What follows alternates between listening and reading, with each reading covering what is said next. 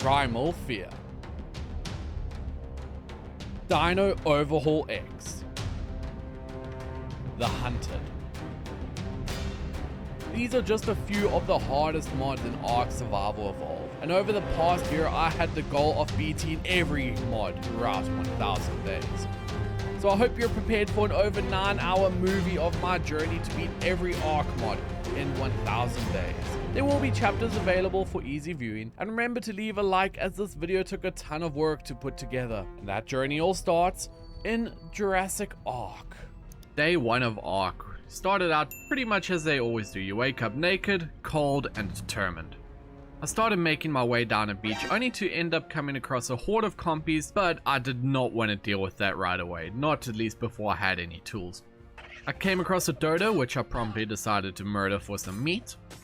I'm sorry, little one. I hit some trees, some rocks, and I cooked some food, which was very tasty dodo. I tried to tame a rat that wanted to steal my loot, but I was not successful as it decided to just run away and not deal with me. Because I came across a giant bird that I did not want to get close to because I was not sure if it was aggressive. By the end of the day, I managed to have myself a nice little box, a meat, and some cloth armor, so I started to work on some narcotics. Morning of day 2 rolled around, I murdered some compies. I saw a trike, which looked really bigger than they usually do, and I tamed a dodo, which I decided to name Doris. I also tamed a cincau, which I name is not sure if I'm even saying that correctly because it's spelled like this. I have no clue. I picked up my dodo and I ended up riding back to safety. I came across a dilo which I had to kill with my cincau, and I started to build a basic little base. Chopping down some trees was obviously as they always do because you need wood, thatch, and fiber and all these wonderful resources in order to craft a base. As day 3 came around, I continued working on my base just because I did not want to be caught out in the open with no structures to hide in, and then I figured I need to get myself some metal. So I headed off, and then I promptly fell off a cliff and broke my ankles. I came across a wyvern on the beach, which was pretty scary because I didn't realize if they were aggressive or not, and then I was promptly trampled in my own base as all the creatures just decided that is a great stomping ground. As I continued to work towards the smithy, I had some fun playing dodo ball, throwing Doris into the base, and then on morning day 4, as I logged in to find my base had been damaged and my cincau was nowhere to be seen. I found some bobs on the beach who were other guys playing on my server, and then I made my smithy, made some bowlers, and I went out to go murder a moss chops. As I decided I wanted to get some metal tools, I realized I would probably need some more wood, so I ended up going and harvesting a bunch, and I had to do the wood shuffle as I threw wood out my inventory to get it back to the base. Came across a theory which tried to kill me, and then yeah, I decided I'm not dealing with that. And I got back to the base and decided, okay, best to repair this as I can't leave it in this damaged state. I tamed myself another cincau, and on day 5 came around, I named my cincau Timmy 2 after Timmy 1 who had disappeared, and then I ended up murdering some bugs for some of their chitin. I went out, harvested berries where I was attacked by a raptor, and that killed me and made me pretty much lose all my stuff. As I woke up in my base, I made myself some hard armor, tried to kill a pego, and ran to go get my stuff back, hoping to not run into those raptors again. Day 6 came around, I managed to bowler and trank out a terror. I was offered some eggs by the tribe down the beach, but I declined. And then I got some weird stones from a supply drop, not quite sure what they're used for yet. I ended up trying to trank a trike, and then at day 7 almost drowned harvesting the moss chops. Figured I'd want to get out onto the water so I can be safe, so I crafted a raft, named it SS Deep Causes, named Terrence the trike, named Terry the pteranodon, ate some melons, saw a bear thingy, and then I started building a raft platform. I went off to go find some crystal, because obviously you need crystal to make spyglasses and all these wonderful things.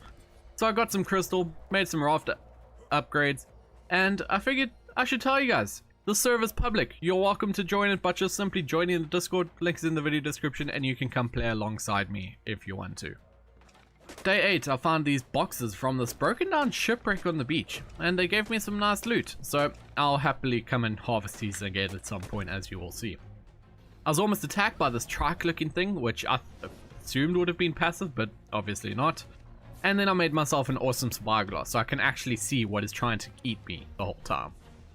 I tamed myself up a Hesperosaurus, and I it managed to get to 100%, but for whatever reason it did not finish taming. I named him Harry, and then I ended up taming up another Tsunsao, who I named Timmy 3. Day 9, Harry helped me to defend my base against a Metriacanthosaurus, because for whatever reason he decided he doesn't like me, so he wants to come and eat my base. Made myself a preserving bin, and then I got into the drug trade, making narcotics. Day 10 rolled around and I realized I need chitin to make a pteranodon saddle. So I've headed out to go find myself some bugs that I can kill, and then I saw a fish on land. I don't know why the fish are on land. They're supposed to stay in the water. Who knows? I murdered some turtles to get the keratin because that was the only thing I could find. I was not able to find any trilobites. And now I was home. I finally had the power of flight. Although at first it was very slowly because I was really heavy. So I decided let's get myself a better bird. I found a giant goose that tried to kill me and I almost succeeded. So I continued off on my journey. And then I came across a sleeping wyvern, and I decided it's best not to stick around after I woke it up, if the message saying you have awoken the dragon was not warning enough. And then I came across a level 350 Rexy, probably the first carnivore that is actually scary to me, other than the bronze wyvern that I'd just woken up. As day 11 came around, I remembered that I probably needed some honey to tame up some of these creatures, so I came across a beehive and I really wanted some honey. I was promptly executed by the bees for my mistake of trying to take their honey. Fortunately, I had the other Terra already taming, so I made another saddle and promptly named him Terry 2, after Terry 1, who just sacrificed himself to the bees. And decided let's go head off into get some more boxes to replace my tools, as I figured that's probably the safest and easiest way. Day 12 started off with me tranking a tanky, no, I was tranking an Anki, and led him into the community trip, which I didn't realize was locked, so now I was just as trapped as the Anki, and as they opened the door for me, it took one swing, took me out, and yeah, that was my second death. Tranking out the Anki took pretty much the entire day, and then I continued to work on the base more. At the end of day 12, I realized I could make myself some merc armor, so I needed some polymer. So I went off in search of some penguins that I could club, and then I ended up making myself some park ranger gear, and I was ready to take on the rest of the mod, now that I was looking the part. Day 13 ended up being slightly less productive. I ended up helping the Ghidorah tribe to trank out a level 300 Bronto, as well as I had to repair the base a bit more. I find at the start of day 14, I'd finally finished taming up Terry number 3, and I also ended up doing a whole bunch of base work and just general cleanup. On day 15, as I went out exploring on Terry 3, I found this cool castle, murdered some penguins, and then I finally managed to make an Anki saddle for my Anki that I tamed up slightly earlier.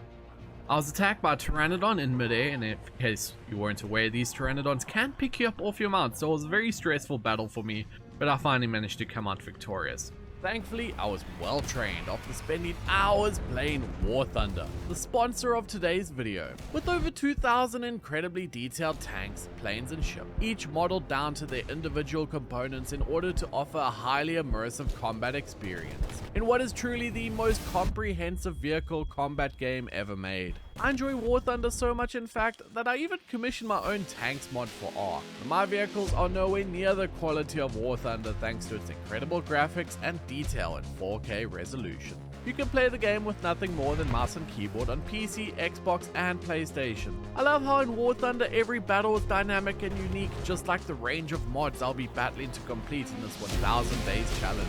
So go now and download Warthunder for free using my link in the description. It really does help me out, and in return new players and those who haven't played in 6 months will get a large bonus pack from my link with multiple premium vehicles, a premium account, 3D decorator, and much more. Maybe if enough people download Warthunder, we can convince them to add my sticker to the game. Warthunder has been a long time supporter of the channel, so huge thank you and enjoy my remaining struggles, as I think I spotted an Ultimasaurus in the bushes nearby. Continuing on my search, I found this level 340 Ultimasaurus, which was really scary to me, so I decided just to avoid it completely. As day 16 rolled around, I went out and I was looking out for some Deinonychus eggs, but unfortunately I was not able to find any that I really was happy with or that were a decent enough level. I almost died to the cold, but luckily I was able to get back to base in the nick of time, where I made some cool base light so I can actually see what's going on, and I made a nice little kitchen. On day 17 and 18 got a little bit blurred as I made a fabricator, realized I'd made the wrong thing, so I had to head off to go find some beavers so I could get some cementing paste, as well as some crystals so I could make the engine fab station. I came across a level 280 Giga, which at first scared me, but then I remembered that Gigas in this mod are not very scary, so I was not too concerned. Rexes are generally scarier. I came across a Patreon cave where I was able to go check out some of the cool Patreon statues in there, and then I finally managed to make the correct workbench. As day 19 came out, I decided I want something better than a pteranodon, so I found this giant bird, made a trap for it, went up to aggro it so it would fly into the trap, and it immediately flew away. But instead I came across a peaceful Deinonychus known as a Baylor, and I decided to start to try and tame it. I came across also these cute little owls, which I assumed would be shoulder pets, so I tried to trank one out, and it promptly murdered me. As I came back, I wisened up, and I actually used a bowler for once in my life, and then I finally knocked out the owl. So at day 20, I had myself a new pet owl, finished taming up the Baylor, which I ended up naming Billietta, and then on day 21, I decided I want a better hairstyle, because I was not happy with my rifled up hair. I need my signature look. So I went and I harvested up some obsidian, wood, and other resources, made a pair of scissors, cut myself some nice hair, and then I was chased by raptors. I tried to lead all the raptors into a trap when I managed to do so, and then I almost died and lost all my armor standing on the edge of the trap. And then the worst thing that could have happened happened. A raptor escaped and killed me.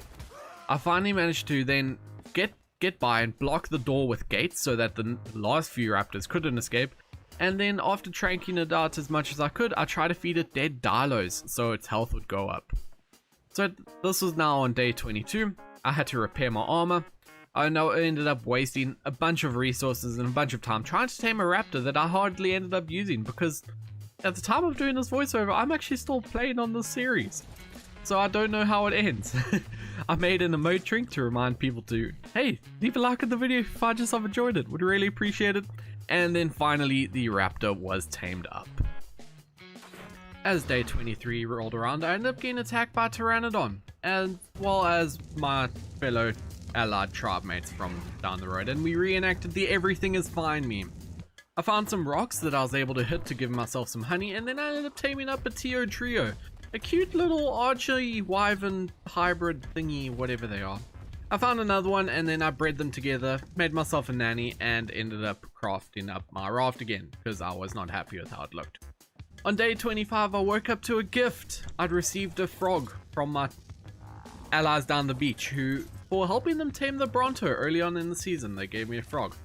I came across this high-level pangolin wyvern, and decided to trap it, and then the frog actually came in real handy, because I was able to use the frog to deal a whole bunch of torpor. And then I had to head off to go kill some Brontos to get myself some prime meat. Once the pangolin was finally knocked out, I went and fetched my Bitty, my Binturong that I tamed earlier on in this playthrough, and Bitty actually has a special ability, in that Bitty will give creatures around it, make them hungry, so it will reduce their hunger faster. I finished taming up the pangolin, and I decided to name it Armadillo. On day 26, I stumbled across an Omega Rex, which was really scary for me, because if they roar you, you will die off your mount. So I decided to just avoid it completely, and I headed out to explore to get some resources to make up a trank rifle. I ended up getting stunned by a Corodontosaurus, and it killed me. Rip Billietta, my Baylor that I had from a few days ago. Decided that I need to replace Baylor now with a Corodontosaurus, so I made myself the trank rifle, I trapped the Corodontosaurus, and then I went to go murder some baby penguins for prime meat on day 27. By the time the Corodontosaurus was tamed up, we had a new member on the server, so I ended up helping up by showing him where some crystal spawns are by just giving him a lift on my wyvern. I ended up needing some metal, so I took out my Anki and named it Anchor, and then I took my anchor and I went and harvested up a bunch of metal with it. I had to save my anchor from a Corodontosaurus that had decided to attack it while I was busy leading it home, and then I ended up getting drugged by a Monolonosaurus. Day 28, I needed some more meat, so I went out and I was killing a bunch of brackies, which almost ended up killing me. And then the rest of the day ended up spent just flying around looking for stuff to tame. On day 29, while I was busy flying around, I came across the colossal megalodon, the main boss shark of the mod. And I decided I don't want to deal with that right now, so I'll save that for day 100 when we finally get to it. And figured I would like a T-Rex. So I went back to base, I prepared multiple forges, crossbows, made some metal billboards, and made some bear traps. I was ready to tame a Rex. I placed my billboards and bear traps close to where I'd seen a level 300 female, and then Ark decided to crash. As I logged in to see day 30 had started, I was thankfully on the floor below my wyvern, but I was safe and that was all that mattered. I tried and tried to get the Rex's attention to finally lead it into the trap, and then the moment of truth came in and the Rex was in. But the Rex roared me, I was stunned, and then I panicked and jumped back on my wyvern and flew to the other side of it. Thankfully I was smart and I'd prepared 2 bear traps, so it ended up getting itself stuck in the second bear trap, and then I was able to run up and place a billboard down behind it so it was now stuck in the trap. Now, the painful moment of trying to trank out this Rex. Trank after trank after trank, we finally knocked her out. I threw down Bitty, my binturong, to help its hunger drain faster, and the Rex was mine. I decided to name her T-Rexy because I didn't know what else to name her, and I was not very original when it comes to my names. On day 31, I realized I was actually too low a level to make a Rex saddle, so I just threw out my Rex and sent her in to go attack things manually. I had to repair all my armor again for the umpteenth time, and then I went to go gather out some more resources. I got a really sick Ascended chitin helmet, which I found quite useful. Day 32, I went out and harvested a buttload of honey, and then I used that honey to tame up some good boys, as well as start taming up a Segnosaurus. I ended up getting the Segno stuck between 2 of my creatures so that I could just simply stand there and easily passive tame it. On the morning of day 33, I saw a Nile Dragon, a really large Baryonyx, and a Fish Raptor all get into a fight. I wanted to trank out the Nile Dragon, but it managed to get itself killed. So I took out my Segno that I'd nicknamed Budget Theory and learnt it is actually terrible at gathering wood, which was the main reason I had tamed it. I failed at snap points trying to place the gates on my raft, and then I decided to go out and lock out and tame at level 300 Jurassic Park Dilo. Day 34, I found another level 300 Jurassic Park Rex, and then I went to go kill some beavers to steal their cement space. I tried to tame a 260 Rex, but it wouldn't go into the trap, so I sat on a cliff and tranked it till I was attacked by a Banshee. I ended up getting stunned by the Rex I was tranking out while I was safely on the cliff, and then I managed to knock it out in the forest. The Banshee then came and I ended up having a nice little scar battle with the Banshee, which I did ultimately win. And then on day 35 I saw a Teodria, which I figured let me help out my fellow servermates, and I led it to Mare so that he could tame it. And then myself, I went and grabbed myself some more priming and went to go feed it to my Rex. I grabbed my Bitty and then I threw it onto the Rex, which was promptly attracted a Herarosaurus to come and attack it. Rip all the taming efficiency that I wanted on that Rex. Then there was another little Banshee outside my base, which I was able to kill, and then I decided I need some more frogs so that I can knock things out quite easier. So on day 36 I found a frog which I was able to tame up, and then I had to go and fend it off versus a bunch of raptors. So I chased down the frog, knocked it out, and yeah, managed to tame myself up another giant dart frog. I saw one of my servermates' wyverns getting attacked, but the raptors were murdered them before I was able to save it. And then I almost immediately flew straight into a level 340 Rexy.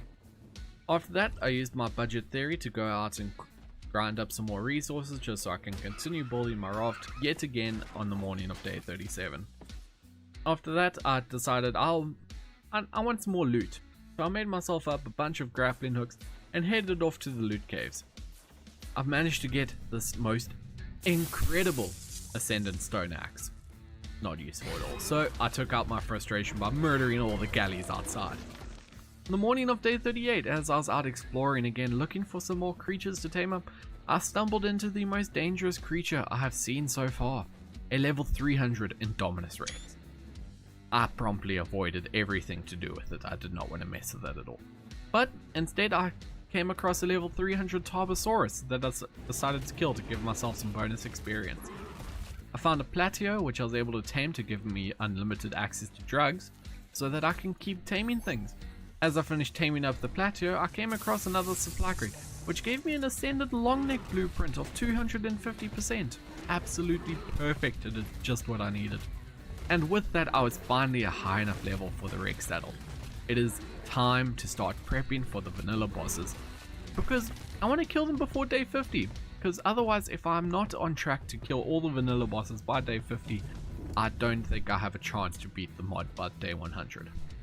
So after I crafted up the saddle, I took out my Rex on a bit of a test drive to get myself some meat to feed all my dinosaurs. And then I saw a Rexy and I was like, oh, I can take it, and I was promptly stunned straight off my Rex and killed. I cannot let my Rex die. So I grabbed my armadillo and I flew off to go and fight the Rexy. Using teamwork as well as my armadillo and my Trexy, which is already out, we managed to kill off the Rexy. Day 39 came in and I logged in to find a wyvern's head sticking in through the wall of my base. Not quite sure why, but I feel like I was getting trolled slightly. Found myself an Alphacano and I thought it's a good opportunity to put my Trexy to work and kill it so I can get that bonus experience. I ended up stopping at the obelisk just so I can see what artifacts I need to go out and collect, and then I found another Alphacano. The experience is really starting to roll in at this point. Came across a Jabberwock which I was able to kill, and then that gave me some Jabberwock essence which I can use to tame one of my own later on in the series. And then the worst thing could have happened. I found a Giga on my beach. Fortunately, I was able to kill it and save my base from being destroyed. On day 40, I decided to take another trip to the loot cave, and I actually got something good for once. I got an Ascendant fur cap, which is absolutely perfect on this map, for the simple reason is that this map is really cold. You really need to have fur in this map. Then I came across an Alpha Herasaurus, which allowed me to unlock prime darts, and I found a new little Binturong, which I have not yet named Bitty 2 because I don't think he lasted long enough for that. Tamed myself another Platio, and then I hid away from a level 200 Omega Rex while I was trying to get some more loot. I also saw a level 330 Razortooth, which I would have really liked to tame. I thought it would have been quite useful, but unfortunately I was unable to save it. Started day 41, I ended up running the loot cave again. I think you're kind of getting the theme at this point that I'm doing this loot cave a lot, and I managed to get an Ascendant crossbow. After that I found a level 320 Saurian Brute Wyvern, and I really wanted to tame this. So I went, got stuff, made a trap, managed to get a trap, and then as I went to go get some Trankos, I came back only to learn it can damage stone. By the end of day 42, after I just spent like the whole day trying to trank it, it managed to break free, got in a fight with the Rex, and almost died. And then raptors promptly came and killed it. I realized I really need to get myself a male frog. So I went out looking at all the rivers and the lakes, looking for little giant dart frogs, and I watched a Rex get suplexed by Luke Canada, and I'm like, oh, that was rough for that poor little Rex. Day 43, I was busy taming another Binturong. I was messing around with some dancers, and then the Binturong promptly got stuck on my foot and died. So, rip Bitty number 4. I managed to find a frog, which ended up tranking me out before I tranked it out, and then I went ahead and tamed it. At the start of day 44, I started breeding up an army of frogs, and I ended up having to make a small little bunker for my tadpoles so I could continue breeding them. I ended up crapping my pants when a server mate stuck his wyvern's head through the wall and started breathing fire. Yeah, I have fun server mates. Yeah. On day 45, I was officially a mommy to hundreds of little frogs, so I decided to expand the frog pen, and then it was time to search for Rexes for the army to take out the boss fight on day 50. By day 46, I continued Rex searching, and instead I found an Alpha Carcharodontosaurus, which I managed to kill with my armadillo, and I got a chibi from it. So I named the chibi Charmander after a suggestion from Chaotic Gaming, and I've managed to find an Omega Rex. I thought it's about time to try out the frog army. But another Rex came and ruined my luck, so I wasn't able to tame the Omega. But at least I was able to get an Ascendant pump action shotgun from the loot crate that spawned behind me. On day 47 I realized I was running out of time. I really need to beat a vanilla boss by day 50 in order to keep up my goal. So I started raising up more frogs, and then I ended up using my frogs to go out and tame some Suko Mimuses so I can speedrun some caves. After that I managed to find a 290 male Rex, which was exactly what I needed to keep the dream alive. So I managed to tame that, and then I entered my first cave alongside Meh, who decided to join me so we could have multiple artifacts. Mostly because all my shoulder pets had already died by this point.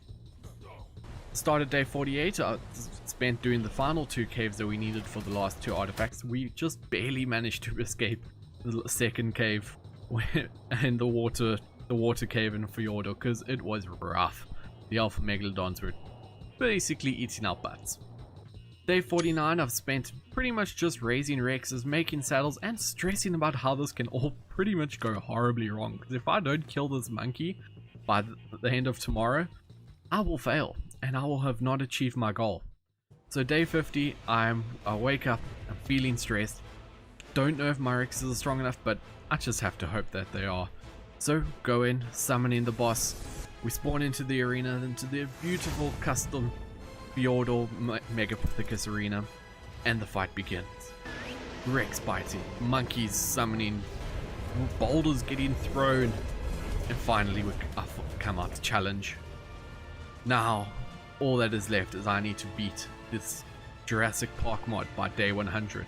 Day 51 had me feeling really excited after having beaten the Mega Monker yesterday, but I knew I would need some much stronger tames if I was to defeat the final boss, the colossal Megalodon, on day 100. I decided to give myself just a minute to celebrate by hanging the head of the monkey on my wall and sticking up a flag that I stole from the arena, mostly just to brag that I had killed a boss. I grabbed an army of frogs and I headed off on my Teodrio, who I now realized I never actually named. I managed to find a max level Indominus Rex hiding out in a forest, and I knew this is what I wanted. So I found a safe spot on a hill to hide out like a camper playing Call of Duty and started throwing out my army of frogs. The sun rose on day 52 to tons of frogs ready and waiting at my command to attack the Indominus Rex. The frogs were sent in and almost immediately the first wave of them was taken out. So I pulled out my trank gun to try and aggro the Indom to my cliffside. The Indom was eventually on the run, but through a combination of frogs and tranks, I was finally able to get it knocked out and taming. By the end of the day, I had him saddled and was ready to go rampaging through the forest, eating everything in my path. Waking up on day 53, I wanted to expand my base, as my little house was starting to feel quite cramped with all my stuff everywhere. I came across this cool abandoned castle on a hill in the swamp, which I thought would be plenty of space for me to settle down in. So I crafted up a bunch of foundations and started placing them down one by one by one, covering the floor so I had plenty of space for all my junk. I set up some behemoth gates to block off all the entrances should something bad show up, and started building up some walls to prevent any unauthorized access to my eventual storage room. Safe to say, my Teodrio came in handy transporting all the resources as I loaded him up to max capacity. I also made a neat little breeding pen for all my froggies, as they are ultimately my most important tame in this mod pack.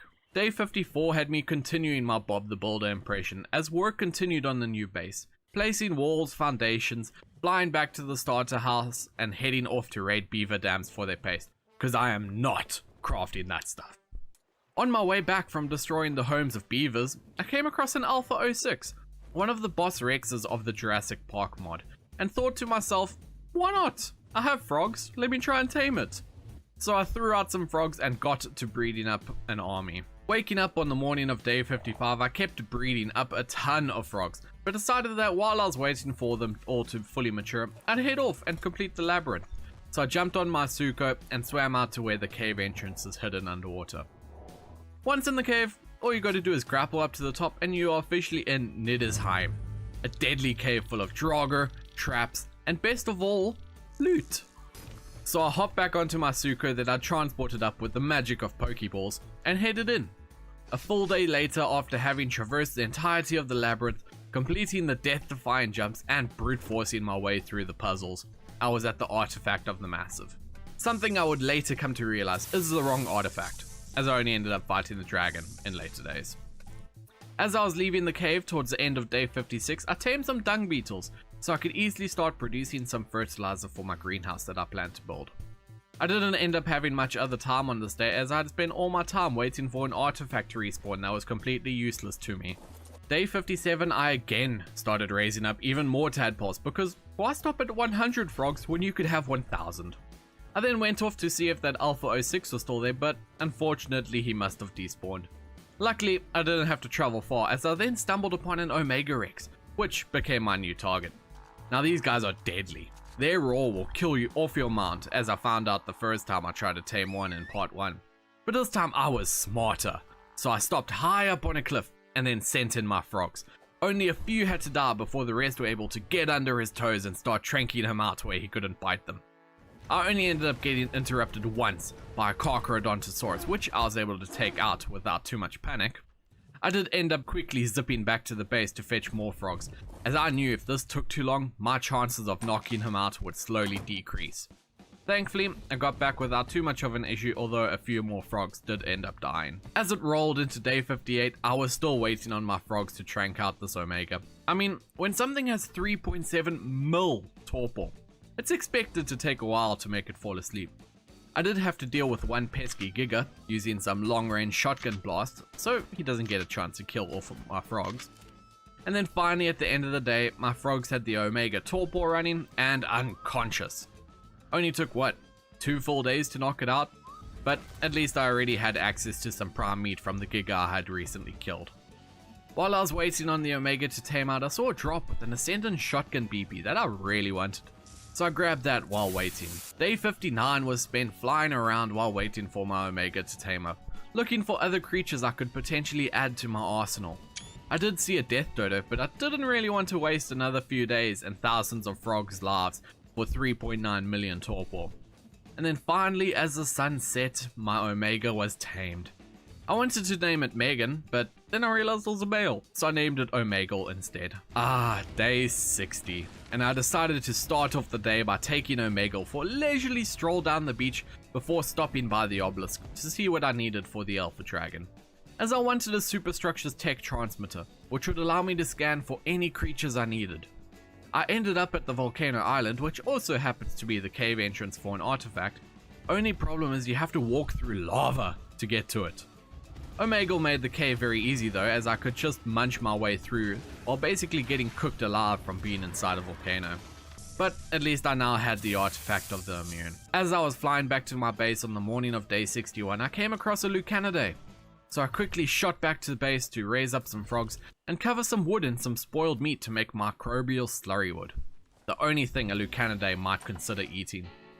The frog army was out and ready to start the bizarre taming method where you have to get this giant beetle to RKO a creature to be able to deal torpor to it. The rest of the day was spent searching for some more Rexes to try and tame, but the only thing I could find was a poor abandoned Pteranodon from Ben and Kaz. I did get to sacrifice a ton of frogs, knocking out a max level Anki, but that brought the rest of the day to an end. Day 62 started and I immediately came across a JP Spino that went about as bad as you could have hoped, with all my frogs dying to it. Fortunately, I pump out frogs like they came from a factory, and so I grabbed some more and went back to knocking out the Spino. After I forgot to put any meat in the Spino to actually tame it, I saw the Ben and Kaz tribe was online, so I went over to give them a free taxi ride to fetch their poor abandoned Pteranodon. The rest of the day was spent flying around aimlessly. I mean, like, that's exactly what I wrote in my note. Flew around aimlessly. Like, seriously, I really wish I gave myself something better to work off. Anyway, thankfully as the day came to an end, my Lucanidae had finished taming, who I named Lucius. Day 63 came around, so I headed off to pick up my Anki, and on my way back to the base I came across a Rexy that I really wanted, but he kept 360 no-scoping all my frogs as they got close to him. So back to the breeding pen to raise even more damn frogs. Frog after frog were sacrificed to this Rexy, but yet they were not enough, so it was time to get back to the base. Day 64 continued the cycle of raising frogs, attacking the Rexy, watching the frogs die, breeding more frogs, and repeat. Eventually, by the time I had the Rexy down, I was greeted with a Zilla baby outside my base, which I actually wanted to tame. However, the tribe of Dodo King got stunned and killed off their bird, so I immediately threw out Omegle to dispatch of the Zilla baby to save their bird. I was then also tasked with taking down a JP Rex on the beach, torturing some members of the server, which you are welcome to join. Link to the Discord is in the video description, and while you're at it, go ahead and hit the like button, I'd greatly appreciate it. Finally, as the sun set, my Rexy was tamed and I flew off to pay Itsy and Bitsy a visit, who I murdered with Omegle for some sweet loot. As I was making myself a tasty breakfast on the morning of day 65, I took out Lucius for some good old wood harvesting, and my gosh, is the Lucanidae incredible for gathering wood. Towards the end of the day, I found a Zetsumetsu Doragon, no clue if I actually said that correctly, and decided to try and knock it out. I was able to get it stuck on a cliff, but it ended up completely destroying my Teodria with its spike projectile attack. As I finally knocked it out, not gonna try to say that name again, I realized I have no kibble! 65 days and I have no kibble farm. What is wrong with me? And especially since it killed my last flyer, I had to run all the way back to base on Omegle. After a grueling night's walk through the Ab Cave, killing some rock drakes along the way, day 66 was here. I finally made it back to my base, dodging some Rexes along the way, and I decided to check what resources I actually needed for some kibble. Started to craft some greenhouse structures, but realized I needed more metal. Thankfully, Acro is great for gathering metal. So great, in fact, my Teodrio had a very slow flight back to base. At day's end, I finally had everything I needed to make myself a nice little greenhouse. I ended up working throughout the night, into the start of day 67, gathering what I needed to set up my greenhouse, planting the crops and using the fertilizer from the dung beetles I had tamed however long ago.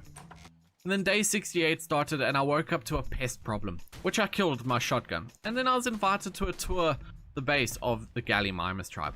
I had a nice chill station and a pleasant hot shower. Sometimes it's nice to just relax. Too bad I had to use grappling hooks to escape the base. On my way out, I walked onto the beach for a meat run where I killed a sperm whale using a dragon shout, sending the body flying out of the water. The rest of the day was spent flying around aimlessly again. I really need to kill the alpha dragon to unlock a superstructures tech transmitter, which has the unique ability to scan for creatures and tell you their coords.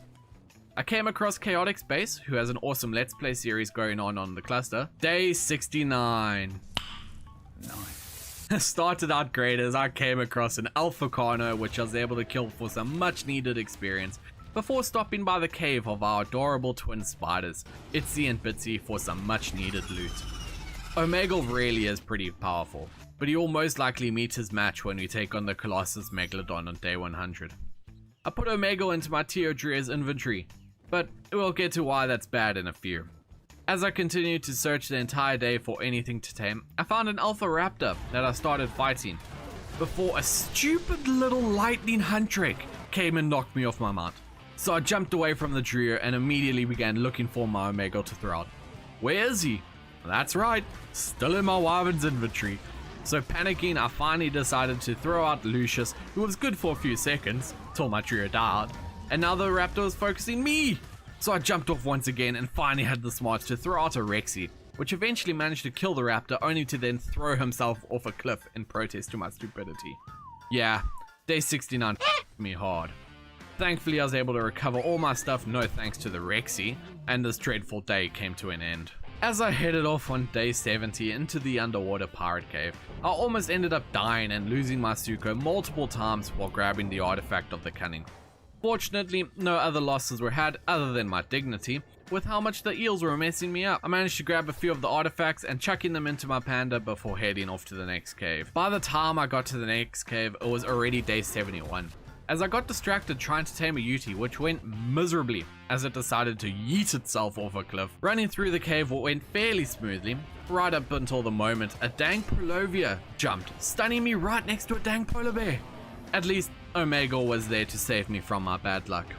I had to break through a massive boulder with my pickaxe just to get to the artifact of the strong. Then I performed my greatest Tarzan impression by grappling across instant death pits, which can be an instant loss for all of your gear if you aren't careful. But hey, at least I got a Viking cloth shirt, yay!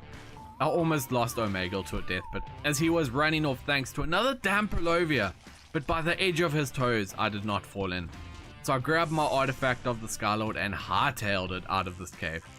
I almost have everything I need to fight the Alpha Dragon. Day 72 started with a visit from a Dilo taming Dilo, some much needed base building, and setting up a small storage box so I could easily tell what I still needed for the dragon. I also crafted an RG saddle for Ghost, who was new to the server and not a high enough level yet. On my way back, I started the dreaded search for Uteranus kills so I could harvest their lungs. Searching and searching and searching took place, but Uties were suddenly the rarest creature on the map. Day 73, the great Uteranus hunt continued as I flew across the entire map searching high and low before I came across a JW evolved Anki thanks to a tip from my Discord. I sacrificed some frogs to test out its damage and then threw out Omegle. It was time to battle. Fighting this Anki was a lot harder than I expected as she was hitting hard.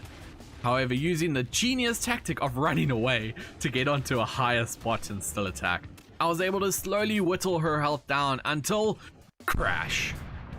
The server had crashed. As I loaded back in, I immediately hopped back onto Omegle to find the Yankee was gone. It's moving day, day 74. I finally realized I actually have to move into a new base to call it that. So I packed up everything into multiple wyvern trips to and from the base, transporting everything I needed.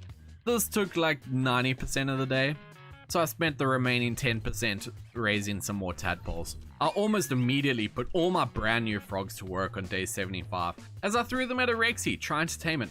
But a stupid Vasilasuchus kept ruining my strat, so I knocked it out too. It took a few attempts, but the Rexy was finally asleep. Except the silly thing fell asleep in the water, so I started to race its oxygen bar. I managed to get some prime meat from the nearby dinos, but I didn't quite have enough yet.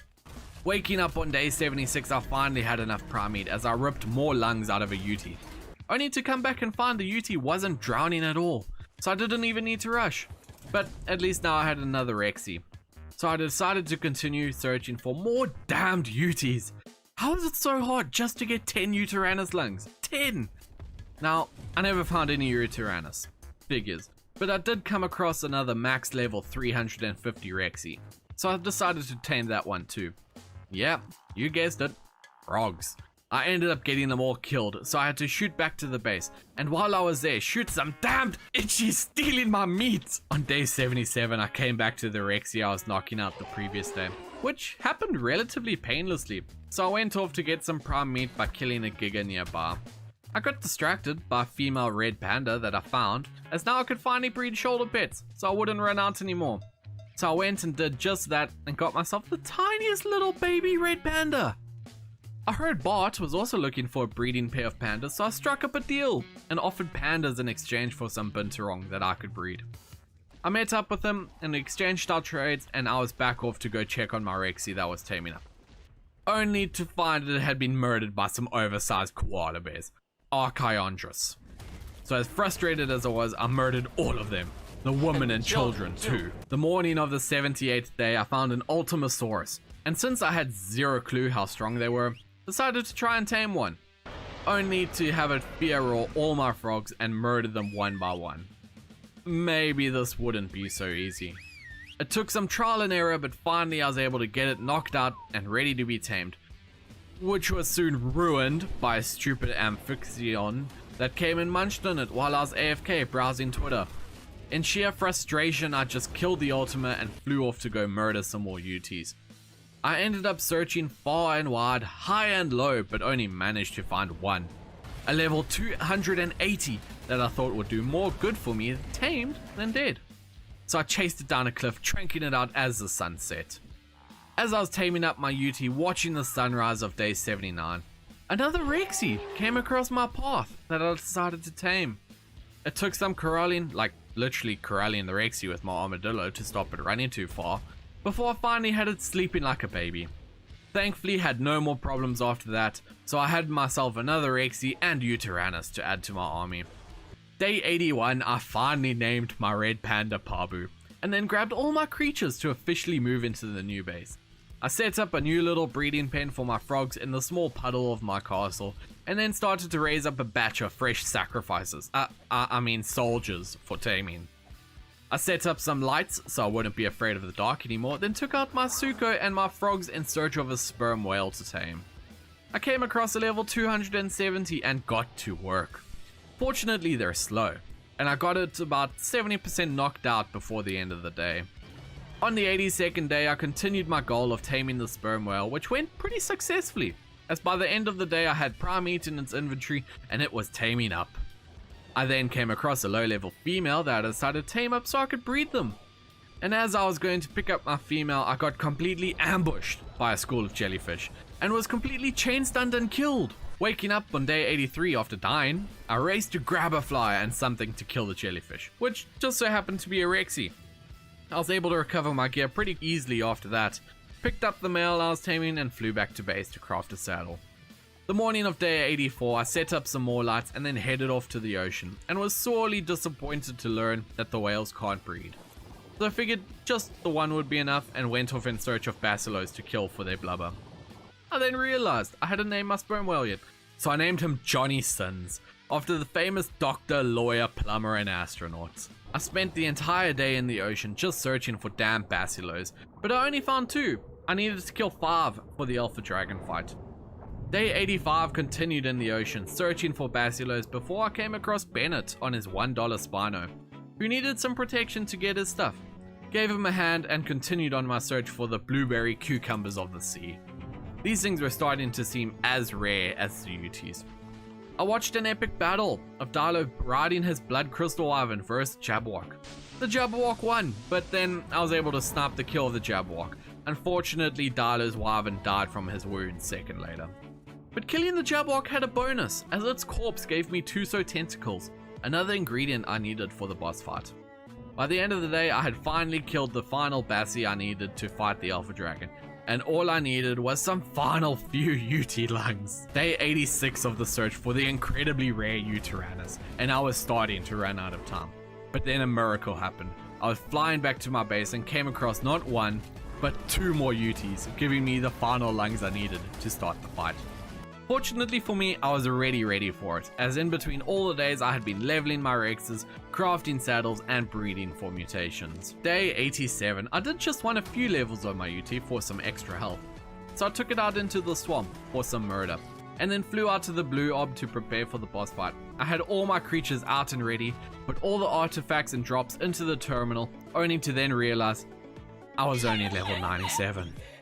So I spent the rest of the day murdering some creatures on Omega for levels. Day 88 was here, and it was time. Time to take on the Alpha Dragon, my greatest challenge yet.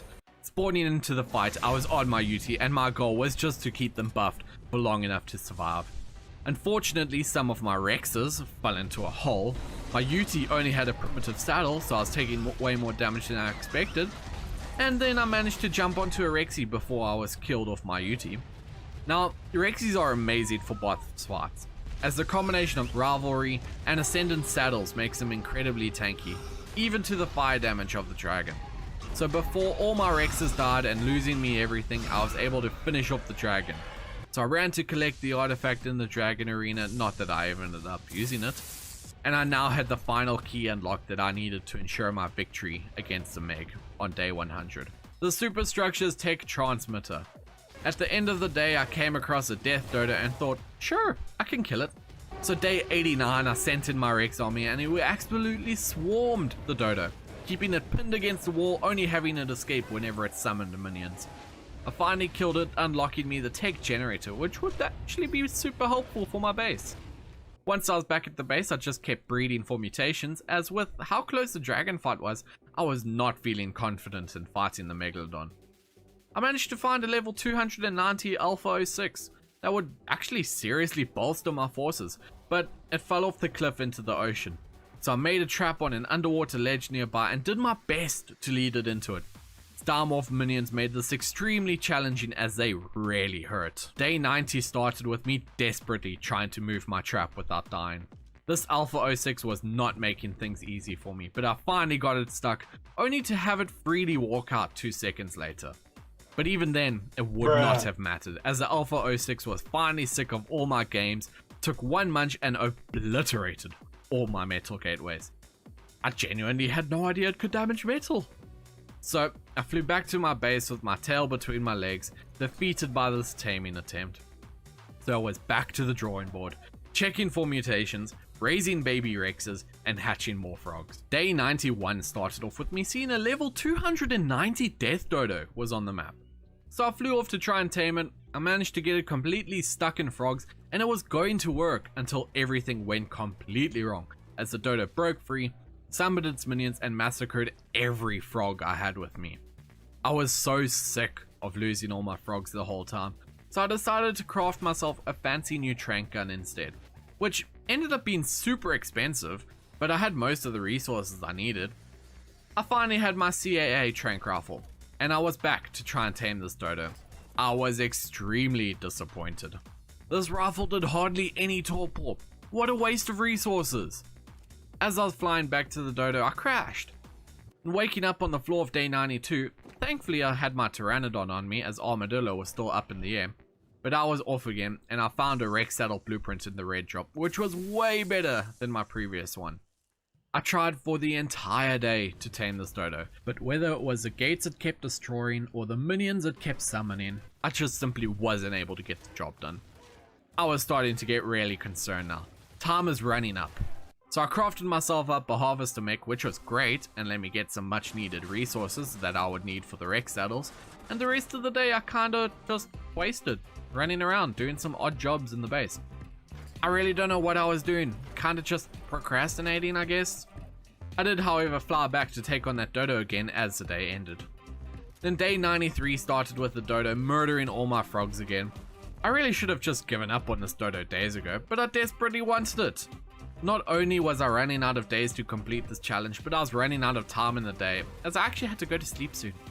So try as I might, I wasn't able to do it. Day 94. A new day, and I was feeling confident. The server had restarted by now, so the death dodo from the previous days was gone, but that did not matter. I started out by making sure I had plenty of frogs. Yep, I know, I am curious how many times I said frog in this video. The rest of the day was spent breeding, mutating, raising, and other general nanny duties, as I wanted the strongest possible creatures. I even started the second mutation line for Rexes to maximize my efficiency. As I was flying towards the redwoods on day 95, I was looking for a Vastatosaurus Rex that I'd seen on the tech transmitter. Unfortunately, by the time I got there, it must have despawned as I could not find it anywhere. The rest of the day was spent searching for any powerful creatures I could tame to bolster my forces. And that's when I saw another JW evolved Anki had spawned. So I headed off, not to try and kill it, though I did want a rematch, but to try and tame it. I managed to get it trapped and taking heavy amounts of torpor, but I got too close and it took one swing, whack, destroying the entire trap with ease.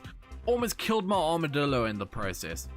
I did not want to risk losing armadillo on day 96, so I decided to do something more relaxing instead.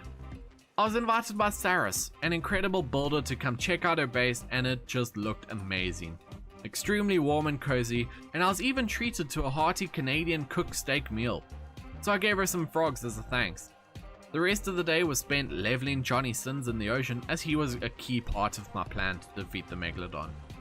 Day 97, I continued the grind for mutations as well, as coming across a Rexy to tame, because if I couldn't get any boss tames, I was going to need a horde. So through a combination of sniping and frogs, I finally managed to get the Rexy down and taming. Even though I did completely butcher the taming effectiveness, but I had it tamed, so that was a win. Day 98, the third last day of this challenge, and I don't feel confident at all. I started out by placing all my Rex fighters into a storage locker in preparation for this upcoming battle. I then headed out to go see if I could find myself another Uti, but I was sorely unsuccessful. I probably should have just used a tech transmitter. It would have saved me wasting that time.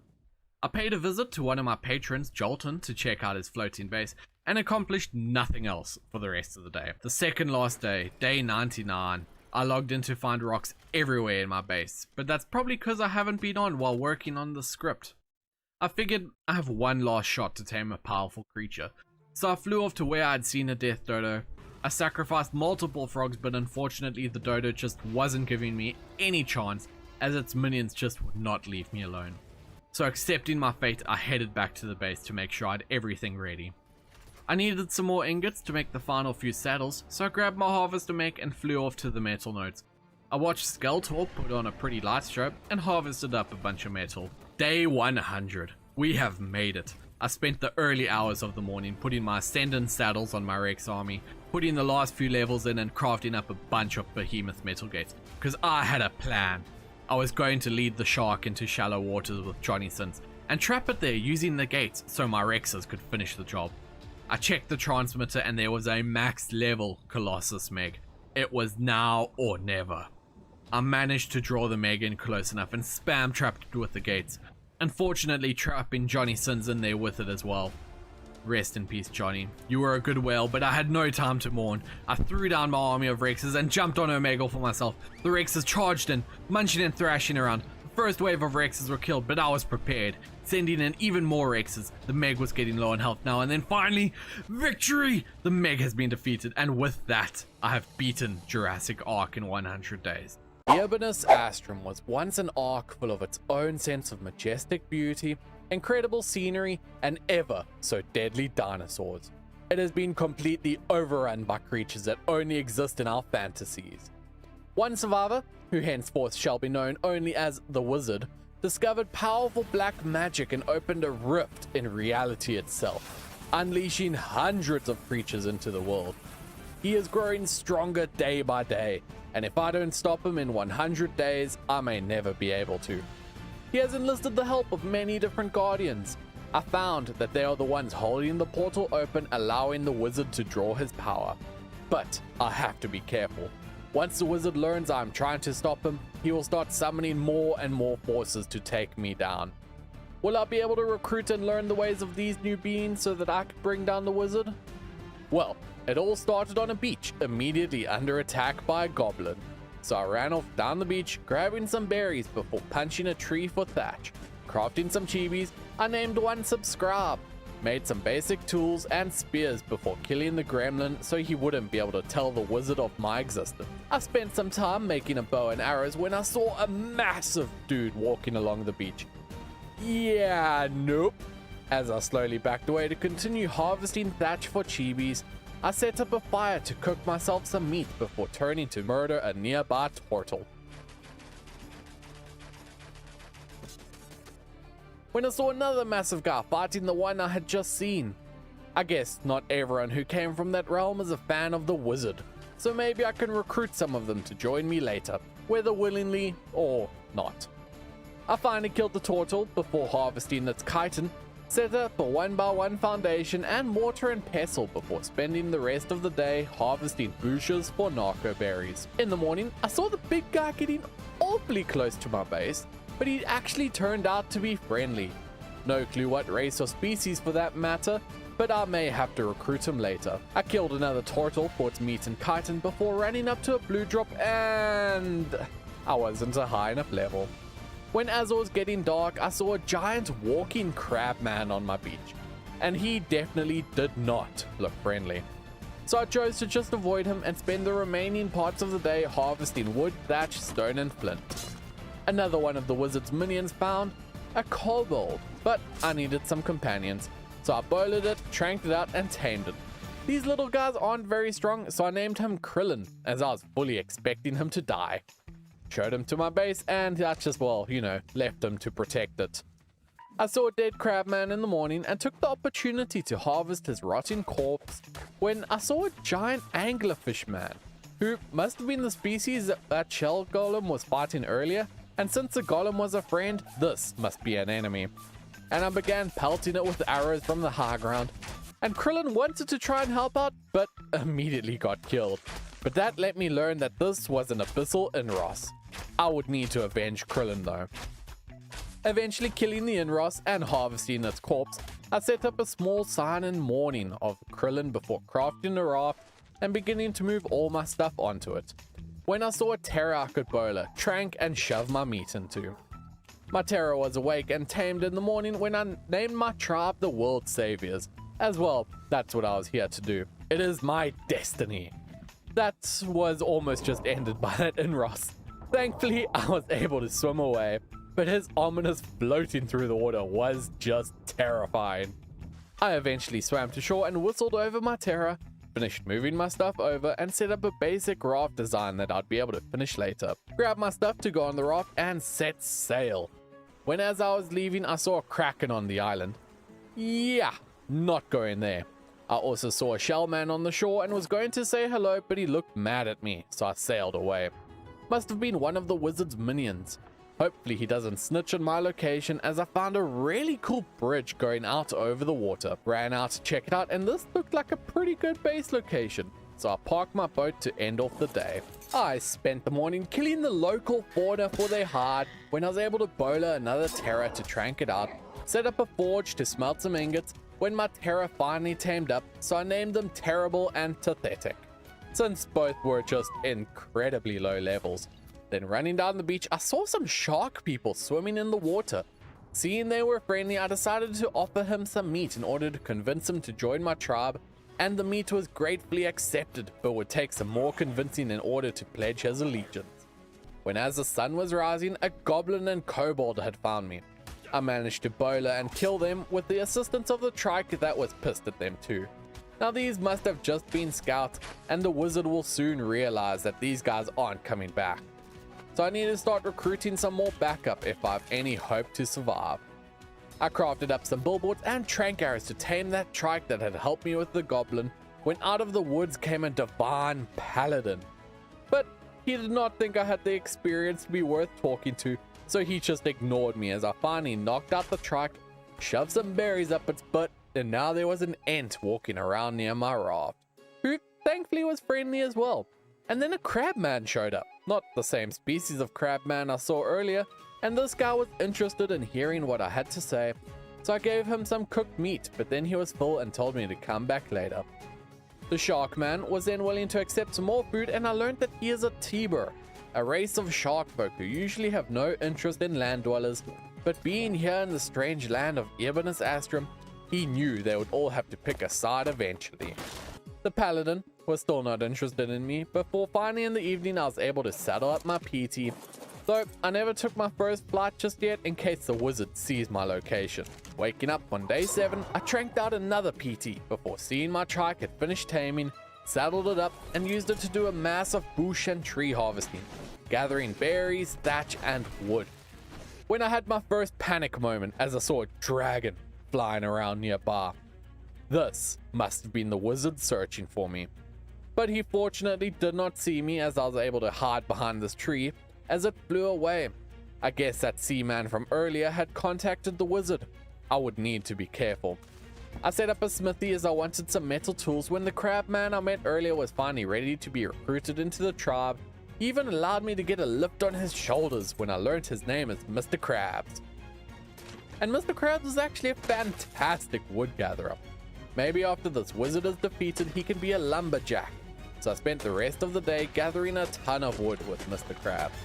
Before finally in the morning, I took off on my terrible as I needed a better idea of my surroundings. I saw a little gnome who I stopped by to say hi, except I had nothing he wanted, so I wasn't able to recruit him when a forest troll spotted me and tried to chase me off, but my PT was strong enough to kill it. I ended up landing on the ledge to begin setting up my fortress, as this would be a strong defensible position should the wizard send his forces to attack. I ended up running out of some wood, so needed to get Mr. Krabs to cut down some more trees before expanding the floor plan to a point I was happy with for the remaining parts of the day. Then in the morning, I took off in search of crystal, as I really needed a spyglass. I even flew past a cave troll in the evening, and the wizard was getting lots of weird creatures for his army. I eventually saw some crystal on the cliff in the distance and was able to sneak around as there was a cyclops smashing around. But I gathered my crystal and left. And as I was flying back to my base, I began to see some meteors raining down right on my base. The wizard had found me. He had started a meteor storm right near my base. I would have to navigate extremely carefully, and thankfully no meteors had hit my base just yet, but this just goes to show why you have to be extremely careful with keeping your location and information hidden. Once the meteor storm had finished, I went to go check on the Tiber, and they were both completely unscathed from the wizard's attack. And actually, everyone is pretty okay. I think the wizard was too focused on his portal to be able to make his meteors deal any damage. They were just stunning everything on impact. I finished placing down some foundations and walls for my base, as I would definitely need defenses if the wizard chose to actually send a force to attack me. When in the morning, I finished placing the walls before flying out on Terrible, only to run out of stamp right next to a goblin.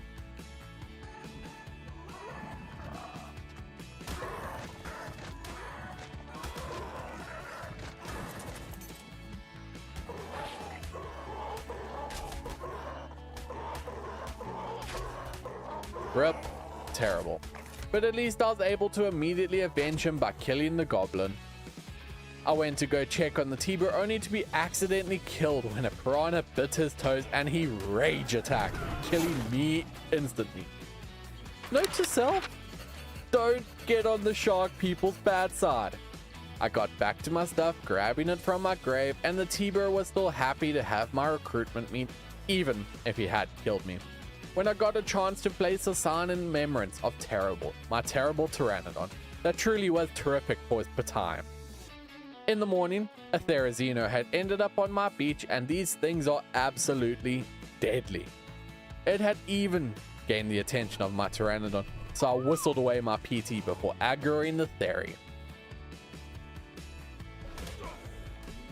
That was so close.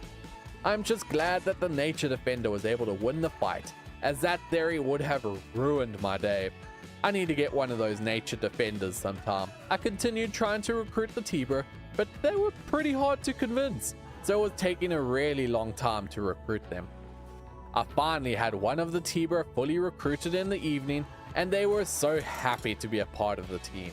They even let me ride on their shoulders, so I gave them a recruitment badge to help me finish recruiting their friend, as that is one feature of Pyria. Sentients are mostly all tameable once you have your first sentient, as they are able to spread the word of your rule, recruiting others to your cause. So you are not expected to sit there shoving meat up there, making them dinner. I ended up naming my first T-Bear Bruce, and Bruce ended up helping me take out a stupid seagull who was bothering me. And finally in the morning, Bruce had finished recruiting his friend to the tribe when that paladin from earlier was now here and interested in hearing what Bruce had to say. So I left Bruce to finish recruiting the paladin while I tamed a nearby Ursa Cetus. I named Bruce's friend Brucette when I realized Bruce was actually a better recruiter than I thought, as she was busy recruiting a goblin stabber, one of the wizard's minions. A kobold did try to assassinate me, but Bruce and Brucette had my back and quickly took it out. You'll have to try harder than that, wizard. I flew off on my Terra to gather some metal so I could set up a feeding trough for all my dinos. And it was morning by the time Bruce had fully recruited the paladin and goblin when I saw a Spino nearby. So Brucette, Bruce and I charged in to take it out before it noticed us. We were deadly, even taking down an orc that was scouting the area. It looks like the wizard is already recruiting stronger forces to join his army. I'll have to start recruiting and building an army soon before he comes knocking again at my base. But for now, I sent off Bruce and Brucette on a hunt, so they'll come back once they are finished. And day 13, I was spending the day harvesting a bunch of resources with my trike when I spotted a troll who was scouting my area. But he never saw me. Then in the morning, I went out to tame another Terra, only to have it get attacked by a kobold. So I tamed it. It's a tame, right? Kobolds aren't sentient. I suppose. I named him Krillin too when I was jumped by a goblin. So I knocked him out and recruited him to my tribe. His name was Grubbo, before flying off to investigate an ominous island full of weird battle-like creatures and a Monolono Ding-Dong-Alongosaurus. Okay, I promise that's its actual name. See, it says it right there. As I continued my scouting mission, I spotted an abyssal sorcerer on the shores, as well as this giant crab. The wizard must be summoning in more creatures and recruit. I'll have to step up my game soon. I ended up landing on a nearby beach to tame another Terra.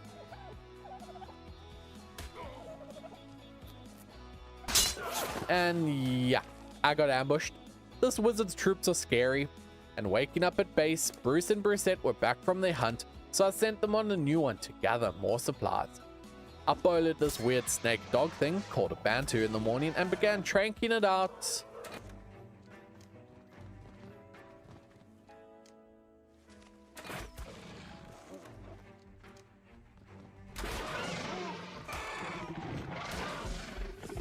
Well, that could have gone better.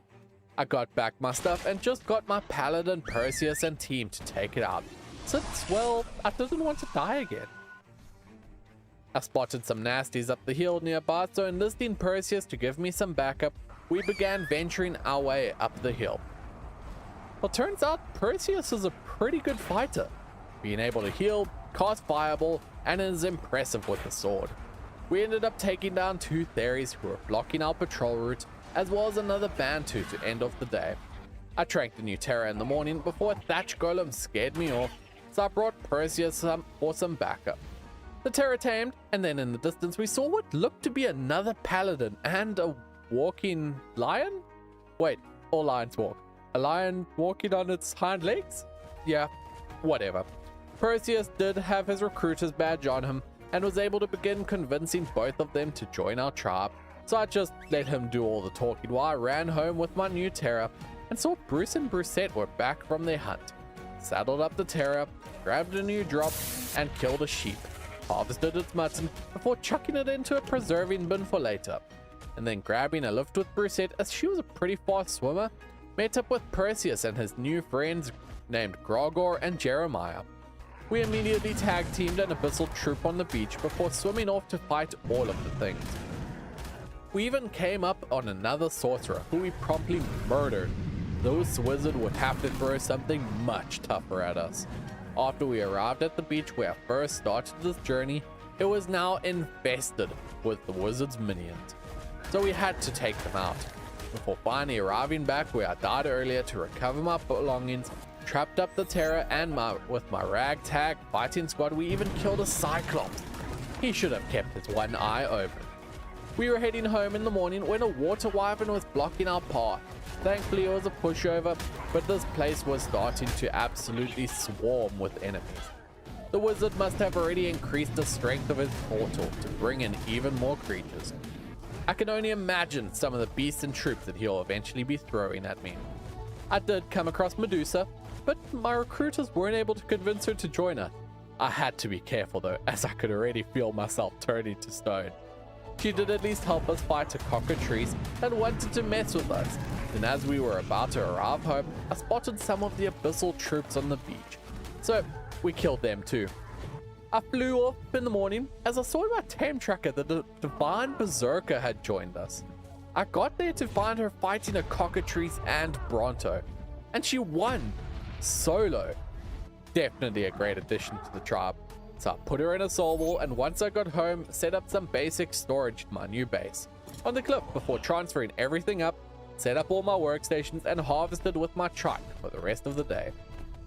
I made some new clothes in the morning, so hopefully the wizard wouldn't recognize me, as well as headed out on Brucette to teach her how to be a lumberjack, before spending the rest of the day placing down walls and roofs to close in most of the base. Day 21, after all the building, I went out on my Terra in search of an Argentavis. I eventually found a spot in the morning where I set up my trap, shot a nearby Argent to lead it in, and began to trank it out. Now that I had this oversized pigeon sleeping, I just needed some Prime. So I killed his friend, but I got no Prime. And that's when I came across the Master Susceptor, one of the wizard's most powerful creations. I definitely do not want to fight him if I can help it. I also came across an Antares. Now this thing looks menacing. Also one of the wizard's most powerful creatures. I wonder if there's a way I could tame them, because as is, if you see here, they have no preferred food. So I'll have to figure something out if I want to get one myself.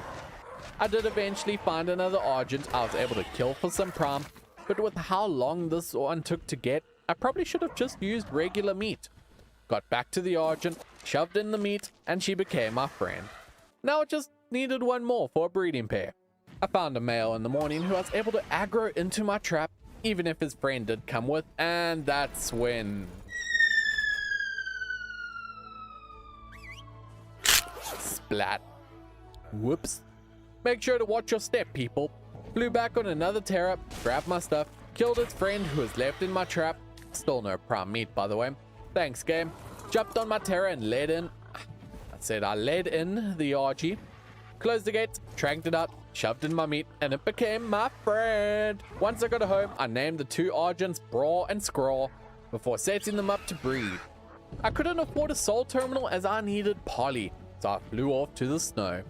Once I found the penguins, I began to fill their heads with arrows before harvesting their sweet organic polymer. But that was not very efficient, so I flew off to get myself a club. Clubbed a few penguins before jumping back on my terror before I freeze to death in this place.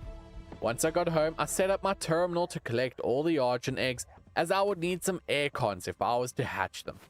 Then as I was flying nearby, I spotted a Xenomacrops.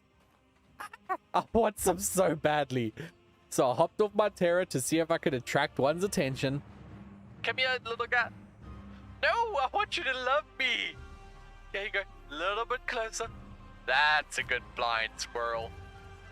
I finally tamed the Xeno in the morning, and these guys are awesome. I named him Snappers after my Xeno in the 100 Days of Ark's Hardest mod video. I also gave him a little hat to keep the sun out his face, and I spent some time harvesting stone and wood since I needed the resources before setting up a fabricator, only to be short some electronics for an aircon. So Brusette and I went off to murder a few tech stegos as well as harvest some obsidian. Then in the morning we came up to a raging minotaur. It hadn't seen us yet, and Brusette told me she could take it in, so we charged in. Oh, no. Fight, Brusette, fight back.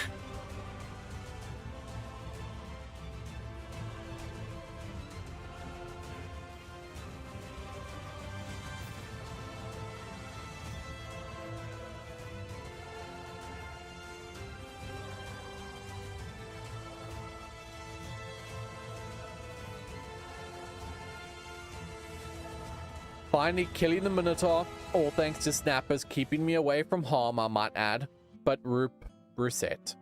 Once I got home, I could see Bruce was distraught. He couldn't even look at me. I gave myself a haircut so I would look like myself once more, and then in the morning I was able to set up a sign in remembrance of Brusette. I was going to need a lot of metal and electronics, so I took off in search of some tech creatures to tame, when I instead came across a Deinonychus egg that I was able to steal and just Xeno fly away. I stole a few more Deinonychus eggs when suddenly something was off. Yeah, I was wearing some chitin armor pieces and those Xenos just shredded me for it. I eventually got back and thankfully Snappers was still safe, so I decided to just continue off on my terror. Stole all the life savings of a few beavers before heading home. And in the morning of day 29, I spent some time working on my small crafting area part of my base, as yes, I still didn't have an actual roof over my head. But are you surprised? Before spending the rest of the day raising up more baby Argents, before saddling one up that had best stats from Brawl and Scrawl, when I came across another one of those Groot-looking tree men. And I saw now I was a high enough level to be able to tame these guys. I just never had any spoiled meat in my pockets, and I would need to come back for him in a bit as I wanted some metal. In the morning, after my meat had spoiled, I began to feed it to the living trees, and once they were tamed, I named one Broccoli and the other Spinach, as suggested by my stream chat. I potted them both up before spotting one of the wizard's captains on the beach, an elder troll. So I flew in on my Argent to take it out, but it had too much health. So I flew off to grab some backup. Let's do this.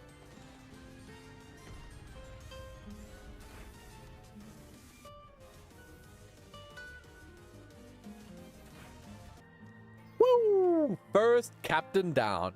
The wizard has 3 main captains that I'll need to defeat before I'm able to determine his whereabouts.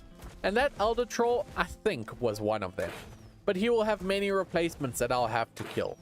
There was one troll trying to escape that I managed to snipe, but we eventually headed home so I could let the task force rest. As I was off to the desert, where I did come across some more divines, but they weren't interested in joining me since I never had one of my recruiters here. As I continued my exploration, seeing tons of weird and wonderful creatures that this wizard had brought into this world. It was all strangely beautiful. But I still had to stop this wizard, and that's when an Arduros spotted me. Oh no!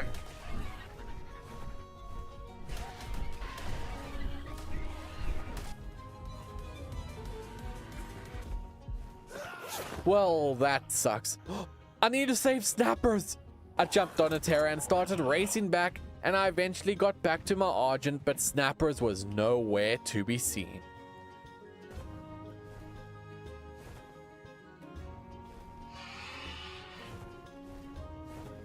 Oh, Snappers, you're safe.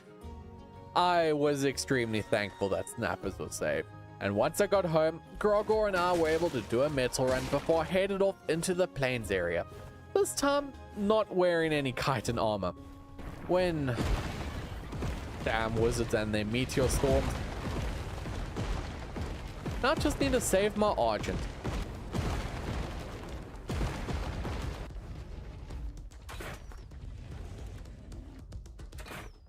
And Snappers, you are absolutely amazing. I set up some more aircons in the morning so I could hatch my Deinonychus, and then as I was flying to go gather some more obsidian, I came across a Dralion. And seeing as it was friendly, I knew I wanted to tame it. I finally managed to get it alone, and so I was able to feed it my meat, and it became my friend. Oh. Whoa, whoa, whoa, whoa, whoa, whoa. Kill me, please. Kill it! Oof, kill it! That could have been bad.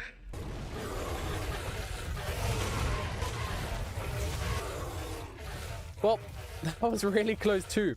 I'm just gonna head back to base now. I found a text stego in the morning and was able to trank it out, and once I was sleeping I saw another Xeno who I wanted. But one of the wizard's minions ended up hurting the little guy, so I just gave up on him for the moment. At least the stego was fully tamed, so I ran off in search of another one, and instead just got bullied by some Amargas, so I just flew home with Snappers. And in the morning I came across Cringe, one of my patrons playing on the server, as yes, I record these 100 days videos on a private server available to my patrons, and then once I'm finished the server is made public. So if you want to come and help stop the wizard, join my Discord using the link in the video description, where we also host 100 players like my civilization videos, and much more coming very soon. I spent the rest of the day putting a roof on parts of my base, and it was halfway through day 37 when I ran out of resources and saw a Maywing nearby.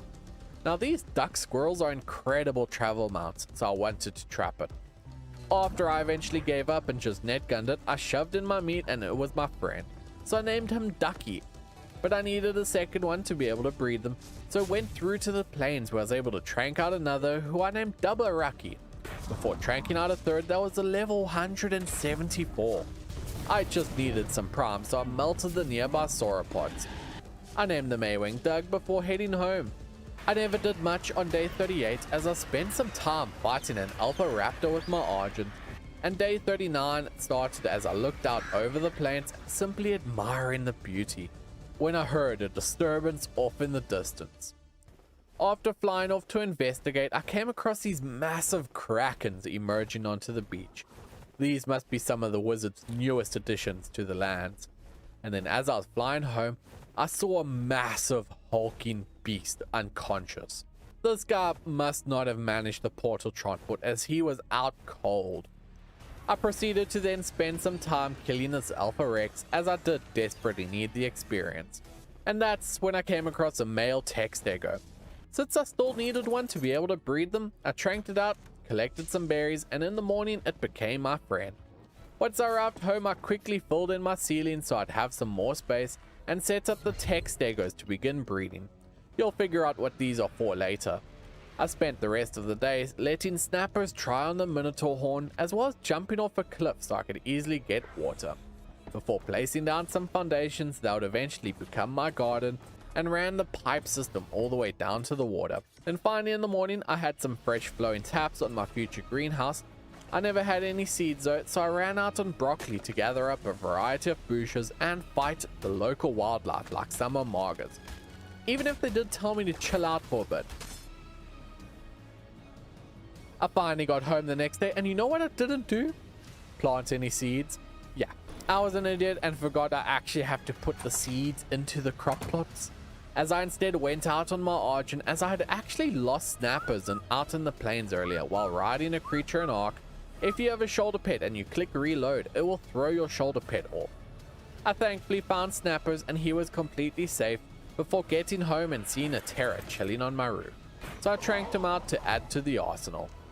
In the morning, I was doing my daily scouts to see if there was anything dangerous nearby, and I spotted a feral ogre on the beach, so quickly flew home to gather the forces, and tagging along with Broccoli, we charged in to take out the ogre.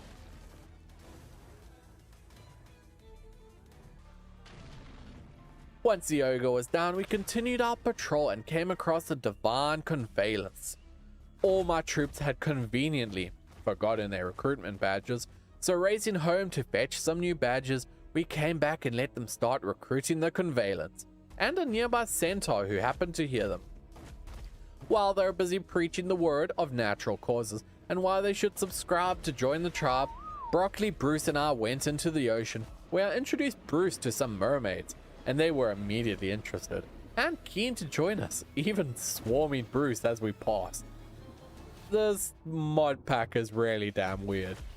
Anyways, I left Bruce to finish recruiting them while I just waited around, and in the morning, once the Centaur and Convalence were both recruited, the team tested their power against a thatched golem nearby, and the Convalence was actually incredibly powerful, even throwing up a massive wall of light as a shield.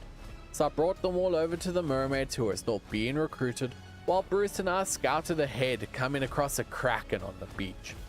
So racing back to gather the troops, including all of the mermaids who had since joined, we set off to fight the kraken.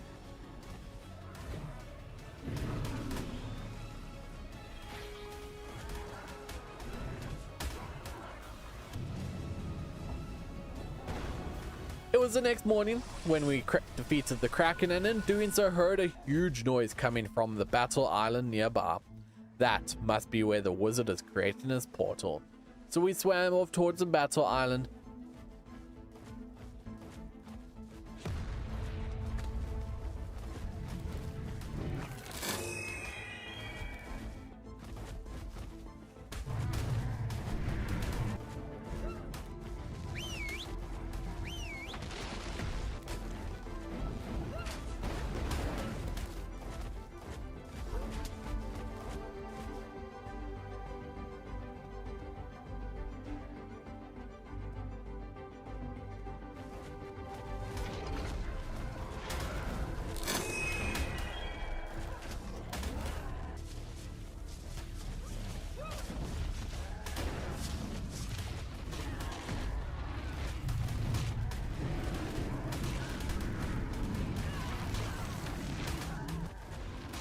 We lost so many troops to just a few battle creatures, and we never even saw a single one of the wizard's minions. I would definitely need to make a stronger force if I was to come back here. So for now, we simply chose to retreat and mourn our losses. As I was almost home on Broccoli, there was a Majungasaurus nearby, which although wasn't from the wizard, was still dangerous to be so close. So Broccoli and I went to take it out, only for it to kill me off my mount. No, snappers! Oh, rip, little buddy. Rest in peace, snappers. I will miss you. I managed to get my stuff back as well as Snapper's little hat, so I put it on in remembrance of our little Sino. He will be missed. Before finally getting home, placing down a sign, and even throwing out some flowers for Snappers. Of all the losses today, Snappers hit the hardest. I spent the rest of the day just throwing out baby tech stegos for them to die, then in the morning harvesting them for metal electronics and oil. I really needed some kibble. So for that, you need crops. So for those, you need fertilizer. So I flew off to tame some dung beetles, managing to tame 3 of them before heading home, where I shoved them in a soul terminal to begin passively converting poop. I would also be needing a ton of rare flowers and mushrooms for later crafts and potions, so I flew off to make use of the wizard's minions, some living mushroom. I was able to trank out and tame, as these guys when harvested give both of those. So I plan to harvest their babies for unlimited mushrooms and flowers. The mushroom finally tamed up as the day came to an end, and in the morning I saw a wolf nearby that was strangely friendly. A Galregarian direwolf. Interesting. The wolf eventually tamed up when Protorax, another patron, came by to give me a lift back up the mountain to my Argent before spending some time taming even more mushrooms of different shapes and sizes for breeding pairs. A common troll even tried to stop me taming my mushrooms, but well, he then decided to have a nap. Then finally, as day 51 was coming to an end, I trapped up my last mushroom before flying home on my own. I set up my shrooms to begin breeding in the mornings, but the babies look a little bit different. Why is it a dilo?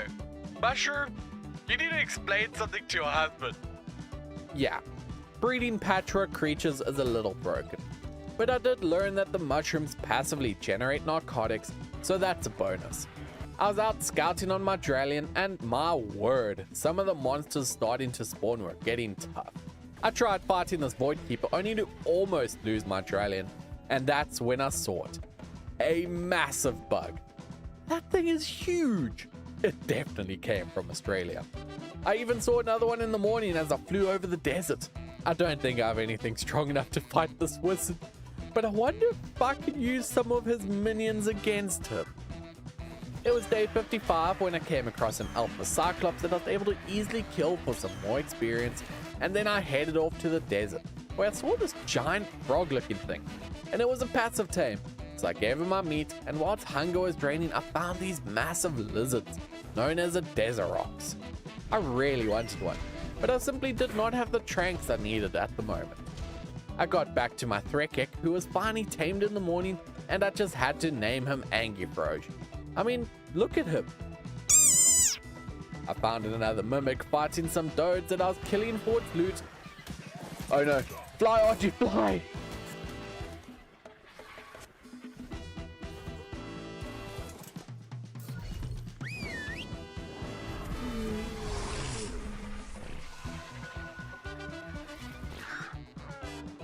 My Convalence eventually killed the Hobgoblin, but I had noticed a giant dragon on the hill nearby. Now that thing looks cool. A Blizzarox. I want it. Once I had it down and sleeping, I needed some prime fort, but with the sun beating down on me, I was starting to die. So I ended up flying all the way home, as I could come back later to feed it. As I was flying back the next day, I came across another much higher level Blizzarox that I was able to trank out, even if it did take another couple hundred tranks. But it finally went to sleep, so I just spent the rest of the day harvesting some crystal. As in the morning, I set up an alchemy table to make some taming potion. Except I was meant to make an alchemy station. Whoops. I was short of some silica pearls, so I did go loot some beavers of their life savings again. Got home, placed the alchemy station, made up some taming potions, and flew out back to the Blizzarox. Gave it my mutton and taming potions, but it was still taking forever. So I just left it to tame up eventually. I found and tamed a cockatrice on day 61, which was just a chill passive tame, before flying back to the desert again as I wanted one of those bearded dragon thingies.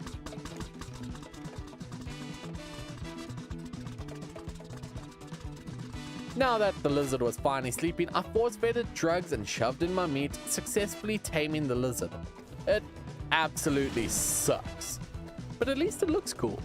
I was chilling out on a rock in the early hours of day 64 before flying across the desert when I spotted a max level Necrorox, a flying skeleton dragon thing. I thought it'd be cool, so I began to trank it out, chasing it across the sand dunes where I eventually got it asleep and taming. With the ability to spit poison balls, it was an okay tame, but not as amazing as I hoped. And that's when I came across a Camera. The wizard had started bringing some insane creatures into this world, and this was just what I needed to tame to be able to take him down. I finally managed to knock it out in the morning, except there was a problem. I'm sure you already noticed.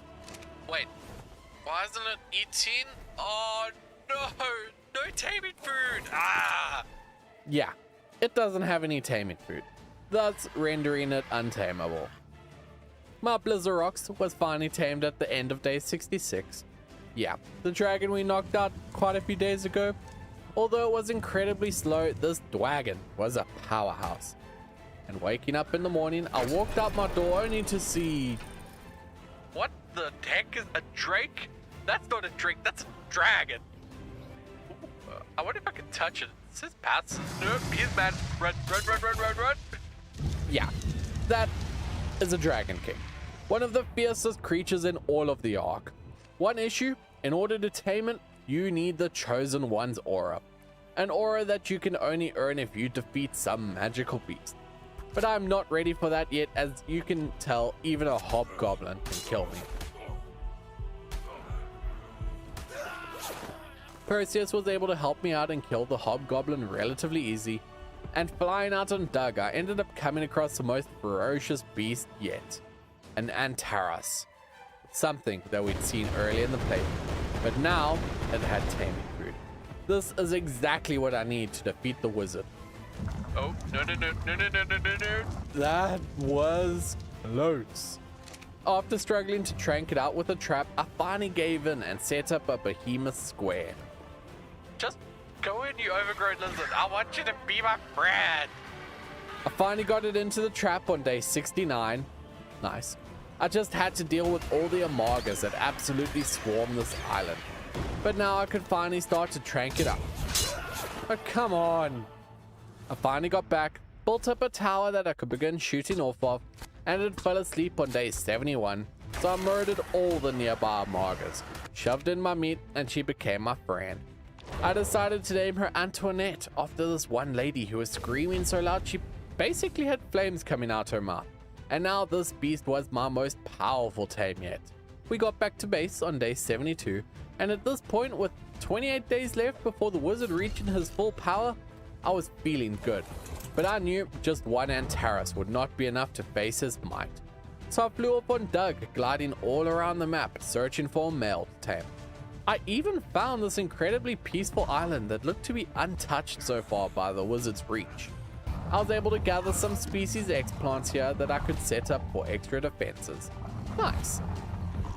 I was still on the hunt for more Antares in the afternoon when suddenly darkness. South Africa load shedding. Once I was able to finally get back to my stuff, Doug was dead. Rest in peace, Doug. You were a good Maywing. I had a small ceremony for Doug before spending the rest of the day setting up some defenses, as I knew the wizard was growing stronger and stronger. And sooner or later he would attack before I am able to attack first. I even set up my species X for that extra touch of defense. It was day 77 when I noticed that activity around my base was really started to ramp up. I needed to deal with this. So I whistled my air force to follow me so we could take out some of the dangers.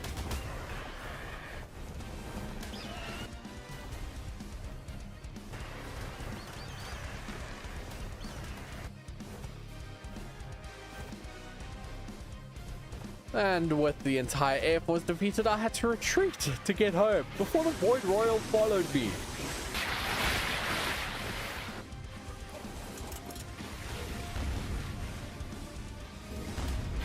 And with the Void defeated, it was time to clear up the remaining scouts left behind, because Antoinette was an absolute beast. And it was day 78 as I finally decided I could no longer run around in simple clothes, especially while under attack. So crafted up myself a set of the finest draconian armor. Looking out into the distance on Antoinette, I could see that another wave was forming. There were scouts everywhere, and that's when they attacked.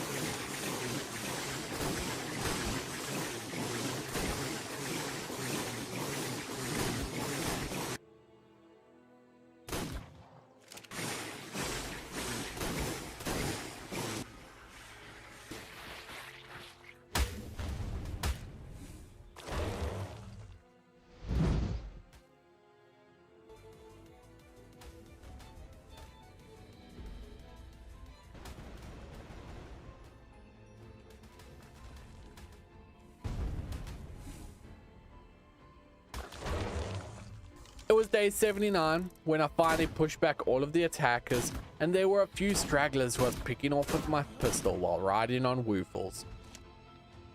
Oh shit, here we go. The wizard isn't done yet.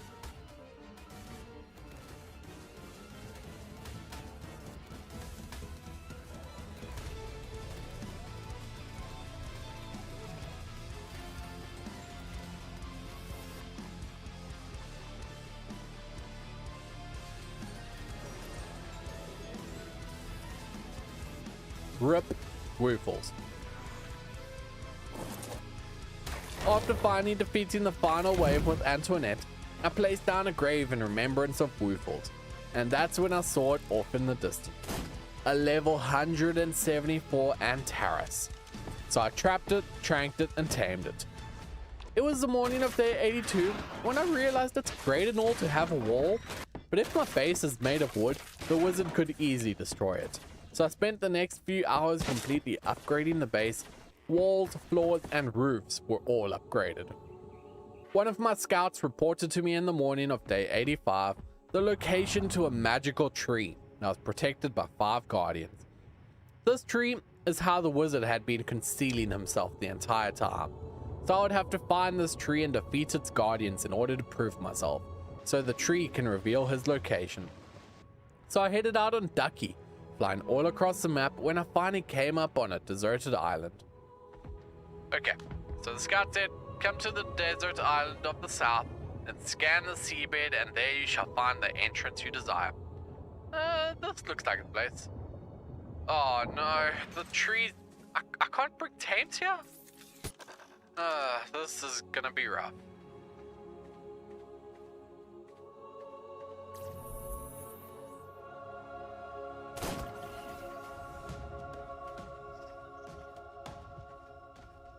I managed to find my way up to these sky platforms, and I could see pathways down to what must be the Guardian fight. I easily killed the Arthro, while the Basilisk required a little more running, but I brought that down too with my shotgun. The Scorpion and Mantis were easy kills as well, and surely this wouldn't just be that easy. And I could see the life tree was still unwavered by the Guardian's deaths, so I knew I still had one final challenge. So as I descended into the final arena, I summoned in the 5th Guardian. Oh snap, that's a giga.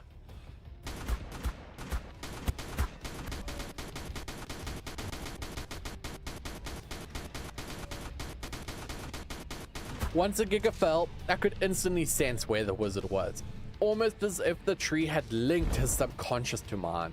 Battle Island. I was going to need an army. It was day 91 when I set up 2 of my Antares that I had tamed to begin breeding, as just 2 would never be enough. Antares! This is it. Today we march onto Battle Island, where we defeat the wizard once and for all. Follow me! It was day 97 as my army of Antares and I charged in to fight the wizard's forces. There were hundreds of wizard's minions swarming the island, but my Antares were powerful, melting everything in their way. We were slowly gaining our ground, making our way up into the crater, where the wizard was lying in wait. You fool! You thought I was here hiding, but I just simply couldn't be bothered to track you down. Oh shit, it's a Colossus! Fight, Antares! Fight! Fight! Fight!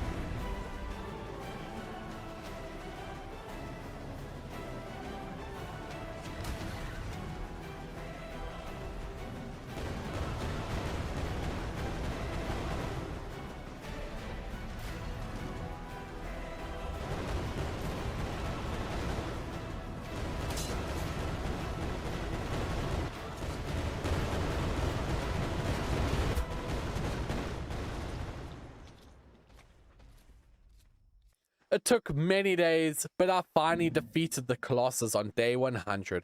However, the wizard was nowhere to be seen. In all the commotion and chaos, he had made one final effort and ripped open the portal, causing these fantasy creatures to be stuck here permanently. Thanks again to Warthunder who sponsored this huge project of a video. Make sure to click the link in the description for that large bonus pack, and I'll see you soldiers on the battlefield as I have to go face the next boss. This is the most powerful dragon in the world, Malice. He has an army of powerful golems, deadly wyverns, and grows stronger every time I die. I've been given only 100 days to defeat Malice and his army, else risk the world being destroyed.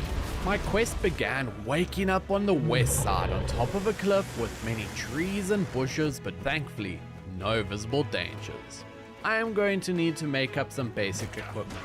So I punched a tree for some thatch, grabbed a variety of berries from bushes as well as fiber, but I needed to find some stone. That is a flaming Sarko.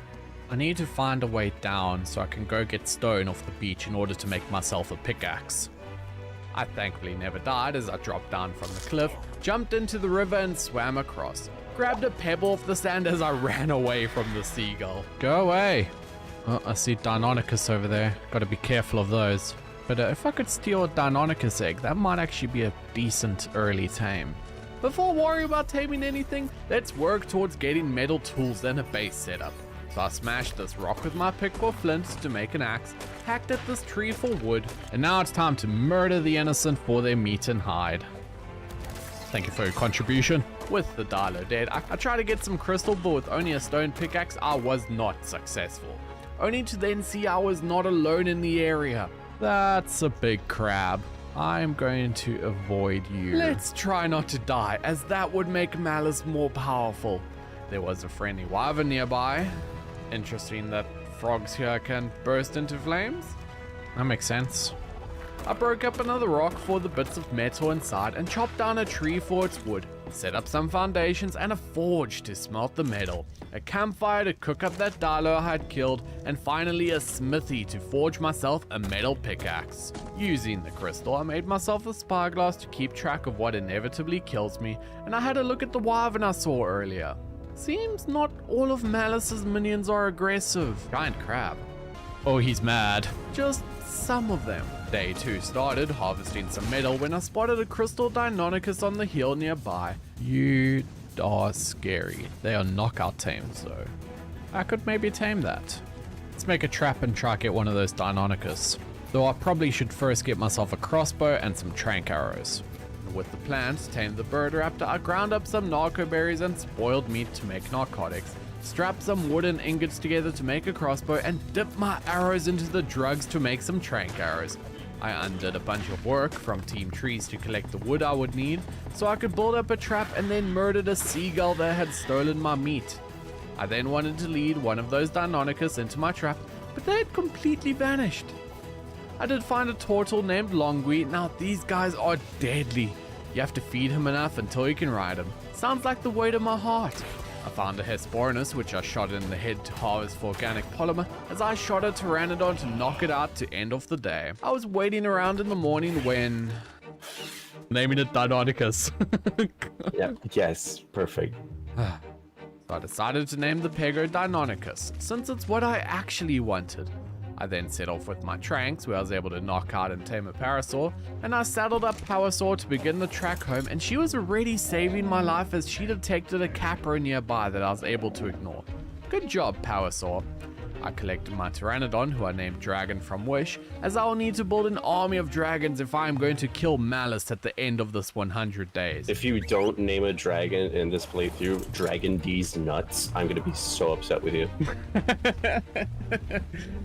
However, that is still a long way away as I don't even have a basic base yet, so let's get that built. I gave my Powersaur a nice makeover before chopping down a bunch of trees so I could build up my box with some extra space as a place to keep myself safe. I could not hide in my base for the whole 100 days though, as then I would never defeat Malice. So I was going to need to get myself some tames and some armor to help me progress. So I headed off in search of some metal nodes and found a moss chop that I was able to feed some measures to make my friend. As my new friend and I ran down the beach, we fought off some Dalos together before I trapped her up to continue on foot. I found a beaver's house I destroyed for the loot inside, and I then continued onwards, and I didn't realize that Crystal Isles was in Australia. I wanted the chitin so I could craft a saddle for my Pteranodon, as if I was going to find anything I would need to get into the sky. For now though, any tame would do, so I crafted up a bunch of Trankos when I spotted a level 200 frog. Bit of an odd tame, but it would help with traveling.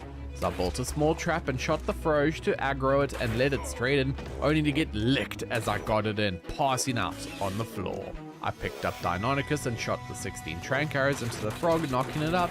Not such a nice feeling, is it now? I shoved in my meat to tame it and named him Frouge.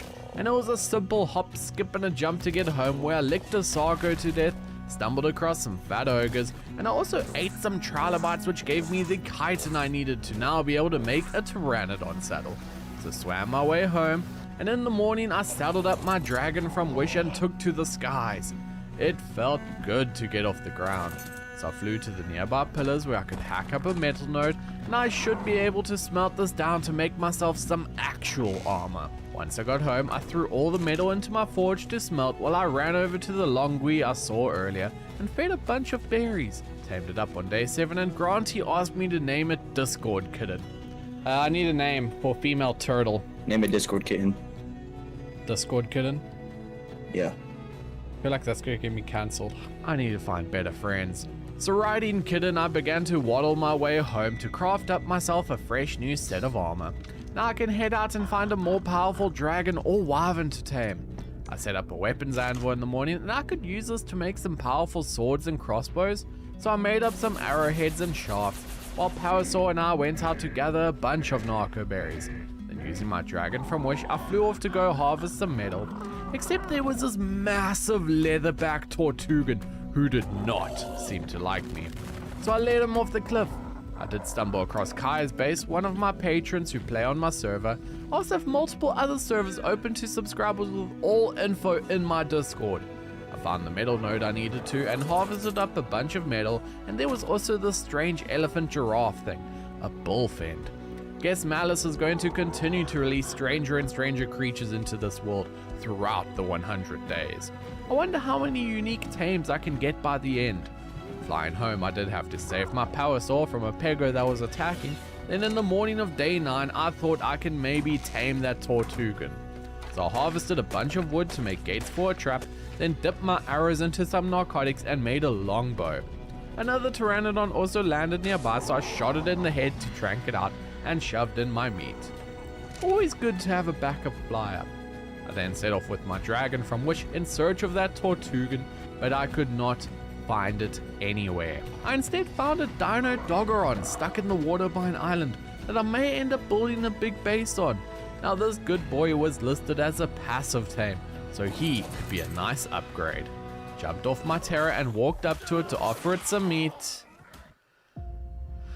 Respawning at my base, feeling betrayed. My other Pteranodon had tamed up and I named it Twagon. So I saddled up Twagon and flew off to go collect my stuffs. Grabbed it from the tombstone, and I don't plan on trying to pet the chompy lizard again. I was then flying around when I spotted a Naga. This winged snake looked pretty deadly and could be a powerful tame. So I landed on the cliff to begin trying to trank it out, only for it to hurl deadly poison spit at me. But as its torpor got low, it began to slither away into the water, so I chased after it. Found my Naga had drawn the attention of an Aquarioth and were fighting in the water. I tried to save the Naga, but I was killed as the Aquarioth turned to me instead. I might have fucked up. Fly!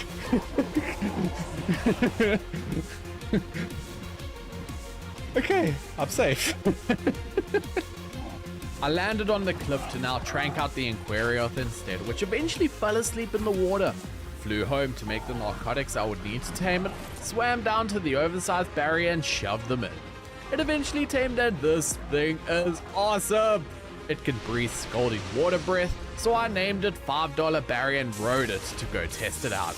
It was pretty strong as I killed the Stintsow fairly quickly. But with night rolling in, I've just made up the Barry saddle for that extra armor and parked it next to my box. I started day 12 with a basic berry harvesting mission in order to make more narcotics, since I spotted a monstrous Moschops nearby named a Gluttonous. Now he looks like a cool tame. So using my bow, began to fill it with trankers as he tried to break my trap. I mean, I never got it into the trap, but it still worked, I guess. My Aquarius allowed me to kill off some nearby creatures, shoved the prime meat into the giant Moschops, and it was mine. I named him Chonko. He was so cool. So I ran off on Chonko to fight whatever I could find nearby, and he was decently strong, but I would need something a lot more powerful if I was to be able to defeat Malice. So I ran off in search of a more powerful creature to tame when I instead ran into my most dangerous enemy. That is Malice. The foe I need to defeat in order to cleanse this world, as if I don't defeat him by day 100, he will have grown too powerful to ever have a chance of defeating him. Run, go, Malice is here, run. Oh boy, go, get out of here. Go. Oh boy. Big scary fire breathing dragon. Just roaming the world. 160k health. How am I gonna kill you? Go, we're burning. He's burning us. Run, we gotta get out of here. We're not ready to fight Malice yet. He's coming. Go. Get the heck out of here. Oh boy.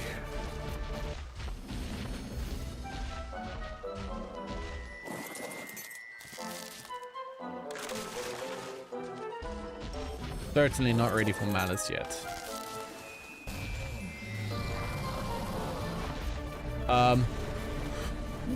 Go! He's still coming! No! Save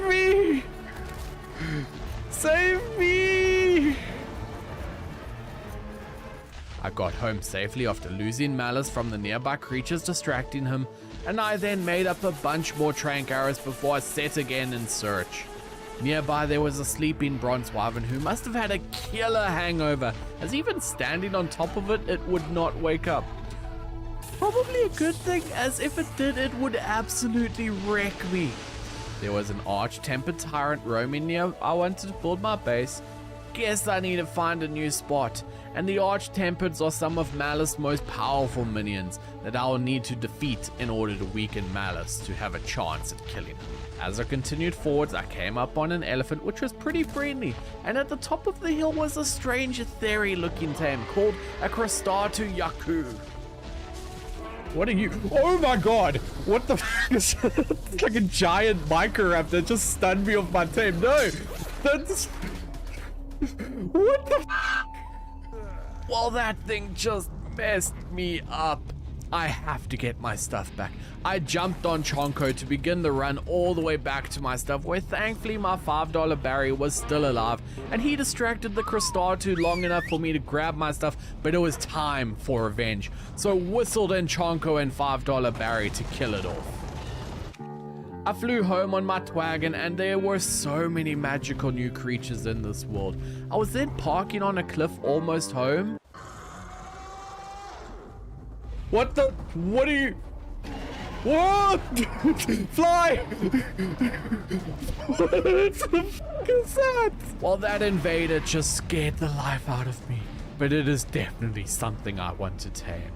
I repaired all my armor at home, then flew off on my twagon, and there was a cavern crawler. Cavern crawler. Oh, these things are ugly. The invader was busy raiding the island I wanted, so definitely best to just avoid that island. Destroying everything. It's almost home when out of nowhere a dread wyvern attacked. It quickly killed my twagon and me along with it as I tried to make a break for it. I didn't have any backup tames at my base, so made up a new longbow and trank arrows, then set off bow in hand to trank out a new pteranodon. Murdered a pego to harvest its meat and shoved it into the pteranodon, who I named Terrible, and flew off to try and save my stuff. I could see the dread wyvern lurking nearby, and it was a level 380. My desires suddenly shifted as now I wanted to tame it. I grabbed my stuff and Deinonychus, then ran for it. I was going to need a trap. So I got home and harvested a ton of stone, a truckload of wood, and even more stone. And while harvesting, I found a small Scelidosaurus that I tamed and named Backpack. Before I made up the gates I needed, then headed back on $5 Barry. I could see the wyvern lurking in the distance, and this could be an absolutely massive upgrade if I am able to tame it. So I set up my gates and began to try to aggro the wyvern into it. I got it in and placed the gate behind it. Perfect! That was easy. Almost too easy. So I pulled out my bow and shot it in the face. Oh. Just got hit with the fireball straight to the face.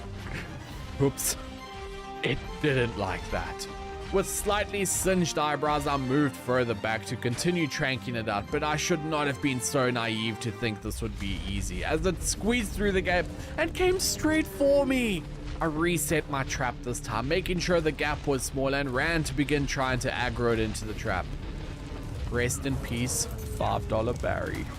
But no time to mourn now. I began to hop back on Fruge, as he was my fastest tame by far, then turned to try and aggro the wyvern back into the trap.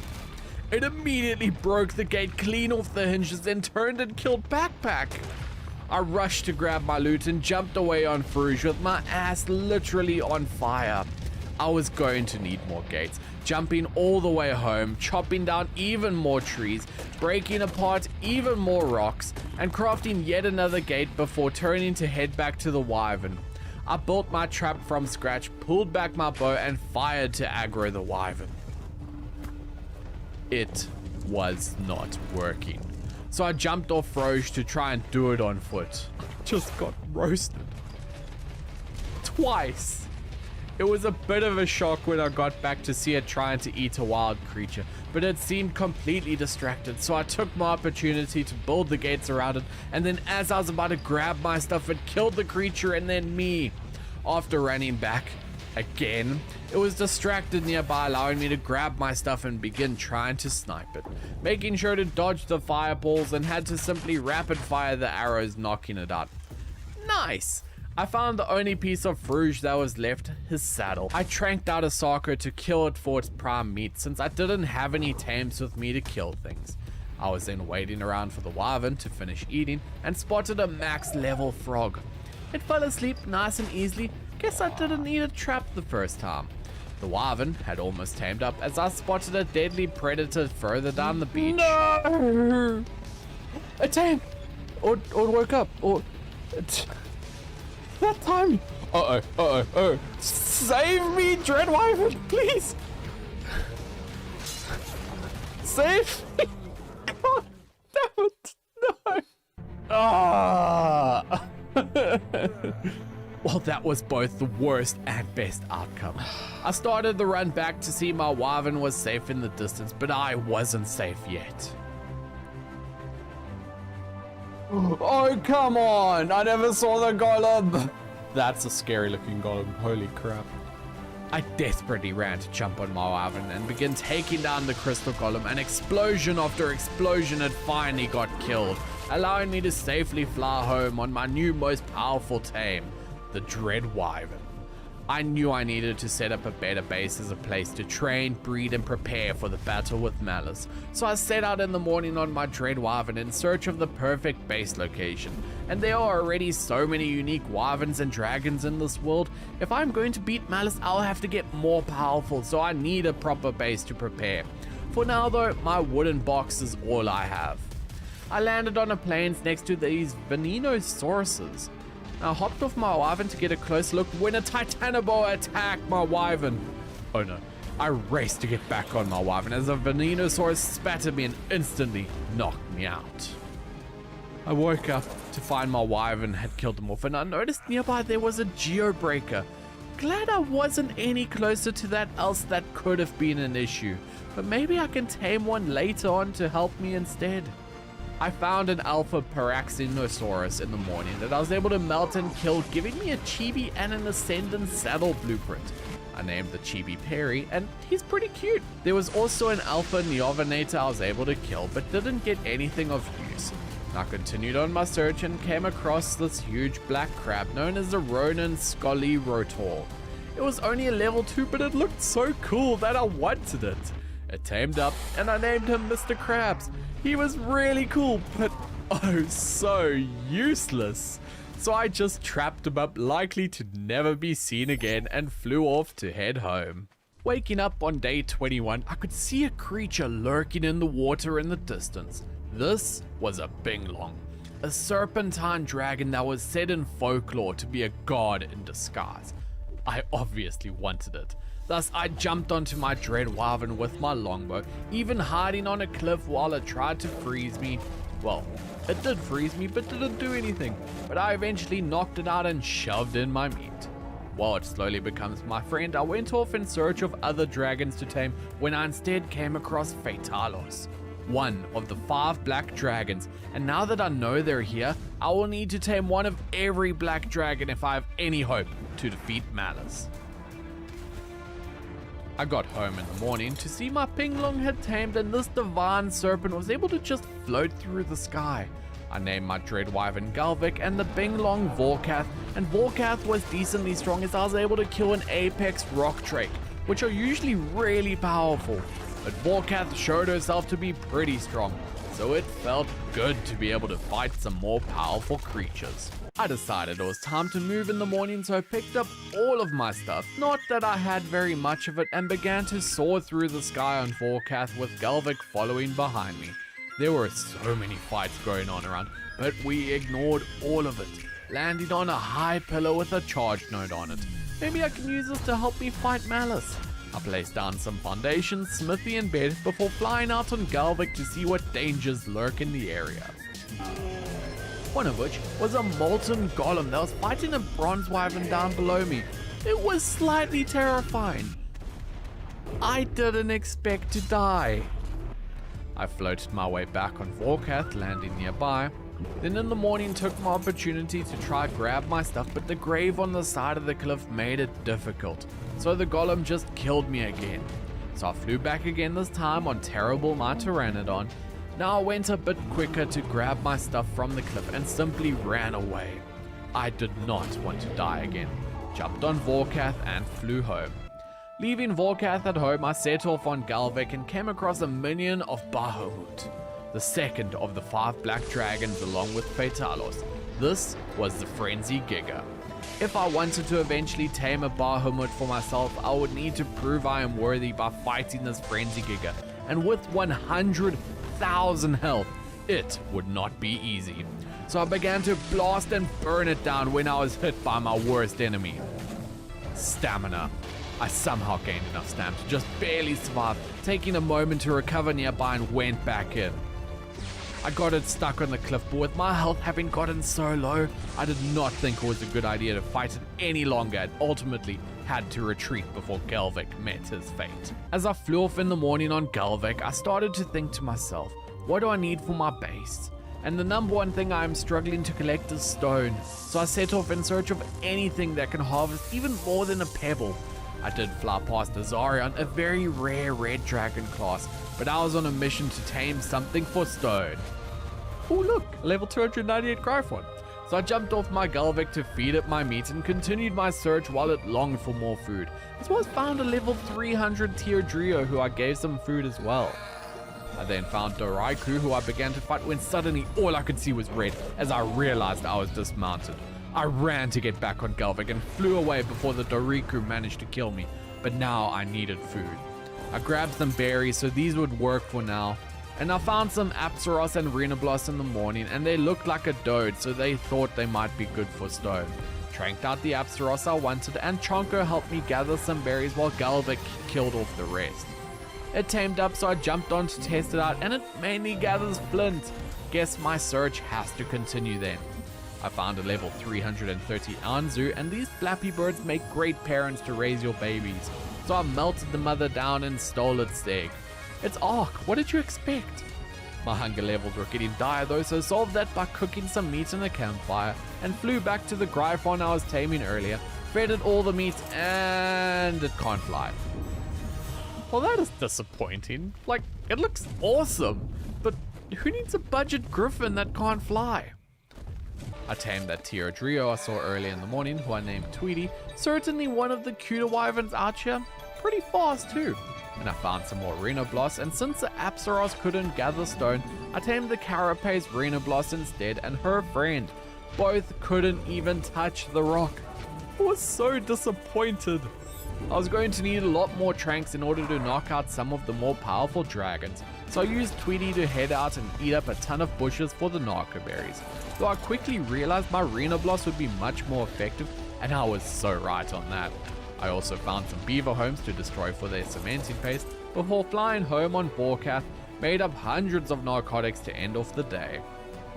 I found the strangest crab on day 29, and this was an aberration. With 2 dragon heads for hands, it was jumping around, spitting poison balls, trying to murder everything.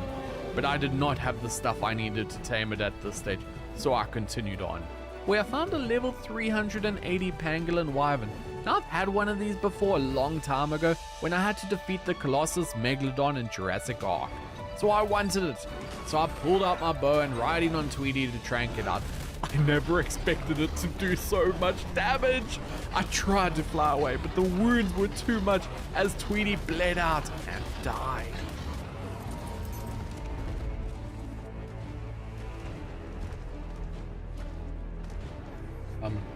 Well, not expecting that. I pulled out Galvik just so I could be safe and hopped on his back. I flew back in on Galvik and managed to trank out the pangolin wyvern when as I was going to feed it. Oh, really? Why? What? Like, what are you attacking? No! Well, the pangolin tamed, but Galvik clearly did not want to be beaten in power levels. Talk about being jealous. You just didn't want it to be stronger than you. So I named the pangolin Elvarg, as it was now the weaker of the two. So I trapped up Elvarg to begin the journey home, and I was almost home in the morning when I came across Malice yet again. Oh, Malice is getting a lot more powerful. It's level 268 already. I will definitely need to take out his Arch-Tempers to slow him down, and soon. I really need to get a move on if I am to be able to defeat Malice. As I continued on my journey, I came across an Atal Drago, and this massive monstrosity is usually controlled by an Atal Arca, but this one without its master was very simple to kill for some basic electronics, scrap, and oil. I got home where I was able to make up a ton more trank arrows, then began to hatch my Anzu egg I stole so many days ago. Hatched the baby and named her Mama Sita, and used my Apsaros to harvest up some nearby metal nodes. It was the morning of day 31 when I came across an Azarion fighting an Arch-Tempered Carno, and this was my chance to kill my first Arch-Tempered. So I hid on the cliff nearby as I spat my fireballs until finally the Azarion died. So I then flew off to finish off the Arch-Tempered Carno. What I didn't know is how that killing that Arch-Tempered caused a new threat to spawn into the world, and I was about to stumble across it. This was Shelob, a spider corpse queen, a very powerful boss that I'll have to defeat in addition to Malice. There's a second boss. So I guess I have more than one creature, more than one boss to defeat. I'll have to fight Shelob as well. There were 2 Serati Oblos on the beach, and these weapons are really cool, as they will slam their heads into the ground, stunning themselves and dealing great damage. I did kill off one of them, but nearby was an Arch-Tempered Tyrant, and this Arch-Tempered is a lot stronger than the Carno, so I'll need to get at least an imprinted Dread Wyvern, if not something even more powerful, like one of the Black Dragons. I needed some black pearls, so flew over to Eldridge Isle, only to find the area had been completely corrupted. Many of the dinosaurs here had become liquefied versions of themselves, skeletal beings of liquid energy. I parked near one of the electric bubbles and swam in to collect the black pearls I needed, then flew home with my prize. I came across a stone golem in the morning of day 33, another of Malith's most powerful minions, so I just flew away from it, and instead found a bronze wyvern that wasn't sleeping. Maybe I can passive tame this, only to accidentally anchor it as it yeeted me into the lake.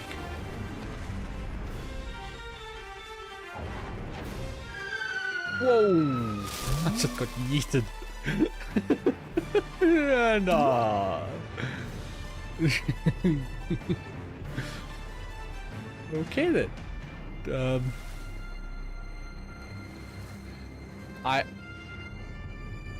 Please don't come into the water.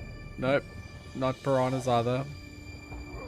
I had to run and dodge to get back onto Galvik before I died, but this was not going to be a simple tame. Oh! Run away. Run away. Don't eat me, dragon. Go away. Ow! I was trying to be your friend. Galvik, relax. I need to get on here. Ooh. Let me on. Let me on. Let me on.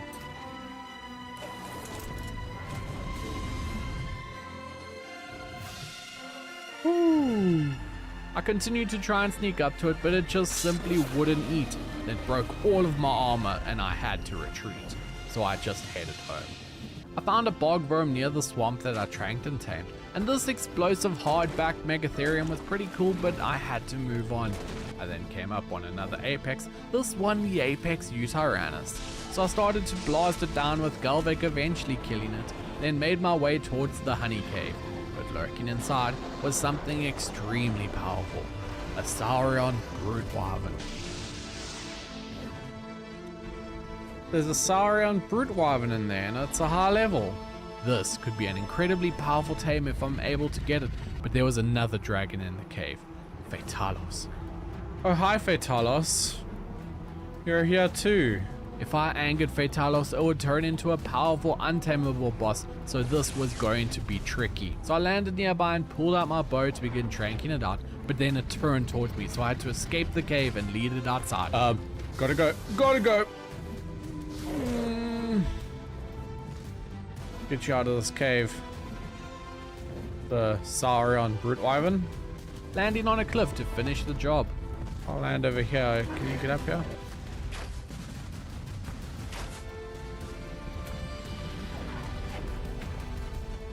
Okay. I shoved in my meat for it to eat, then as it awoke in the morning it was my friend. With the ability to spew deadly breath and do massive stomps, I used it to kill off the bees inside the cave. Okay, admittedly not the most challenging of first enemies, but I wanted to get some honey, alright. Hacked up one of the hives for honey and polymer, then made my way out of the cave. I named the brute wyvern after its great ancestor, Devil Joe, and flew off to try and use this honey to tame a Soratiablos. Now in order to tame one of these mighty beasts, you have to entice it to slam its head into the ground, knocking itself out. But no matter what Galvik and I did, it would not slam. Galvik was starting to get seriously hurt. So in the morning, I trapped up Galvik to try using Elvarg, but I just wasn't able to get it to head slam. There was an Azarion nearby who I accidentally pissed off by attacking, but almost getting Elvarg killed again. But this was no time for Dragon Slayer, so I desperately made my escape, trapped up Elvarg and flew home on Galvik. But once I got there, I could hear a loud roar nearby.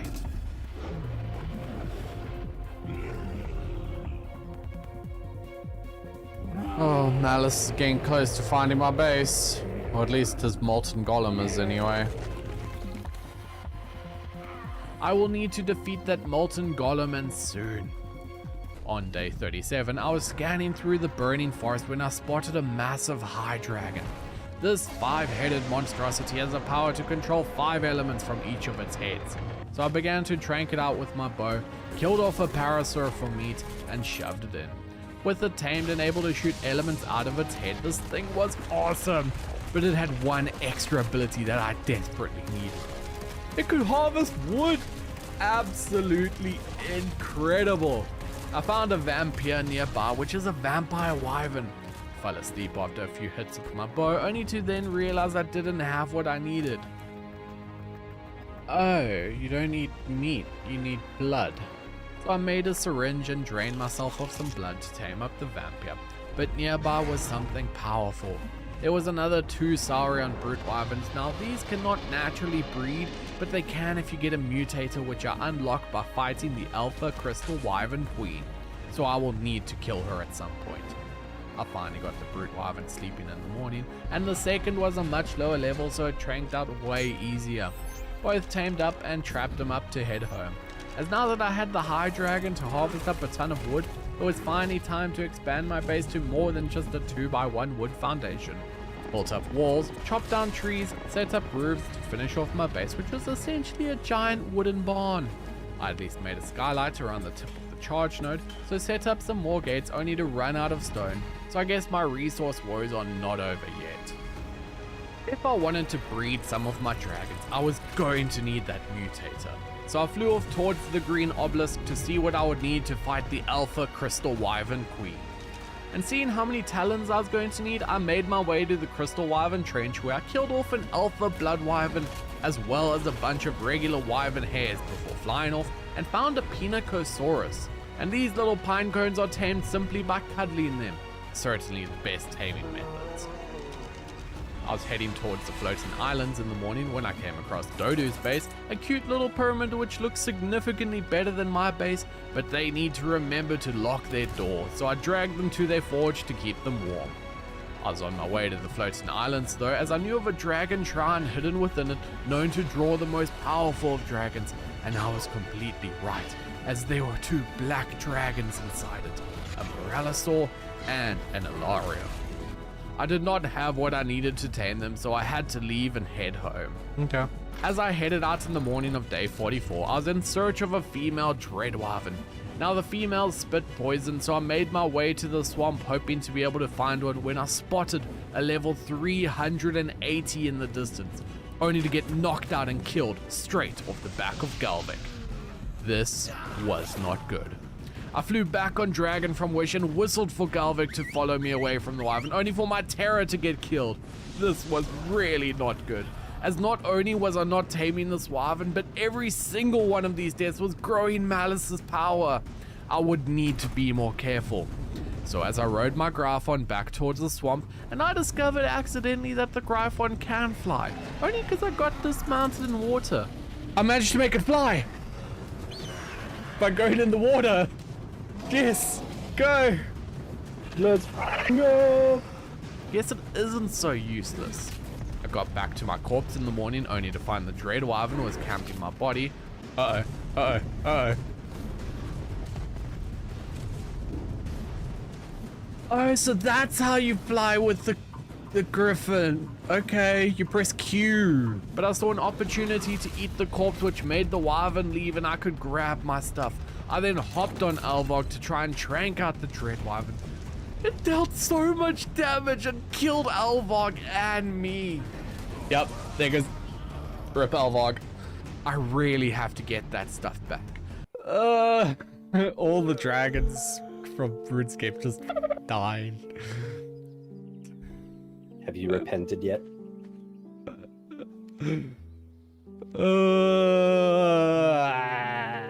Makes me sad. Those are like my 2 best dragons, and all I was trying to do was tame one so I could breed them. Oh no, no. Leave me alone! I didn't mean it! I just existed! No!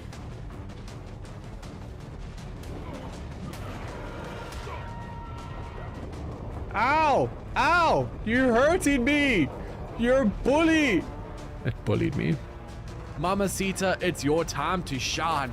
So we began to run all the way across the entire map, jumping and sprinting across the plains. And we made it to the ocean, where I began to dive in search of my grave. When finally, after an entire day, I spotted my death beam and I was able to recover my stuff. You did good, Mamacita.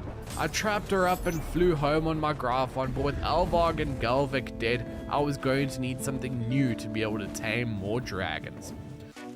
I flew to the Griffin Trench, where I began to snipe what I can, finally tranking out a level 260 Griffin. It tamed up in the morning, and using the Griffin, I was able to trank out a couple more Griffins just so I would have some backups. but I wanted those dread wyverns, so I made up some gates to try and trap it. Flew to the swamp on the griffin where I could see the dread wyvern fighting an obsidio serpent, so threw down my gates but wasn't quite able to trap it. Now the obsidio serpent started winning, so I tried to trank it out, only for it to turn towards me and spat, knocking me out as the wyvern exploded me. I flew back on my spare griffin, only to get back just as the dread wyvern killed my griffin. I took an opportunity to grab back my stuff, set up the trap again, and let in the wyvern. Okay, one wyvern trapped. Never mind. We've already done this thing in the story once, okay? You know, it gets out, causes a bunch of problems. And it's the same type of wyvern. Did not learn your lesson. You would think I had learned from the first time I tamed a dread wyvern, but clearly not. I barely escaped alive with just 200 health left on my griffin. I'm alive! I'm alive! 200 health on the griffin. Oh boy. I began trying to snipe it from a distance after landing on a nearby rock, but I just couldn't hit it. So went a bit closer to try again, only to hit it once, and it hit me once, killing me. I need to be more careful. No more trying to cheese the tames. I got my stuff back again and just headed home to re-gear myself. It was day 51, and now being halfway till I have to fight Mance, I was nowhere close to being ready, as I had no idea how powerful he was by now. So I was determined to get those dread wyverns, but I was not going in underprepared. Tamed up some more griffins as backups, then heading off back towards the swamp, set up some gates as a trap when I saw the wyvern sitting next to a cliff, and took my opportunity to dive in and just spam gates on it, trapping it in. I'm so surprised that actually worked. Using the cliff as my shield, began tranking out the wyvern. Success! I'll take it. That works. I trapped up the wyvern to begin my flight home, and I tranked and tamed a low-level male dread wyvern in the morning, so now finally I can breed them and have the backup tames I would need. I just first have to get some aircon so I can actually hatch these eggs. I set up a generator only to be short of the electronics I needed for aircons, so onto the griffin to search for a tech creature to murder for its electronics. While on my search, I did spot an Olarion destroying everything on the beach. I really needed to save myself one of those. Then slightly further on, I saw my prize, a tech parasaur who I prevented dying to a Sarko by killing it myself. Once I got home, set up a fabricator and made the aircons I needed, threw out the eggs to begin hatching, and never got the perfect stats. Guess I'm going to be doing a lot of breeding. I wanted to gain some more experience, so I climbed onto Deviljo to begin fighting through multiple creatures for experience, and I hatched another dread wyvern in the morning, again with the bad stats, so, well, it was dealt with. The rest of the day was then spent trying to kill stuff for more experience, as well as grabbing one of the artifacts I would need for the Wyvern Queen, and I kept breeding my dread wyverns in the morning, then placed down the remaining gates to protect my base. Flying off, I stopped by the Wyvern Trench to grab an artifact, then was flying off to the next one when I spotted a female high dragon. Tranked it out nice and easily, then trapped it up. There were some dragon boars nearby that could be really good if they have the healing ability of Daedons, so I tranked both out, and I was then trying to kill all the things for Primate when, as I slammed, Ark Fatal Error slammed me out of the game. As I awoke after the crash, I immediately threw out Morbius and jumped on her for safety, but during the crash, Deviljo had been killed. Rest in peace. I had gotten some mutton which I fed to the dragon boars to tame them, and I got home where my dread wyvern was raising nicely, so I almost had a breeding pair.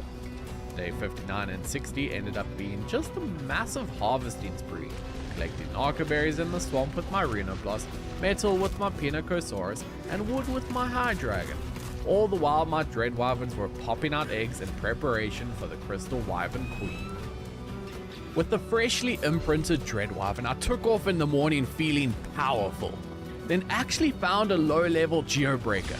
Now I still wanted one of these things, so I began to blast it down, even if it made me feel like a hippie at Woodstock. Okay. A high tier geobreaker hallucinogen. Okay. I feel like a hippie at Woodstock. Eventually killing it, giving me its hallucinogenic gland, and with this I can make a hallucinogenic grenade to make it tameable.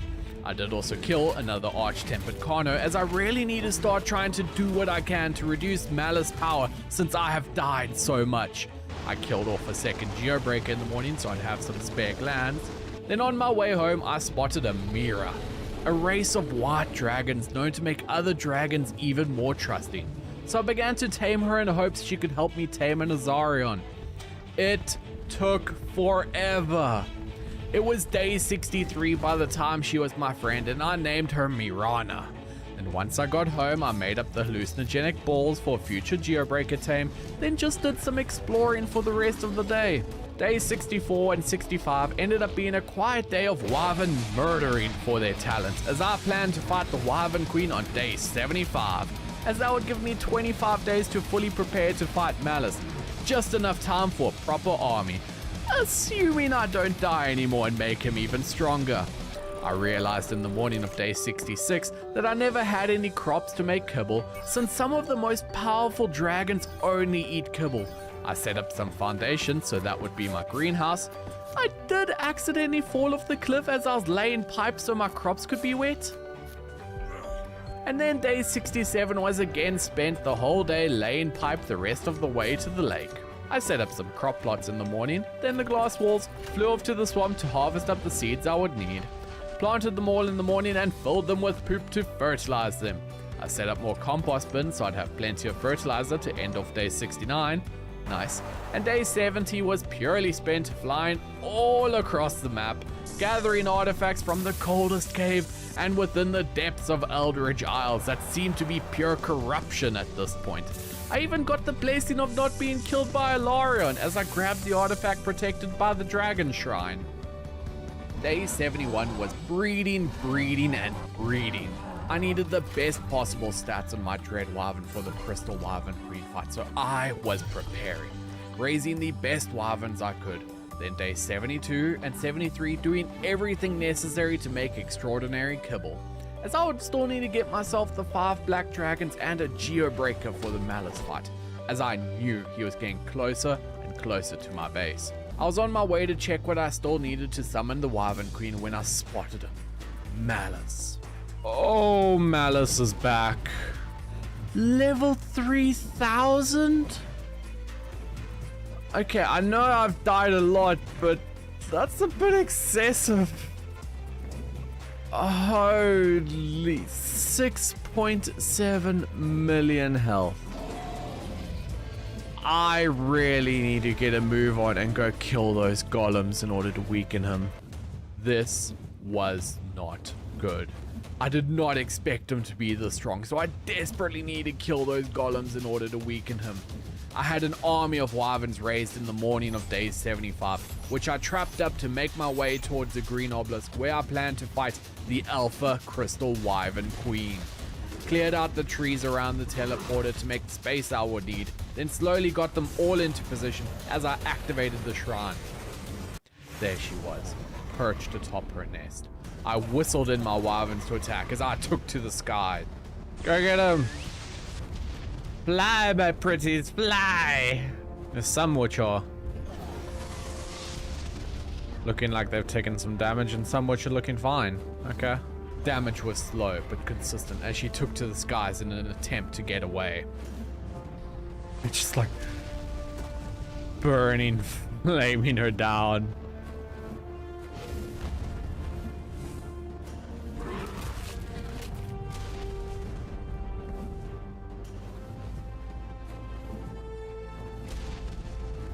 Oh, we got some in the sky. Let's go. Go, my pretties, fly. Fly, my pretties, fly, fly. Just like launching bomb after bomb. It's great. Oh, you're looking toasty. There we go. Into the sky we go.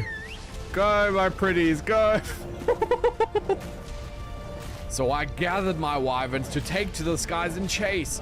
We got the queen to retreat to her nest when suddenly she just vanished. I could only imagine Malice was performing some trick when suddenly she popped back in front of me with triple her health. She's got way more health. How is that okay? This wasn't good. I sent my wyverns back in when a light flashed, kicking me and my wyverns from the arena. But the queen wasn't dead yet, so where was she? We flew up into the sky as she came up from behind me and attacked.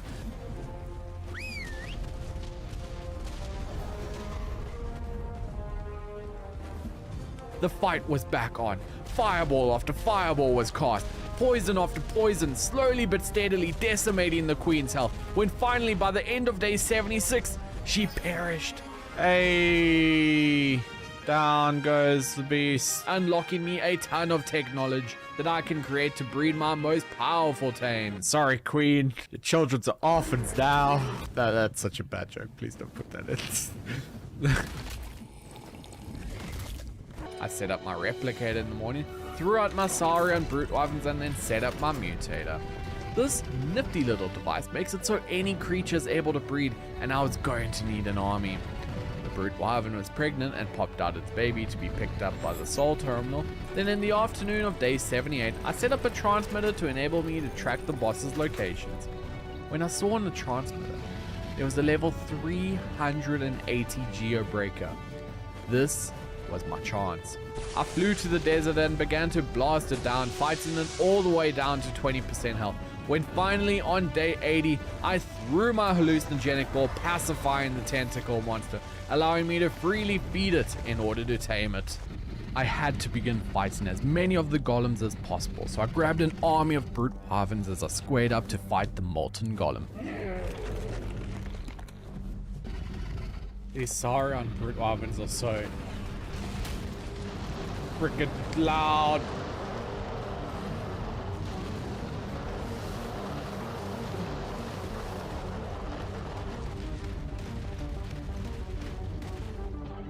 Oh, that scared me. And whistled in my attack force. They charged in with huge roars and massive slams,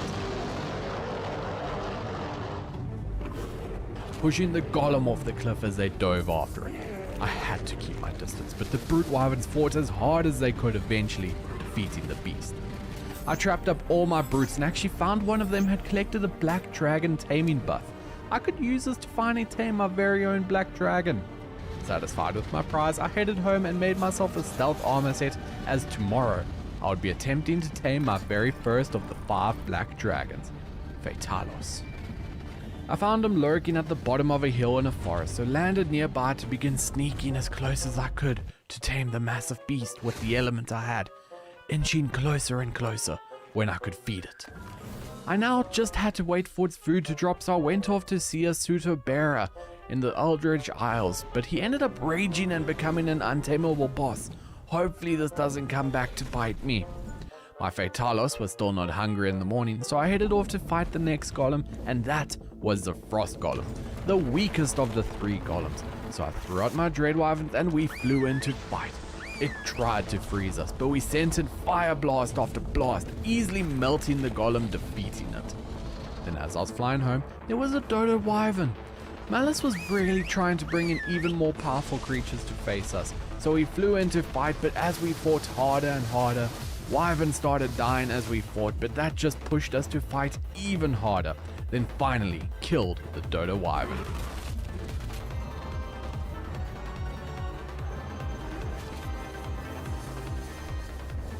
Nearby there was a Frenzy Giga that were able to bring down the head minion of Bahamut.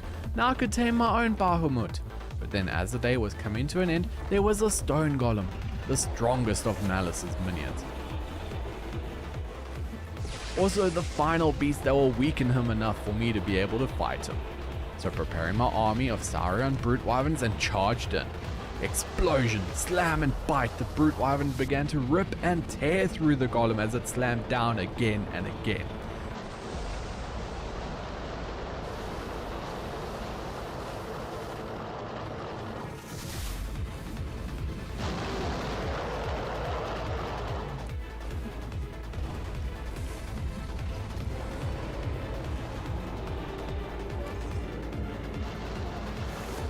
then absolutely demolished the golem.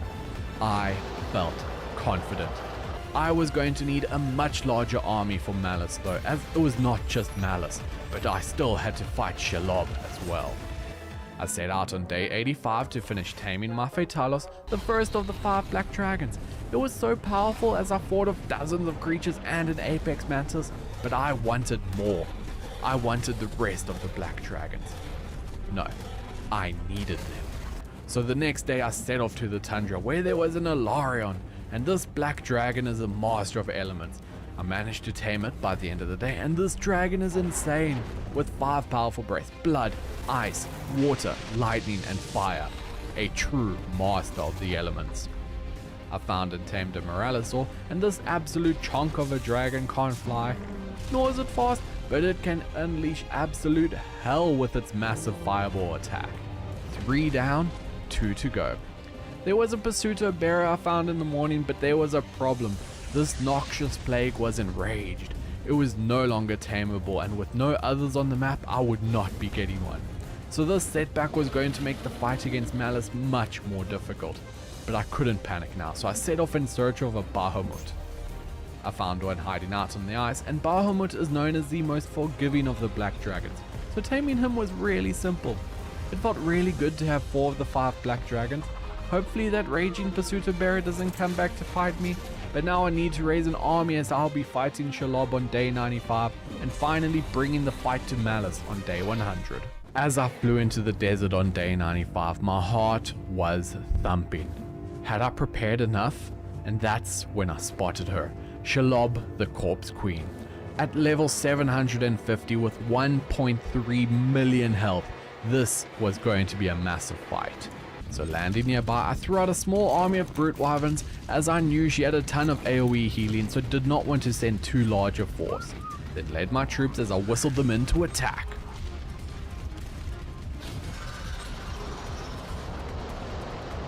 Battle roars howling, the brute wyverns began to stomp as Shelob bled through them.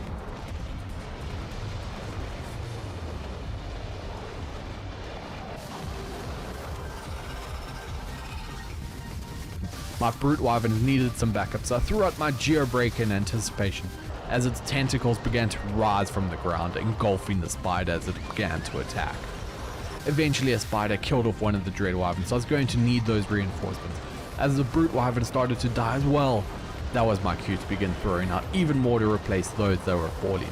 We're having so many casualties, but the geobreaker was keeping it contained, so I sent in even more troops. Her health was falling fast, as the final troops I had charged in to finish off the Corpse Queen. Shelob was dead. Malice's most powerful companion defeated. But the battle for the Ark was not done yet, as now Malice had to die. A couple days passed as I hid out at my base recovering the army, when it finally hit day 100, and I knew I could not wait any longer. Malice had to be found and defeated today, else risk him destroying the entire world. So I set out on Vorkath, one of my original dragons, to begin the flight over to where Malice was hiding. Landed on a cliff nearby, I could see him in the distance. Through killing the golems and arch-tempers, I had managed to reduce his power to level 1000, but there was a new problem.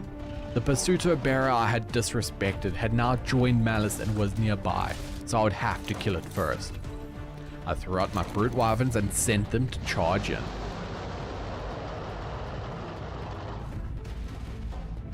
They began to thrash and tear through the black dragon.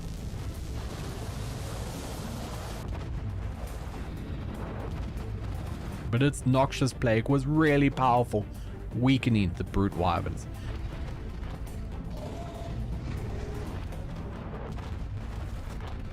If only I'd been able to tame it, but now was the time to fight Malice. So I called the surviving brute wyverns as I charged them to fight Malice. He immediately began to dodge, dive and jump around like wistful acrobats soaring through the sky. I knew the brute wyverns alone would not be enough, as one by one they started to die faster than I could get out more reinforcements. I had to save the black dragon for as long as I could, as I knew Malice gets more powerful the lower his health. Dragon after dragon charged into battle as Malice jumped around, preventing them attacking. So I threw out the geobreaker to try and lock him down, but even the tentacles were not enough, as he continued to dodge everything I was throwing at him. but slowly his health was starting to drop, but not as fast as he was dropping my dragons. Even yeeting them away so that he could escape, dashing away, sending the huge dragons flying. I needed more power, so landed nearby to throw out all 4 of my black dragons. Moralisaur, Fatalos, Alarion, and Bahamut. I mounted onto Fatalos as I told my army to charge.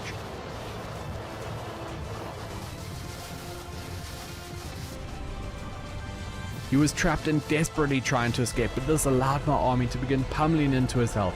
He took a huge beating before breaking free, so I regrouped my army before sending them back in. He was incredibly low on health now, and we had to finish him now or never. So we charged in to fight him as even more dragons died. Boom! Down goes Malice as his corpse erupted into pure corrupt energy flying into the ocean. Malice was dead, and the world was safe once more. Thank you for watching. Go watch where I fought the Savage Acro. It is Ark's hardest boss, so I had to use the dragons to help me fight it there as well. This is the Savage Acro, an unbelievably strong boss with the power to kill all 3 titans on its own. I have 100 days to tame what I need in order to defeat this beast. Here on Shigo Islands, full of fire-breathing dragons, mythical creatures, and fierce carnivores. It all started when I mysteriously appeared on the island of Argon. I started out by looking down the beach to ensure there was no danger before crafting some tools and becoming a danger to the nearby dodos. I put on my fanciest tech suit skin before cooking up the dodo and saying hi to a cute little aardvark rat on the beach. I made a slingshot before mass crafting foundations to try and gain some quick experience. Bowlered the aardvark and began pelting it with stones to try and knock it out, only to break my slingshot. I did try and leave it alone, but it came back with a vengeance, so I had to put it down. Its friend too. I then bowlered a terror before knocking it out with some stones, and while I left it to starve, went venturing up the mountainside to find there was a redwoods here with these giant mushrooms, and a theory that skipped every day at the gym. I was munching on some shrooms when I got completely tripped out after walking through the wrong ones. Wow, what a crazy trip. After that experience, I made use of an explorer note I found by crafting tons of different structures to get as many levels as I could. In the evening, knocked out another pteranodon who I left to munch on some prehistoric chicken. I continued to hunt down some pteranodons, boloing them and slingshotting them out. As I brought down another terror, I decided to create my tribe, the Fudge Fighters, in honor of Fudge, a legend from the Primal Fear 100 days. In the morning of day 2, I ended up naming my first terror Patrick, before running down the beach where I came across a Tsinsao, also known as the bootleg parasaur, that I started taming up only to have a Rex show up out of nowhere. Yeah, I'm out. He can have the Tsinsao. So I grabbed my other 2 terrors that I had been taming up, made myself a bow, and grinded up some narco berries to make narcotics. Set up my Roman Cullinan tent before spotting a trilobite and killing it for its chitin. I discovered I could make spear bolts, so I'd be able to shoot spears from my bow, a decent improvement on DPS, when I was attacked by a giant bird thing. My terrors had launched themselves into battle while I shot my spears from below before Patrick finally killed it, and we learned its name is an Ornithochirus. So I took some photos with my kill before chopping it up for meat. As day 3 began, I made some more spears as well as a Viking workbench to make myself a Viking home, as I witnessed a Neovinator just ascend off into the distance. I found another Tsinsao that I started taming with some measures as well as their friend. I named them Mango and Pizza. Saddled them both up before heading off to find what trouble I could get myself into. Trouble ended up finding me as a Carno came straight onto me, killing Mango and Pizza. I wanted to get revenge when a Concavinator came out of nowhere and finished me off. As I woke up from that bad dream, I saw a Carno getting too close for comfort, so I sent in my flock of terrors to take it out. I kept gathering resources as day 4 started, setting up a forge, gathering more resources, setting up a smithy to make metal tools, and then crafting a bunch of arrows, spears, and tranks. Before knocking out a terror, starting to tame a lastro, and then murdering a turtle. I named the last row Snack before mass crafting cooking pots for experience. I did have a raptor show up to try and kill me, but I was ready, so I boiled it and brought it down before placing my raft. I began day 5 by seeing another one of those theries who skipped the gym, also known as a Segnosaurus, then started gathering up a ton of resources to build up my raft, when I spotted an Austroraptor across the bay. I swam across, but then remembered I need fish meat, so I went to go catch a coelacanth. Hi! Instead, I found this mermaid just chilling out, but she had no interest in me. So I left her alone, killed a fish, harvested its meat, and went to passive tame the Austroraptor. little fish friend. Only to find it was already someone else's tame. The joys of playing on my public server. I spent the rest of the day harvesting resources as I wanted to build a very nice houseboat. Day 6, I saw someone playing with this weird turtle thing called a long guy. Now, I was interested. As I was standing on top of it, I got the option to ride it. But oh boy, did it hate that. As trying to ride a long guy without their permission will start an age-long vengeance, as this turtle would not leave me alone at all.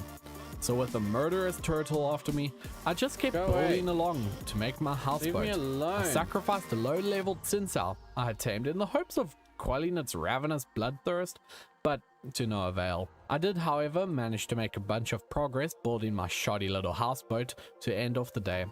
I just had to hope there are no leads on this ark. Day 7, after collecting some mushrooms, I was again harassed by the long guy, who I tried to lead away from my base, but I was prevented from going any further by a giant centipede. So I quickly took advantage to get everything and everyone onto the raft, including Snack and Rat Thing. After gathering everything, it was time to set sail, only for Snack to immediately fall off the boat. So, of course, we had to go back for him. Our day was almost ruined by lead, but fortunately got too shallow for it to follow. I did come across a level 12 Austroraptor, which, while not great, would be a good early game tame on this vast water map. On day 8, I found some giant fish flopping on land that I was able to easily kill before loading up my squad as we set sail once more, arriving at the island of Arashi, where I went out on my Austro in search of crystal on the nearby mountains, but I was not successful as I chose to head home before venturing too far. Stuffed everyone back into the boat where I ended off the day. Day 9, I woke up to some extreme fog where I literally couldn't see 5 meters in front of me. But don't worry, I added a fog removal mod later on as I just could not see anything. Once the fog cleared, I headed out yet again in search of crystal. When I came across 2 Austroraptors I decided to tame, while my Pteranodon died to an alpha Neovenator. Instant panic mode as I sprinted back to my raft, only to find it completely fine.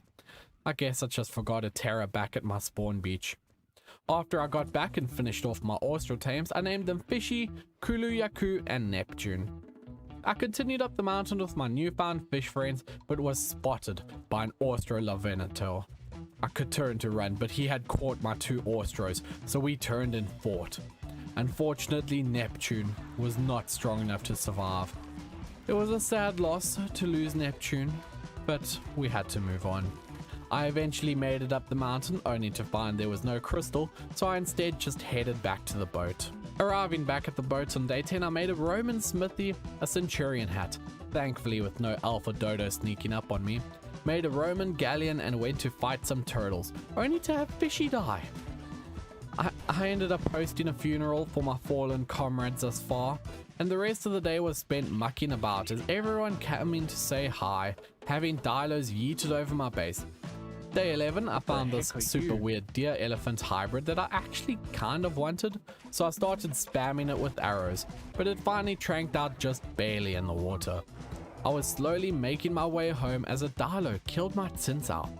I managed to kill it off before it took out my Pteranodon, but we had suffered yet another casualty. In the stream, there was an auction to either kill Snack or keep him alive. If you want to be involved in these sorts of fun moments in my 100 days, join my Discord and follow me on Twitch. All links are in the description. But eventually, it was decided Snack would live as Rami sacrificed themselves for the life of Snack. As I ventured out on day 12, I went off to the second mountain on Arashi, where I was told I could find some crystal. And after managing to jump all the way up, I finally found some of that sweet crystal, before making my alliance of banana sprinkles. I got home and immediately used a crystal to make some soul traps, so my tames wouldn't be sitting out in the open, before trying to bowler a nearby geostern barrier and pelting it with arrows, sticking my meat and berries in it as I didn't actually know what it ate.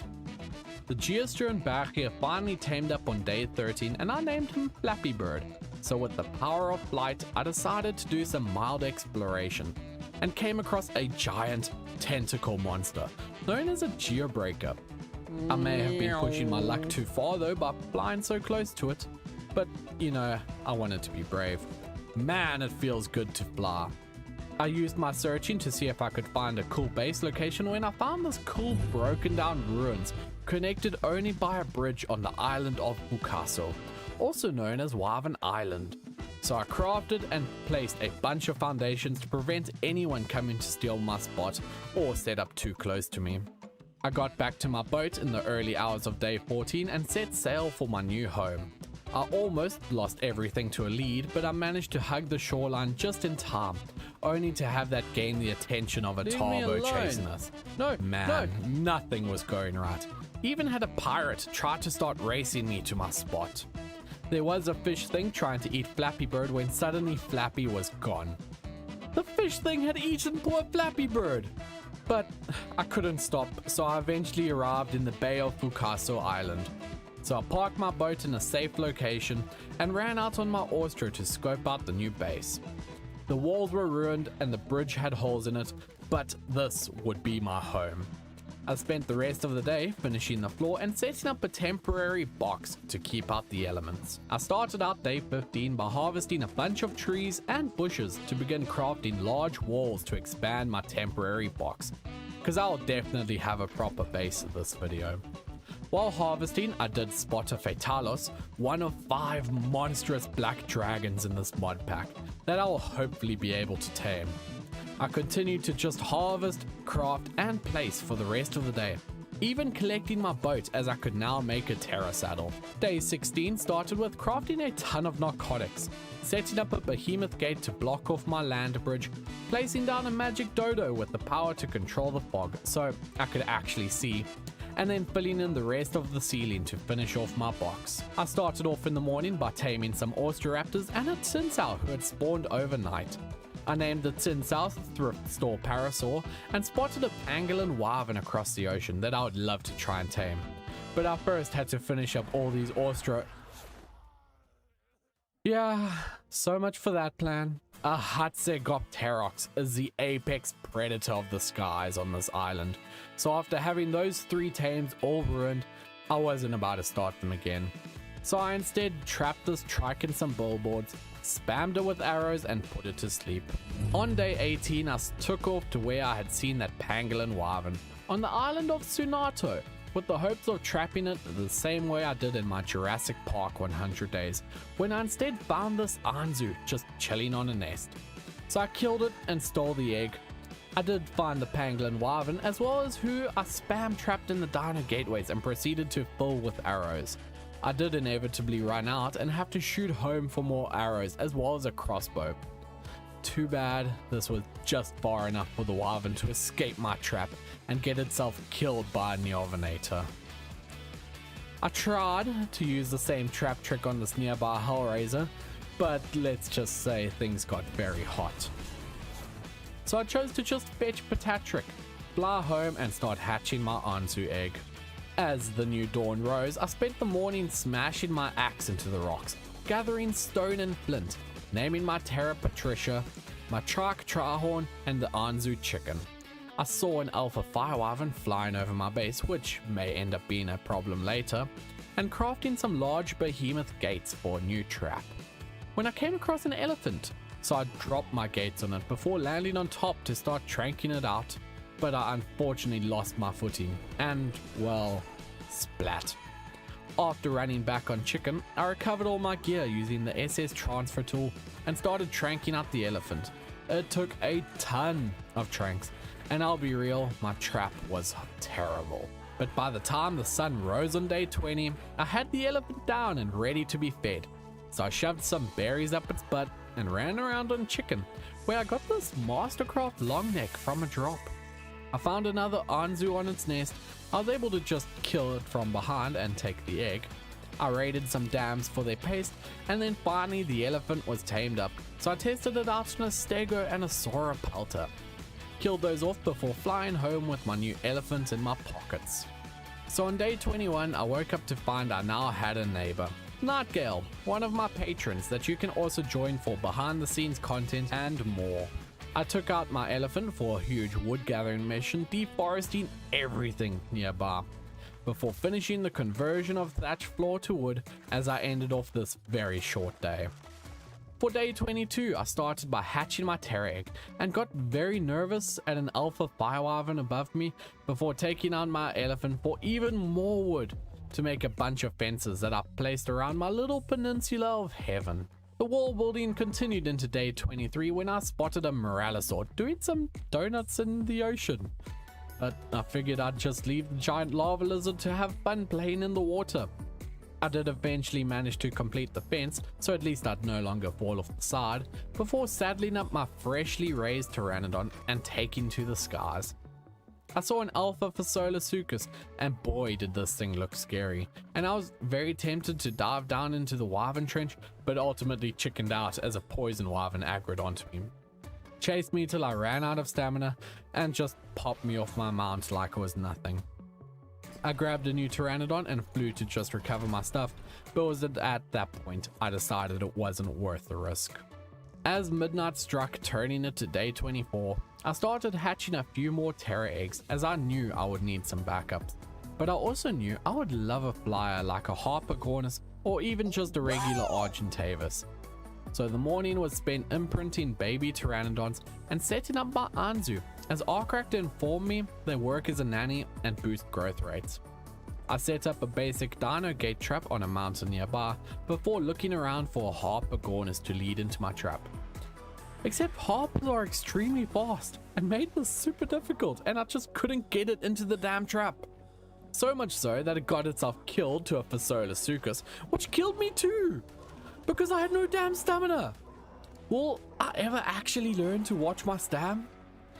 After finally getting back to my stuff, the Phaseola had been killed by an Astutoceratops, so I was able to easily grab my stuff and get away, where I found a Pinacosaurus, who I was able to snuggle into loving me and becoming my friend. Quarter of the way to day 100, I took off on my Terra, but found nothing of interest, so I came back home and started crafting a ton of freaky friends to give myself a boost in experience, before flying off to the snowy peak mountains of Sunato in search of penguins. After pecking them to death with my Terra for their poly, yes, I know I should have used a club, but I was lazy, okay.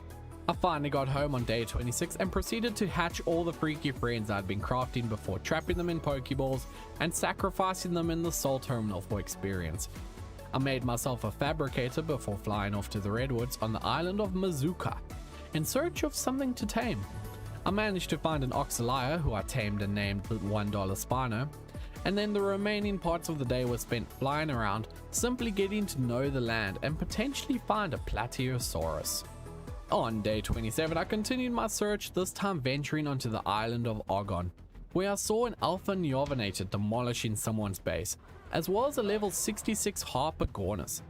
I thankfully still had my trap on me, so quickly threw it down, got the attention of the Harper, and flew it straight in.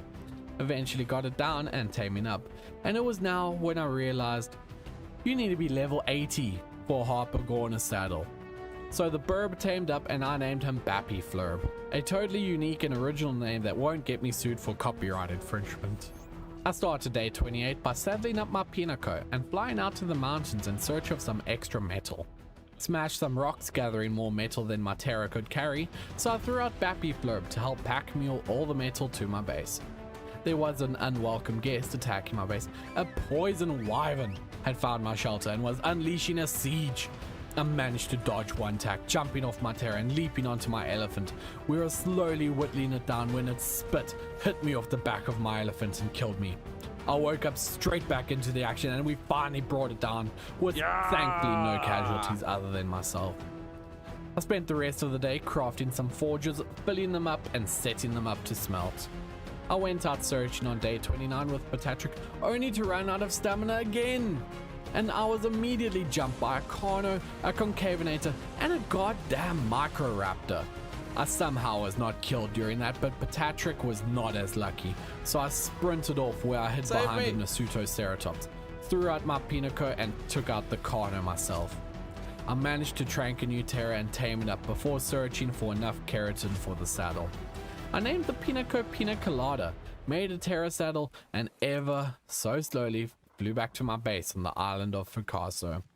I of course ran out of stamina on the way home and ended up having to jump off the Terra as I was too tired to get closer to the floor. But I thankfully survived and got home with no more issues, only to find I had been left a gift in my base. A Dilo named Snack but Fake 3. Not sure what happened to 1 and 2, as well as a Rex Chibi. I saddled up $1 Spino on the morning of day 30 to kill an aardvark rat, before flying off to where I trapped a stego, tranked it out and shoved my berries in its ass. I spent the rest of the day crafting narcotics, gunpowder and bullets. I also went out on my Mastodon for some wood and named him Ernard. I spent the morning on day 31 trying to break into my neighbor's base to get the drop, before eventually wising up to just use my Pteranodon. So glad I wasted my time for this GPS blueprint. I then went out on my $1 Spino with the quest for experience, murdering raptors on the beach, sharks in the water, and carnos on the mountain, before noticing my stego had finished taming up. So I went off, named it Spiny Spike Stool, picked up my trap and headed home where I made a Roman Optio house, killed some more freaky friends for experience, and then I went out again in search of something today. I needed an idea, as fighting the savage Acro is no joke. I spent day 32 searching for some easy tames, but all I found was a C4 remote detonator in a drop that I tried to shoot because I was tired of all these useless drops.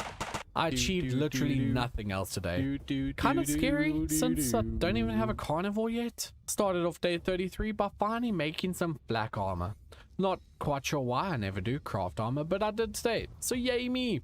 Before running to gather a bunch of fiber with my Austro and tried to jump onto the bridge before falling short all the way down, ended up right next to a Neovenator.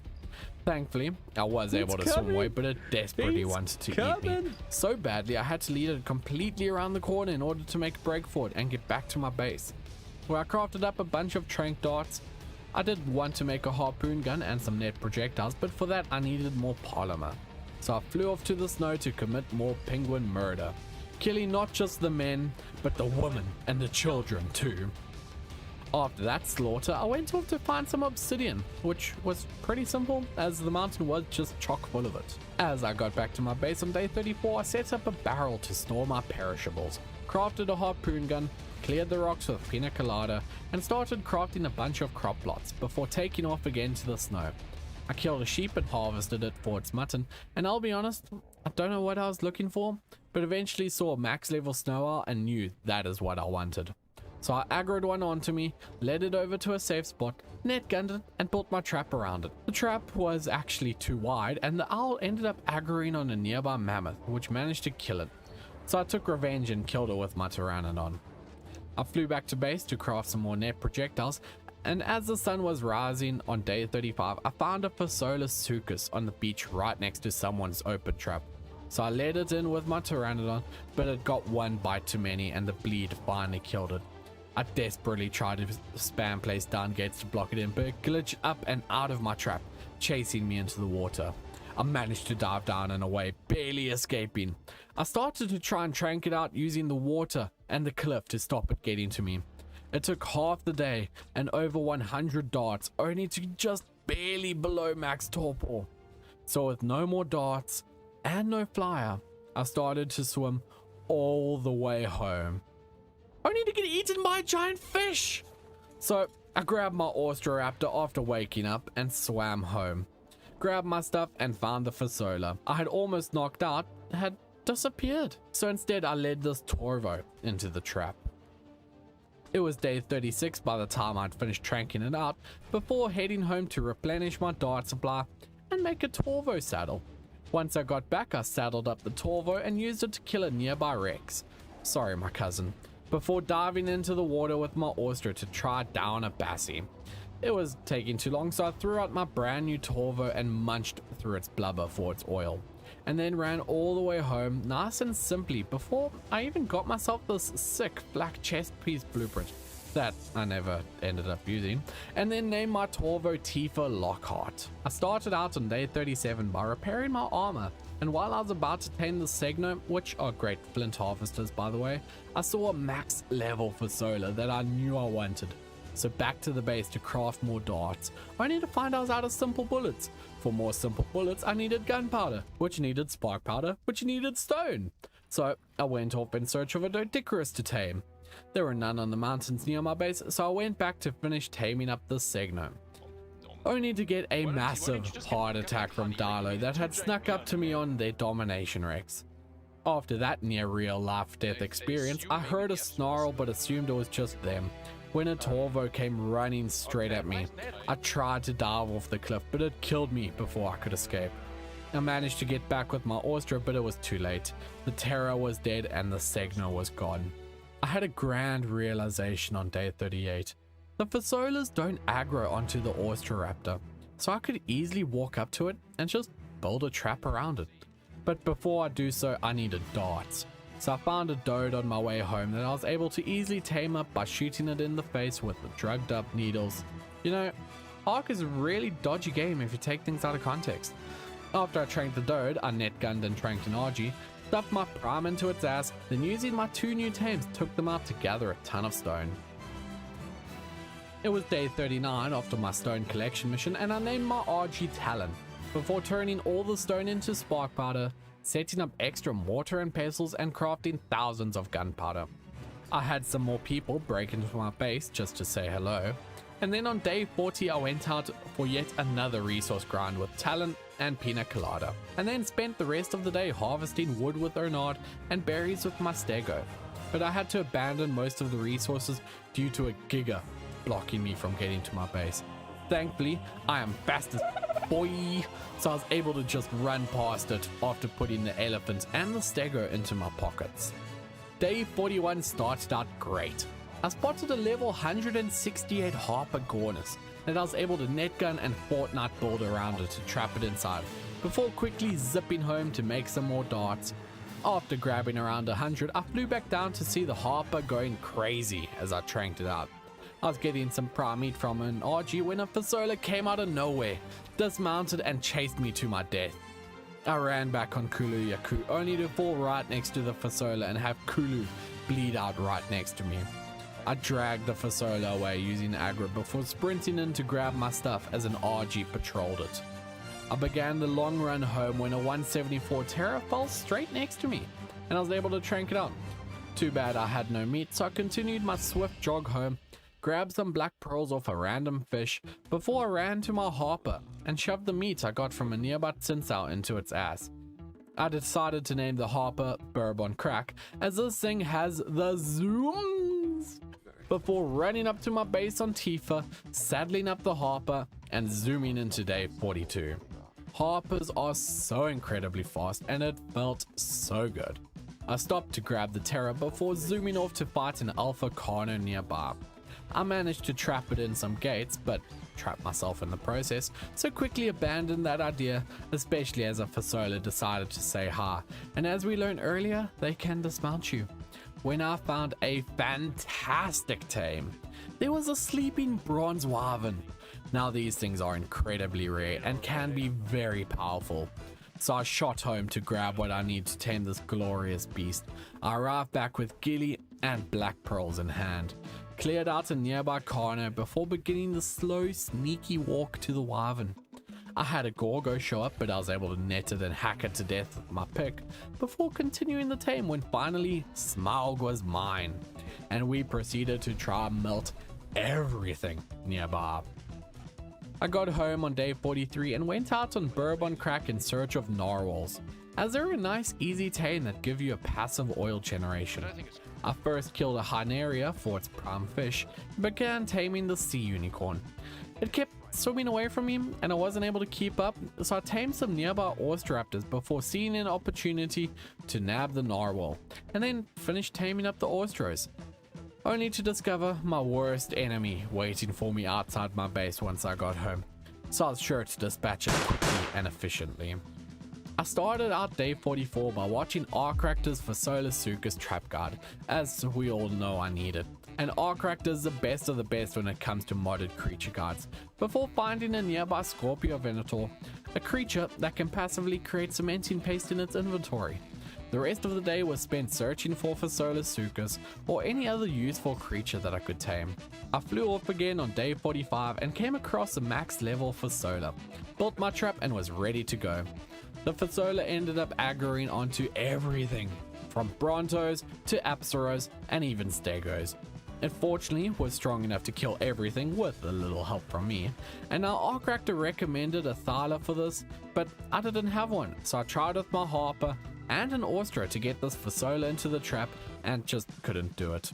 All that ended up happening was getting my Ostro killed, but I thankfully survived it as it aggroed onto the trap.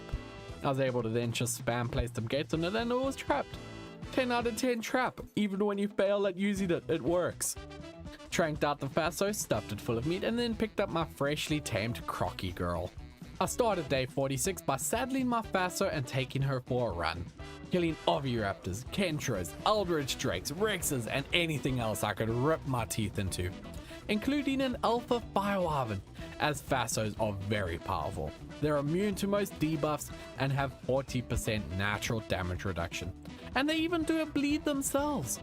So these would definitely be part of my army for the Savage Acro on day 100. I found another Faso nearby who I led off the cliff to begin trying to trap, only to have another Faso fall off with it. I thankfully managed to not die a horrendous death and get on my Ostro, and simply build a trap around the Faso that I wanted. A stupid trike did try and get in my way, only to disconnect off the server. Once I loaded back in, I began shooting the Faso, and since I was no longer on my Ostro, it aggroed onto me and glitched up and out of the trap, killing my poor Ostro. Day 47, I was swimming away from the Faso before finally being able to trap it again and trank it out, thankfully to no glitches this time.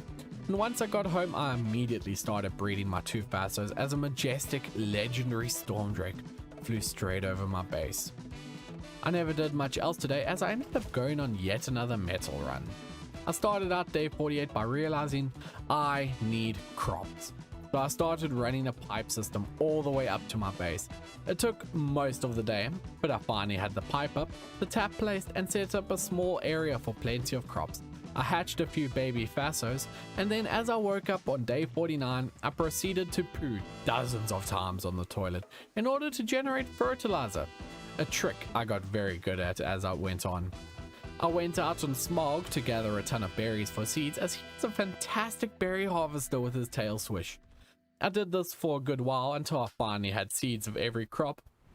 Got home, filled all the plots with seeds, built up some basic walls, and then I came across a tech parasaur I tamed up as I had evil plans for him later.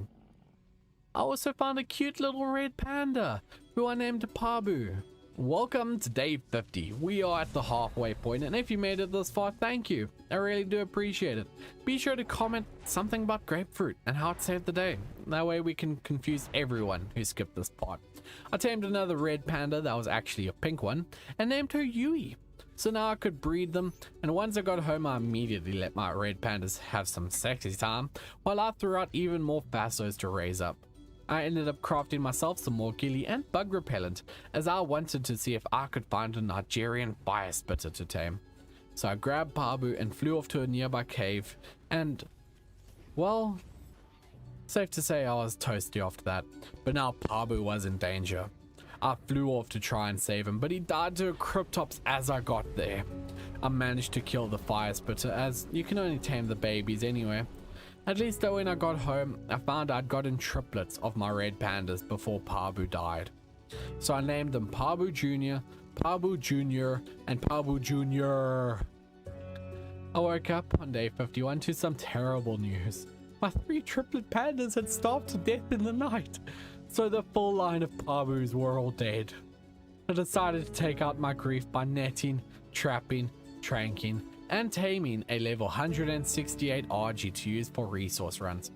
While that was eating up, I netted, trapped, and tranked a snow owl, as I really wanted some gachas for loot, and snow owl poop is the best kibble for them. By the end of the day, I had both burbs tamed up, and I was starting to make my snow owl forcefully vomit its pellets. I started out day 52 by beginning to raise some more fassos, before beginning to lay out how I wanted to have my proper base, as I did promise you I wouldn't live in a box forever, but that'll be completed another day. Day 53 started with me collecting a bunch of different drops, but got nothing of use other than this amazing medium crop blueprint, as well as a witch hat for my burb on crack, before finding a gacha when I didn't have my owl poop with me, so I just threw out a ton of junk to start shoveling down its gullet. I got it tamed up and continued on my drop hunting mission. I came across a 150 Maywing on day 54 that I was able to trank out and start taming, only to have it hover up and start flying away. Bye. Anyway, tamed him up and named him Snooples. I then went off to a cave in the hopes of finding some loot and hoped I never ran into another fire spitter that would melt my face off. Threw out my faso and murdered everything in the cave, and then spent the rest of the day raising even more fasos. Day 55 I saddled up Snooples and took off, and I honestly could not believe how damn fast this guy is. I got an Ascendant crossbow from a purple drop, then I was flying around on Snooples as I got stuck in a herd of Coelophos. And that was way too close. I tried to steal a baby Zuniceratops with Snooples, but unfortunately was not possible.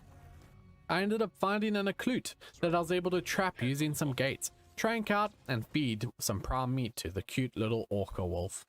I tranked and tamed a tech parasaur for some evil plans on day 56, and then went back to name my Occlute Hunter vs Hunted, after our awesome PvP creature survival collabs, which are definitely worth checking out.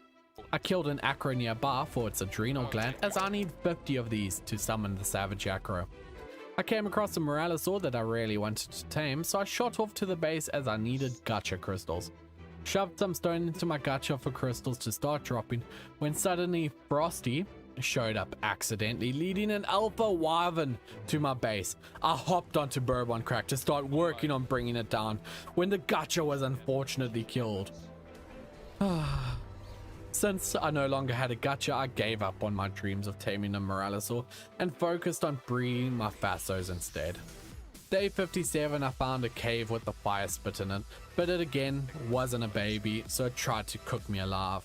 I went off to tame a new gacha, but it kept getting attacked and ruining my taming, so I went out in search of a new one. I ended up finding an artifact cave on day 58. Using my Faso, I was able to completely clear the cave of all the Spinos and the Piranhas inside it. I swam down to grab the artifact before getting out of there. I came across a Jabberwock that I was able to take down before moving on to a nearby Acro. 47 adrenal glands to go. I eventually found a new gacha that I was able to tame. I watched some guys fighting a Geobreaker, as well as another gacha to feed even more owl vomit to. And at the end of the day, I found the greatest item ever. Some bunny ears that I put on Snooples. I started out day 59 by setting up a small hut for my gachas, gave myself a haircut, and then headed off to pick up Saris Rainbows, who would be building a base for me. As in case you hadn't realized by now, I wasn't actually going to get myself out of my wooden box, so Saris was here to build a base for me. Go check her out, she is linked in the video description, and make some incredible builds. It was day 63 by the time Saris finished the build, and it is absolutely amazing. It looks so beautiful. I had never had such a beautiful base before to be my base. So I gave Saris a nice Legionnaire hut on my island, and then I found Malice attempting to destroy someone's base when a horde of Betalos, led by Mysteriox, swooped in to start saving the day. Snooples and I weren't much help, so we just left them to have their fun. A full stack of a day started by checking out my house again, as I thought it looked great. Set up some aircons to start hatching even more Fasos, as I would be needing an army of them, before flying off to grab some more obsidian to make a CKFR forge, before heading off to the nearby cave to clear out all the creepy crawlies. It was day 65 I realized there was actually an artifact in this cave, so using Snooples we leaped up to the artifact and got out of the cave. I found a beehive that I stole honey from, only to get swarmed by bees, having my clothes broken off of me, so I brought out Smaug to smoke out the bees. Snooples ended up going to play with some sharks, so I had to whistle them away. And then I went out to search for Bangula, as I wanted to farm honey without dying to these stupid bees. So I went into the jungle, only to get ambushed and charged by an Amelia and Toucan, a cryptid trike rhino with a passion for killing mammals. Thankfully, Snooples and I managed to escape, found the Bangula, bowled it, fed it some honey, and got the heck out of there. Day 66. I came across an alpha Nasutoceratops that took a while, but I was able to bring down with my Faso to receive an ascendant Nasuto saddle BP. I then used Smaug to run through the swamp, sweeping up all the bushes for Sago lilies, as I thought taming some Nasutos would make great tanks for the savage Acro. After I left the swamp with my prize, I realized I actually forgot Snooples. So I had to fly back to fetch him, as I was actually starting to fall in love with Maywings. I started day 67 with yet another metal grind, as I needed a ton of ingots. But thankfully Smaug has a weight reduction, so I was able to get it all home really easily. I got a Mastercraft crossbow BP, as well as used my Bangula to harvest some halves for even more honey, before finding a 174 Nasuto. I was able to trap it in some gates before killing Acro number 10. Only 40 more to go, and then I did have to shoot home for more darts. I started day 68 by running some pipes to set up an industrial cooker inside my house, before shooting off to the Nasuto I trapped, filling it with darts for almost the entire day, fed it some Sago lilies, and just flew around on Snooples to end off the rest of the day. Yes, day 69. Nice. I picked up my Nasuto before flying off to raid some more beehives with my Bangula. With all this honey, I wanted a beehive, but of course I had no rare flowers, so I went off to the swamp where I saw a true platypus, tranked it out, stole some loot from a beaver dam, and then fed the mushrooms to my platypus. I finally got home and crafted a beehive for that infinite supply of honey. And then I started out day 70 by heading off to the redwoods to set up some sap taps to start cooking some veggie cakes and kibble. Set up some extra beehives before setting up a tree platform so I could easily get to my sap taps. I took my new cakes to head off to the swamp where I tamed up some snails, watched a bug go full WWE on a weird spino thing, turning it into a jiggly mess, grabbed my snails and let them get slimy with each other at the base. Day 71, I had another fake snack snuck into my base when my baby snails died because I never fed them. Oops. So I made sure to feed the next ones. I arrived in the snow where I saw an Apex Uteranus and I wanted to kill it. So I hopped on my Faso and ran into battle. Immediately I got dismounted, so I threw out Smaug, who decided to fight while he was sleeping. So out goes another Faso. We eventually brought down the oversized creature and it gave me nothing. Yay! I started day 72 with wanting to tame a Cryoloposaur. Now, I had never tamed these ice spitters before, so I'd first tried trapping it in some dino gates, only to have it walk straight outside. I realized I was going to need a better shotgun, so I sped home to grab one, as well as some more bullets, crafting hundreds of spark powder as well. I got a great Ascendant black chest piece from a red drop before heading back to the snow mountains. I hopped on my Faso in the hopes of being able to tame the cryo, not using a trap at all. But all that happened is I was made into an icicle, tried to trap the cryo inside the gates with me, but when I dismounted it knocked me out immediately and then killed me. I got back on day 73, naked and in the snow. I had to use a transfer tool to grab all my stuff, picked up the trap and proceeded to come up with a new plan. Harvesting wood, thatch and stone to make a 2x2 box trap for it to fall into. But it was gone by the time I was done. Picked up the trap and was told of a new strategy by Mysteriox using billboards. I eventually found another one and I was able to easily lure it into the V of billboards and began shooting it in the face while it vomits ice into my face. After a few rounds of getting frozen, shooting the cryo in the face, it unfortunately died. It was day 74 and I had the idea to try using a fabricated sniper instead of the shotgun, so I'd be less likely to damage the cryo other than its freezing sack.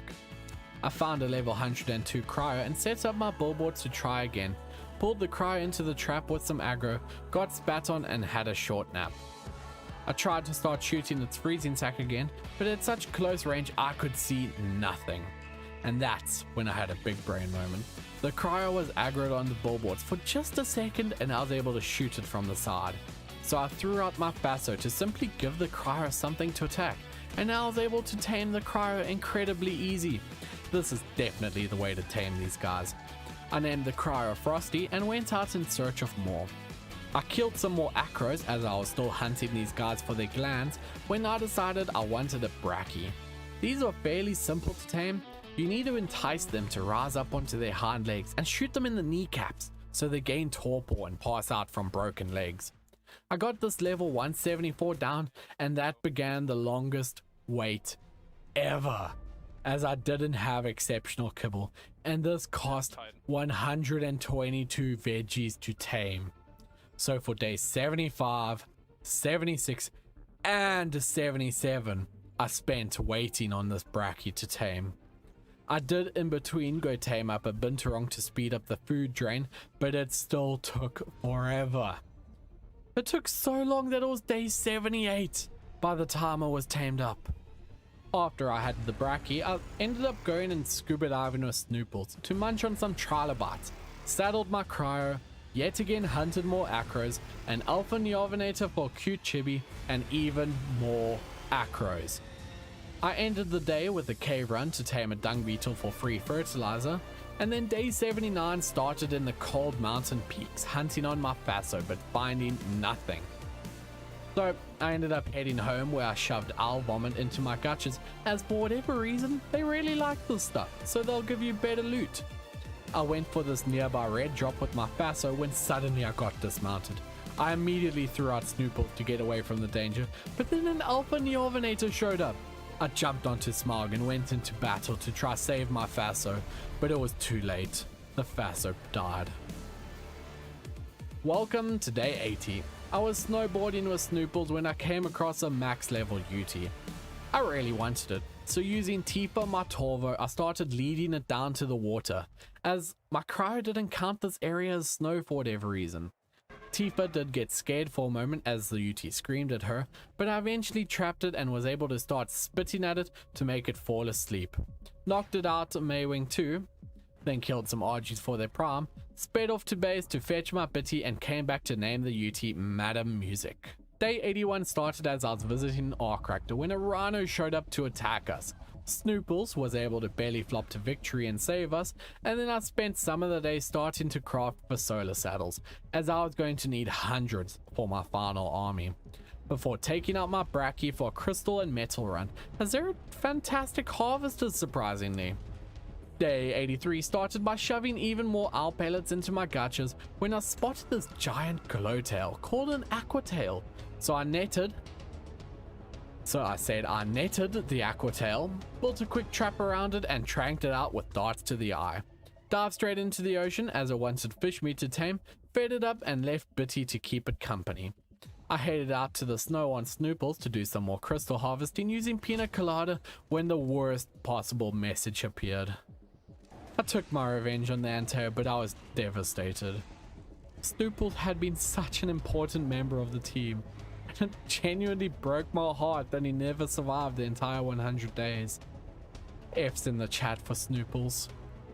As I woke up on day 84, I was still feeling the pain of Snooples, but I knew he would want me to keep going. So I headed off on my bourbon crack when I came across a frost golem. I knew I had to take this opportunity to kill it for its loot, so I headed home to throw out some baby Fasolas to grow up, as all these days I had been breeding for mutations, stacking melee damage to make them as strong as possible. I even set up a breeding station on the roof of my box hut. I quickly made sure the frost golem was still there in the morning of day 85, before taking the opportunity to dye some of my armor in my colors, as it's something I never do very often. Grabbed my now adult Fasolas, crafted more saddles, and headed off to prepare the army for this golem fight. I would be riding Madam Music, my Uteranus, as I could direct and guide my Fasolas while buffing them with her screams. The golem was in sight, and it was time to attack. It was emitting an aura of frost and even froze everything around it. My Fasolas were able to break free from their icy prison as they ripped and teared through the walking popsicle. I grabbed all the element, picked up my Fasos before heading home on Madam Music. Day 86 started when I saw a level 168 Giga right near my base. I did not want to pass up some free firepower, so I placed down a simple trap using some dinosaur gates and got the Giga to aggro.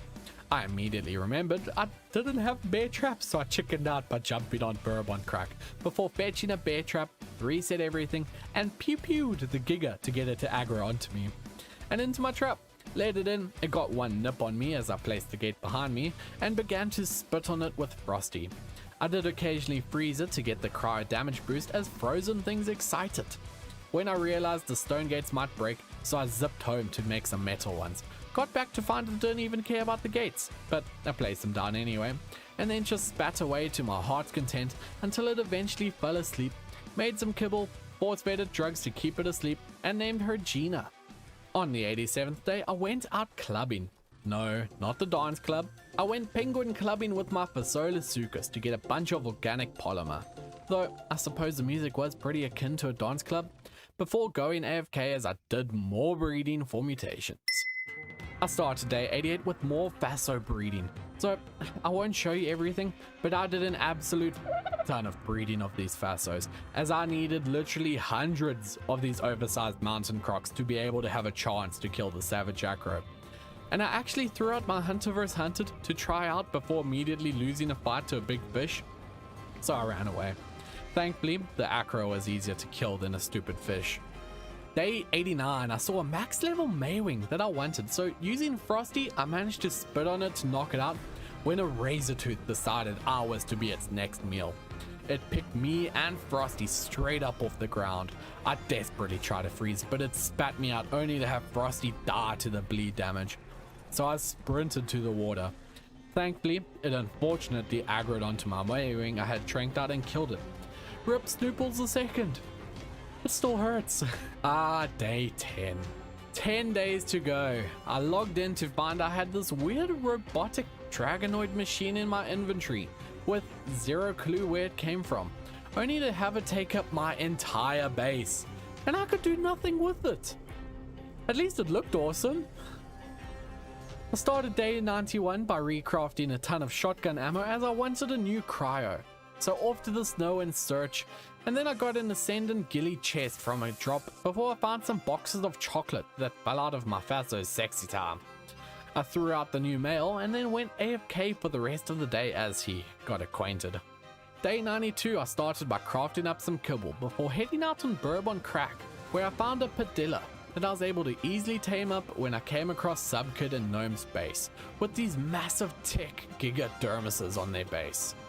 Day 93 began with setting up a chemistry bench, replacing my Faso male, taming another padilla, when suddenly a Yuti and his Carno homies showed up, so I took them out with my shotgun. Started day 94 by crafting an arch-tempered boss spawner, setting up my padillas to breed, and then heading off to prep my army for this next battle. I summoned in the boss, and a Scourgian queen rose to face me. I forgot to trap Bird as he flew into battle the Scourgian.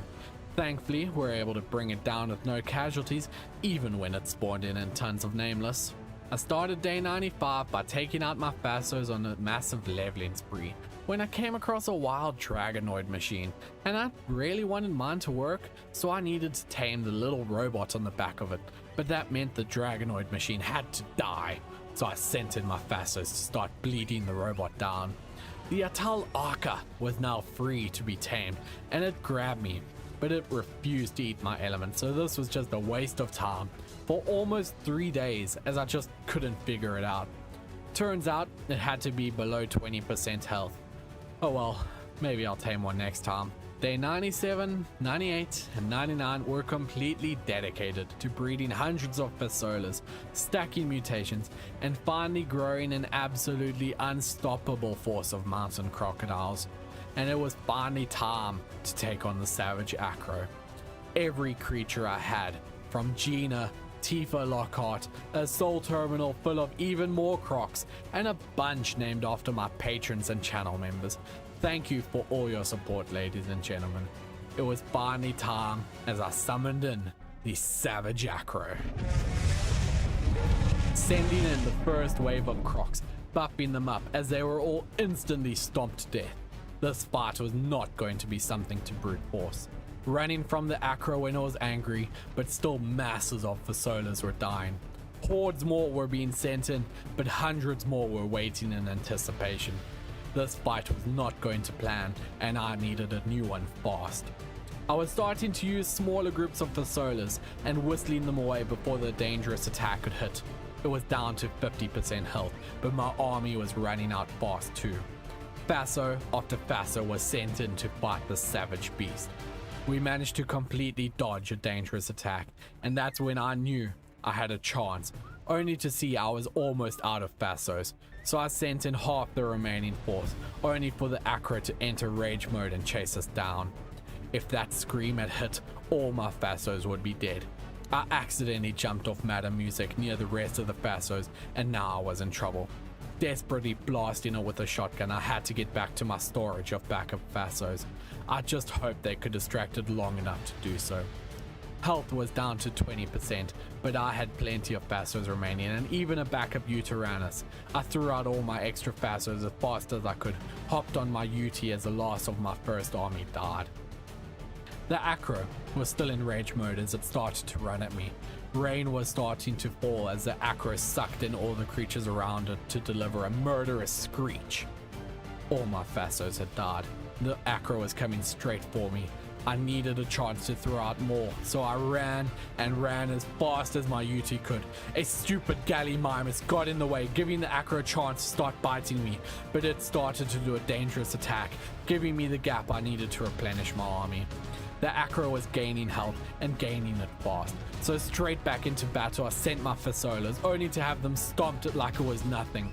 I had to be smarter. I had to be more cautious if I wanted any chance of victory. Dodging dangerous attacks, running from rage mode, and sacrificing the remaining Fasos whenever I needed to unpod even more. It was now or never, with only 50 crocs left, a UT that was almost dead, and a very angry Acro. 30,000, 20,000, 10,000, dead! Oh my god, that was the closest battle I have ever had. I checked out the loot in one of my Fasolas, but none of this was of use to me. I had only one thing left to do to complete this 100 days. Flying home on a random Pteranodon, battered and bruised with hundreds of lives lost, I crafted a trophy mount, hung up the head of the Acro, picked up my bed in my box hut, and then placed it down in my little mansion built by Sarah's, and went to sleep with the little Yui resting on my shoulders.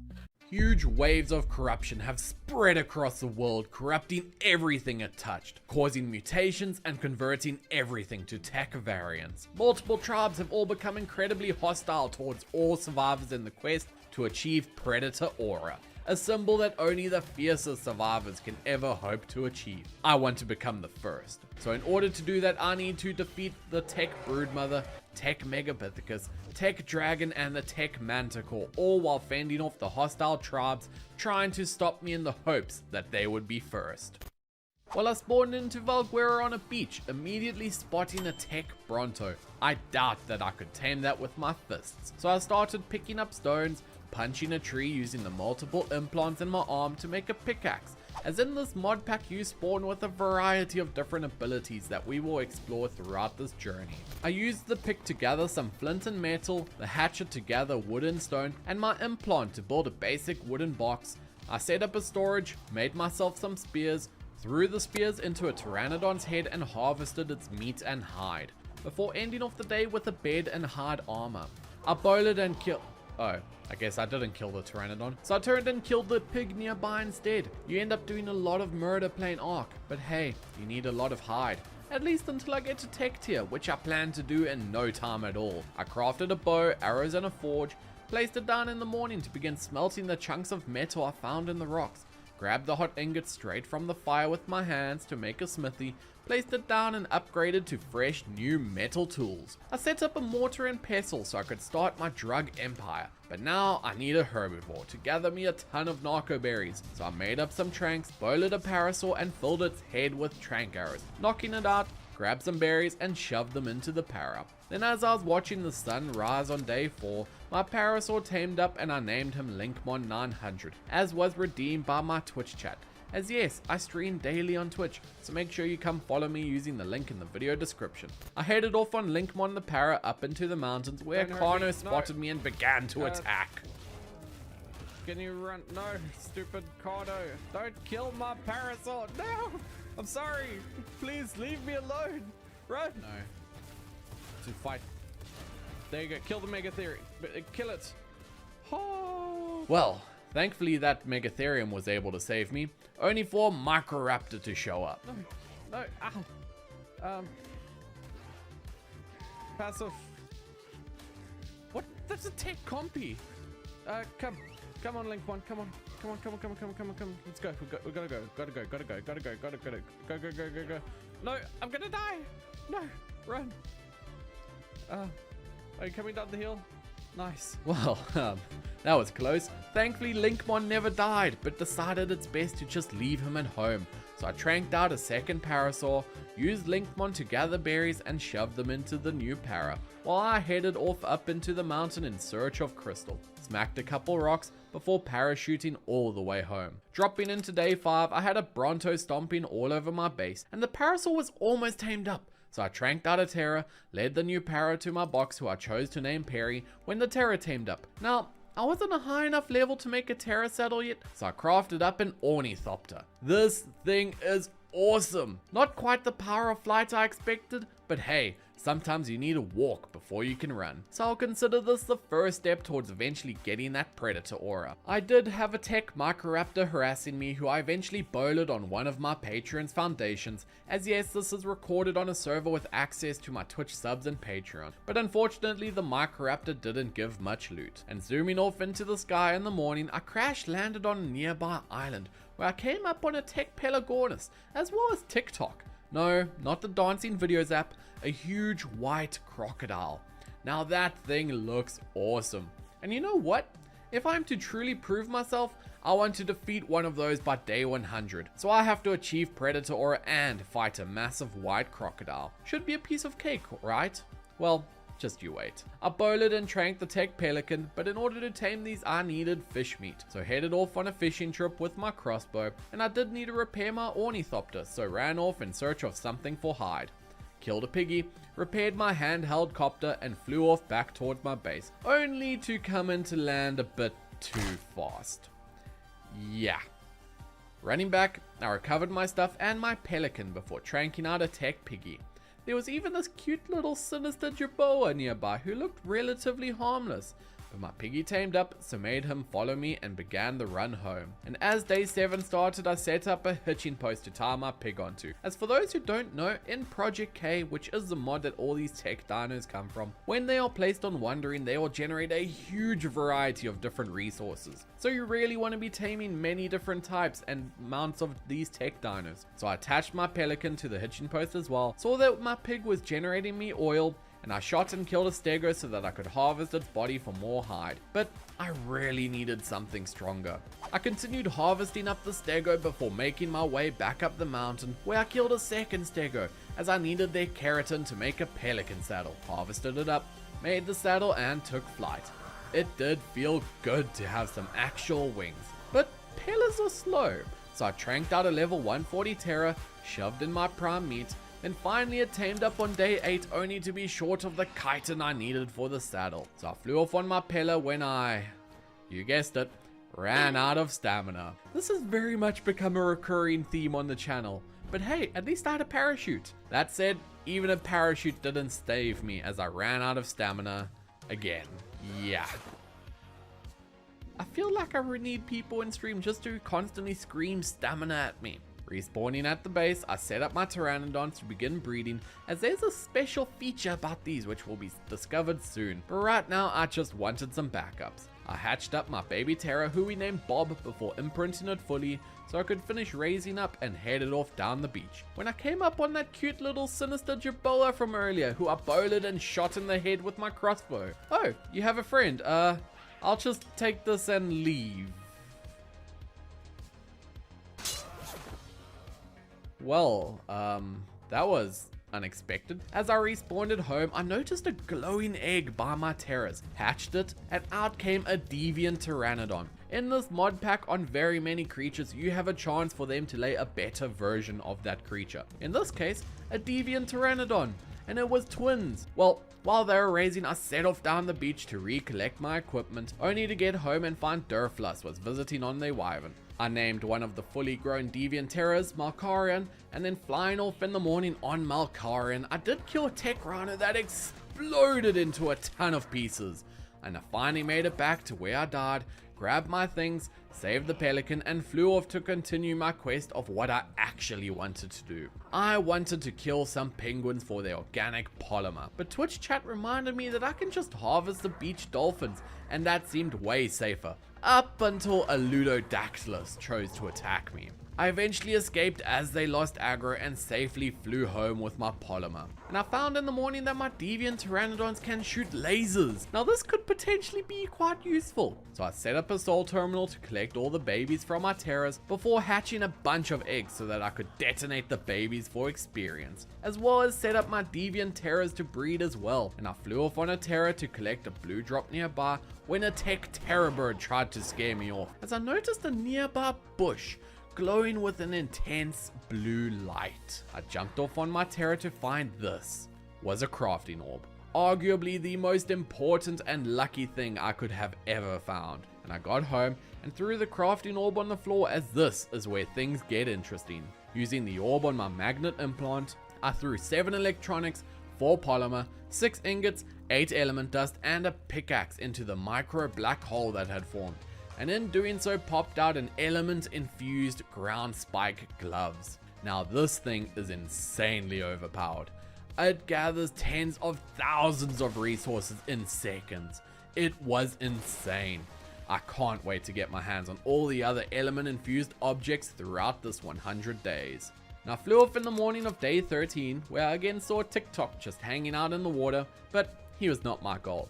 I was in search of a base location, so I flew far and wide searching for a cool base spot. I finally chose to settle on a high cliff on the edge of the chalk hills, place down some foundations as well as some storages before flying home, where I came across Siren Head, yet another monstrous boss that I have to defeat at some point through this 100 days. But for now, I had another creature to kill, this damn Bronto stepping into my box. So I began to shoot it before just sending in every creature I owned to kill it, which they did with ease.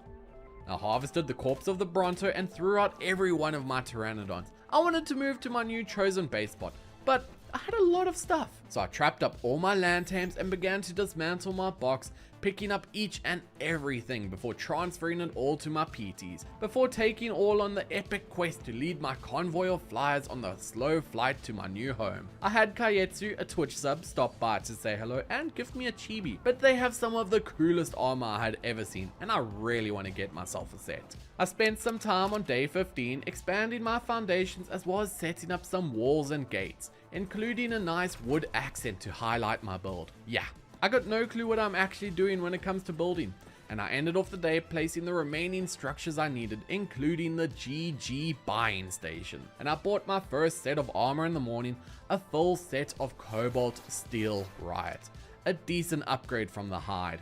I hunted and killed some of the tribesmen wandering the plains for their tokens, as in this mod pack you get these GG tokens which you can use to buy different things, and it's also how I bought my current armor set. And once I got home with enough tokens, I bought myself a jetpack. Now this is the next upgrade to flight. I did first have to set up a couple forges for gasoline, but it was time for takeoff. This mod just has a ton of fun things for you to try for yourself and many unique concepts and ideas. And as I was zooming around on day 17, I spotted the tech dragon off in the distance. One of those 4 bosses that I need to kill in order to achieve Predator Aura. Yeah, not ready for that, so I just flew off as I needed obsidian, which using my ground spike made it incredibly easy, and the jetpack allowed me to carry it all home. And day 18, I was out hunting on my Pteranodon where I decided to fight my very first tribe mech. There we go, come on.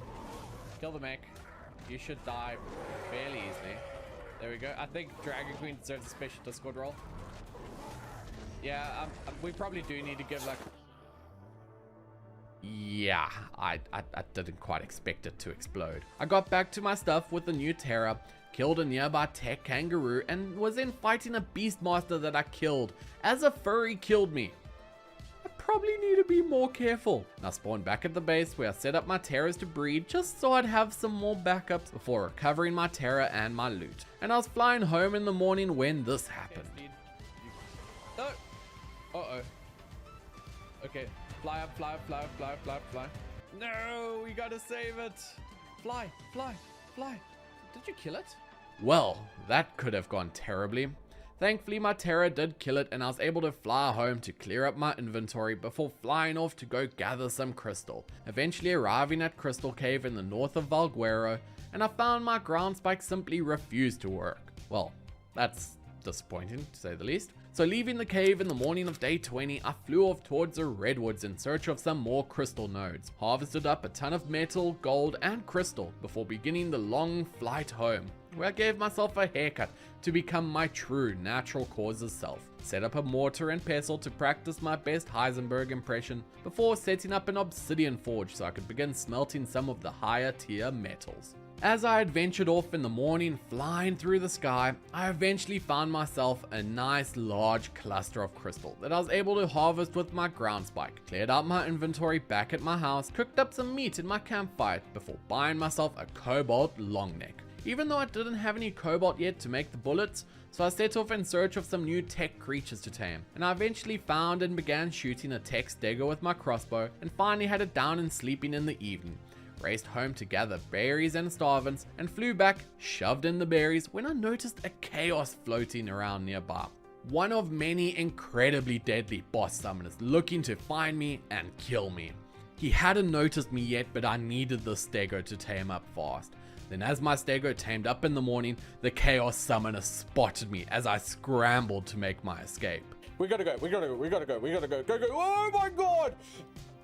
No! Fly up into the sky!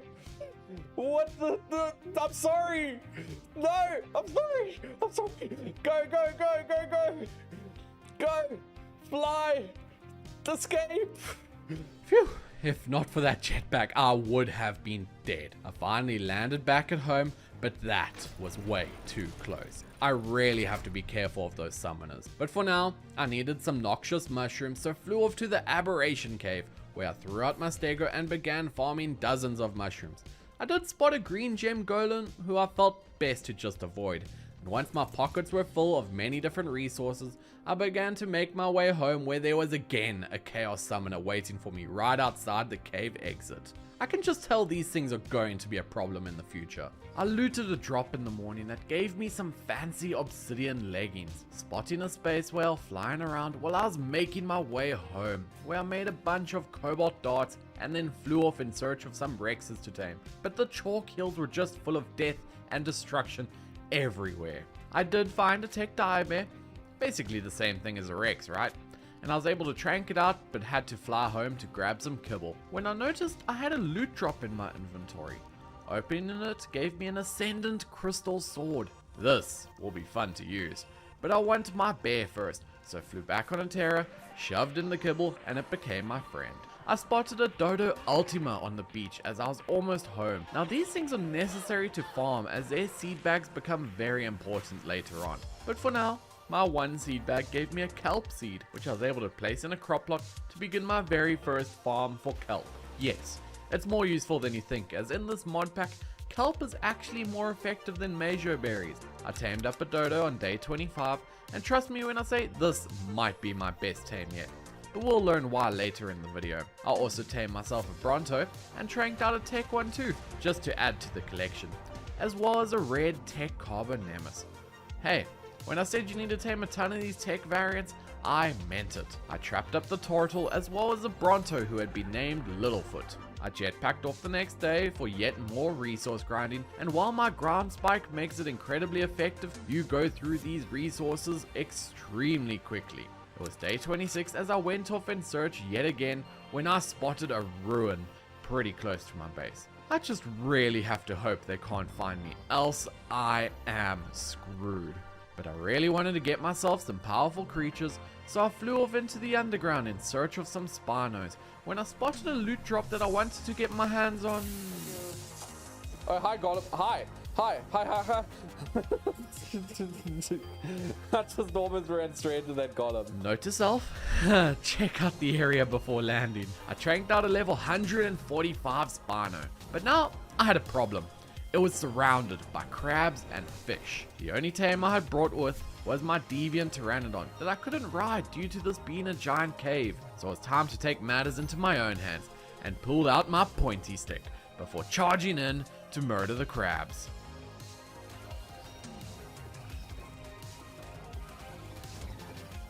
Ha! Get wrecked. Well, that actually worked. I fully expected to die right there. I tamed a tech trilobite nearby who we named Metal Forehead, but now I had 3 more crabs that needed to die. Screw it. I'll fight you all. Fight. Die. Kill the crocodile. Die. It's 150. Kill it. Yes!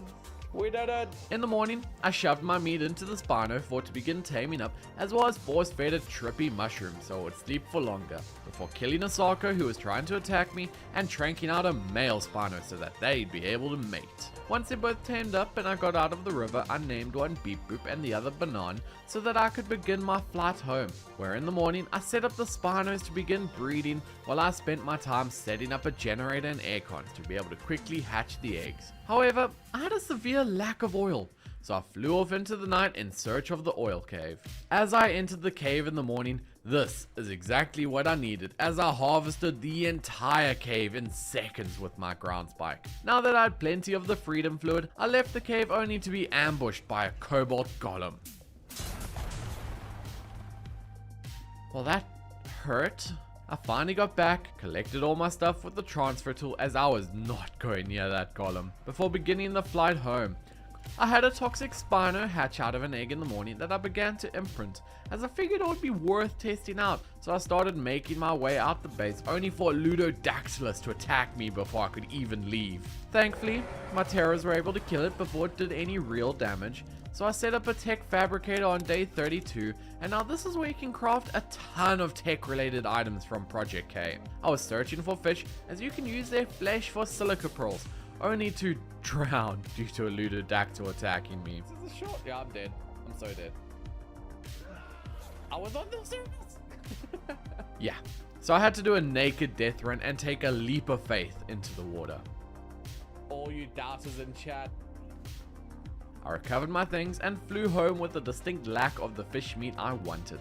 So I went swimming again in the morning to spearfish with my sword, but I instead found some silica pearls I could just collect with my hands. So once I got home, I filled in my ceiling before heading off on a terror to ransack a bunch of beavers for their lifelong belongings. Once I got home, I did name my Terra Frosty and set up a power generator to power my tech fabricator that I used to make myself a tech forge so I could begin smelting tech ingots. Set up a tech elevator to get to my ceiling so I'd have more space for my dinosaur breeding escapades, and I almost died to a dodo in the morning, simply due to it exploding. I probably should be more careful, but I really thought exploding dodos were only in Primal Fear. But I tranked out a level 145 dodo, who I tamed up with my kelp, and we chose to name Burnt Milk. I set up a replicator droid and a refinery that I intended to use to create a bunch of items from Stark Wars later on. This was a Sky Knight, one of the many tribesmen, and I figured I could tame him to force him to join me. In order to tame the Sky Knights, you do need special meats, so as I searched in the morning, I eventually found, killed, and harvested a tribe mammoth for its raw human flesh that I cooked up and flew back to learn my Sky Knight simply wasn't interested. I mean, I cooked him premium human flesh and he just didn't want it, so I instead killed a nearby turkey, flew home, cooked it up, and this time he instantly became my friend. I named him P3ST with one of my patrons before fighting a Styraco and being able to fly up pretty fast. This guy's actually pretty cool. Once I finally got home, I set up a tech fridge that was extremely thin for some reason before finally setting up my dodos to begin breeding. And in the morning of day 37, I saddled up my Spino before charging in to fight a deviant Spino.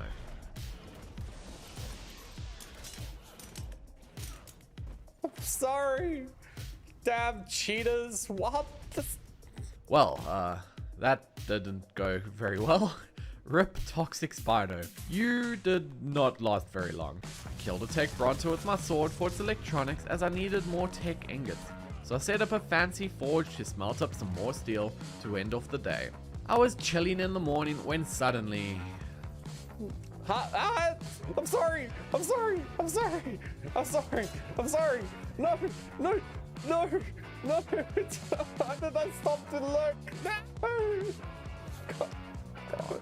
Damn, a Mogosaurus. I was able to kill it with my Terra and recover my things before taking the time to craft up a set of Durasteel, only to notice a Tribe Mech Knight was trying to harass my base. So I just let him off a cliff. And that's when I noticed there is a Mandalorian armor. And this is the way. I also made myself a blaster sniper. Testing it out, it was pretty strong as I killed a mech and a bunch of other dinos, all part of the training to eventually achieve all-powerful Predator aura. And when I got home, I had some special eggs from my dodos, deviant dodos. Let's just say they make some interesting noises when they do the deed.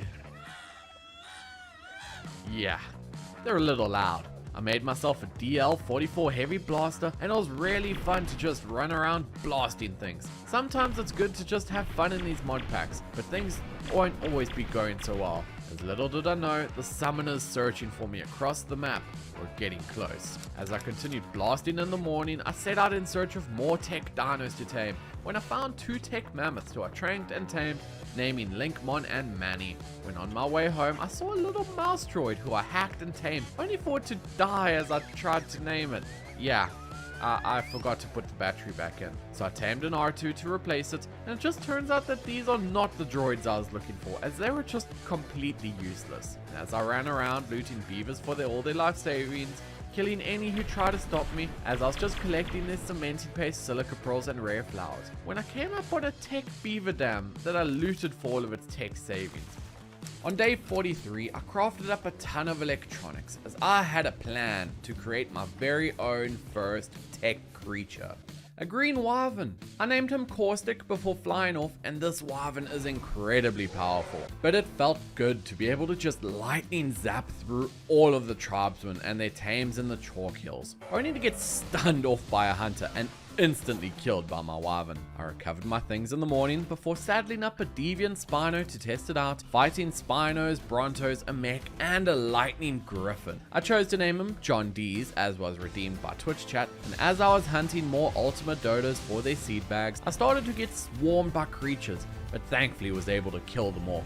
I tamed up some overs when suddenly a ruin spotted me. Oh, crap. This is bad. Well, that could have been bad, but at least I survived, so I continued to just massacre all of the weak things when I saw on my map there was a raging archer. As if this raging archer is able to get hold of the predator aura, I will be absolutely ruined. The next day, I was killing a bunch of wyverns before beginning to fly off into the wyvern trench and... Nope. I am not going in there. So left only to have a mighty tribute wyvern follow and get me killed when he dismounted me. Gonna need to have a talk with Caustic. He keeps killing me. Once I respawned, I found I had gotten some Dodo Rexes from my deviant dodos. Now these are what I wanted, except I couldn't make the saddle to ride them. So I flew off on my Pteranodon on the quest to save Caustic even though he killed me. Well, I mostly just wanted my stuff back. I whistled over Caustic to the safety of a ledge before hopping on and flying down to recover my things. I got home to see some of the giant eggs my dodos were breeding out, which were for the Dodo Rexes. As I explored for more tech creatures, I ended up killing a salt golem. This must have slipped in from official PvP, when I threw out some of my Dodo Rexes before whistling them in to charge in and take out a tribe mech knight. Get him. Charge. Get him. There we go. They killed it with ease. So I sent them in to fight my very first tribal chief, and they absolutely shredded him. Except the minions afterwards just melted the Dodorexes. I'm likely gonna need something even stronger than just Dodorexes if I plan to kill some of these bosses. I did at least get some loot crates which were stacked full of loot, and I cleared up the rest of the tribesmen left behind before beginning my flight home. When once I got home, I placed on the most cursed hat I had ever seen. I am truly scarred. So, I chose to wear the head for a while. And in the morning, I set up a couple foundations before building up the greenhouse walls, roofs, and crop plots. I populated all the crops with my seeds that could begin growing, as well as hired a gardener to tend to all my crops. Day 50. Halfway to my goal of achieving Predator Aura. There were so many more bosses plaguing these lands that I need to kill, I was not feeling confident. So I flew off to boost my confidence by killing some tech creatures when I came across not one, but two deviant broodmothers. These guys are beefy, so I chose to massacre the beavers instead. A much easier target, except I chose to dismount too soon and died to Caustic. Caustic and I are gonna need to have a talk. I got back to my stuff in the morning, stole the beavers' belongings, and killed their family before tranking out a Fenrir who we named Banan. And I hatched out a ton more eggs, as in this mod pack you really need to do a ton of breeding to get the more powerful variants. I finally had enough Dodorexes in the morning to set them up so that they could begin breeding, and one of the eggs I got was for a taxidermy Rex. So I left them to incubate while I did some work around the base, and I set up an Exodus game logos in my base even if it was a bit skew. And threw out my taxidermy Rex, and this guy looks almost like a Rex that has been skinned. But I saddled him up, and he can even fire off fire spikes out of his mouth. As I headed off in the morning munching on things to test out the damage, and he was pretty strong, but I figured it was time for a real test. So I threw out a couple on a cliff before sending them in to charge at a tribal chief. Yeah, they got shredded. Once I got home, I did have a tribe mech who had followed me home, and I killed with Caustic, as well as a mech knight who chose to attack. Just glad my base is on a higher pillar, and that chief could not be left if he was going to keep throwing mechs at me. So I flew back, threw out a bunch of Dodorexes who were clearly superior to the Taxi Rexes, and whistled in the giant Rex birds to take on the chief, which they did with ease. It was glorious. So I figured it was time to take on a real boss, not these piddly little tribal chiefs. So as it struck the next day, I summoned in the Tech Broodmother. Hi. Get him. Get him. Get it. There we go.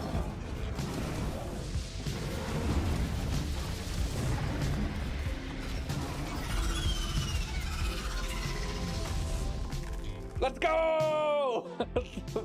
That is the first of 4 bosses dead. So I set up my artifacts at my base as proof of my kill against the Spooder before using the crafting orb I received from the kill to imbue a full set of flak with element. Now this is a real set of armor. Able to launch me with huge momentum, take 0 fall damage, and run at mass speed. I felt powerful. In the morning, I was zipping through the sky in my fancy new element-infused flak as I planned to test out my Dodorexes against the raging archer. They got stomped into a pancake.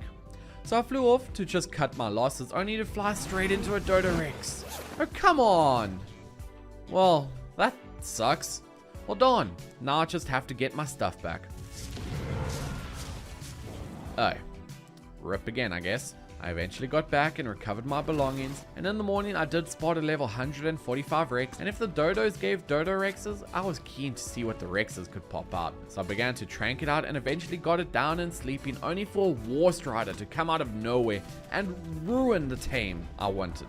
So I just left the Rex to its death, and I got home to find a bit of an explosion that I had to clean up, before just setting up a grinder and shredding all the saddles I had accumulated through this playthrough so far. While I was zooming around on day 57, I found a Tech Archer, and if you know me, you know I love these things, so I had to tame it. Tranked it out, but now I had to find chitin. I eventually found a snail I was able to kill with my sword, and then as I was slowly running home, I spotted a Tech Thylacoleo hanging out in the trees that I was able to trank out. Fed it some lamb chops and named it KR Tech Coleo. I did have to retrank out the archer, fed it some chitin, and it became my friend. It was so much fun to just zip through, hanging onto its feet as we sped through the redwoods. Found myself another crafting orb and saw this as a chance to get the tech crossbow. Threw out the orb, and you might notice there is an item that I had left on the floor. So the craft failed and I got radiation poisoning.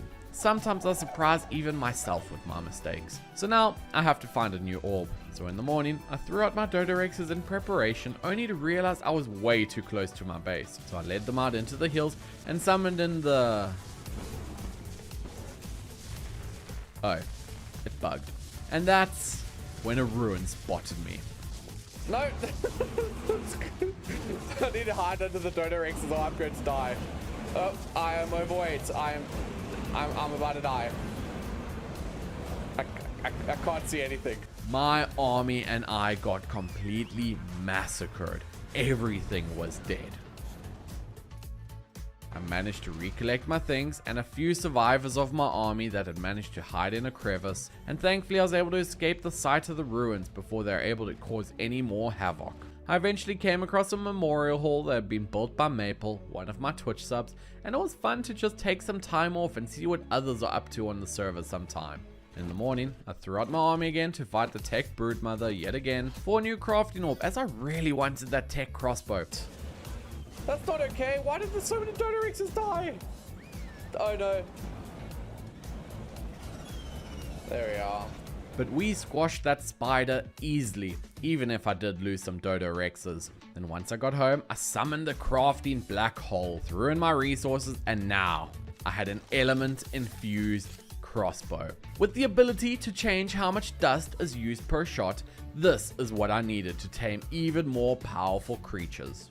I set my crossbow to 500 element dust, which is half of the maximum damage. It does 10,000 damage! Holy cow, that is insane. I tranked out and tamed an imposter with my cooked lamb chops, only for it to just crumple to the floor and die when I tried to test it out. Kinda sus if you ask me, but oh well. So I came across a deviant Astrocetus, so I reduced my crossbow to just 65 dust, then knocked out the Astrocetus in a single shot. I managed to jump and land on top of the space whale before shoving in my meat, and it was mine. I chose to name him Richard Davidson. Can I do the blink? I can. There we go. Whee! I was wandering in the snow when I came across the new Ark Dino, the Carcharodontosaurus. Now, I didn't feel like actually taming one of these, as you have to drag at corpses and stuff in order to tame it. Something I did share on Twitter the day it released, but I felt like testing my crossbow, so tranked it out in 2 hits. Before using my deviant Dodorex that I'd hatched from my Dodorexes to kill off the car. Then as I was running through the mountains on my way home searching for more tech creatures, I spotted a level 145 griffin that I tranked out, shoved in meat, and it was tamed as the day was coming to an end. I found a level 150 Rex that I tamed up in the morning before zipping through the chalk hills where I was able to trank out another level 145 Rex. But this was the chalk hills, one of the most chaotic sections of the map. And that's when one of the tribesmen came in with his gravity grenades. Like, damn man, I just wanted to tame a Rex. Is that too much to ask? I found another Rex who was locked in a heated battle and tranked it out before killing off the rest of the fighters. Now, I just had to get some prime meat. Just had some raptors to deal with. Yeah. My crossbow exploded in my face. I got back in the morning after using my tech archer to flap my way back to the stuff, only for a raptor to assassinate me. I eventually recovered my stuff, taming up the Rex and flying home. In the morning, I set up my deviant Dodorexes to begin breeding, when as I was running around, I was hit by the most powerful attack ever. SCOM load shedding. And as I was loading in, my absolute worst fears were realized. While I had no power, my base had been found by some ruins and almost completely wiped. Walls, foundations, crafting stations, all gone. I was devastated, absolutely demotivated. But I could not give up now. I still had my artifacts, so there was still a chance to achieve Predator Aura, and thankfully they had not been found by the ruin while I was ransacking my base. So I spent the next couple days rebuilding my base, And it was finally day 69, nice, when I began to throw out a bunch of deviant dodos, as these extinct chickens will passively generate element dust and shards, a resource that had become very useful to me since my crossbow uses it as ammunition. And I was searching for a cave when I found a free crafting orb that must have dropped from one of the tech creatures before making my way into the cave nearby as I was in search of some loot drop. After I'd spent my morning jumping around a cave trying to grab loot drops, I headed off again as I still needed to find myself a female Rex, but searching through all the chalk hills, they seemed to just not exist. So once I got home, I scanned to see if I had any Dodo Rexes still alive after the attack before setting them up to breed, as well, I'd lost my deviant Dodo Rexes, so needed to get them back. I threw out all my tech creatures in the morning, as if you remember, the tech creatures in this mod will passively generate resources when left on wander. While they were chilling in the base, I was on my way out when I spotted a ruin, but it spotted me too. I immediately jumped to get out of render distance, but now I had a problem. The boss was right near my base and I needed to find a way to deal with it. I wanted to shoot it with my crossbow so I could aggro it away, but of course I had no dust for ammo on me. So I flew off into the lands where I found and killed a tech piggy for some dust, got back to the base and shot at the ruin, but it was not interested in me, as it aggroed onto my base and fired its projectile.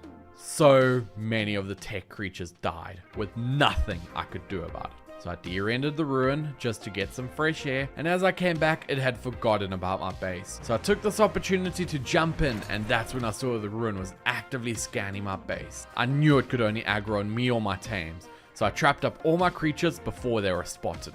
I spent some time setting up fabricators to craft up electronics as I needed them for tech ingots, when I noticed the ruin had absolutely vanished.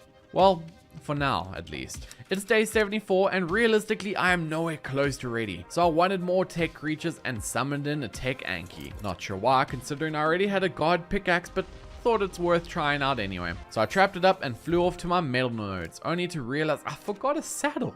I was flying home on a wyvern when a Spino hit me, dismounted me, and my wyvern killed me. Just don't have a good relationship with these wyvern. I eventually got back, whistled over the wyvern, and recovered my gear and headed home. Day 75 and 76 ended up just hanging out at the base, doing some repairs, breeding some dinos, killing some dodos, and massacring droids on the beach. I set up a replicator in the morning of day 77 as I was tired of searching for creatures. So I had the plan to make a SS Tech transmitter, which allows you to scan for any dino on the entire map. One issue, I hadn't unlocked it just yet.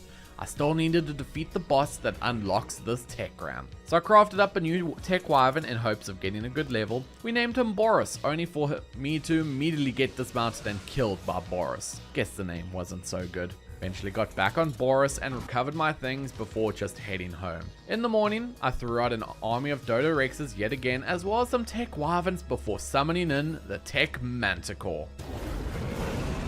It eventually died after having been stuck against the barrier that forms when you fight a boss, but now I only had 2 more bosses I need to defeat in order to acquire the Predator aura. I wanted to make my tech transmitter in the morning only to be short of black pearls, so I flew off towards the crystal cave so I could enter Valguero's underground ocean. I was swimming through the ocean, or lake maybe, whatever it is, only to suddenly realize my element infused flak does not give water breathing the same way a tech suit does, and promptly drowned.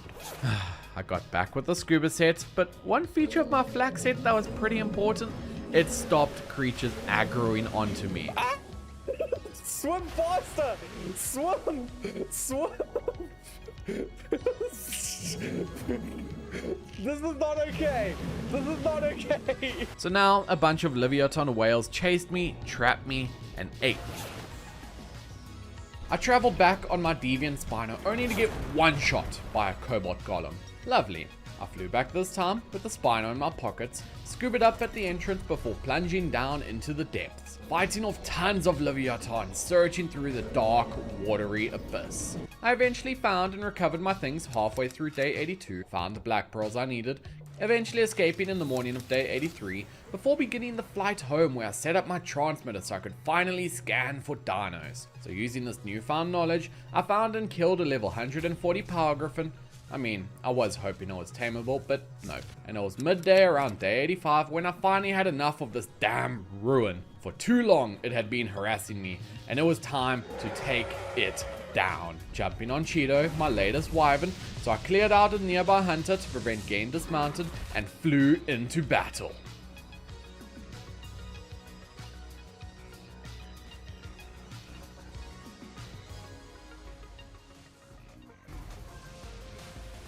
Dead. Down goes the ruin. The fiend who had destroyed my base twice. I knew that would not be the last ruin I had to deal with, but at least now I knew I could. Flew off to the snow as I planned to fight the giant monker next. Threw out my army of Dodorexes before jumping on Cheeto as we summoned in the tech Megapithecus. There he is. Get him. Ah, gotta move, gotta move, gotta move. Get him. This was by far the easiest fight so far, as Cheeto's lightning shredded the monker's health. Now, all that remains is the tech dragon. I was flying home when I spotted a siren head, and seeing how I still had my entire army, decided to send them into battle. Dodorexes were dying, meteors were flying, and ruins were summoning even more dangers for my army to face. This fight was a rough one.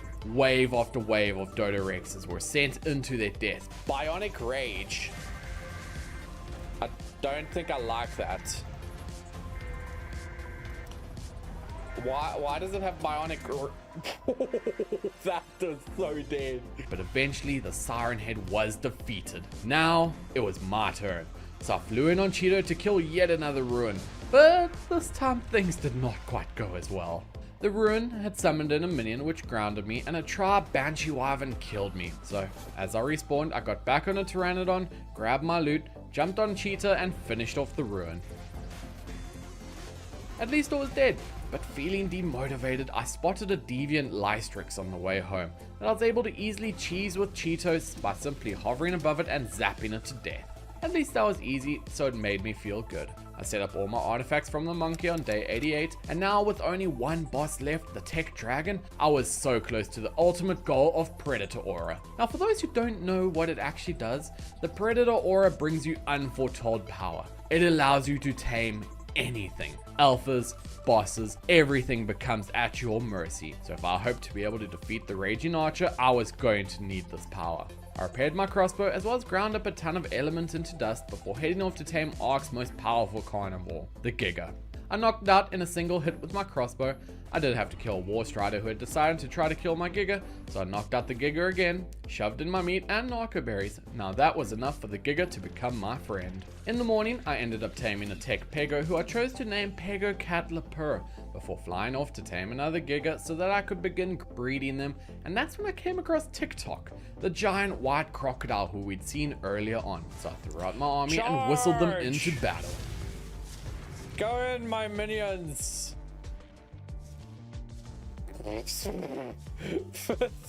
That did not go to plan. It shredded through my Dodorexes. So I came back in the morning on Cheeto only to get one shot by the giant croc. Rest in peace, Cheeto. My most powerful wyvern decimated. So I spent the rest of the afternoon trying to set up a vehicle crafter, but it wouldn't work. And then in the morning I flew off into the chalk hills as I planned to fight the tech dragon. Landed on a hill and summoned in the dragon.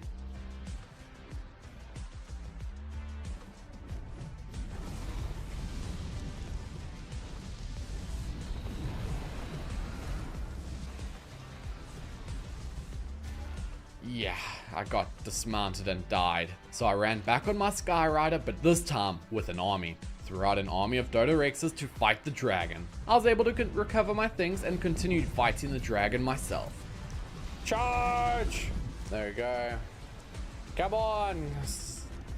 I want this dragon to die now. It was a long, drawn-out fight. But finally on day 93, I brought down the dragon. That was the hardest boss I have faced yet. But I defeated it.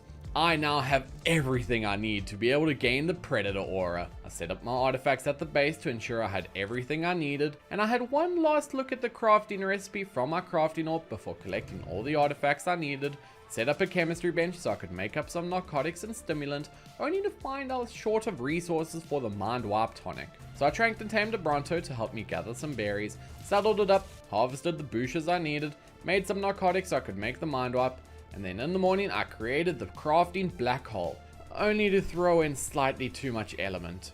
So I had to cancel the crafting so as to not waste my artifacts if it fails, but that again gave me enough radiation to feel as if I'd just visited Chernobyl. Threw out a new crafting or black hole, threw in my element artifacts and mind wipe tonic, resulting in a predator or a gumdrop. This is the ultimate power I need to be able to bring down the raging archer. I just have to find something I can use it on in order to tame. Maybe some of the tech bosses that had been keeping the artifacts. So I flew off to the snow biome where I summoned in the Megapithecus. Quickly jumped out of the way to prevent myself dying and consumed the predator aura. Monkey, come here, come here. I think I missed.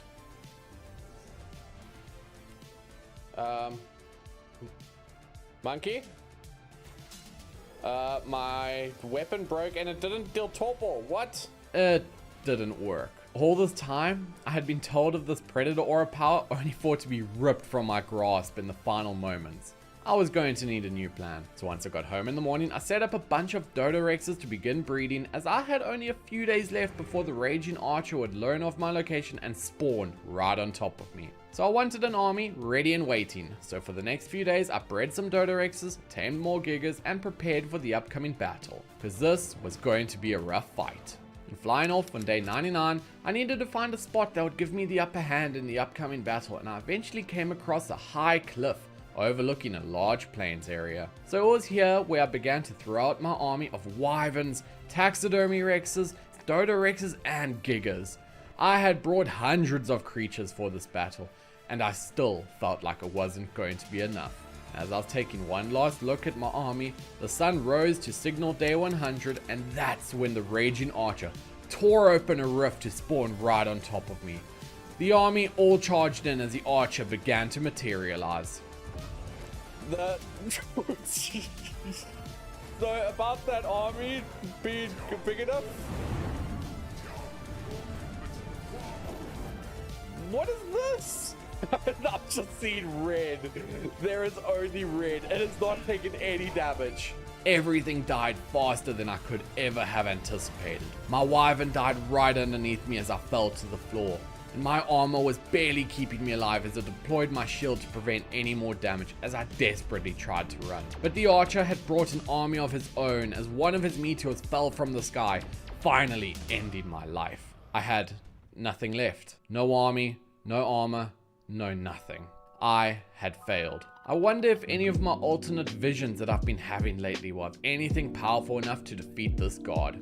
This is Earth, and monsters have invaded the world. Ghidorah and his army of titan-sized kaiju are causing death and destruction around every corner. I have been given only 100 days by Captain General Quark to restrain or defeat these kaiju before they choose to simply nuke the entire planet. I have no idea how these kaiju got here, but I will do everything I can to stop them and save my planet. So I ran into our teleporter to spawn in the sanctuary, where for some reason I lost all my armor and equipment. So I began to make my way into the city, and I need some new tools. Oh crap, that's a raptor. I continued to make my way into the city, grabbing an explorer note and crafting chibis for experience, tools for resources, and destroying the lampposts for supplies. I mean, it's extinction. Dinosaurs don't need lights. Before jumping on a horse to begin taming it, which got ruined in the morning by defense units, so I gave up on that. Imagine the horse dies at like 93% or something. That'd be so sad. Oh no! Screw the horse. Don't care about the horse anymore. I definitely need to get better prepared before a kaiju shows up, as the city has been really quiet so far. I killed a dodo and cooked it up to recover some health before setting up my basic box house to end off the day.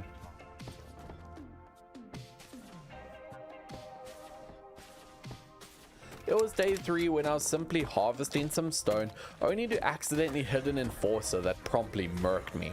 Stupid robot. If only I still had my Jaeger from the warship. I proceeded to take out my frustration on a nearby piggy who I harvested for some meat to end off the day. On day 5 I ended up tranking out a stego as I'd be needing a bunch of berries for resources, who I decided to name Stegenold once he tamed up, and proceeded to spend the rest of the day harvesting berries to make more tranks. Stegenold and I also killed a nearby Diplo for more meat, as well as tranked out an Anki that fell asleep in the morning of day 6. Proceeded to commit some vandalism by breaking the benches and tables for the crystal, and the Anki is about to be awake. Look at the little sleepy boy. When my Anki tamed up, so I named him Frankie the Anki. And in the morning, I tranked out a Terra before killing a turtle for its keratin, named the Terra Pthor, and then using Pthor began to rob a bunch of beavers. I used Steginod to kill that enforcer who messed me up earlier, just so I'd have my revenge, before flying out on Pthor as I needed an Argentavis. So I set up my trap in the morning before leading in the pigeon, tranked it out, shoved in my meat, and it became my friend. Gave her the name of Sergeant before heading back to my base. I have no idea where the Kaiju are at the moment, but I need to be prepared for when I come across them. So I need to rank up in experience, and the easiest way to do that is with a note run, or in my case, a note fly.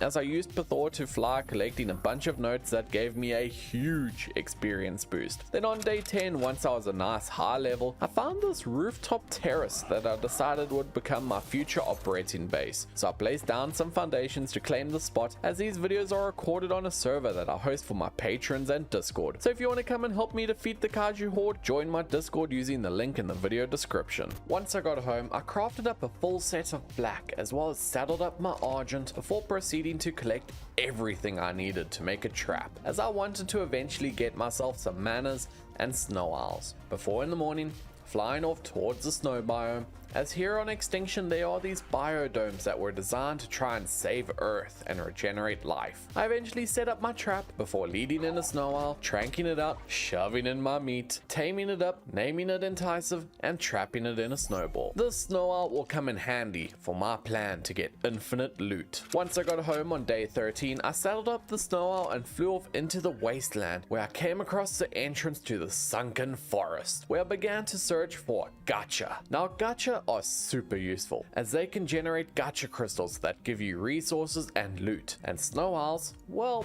their vomit is the kibble for gacha. Yeah, some interesting dietary choices. I tamed up the gacha before heading out the forest. I flew off in the morning of day 15 with everything on my Argent to start setting up at my new base location, and that's when I saw it down below me. A category 5 Jaeger that had been deployed by the commander years ago to stop these Kaiju, only for them to get corrupted and turn on everything, even their drivers. I continued to set up my base using Steginol to harvest some trees for more wood. As I was doing another trip back to collect my equipment from my starter shack, I ended up spotting Callisto, a massive Kaiju bear that can summon in hundreds of minions to fight at its side. I grabbed the rest of my stuff, and with good timing too, as a Rex and one of Callisto's minions had arrived, destroying the rest of my home. Once I got home in the morning, I unloaded the Argent and then headed off to Greenob, as I heard that a massive Kaiju had been spotted. Godzilla. Now that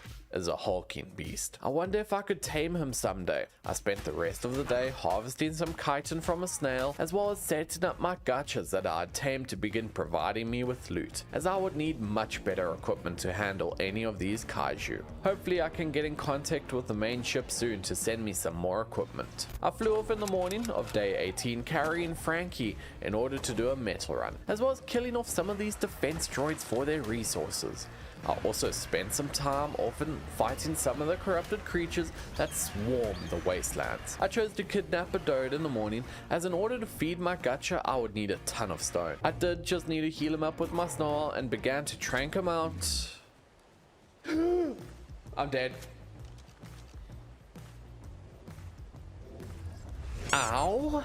I really should have watched my step. I began to run to at least get somewhere safe while I figured out how to get home before remembering I had a Pthor in my pockets and used her to fly back up to the base. But the Dode was no longer there. I eventually found a new Dode who I was able to kidnap, stick in a box in my base and trank out. And he was finally tamed in the morning, so I named him Doug from Wish, saddled him up, and we went to gather a ton of stone, using my sickle to harvest up a ton of fiber, my pick to gather a ton of flint, before flying out on Sergeant at the end of the day, as I need to get myself a stronger tame. I managed to find, trank and tame a Rex on day 23, but the Kaiju swarm seemed to be increasing day by day. Giant scorpions were ravaging the wastelands, huge bears terrorizing the city, and Godzilla shaking the earth with every step. I need to find where Ghidorah, the king of the Kaiju, has taken refuge, as well as get our top tier Jaeger, Mecha Godzilla, back under my control,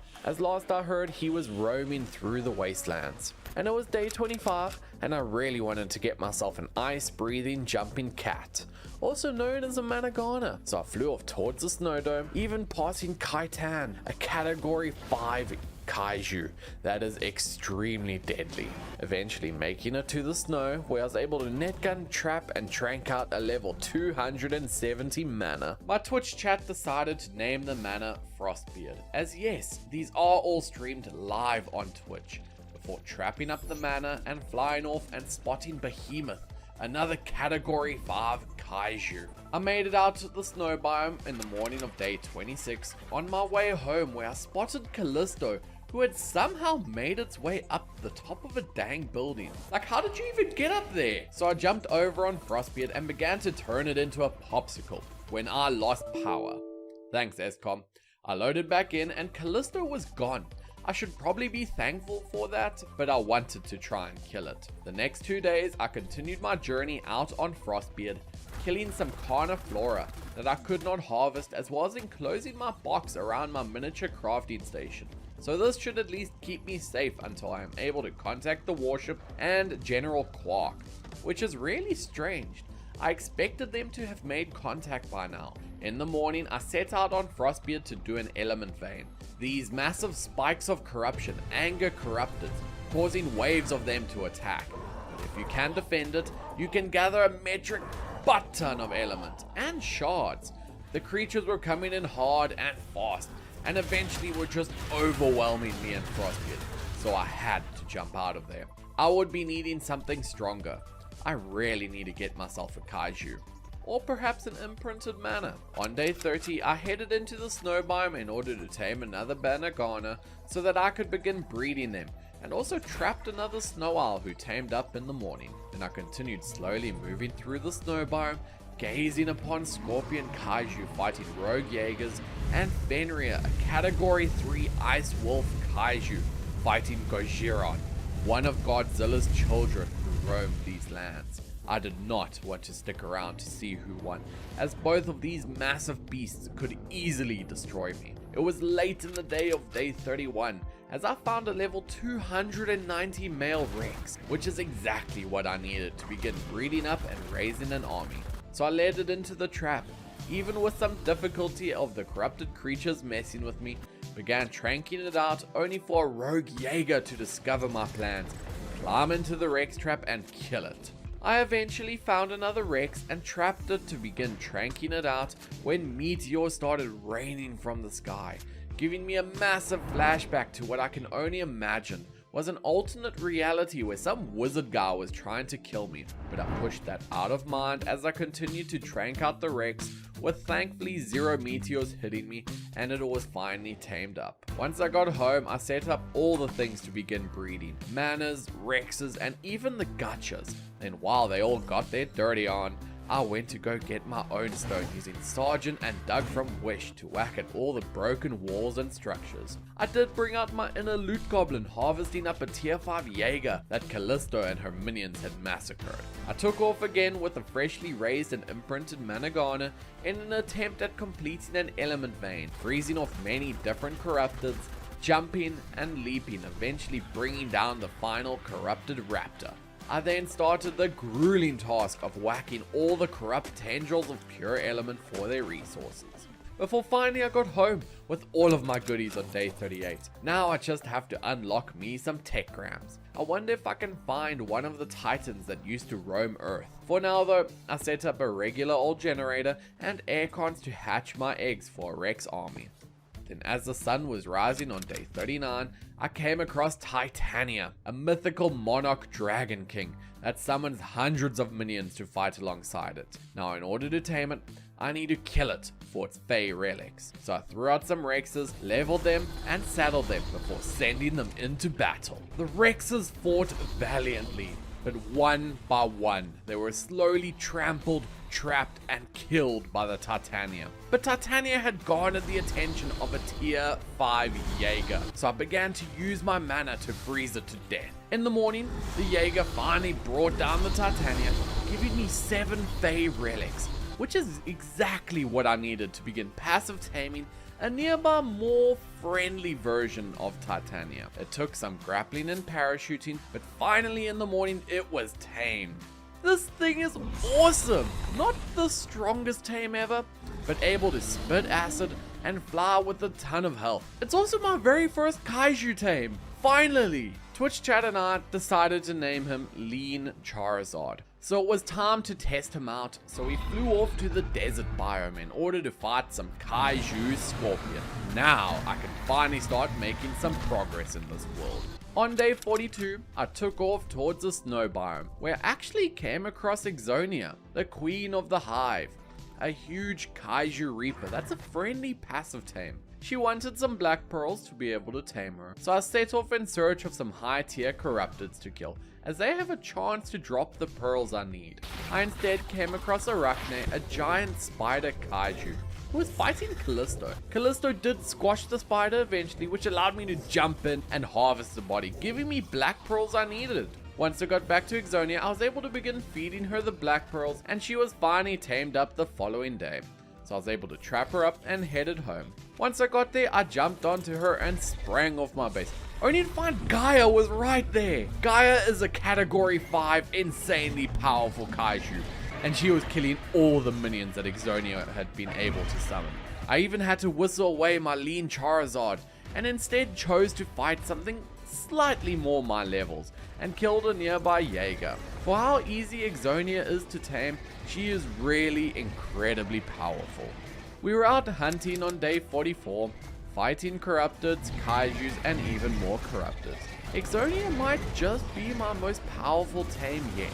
And once I got home, I left Exonia and continued out on my manor, where I spotted an old decommissioned Jaeger. This was Cherno Alpha, a Mark I Russian Jaeger that runs on pure nuclear energy and one of the oldest still around. It looks pretty inactive now, which is such a shame, as I remember this Jaeger being incredibly powerful. Not quite as advanced as Mechagodzilla, but still able to pack an incredibly mean punch. It was day 45 when I was investigating a massive ribcage, and I saw a skullcrawler. Now this is a powerful Kaiju. I actually thought they were extinct, but clearly not. Now they are tameable through sacrifice, so I sent in some Rexes to their death, and one by one the Rexes were killed off, and the skullcrawler was tamed. But a Colossus did not like that and began to attack my skullcrawler.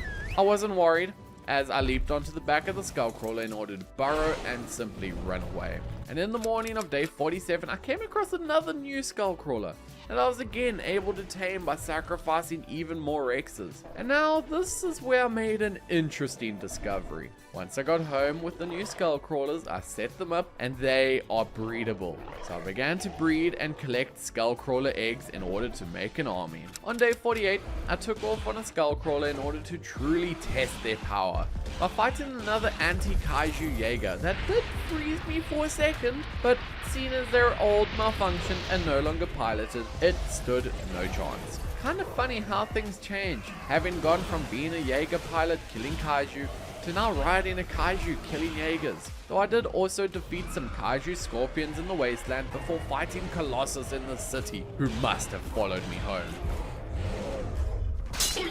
Well, crap.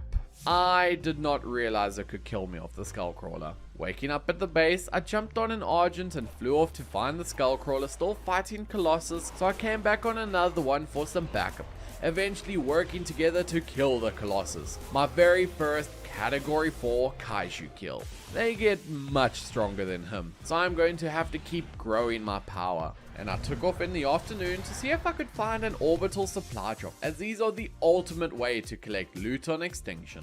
I eventually came across a supply drop that I began to hack into when suddenly my communications device that had been dead since I got teleported here perked to life with a message. Captain General Quark, sir, it's good to hear— Shut up, you meddling scoundrel. You're meant to be dead.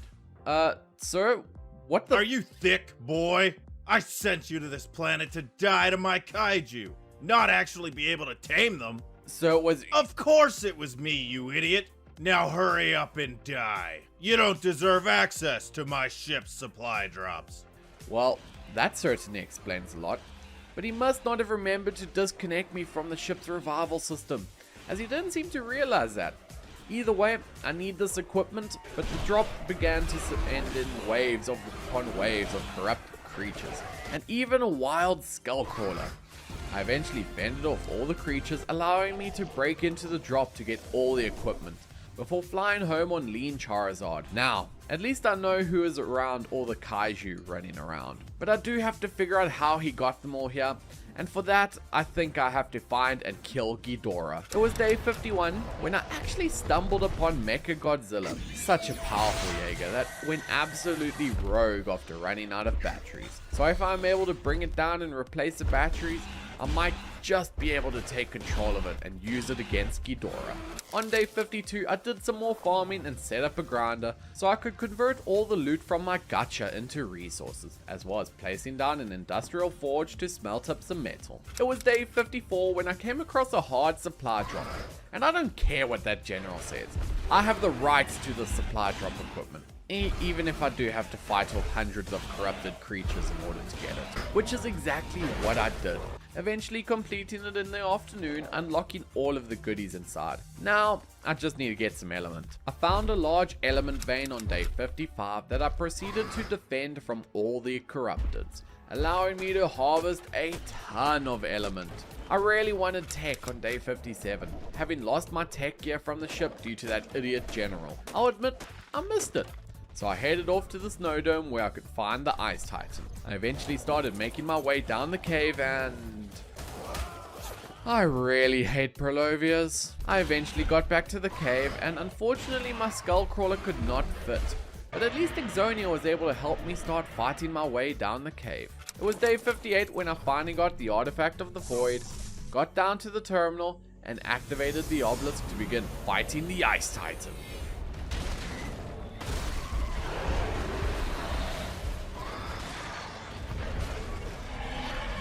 It stood no chance versus my Skullcrawlers, and we eventually brought it down to unlock the tech grams I needed. But all that did was piss off the behemoth nearby, who now charged in to attack my Skullcrawlers. It eventually died on day 59, and that was my first official Category 5 Kaiju kill. What an absolute rush. It felt good to be this powerful. And I came across a Tech Gigamoth on day 60, and this thing is basically a Mammoth Strider hybrid, and I thought that would be a fantastic tame for resources. So I started hacking into it using reprogrammers, which I eventually completed on day 61, and it was incredibly bad, like a shockingly bad harvester. So that was a huge disappointment. So on day 62, I tranked and tamed a regular Gigamoth, who was a massive improvement versus the tech variant, before spending the rest of the day just hanging out at the base. And I was continuing to hang out at my base in the morning of day 63 when I heard a massive roar off in the distance. That must be where Ghidorah is. So I hopped off on my mana to zoom off in order to investigate, and I could see him flying in the distance. He didn't look that scary, but that was up until I started to get a bit closer, and he was massive. By far the biggest kaiju that I had ever seen. I really need to gear up if I am going to be able to kill it and ruin Quark's plans. So I placed down a tech rep in the afternoon of day 64, made myself a tech chest piece, and it felt really good to be able to finally take flight. On day 65, I saw that Godzilla had gotten himself stuck in the city, so I took my opportunity to snipe him with a trank bullet before jumping on my skullcrawler to finish tranking it out, and the big radiated fish lizard was finally asleep. I just needed something that would find appetizing, so I killed some fish and infused each piece with over 100 element to create some atomic fish meat. Fed it to the big guy and he became my friend, Godzilla. Now this is gonna be fun. I chose to name her Natzilla before using her to kill a colossus that was fighting my skullcrawler, and then heading out into the wastelands for a true showing of power. And it was day 66 as Natzilla and I were on an absolute rampage through the wastelands, when yet again we came up on Gaia for her to use her most powerful attack on me, disconnecting. Once I loaded back in, I had of course died, which was fully expected, but now I had to save Natzilla, so I grabbed an army of skullcrawlers and ran off to fight Gaia yet again. As I arrived via parachute, I began to launch out skullcrawlers before charging in to swarm the Gaia. The fight took almost the entire day when Gaia finally fell. It felt good. I wanted to fight the Forest Titan on day 68, and having defeated their stronger cousin, Gaia, I knew this would be a piece of cake. So I traveled over on the Skullcrawler to the sunken forest before simply flying down the cave using my jetpack, even if I did throw out Exonia once I had enough creatures following me, grabbed the artifact and summoned in the Forest Titan. It was an epic battle of Natzilla versus Forest Titan, when finally using Natzilla's atomic breath was able to burn down this mutant sapling of a tree. And that was much quicker than Gaia at least. I figured I can't leave the third Titan still alive, so headed off to the desert on day 69, making my way through the cave on Exonia, grabbed the artifact of chaos, and summoned in the bird. Now, this is where things got interesting, as the observant amongst you will have noticed one thing. I don't have very many flyers, so this fight took forever. It genuinely took over an hour before I was finally able to kill it with Lean Charizard, the easiest Titan, taking the most amount of time and death to fight. Yeah, don't come unprepared to a boss fight. I spent the next few days farming resources as I'd be needing a ton of tranks if I was to be able to shut down Mecha Godzilla so I could replace the batteries to make it my own. When finally on day 75 I spotted my prize out in the wastelands, an incredibly powerful Jaeger that I need if I have any hope to defeat Ghidorah. So I flew out into wastelands to begin firing my tranks. If only I had something like a tech crossbow, this would have been much easier.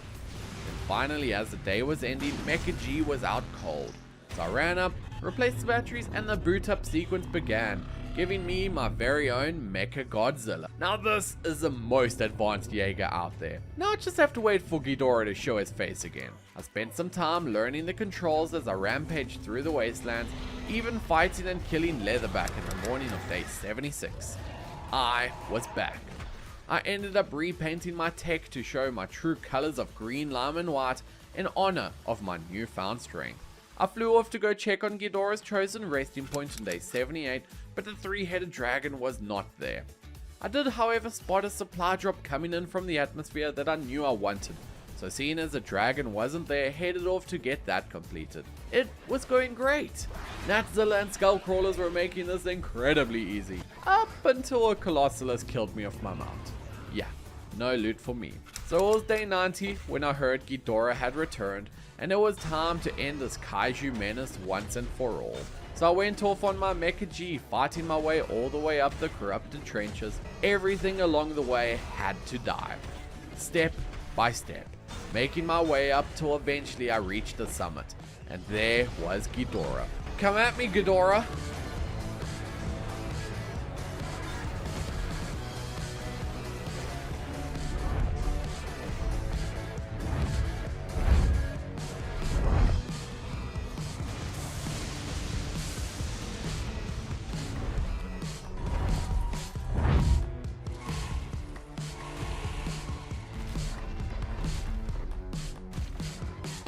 I stood no chance.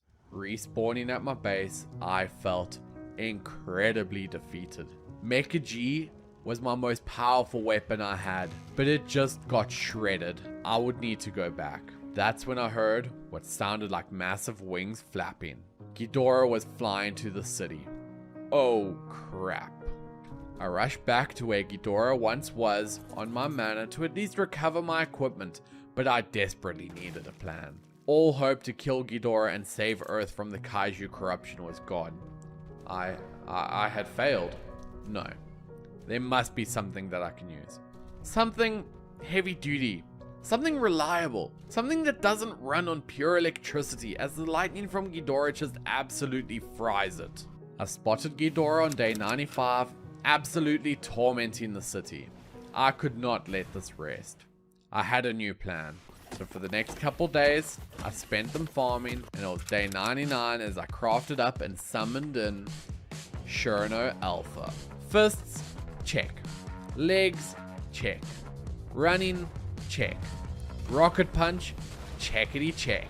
For extra safety, to ensure I was able to bring this dragon down, I threw out a huge army of skull crawlers. If I was going to do this, I was going to do this right. Now, as we prepare to charge into battle against Ghidorah, this is going to be even more hectic than the Battle of Normandy. Now let's bring down this king of the Kaiju. Before finally, as I flew in on my jetpack and charged everyone into battle. The crawlers were swarming Ghidorah as I finally jumped into Cherno Alpha and charged in myself. Punching, rocketing, and biting. Ghidorah was going down one way or the other. That's when I discovered its ultimate weakness. Fire. Down goes the dragon! Hell yeah! Victory felt good. But that's when my communication device started beeping again. Suck it, Quark. I killed Dragon Kaiju. You stand no chance. Shut up, boy. You really thought that was it? Wait, what are you talking? Say hello to Doug for me. What was he talking about? Oh shit, is that a Kaiju lizard? Whoa! Fight, everyone! Fight! Fight! Fight! Well, Cherno Alpha did not stand much chance versus Doug at all. And those skull crawlers stand no chance either. I am definitely screwed. I will be needing something much stronger. But that is a story for another day. Secure, Contain, Protect. A secret organization tasked with locking up many anomalies and phenomena known as SCPs. They've all escaped. So I now have 100 days to secure them, contain them, and protect the world from discovering their existence. But in order to do all this, I would need to gear up. So I started my journey on the beach outside the redwoods. Made a pickaxe so I could break open these barrels for cementing paste, wood, and medical brews. And then I made an axe, some spears, and some clothes. Before I began mass crafting foundations when I came across a trilobite I killed for its chitin and cooked up the meat. I adventured out in the morning with my bow, where I came across a whale stuck in the shallows of the bay. Since I needed hide, well, it had to die. Roughly 150 hours later, it was dead. I chopped off bits of its hide, then once I got home made myself the standard SCP uniform, placed a canoe and paddled off into the sunset. It was early morning as I beached my canoe, but apparently my character didn't quite realize I had climbed out as I paddled across the shore on my knees. Stopped to gather some metal and flint, used the flint to craft up some cooking pots when I saw my first SCP. A weird, tall and strangly looking thing that I later learned was SCP-4975, a Euclid-class object most known for the rhythmic cracking noise that one would hear before it kills you. So I just continued down the river on my canoe. I parked on a beach near a pteranodon that I wanted to tame, so I made a bowler and a club, threw it at the PT and whacked it over the head to knock it out. I then started to set up a foundation before it all went wrong. That was SCP-939, a Keter-class object, a highly aggressive pack-based predator reliant on using its past victim sounds against their future prey.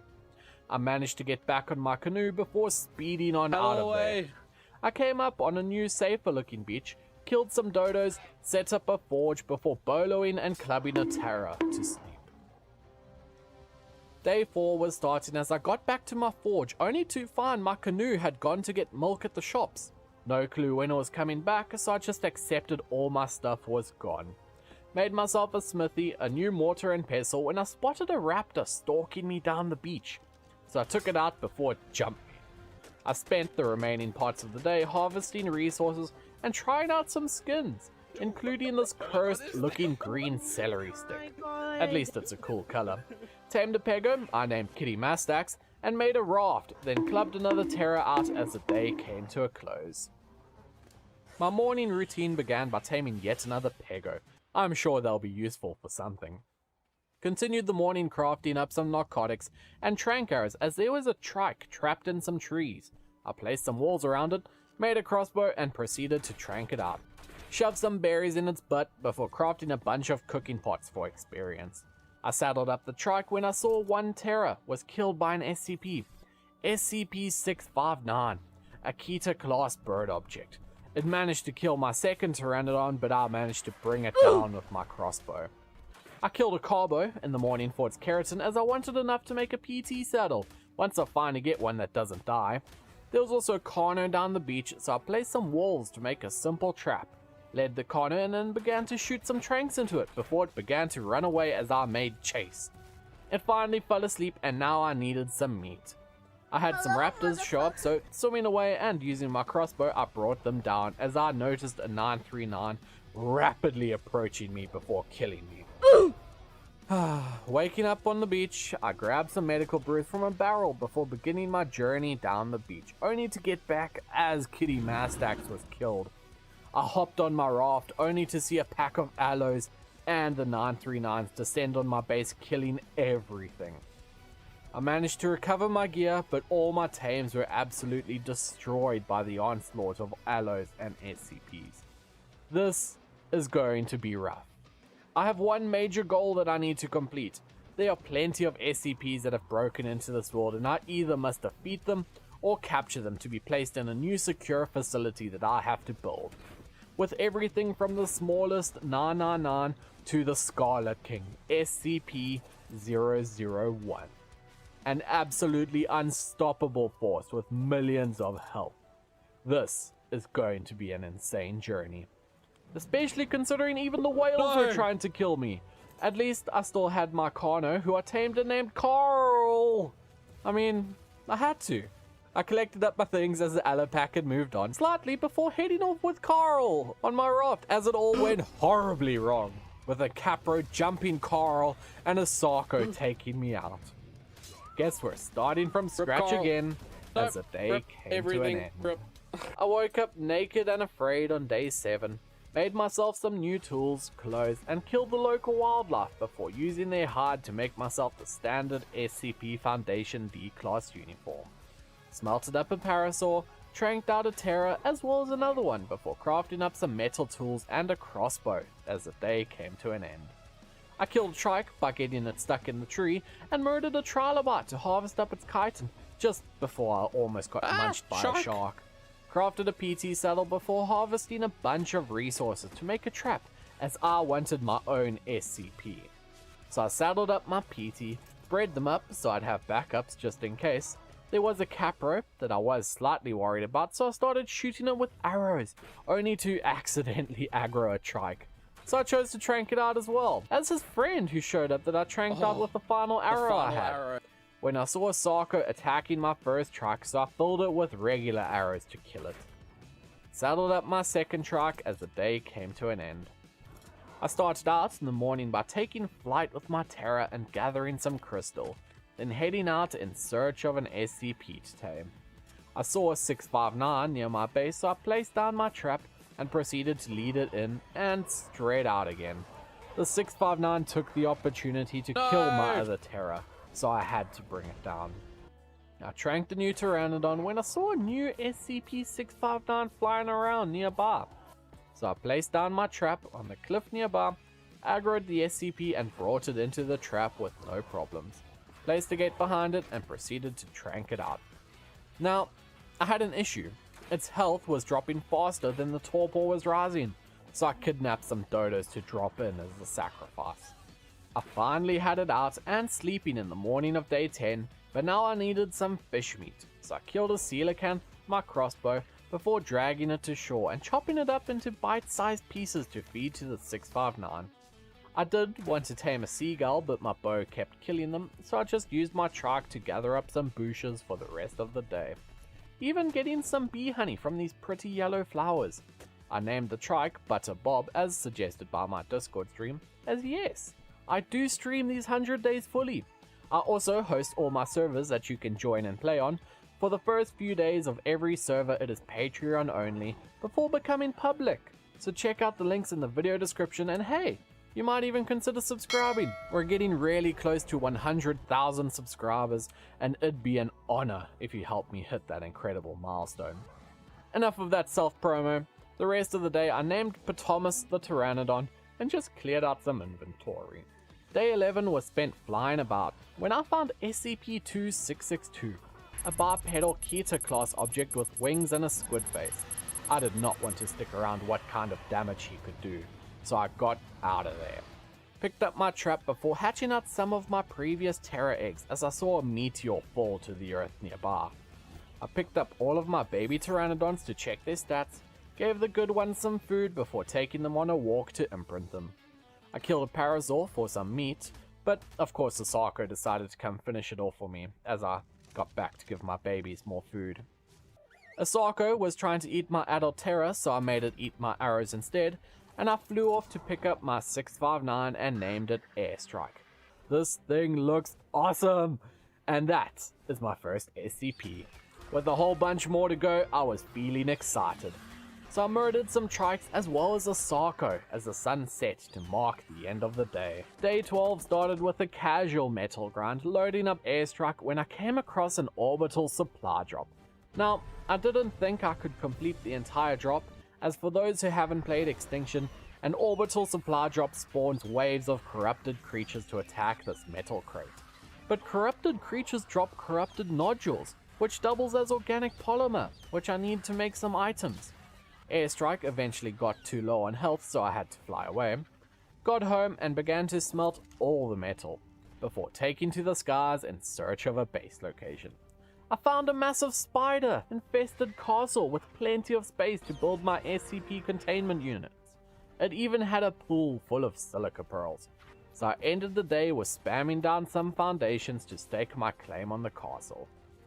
It was midway through day 13 when I finally left the castle on my way home, picked up all of my junk, and then using my terrors as pack mules, flew over to the castle, set up all my crafting stations, and even placing some gates on the entrances to prevent any unwelcome guests. It was day 14 by the time I was done, and there was a level 25 Dode on my platform, so I tranked it out and I wanted an Anki to match. So I found one in the plains and proceeded to trank it out, and then just as it fell asleep, an Alpha SCP-939 showed up, and I really needed the experience. So I worked on bringing it down, and I finally killed it and got a chibi and 4 element from killing it. That 4 elements is going to be super useful later on, but is not useful right now. I killed some piranhas for fish meat before heading home as the Anki I had tranked was gone. Shoved some berries in the Dode and then took it out on a stone harvesting mission.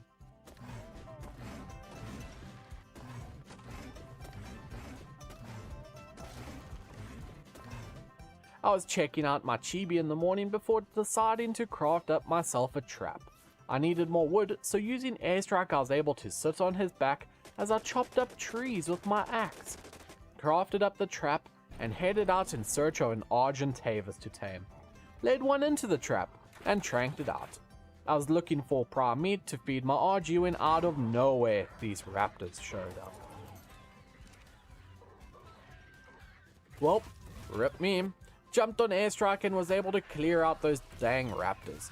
I even saw an SCP-999, a safe object class that is actually extremely friendly. So friendly in fact that he provides a healing buff to all those around it. So I grabbed some measure berries before passive taming the little orange blob into being my friend. I named him Flurb, fed up the RG with the meat from another RG, and that's when I saw him. SCP-001. the Scarlet King.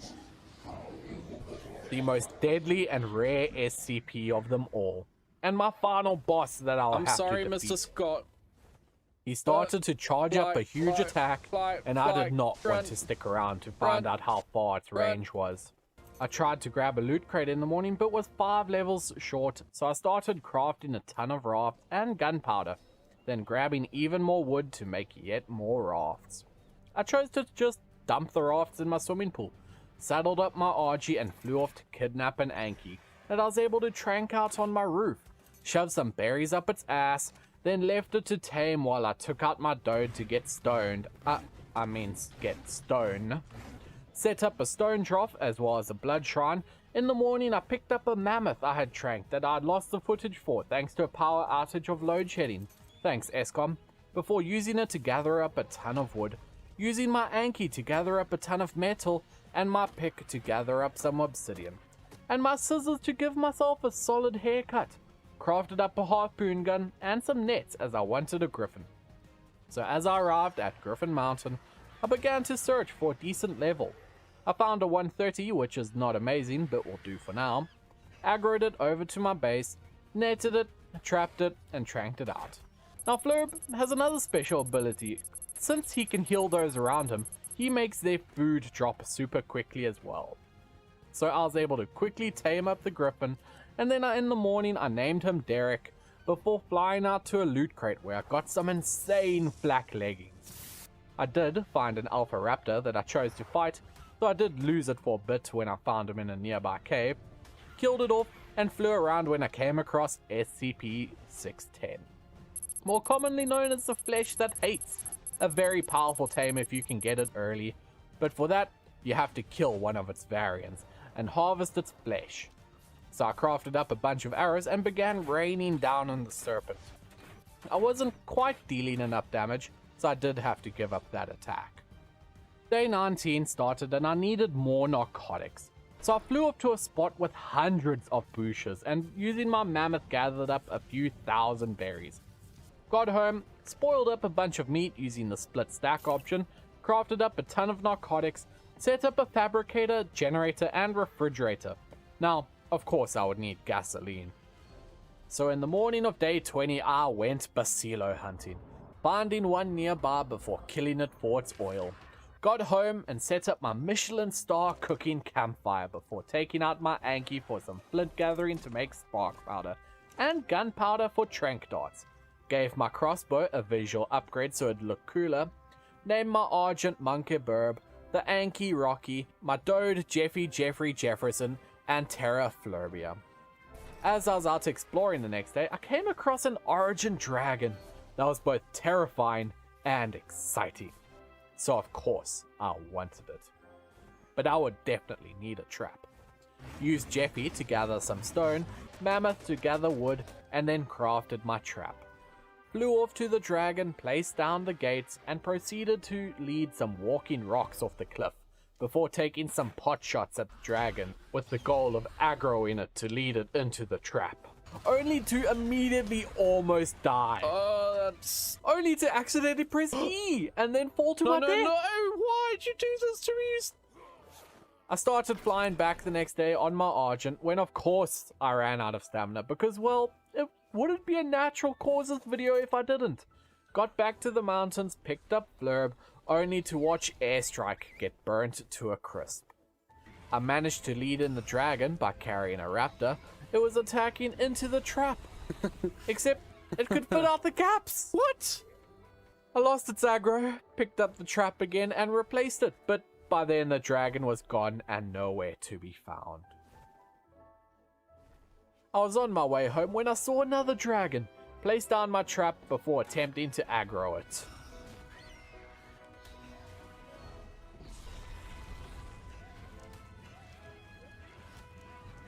How did it get through? Rip Monkey Burb. You will be missed. Ow, ow, ow, ow.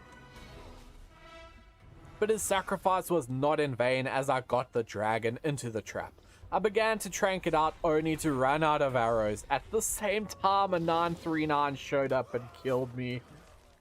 So waking up in the morning, I began to craft dozens of darts, hundreds of tranks, multiple crossbows, and then I flew off on Derek, killed the 939 and began to trank out the dragon for over half the day. It was at this point I learned I needed to be level 90 to unlock the dragon saddle, so I needed a baby blender farm. Now, I thankfully still had some baby terrors from early on, so threw them out their Pokeballs to begin raising up. I found a solo SCP-610 in the morning of day 24 and thought this is my chance to get some flesh. Killed it with my griffin and crossbow, harvested it up, but I needed more. So I flew off in search of more easy 610s to pick off. Found a 610 Rex, killed it, harvested its flesh before flying home, only to find I was still short of some flesh and element. So I was out hunting again in day 25 and came across a 610 serpent, crafted a ton of arrows and began raining down on it. I eventually killed it with one final swoop and harvesting so much flesh I couldn't even carry it all. So I began the slow flight home and once there set up my terrors to breed, a soul terminal to pick up the babies and a couple more female terrors to raise up for eggs. I came across another SCP-2662 that I felt like fighting, so using my griffin was able to swoop into it to take it out. When I came across this beautiful cave, which actually looks great, as well as a beautiful castle where I was able to grab an artifact. This map has so many beautiful and cool places of interest, as well as a dark secret that I'll have to discover later. Then I got home and crafted my very first SCP-610. He was a cute little mini blood forest titan, and as I headed out in the morning on my 610, I was just getting a feel of its strength, fighting wolves and hyenodons before jumping around just having some fun. When I came across SCP-093, the unclean one, so I had to put it down quickly. The rest of the day was pretty much spent running around fighting SCPs and exploring the beaches to find anything interesting, which I did. Now, I wanted element in order to craft myself a 610 Reaper female. I already had 4 element, but I needed 5. So in the morning I came across an Alpha SCP-3934, a safe class object commonly known as the Loch Ness Monster. I finally managed to bring it down. I'm so sorry, Nessie, but I needed that element. So I was heading home and of course, I ran out of stamina. But thinking quickly, I jumped off the griffin, not to fall to my death, but to hop into the passenger seat and began whistling around my griffin in order to get home. Once I got home, I pulled everything I needed and summoned in my brand new 610 Reaper. It was time to test this beauty out. I was continuing out on my Reaper in the morning when I was attacked by a giant snake, which thankfully was nowhere close to as strong as Jormungandr, a boss that I fought in my Pugnacia 100 days, but this was SCP-722. I managed to kill it before dropping into the trench as I was hunting the spider from Australia, Broodmother Lystrix.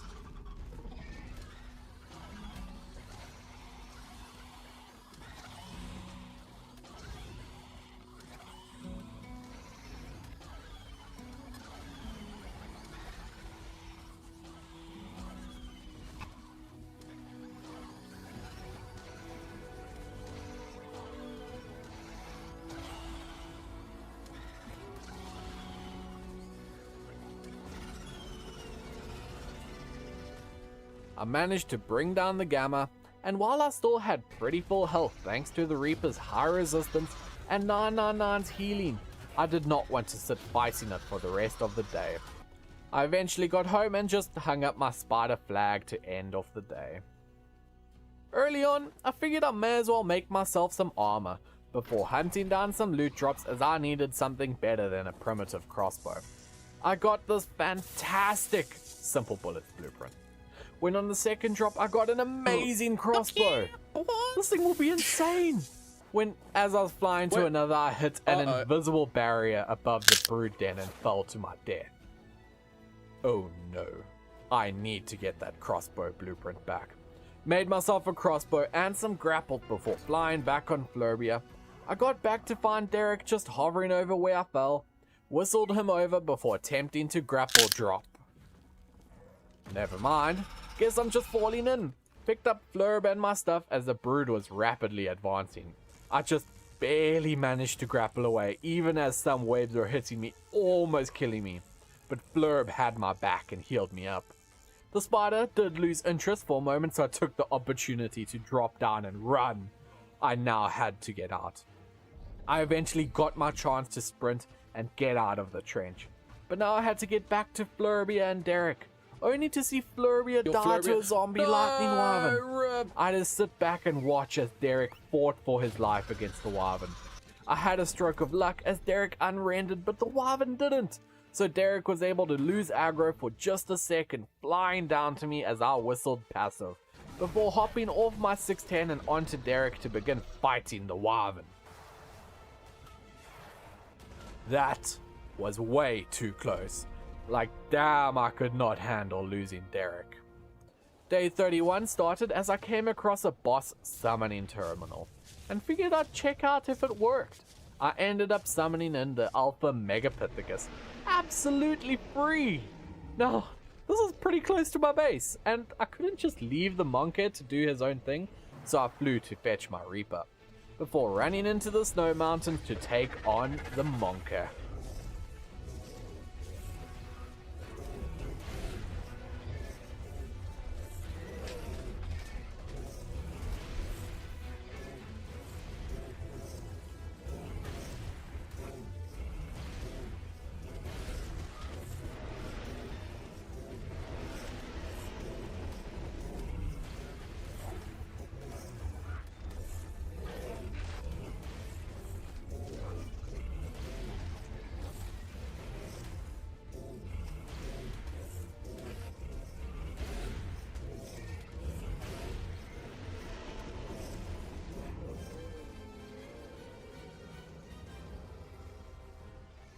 It was a really long fight, but finally brought it down. Placed the flag back at base, and then went on a metal run with Rocky Lee. I wanted to now finally craft that crossbow. I was short some wood and fiber, so collected all of that, crafted the crossbow, and set off to test it out. I found SCP-2317, the Devourer of Worlds. I am going to have to defeat one of these soon, but not now. So I ran away, or at least flew away. With the help of Mysteriox, I came across the soul of the second lieutenant, a max level ice titan, but mini. I started tranking it out, only to have it run off the cliff and fall into this house. Well, no complaints from me. Saves me making a trap, but I did need to lead in some RGs to help heal it up. Before I finally began to be able to trank it out in the morning of day 33, I eventually got it down, but now I needed element. Thankfully, I had already killed those bosses earlier, so I rushed to get it from the base before the torpor on the Titan dropped and it wakes up. I shoved the element into its ass and began to panic harvest narco berries to keep it sleeping. I was gathering more as a Uteranus showed up, so I had to net it to be able to kill it. The second lieutenant tamed up and I named him Iceflake. One problem? The saddle form is locked at level 110. And max level on my server is level 105. Yeah, I think you see the problem there.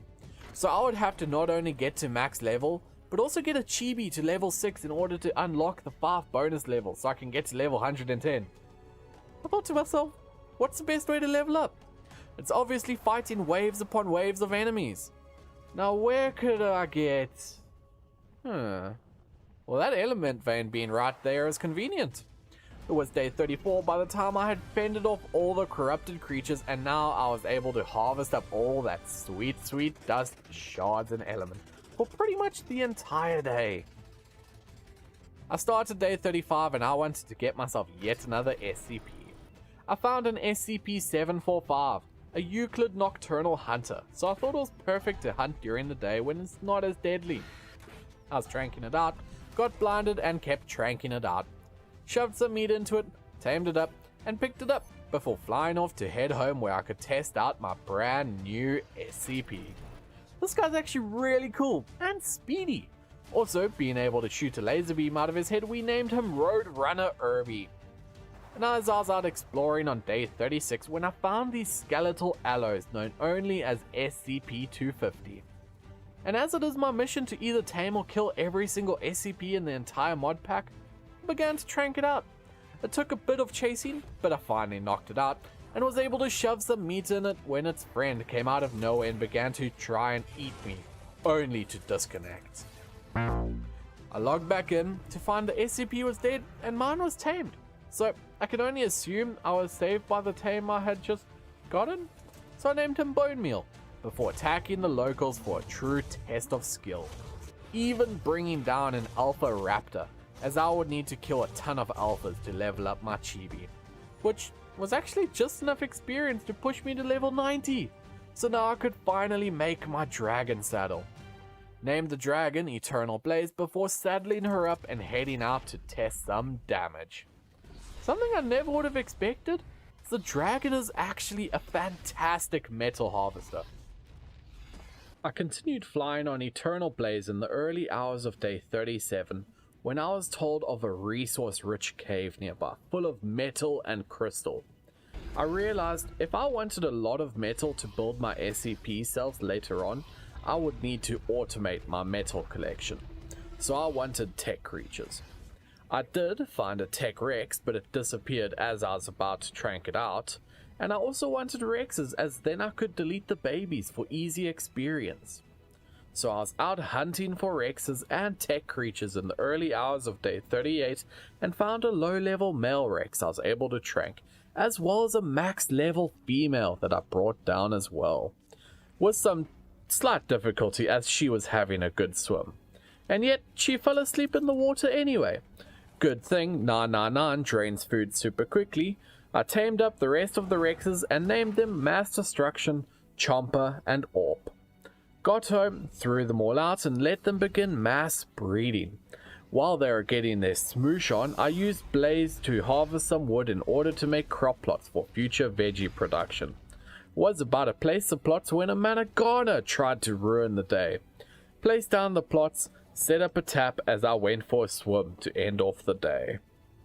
I realized in the morning that I didn't have any seeds for the crop plots because I'm stupid, as I never remembered to keep any seeds when I go on berry missions.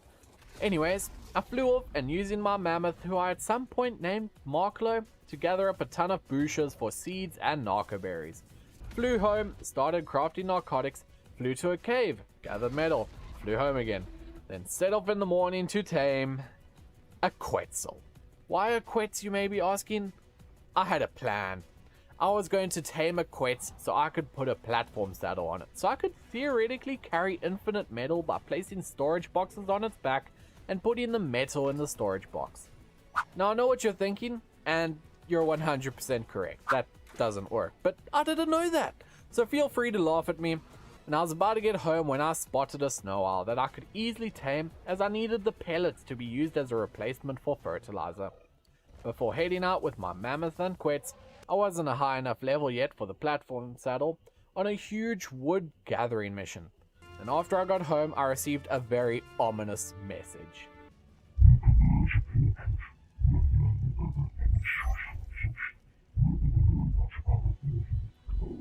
That was the Scarlet King, already taunting me that I won't be able to defeat him, but we'll see. I may not be ready yet, but I will have to be by day 100. I was out gathering more resources in the morning of day 41, something I did a lot in this 100 days, so I won't show you every resource grind, as that'd just get boring. I found a SCP-093 on a nearby beach and began to trank it out in order to tame it, as even though I'd already killed one, I wanted to. Except the raptors and berries said I wasn't allowed to. I did find another one, but I figured it'd be useless and not worth it anyway.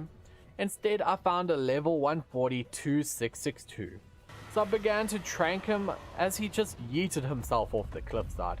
Chased him down and tranked him out, and by the time it was the morning, I had him tamed and began to massacre the beaches. I named him Squidward. I was out gathering some fiber to repair my crossbow when a spider did try and attack me, but using my pickaxe I was able to kill it. Day 43 ended up being just an absolute mass of harvesting, even flying to the abandoned barrels to harvest for their cementing paste. I also knocked out and tamed an aberrant parasaur, not sure why I tamed it, and then my parasaur woke up in the morning finally tamed. Saul trapped it up and flew home. I then spent the rest of the day clearing out a cave with my Reaper and building up the base. I even crafted up another 610 Reaper before filling my crop plots with seeds and owl vomit. I continued building up the base more in the morning, then headed out in search of an origin manticore to tame. But flying around the entire map and finding no manticore I wanted. Day 46 started and I came across a bunch of 610s that I was able to mass burn to death. And that's when I saw him. SCP-096, more commonly known as Shagar. I did not want to mess with him yet. I also found SCP-173, which interestingly enough is pretty much the polar opposite of Shagar. One you have to never look at, and one you have to never stop looking at. I crafted another Reaper 610 and an SCP-1762, a small box that sits on your shoulder and summons in these baby wyverns to deal some insane damage. So I named it the Unknown Box. I was tending to my crops in the morning as I suddenly heard some boss music. Down below the cliff was SCP-4715, yet another Keter class object full of pure rage. You know, I kind of wanted to tame it. I set up a nearby trap and began to attempt to lead it in. I did get it in at first and placed the gate behind it only to have it run straight out again. I led it in again and now it was trapped. Proceeded to begin trank it out, but with 260,000 torpor and that torpor dropping insanely quickly, yeah, I would definitely need to upgrade my tranks at some point. But I at least was finally a high enough level to make my quet saddle, so I flew off to the metal cave, threw down my quets, placed some boxes on its back, and harvested up tons of resources, filling up the storage boxes with metal, crystal, flint, and stone. Only to then learn that my quets was now at almost 6,000 weight, when it can only carry 1,700. Yeah, I thought this would work, but you know. I found an Alpha Carno outside the cave in the morning as I was leaving that I killed for more chibi experience before flying off to the mass Quetzal overspawn. I did net it only to have it just ascend off into the sky and I couldn't shoot it, and then I eventually tranked it out and even tranked out a tech parasaur. They were finally tamed up as the day came to an end. I continued taming Quetzals into day 49 as I wanted to use them as resource transporters. Flew back to my original quets, threw them all out and began to spread out the resources as I led them all home. I did have to do multiple trips but finally got all the loot home at the end of the day. Day 50, and still with so much to do. I still need to deal with 20 plus SCPs, defeat multiple bosses, and explore the secret demon cave that contains the secrets of Talam. But first, I spent the morning doing some more base building, wood harvesting, more base building, and raising up some more baby Rexes. I finally found a level 85 Origin Manticore and began tranking it out, but it started to torpor run straight into a Carno and was killed. Ignore the fact I got the final blow, it's not that important. I killed another Alpha Carno before I found a new Manticore, got it into a trap and turned my back for a second, only to have it disappear out the trap, you know. I found a Manticore again, began to trap it and it flew out again. I did finally find a new one, get it into a trap and began shooting, only to have it fly away again, but I must have shot it just enough times as it passed out. Great. I still needed a saddle for it, so flew home.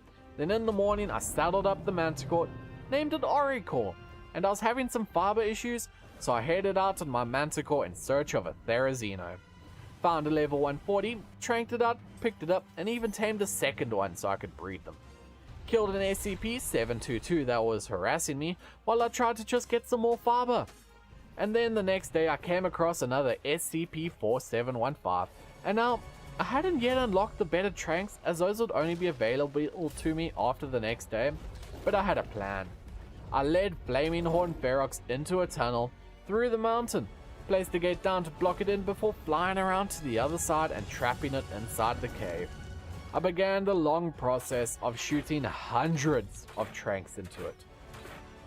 One issue? My crossbow broke, so I raced home to repair it as I saw the worst possible text on my screen. It was time for the Dino wipe. The Ferox SCP was gone. Talk about terrible timing. I guess for taming things like this, I need to wait to unlock the better trank arrows. So I took the time to harvest up some more fiber with my theory as the day came to an end. I was out exploring in the morning as I needed a male dragon to begin breeding them, so I could have the army I needed to fight the Scarlet King. I found a level 20 male, and while it's not a great level, it's at least the opposite gender of Blaze. Tamed it up and let them begin to have some sexy time. I wanted to get myself some snails so I could start generating cementing paste, but for that I needed veggie cakes. So I plopped a cooking pot down to check what I needed, and saw all I was missing was sap and bee honey.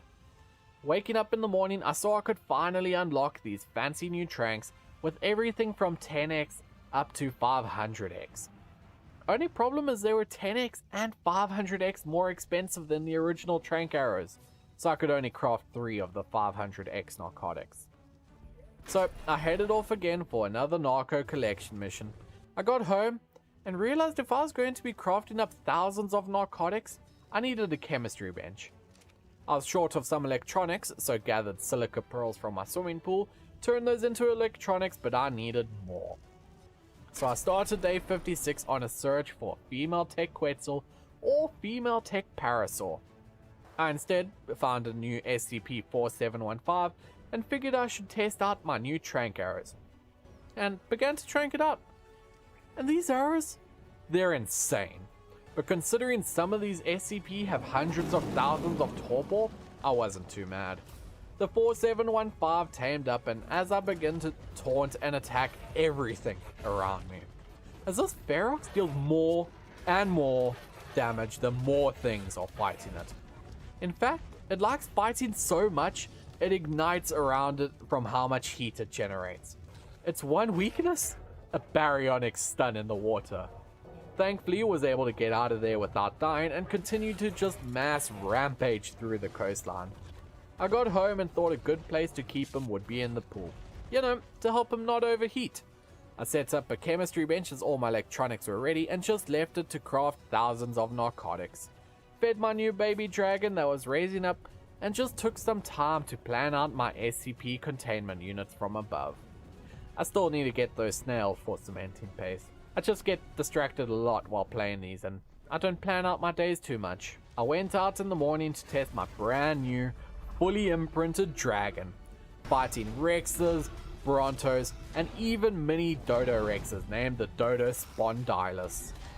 Killed some 610 SCPs for more flesh and raw meat to fill up my trough, then using that new flesh summoned in one of each 610 to check those off the list, including some serpent worms that I could use outside my base as defense. I also finally found a female tech Parasaur. I named her livestock as I was going to breed them and kill off her babies for resources. You know what? Ark really is a confusing game out of context. Day 58, I found this crack in the wall that I was able to squeeze into and found the entrance to the demon cave. Now, I knew this cave had secrets to it. I just had to find them. The cave even had some demon equus. I definitely would have to try and tame one of these guys soon. I continued deeper into the cave where there were demon ravagers, but I was just thankful they ignored me when I came across a door. It said, "Say friend and enter," but that didn't work for me, so I whipped up my axe and broke in. After some basic parkour, I entered the maze of the demon cave. I did have to break through some walls with my pick, as well as do a water level, because we all know how much we all love water levels. I got through the maze and saw another entrance across this ravine, but I didn't have a saddled flyer with me or any grapples, so I'd have to come back later. I did collect 2 artifacts in the maze, but there wasn't anything else too interesting. I was trying to leave, but I had a problem. There was a gap in the stairs. As I eventually got up and out, it was already the end of day 59. I still really wanted one of those demon horses, so I snuck up to try and jump on the horse, but I was not able to. So I tried to knockout tame it, but that didn't work either. So I just left the cave without having found the secret and no demon tames. Guess I'll just need to come back later. I set up my tech paras to begin mass breeding, as well as place some artifact pedestals just for decoration, before attempting to defend a red orbital supply drop. But I very quickly was completely overwhelmed by masses of corrupt creatures. I managed to break away only to disconnect and log back in to find I was killed. Thankfully, my dragon and Flurb were both still alive, and day 61 began with, accidentally, forgetting to feed a bunch of baby tech parasaurs and harvesting up their corpses for metal, dust, electronics, and oil. Okay, maybe it wasn't an accident. I was short of polymer, so began the great crab slaughter when I was on my way home with my haul of poly, as I just blinked. That was SCP-173, a very dangerous statue. I was not ready to fight it just yet, so I got home, made myself a grinder, and ground up all the random gear I had accumulated. And it was time to start working towards advancing to the tech tier, so I needed lots of metal. If you need lots of metal, you make an industrial forge to smelt up all those tech parasaurs which totally aren't being bred just for livestock. I needed some black pearls for the tech stuff, so I went off to this black pearl cave where you can freely pick them up off the bottom of the water. And then there is a tech item known as a tech transmitter. This is unlocked by killing the dragon. So I flew off to fight this overgrown fire-breathing lizard. I finally found its spawner in the volcano, threw out my own fire-breathing flying lizards as they're immune to the fire breath, and here we go. Yeah, the dragon's glitched. Not sure why, so I was able to just kill it super easily. I even punched it a few times for good measure. And the final tech grounds unlocked. Very nice. Let's get home.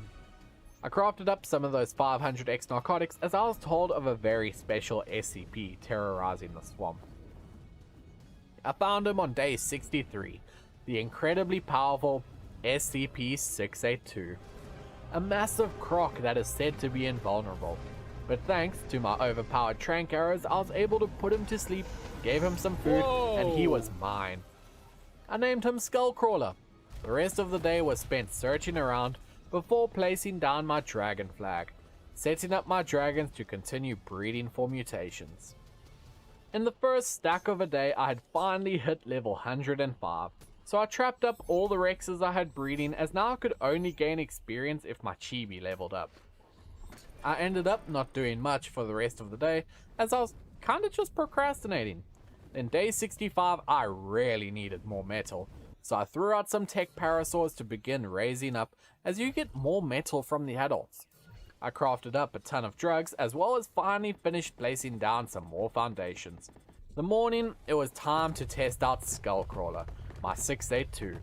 So I headed out to fight an Alpha Raptor, some 610s, and even a Spino which chose to disconnect me and kill me. So I took out some frustration on the tech parasaurs I had raising up, managed to get back to Skullcrawler, safe and sound, because, let's be honest, what is going to kill the unkillable croc? I finally got out to the redwoods, placed down some sap taps on the trees before just making my way home. Day 67 began with more murder, killing dozens of parasaurs for their scrap, when I found an Alpha Rex that I knew I had to bring down. After that, I came across an SCP-3700, one of a two-part SCP duo that are continuously at war. Fortunately, this was a peaceful one, so I was able to simply begin passive taming the giant Lober. It was taking a while to tame, so I just spent some time collecting drops, and the giant Lober was finally ready to eat my meat, so I fed it up a few times, I did have some difficulty as the damn thing just wouldn't stand still. Got home and finally crafted up my tech replicator and tech transmitter. I could now scan for all creatures on the map and easily find these pesky SCPs. But first, I needed more metal. So yeah, more parasaurs were thrown out to grow up. Day 69. Nice. I headed off to my sap taps and placed down some tree plats to collect my sap. I could finally make veggie cakes. Except I was now out of honey. So I flew off to my starting area where there are these yellow flowers that give you honey. Got home and I was all ready to make my veggie cakes. Except I was short of stimulant. And for stimulant, I was short of stimberries. So off we head to my well-known bushes spot. And there was a Microraptor that I tranked out and was gonna tame, but not a chance of my taming this thing. They were nightmarish. I spent the rest of the day harvesting trees and bushes using Lobringles, my 3700 as a walking resource carrier. After I got home in the morning with tens of thousands of resources using Lobringles, I began to grind up all the stimberries into stimulant, gather my veggies from my farm, and I wanted to set up an industrial cooker, but I needed more oil. So I almost froze in the snow as I forgot to bring Flurb with me. Crafted up my cooker, then placed it down in the morning to begin cooking up those sweet, delicious veggie cakes. Set up some beehives before heading off to the desert as I wanted snails. I instead found this super cool cave where I was able to kill some malfunctioning tech parasaurs before continuing to explore the cave system, as this map has an insane cave one that even had magmasaurs in it. I found some overs, and since I had cakes anyways, I decided to tame them for mutton when I went through a mysterious portal which had a sign. Now the riddle actually made no sense, but I just knew it had something to do with Demon Cave, so I would need to go back there. Made my way back out the cave and finally found those snails I was looking for. I tranked them out and was giving them some cake when a scorpion showed up, so I tranked it out. Another one showed up, so I tranked it out too. Then some onyx showed up, and Aranio decided to say hi, and even a damn rubble golem came to visit. I just wanted some snails! I finally managed to kill the golem with my reaper, but one of the snails had died, so I had to go tame another one. Damn bloody scorpions. I got back to the demon cave as it was now time to finally find its secrets.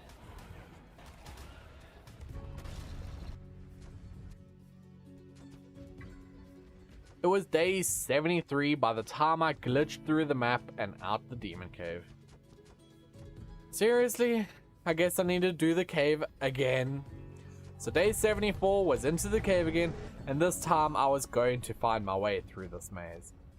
I finally found that hidden ravine from before and was able to simply fly across, and this cave was huge. It even had roaring magma pools. Then finally on day 75, I found it. The Ring of Mytaros. An extremely powerful ancient device that can open doors. Yeah, that's pretty much it. Which is actually pretty powerful, as you can use these portals to travel all around the map and save you a ton of time. There was even a portal hidden in the basements of the cave next to my base. I finally got home and set up another artifact pedestal, threw out some baby snails, as well as set up a tech elevator to easily get out of my base. The next morning was spent building on my ceiling, hatching more dragon eggs, and murdering all the tech parasaurs for their metallic flesh, and then hatching even more dragon eggs, and then raising more snails. Then on days 77 and 78 were purely dedicated towards building the SCP containment units. I did, unfortunately, run out of metal before I could fully complete it, but I at least had a few cells mostly complete. In the morning of day 79, I did find SCP-594, a thunder sheep which I saved from some dinos trying to kill it, before feeding it some veggie cakes to become my friend. I found another SCP-682, but this was the evolved version, so I tranked it out and tamed it up. He would surely be a powerful force to use against the Scarlet King. I spent the rest of the day taming up a 939, 3456, and just as the day was coming to an end, I was trying to tame a 096, but there is one problem. This is Shagar, and in order to shoot something, you need to look at it, and he did not like that. But eventually in the early hours of day 80, I managed to trank him out and tame him up. Now I just want to take a moment to say thank you for watching this far. Congrats on getting an A. Be sure to comment something about dried hams, and we can confuse everyone who skipped this part. Then the rest of the day was spent running around on my 096, as this guy was just super fun to use, being so speedy and all. I found a SCP-3000, which is this massively long serpent, but I had a problem. My arrows weren't working from the surface, so I had to jump in the water with it, but it thankfully didn't have too much torpor and I was able to trank it out. But I have to say, Forge Labs, this is a true river monster. I extracted the Y909, tamed it up, and this serpent is huge. I love it. I flew off in the morning in search of more weird and wonderful SCPs to tame. I did find a 4975 that I tranked out, as another 3000 rose out of the depths behind me, so I chose to tame her as well. The 4975 was actually super powerful, so I used it to kill a few dinos. Then when I got home, there was a dragon that killed my serpent firm, so I had to kill it. I started in the morning of day 82, and Milo Bringles had broken out his pen, so I had to parachute down to fetch him. I did take the opportunity to kill an Alpha Rex, harvest some wood, and kill an Alpha Raptor. I created some more SCP pens to trap some of the smaller, weaker SCPs, before harvesting all my tech parasaurs for even more metal, then created even more SCP containment units to end off the day. I wanted to tame SCP-2256 in the morning, but there is no way I was going to passive tame something with 71 measure berries, so I needed kibble. So I went berry gathering, cooked up some kibble, and flew off to tame the SCP, which for some reason was making my vision super funky. I was out and about in the morning using Lobringles, killing Diplos, harvesting wood, and just running up the mountain. Set up a second chem bench, as I don't think anyone truly realizes how many narcotics I truly need to tame some of these SCPs. I found another 682 croc, and this one was a female. Tamed her up, as well as a SCP-1471, a Megatherium with a weird skull on its face. Then ended off the day just chilling out at the base. Day 85 was spent trapping some of my SCPs and fighting 096, who was attacking my SCP sanctuary. Waking up on day 86, I desperately needed to start making my army, so I used a mutator on my Reapers to make them able to breed, set up a terminal to collect all the children, as well as set up my 682s to begin breeding. I set up a skeletal raptor chair that I could AFK on while my dinos were left to breed. As the 87th day started, I threw out some S682 babies to start growing, a bunch of dragon eggs to hatch, and even more dragon babies to begin raising up. And it was time to go defeat SCP-2317K. I threw out some Reapers on a nearby cliff, and it was time to go.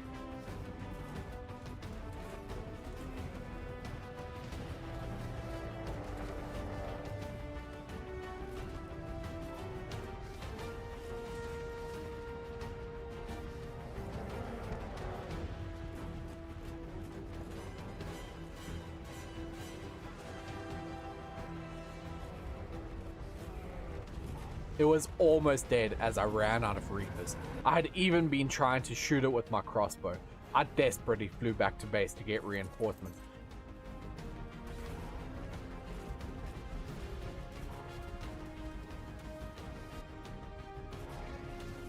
I even accidentally threw my evolved 682 into battle only for it to get one shot. Health was down to 20k, and yet again I needed more troops. So I shot home on my Manticore only to be told the worst possible news. It despawned! Like, come on, man, that was really disappointing. I had a moment of silence for the fallen Reapers who had sacrificed themselves for nothing. I would get them their revenge, but I would definitely need a new army and even more SCPs.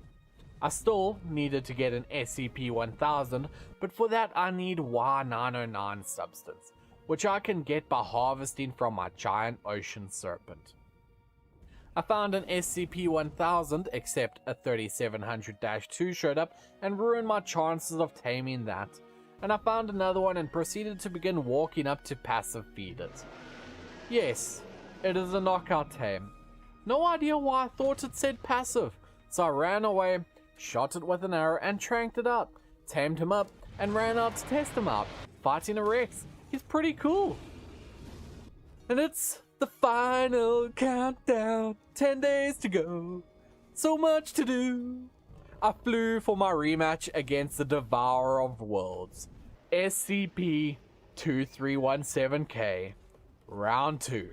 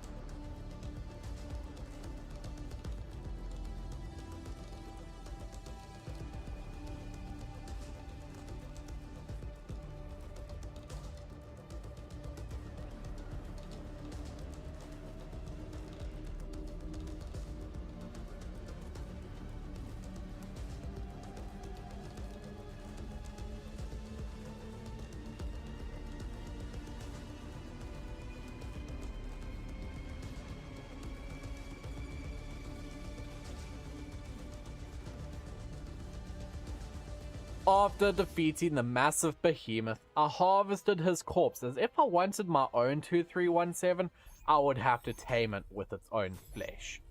For the next few days, I spent my time passive taming my own 2317, raising up 682s, hatching baby dragons, dying to a Dodorex, taming SCPs, fighting the bad SCPs, raising more dragons, and setting up containment units for the SCPs I already had. It was getting closer and closer to time to fight the Scarlet King, but there is one SCP that is absolutely crucial to fight him. SCP-999. Now, I already had Flurb, but I wanted backups, so I tamed a new one and bred them up to have some extras. Then on day 97 I came across another SCP-3700, and I chose to fight.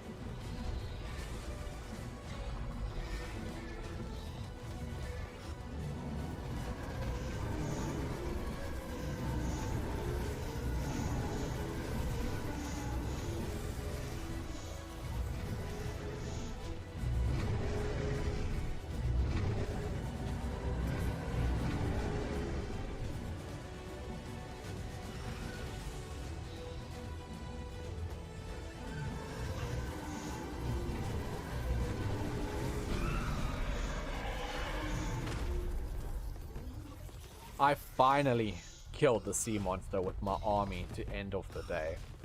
Then for the final 2 days, I spent them doing more breeding, and preparing of the army, as I received word that the Scarlet King had arrived. I rapidly grabbed my army and flew off to meet him, throwing out Reapers, 682s, dragons, all named after my patrons and channel members. Thank you for all your support.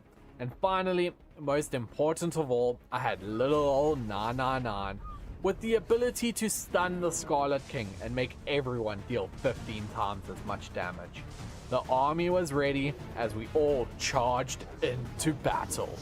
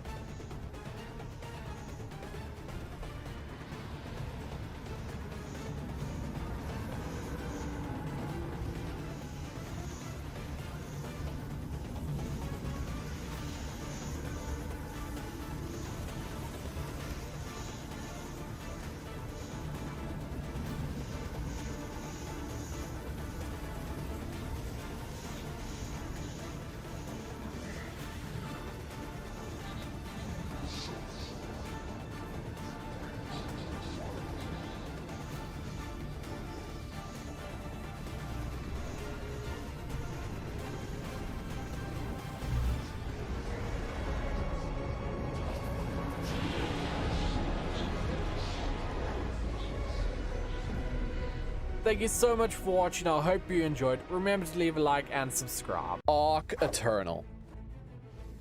An incredibly fun yet challenging overhaul mod for Ark. I will be spending 100 days here, and by the end of it, I have to fight the Dark Hierophant, a mega powerful demonic Reaper Empress? Wait a minute, that's a different mod. Not only will I have to kill the Dark Hierophant, but I will need to defeat hundreds of bosses in order to get there, all while doing my best not to die. But just so it's not too easy on myself, every time I die, there will be $25 added to a pot that I'll give away at the end of the video. Make sure to watch all the way to the end to see how you can win. Now I hope you enjoy watching my eternal suffering as I die to modded shenanigans over and over again. But let's get this show on the path by waking up on the safe beach of Crystal Isles, scratching my arm to make sure I'm not dreaming, and punching a tree to acquire its thatch, and then beginning to craft hundreds of my own chibi for experience.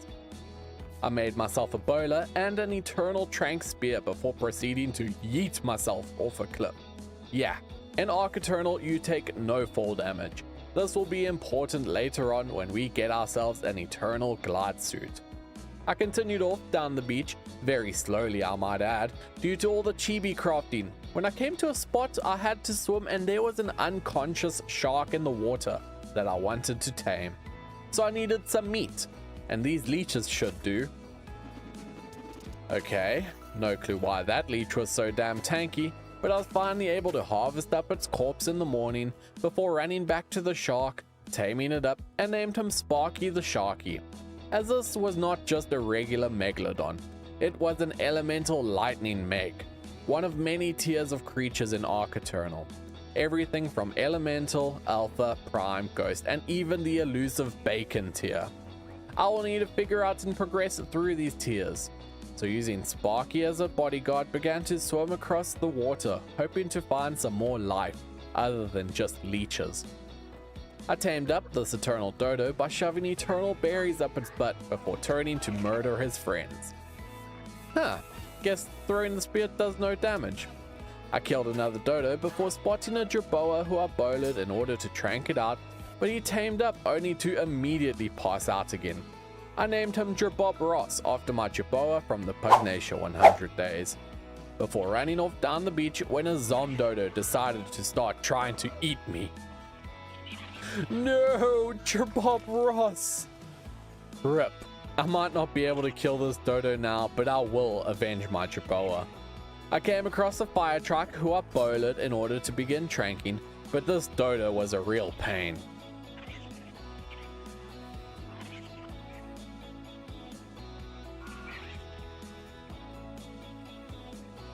They swim so fast! Ugh, finally, no more dodos. I got back to my trike, who I named Afterburn, before leading him and my dodos back to my base.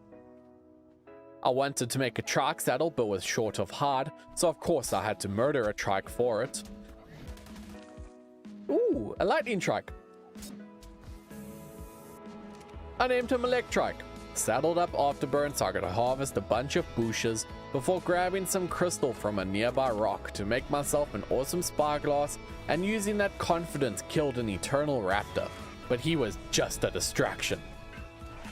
Whew.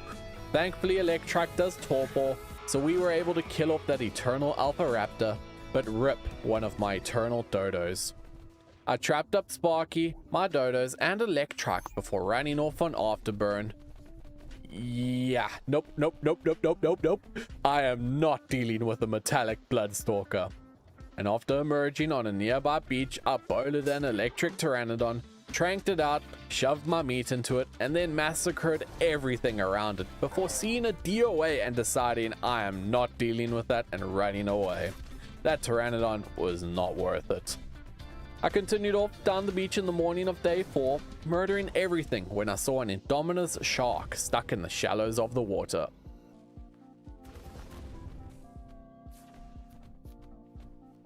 Well, that kill wasn't exactly worth it. I saw the DOA was fighting a robot truck which summoned in the Bionic Giga when it died. Nope. I am out of here. Death worm. So, allow me to explain. Almost everything in Eternal has a spawn on death mechanic. No matter what you kill, there is a chance for something stronger and potentially even bosses to spawn on death. I tamed another fire truck and tranked out a poison Pteranodon before saddling it up, named it Caustic, and flew off to have some fun. I then spent the remaining parts of the day harvesting some metal. I found a cool spot on the waterfall in the morning where I set up my single foundation that would probably be my entire base for this playthrough, but you'll have to watch till the end to see if I actually can build a base. And dumped off all my stuff and found a spectral gutcha that I was able to tame, as well as a mammoth. I decided to go for this Anki as well. Oops, might have gotten a bit too close there. So waking up, I made a mortar and pestle to grind up some cementing paste so I could make the Eternal Corpse Retriever, an extremely overpowered structure that allows you to recover your corpse. I spent the rest of the day checking out my gutchas, harvesting some resources, setting up a forge when an Eternal Prime Shadowmane attacked.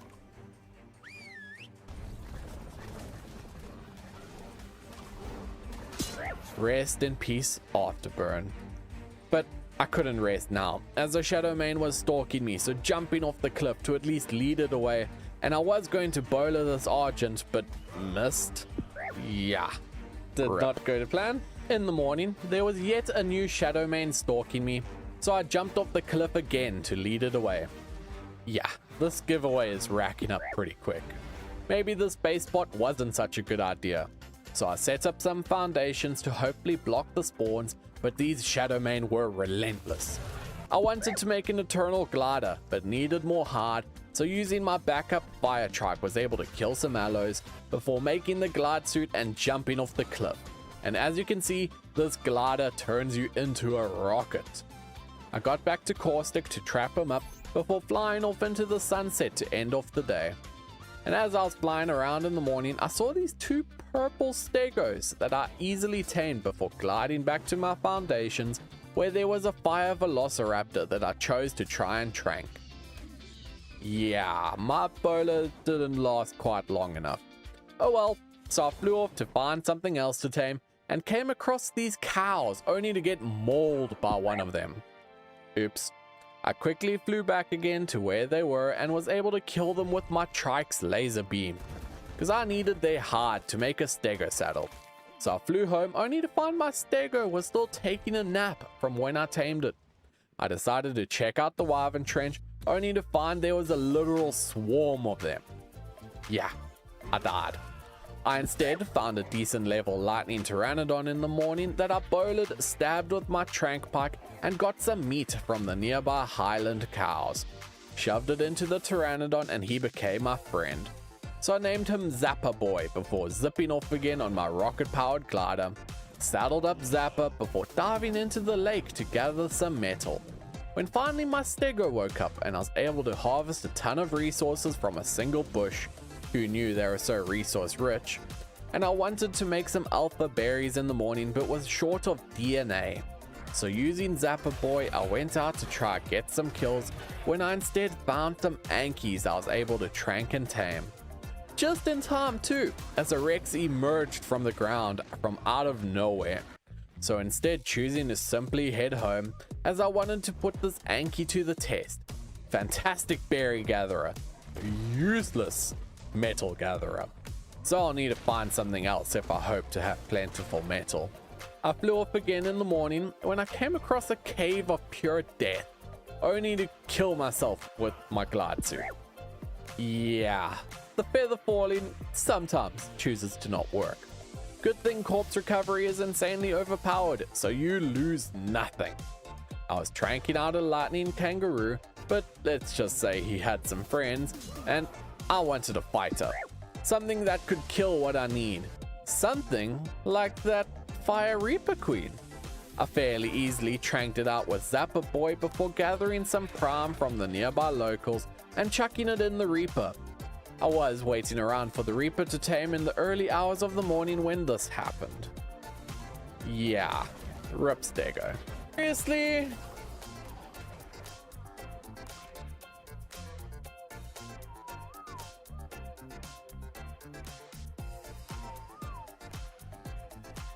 The Reaper finally tamed up, so I flew off to take it for a test drive.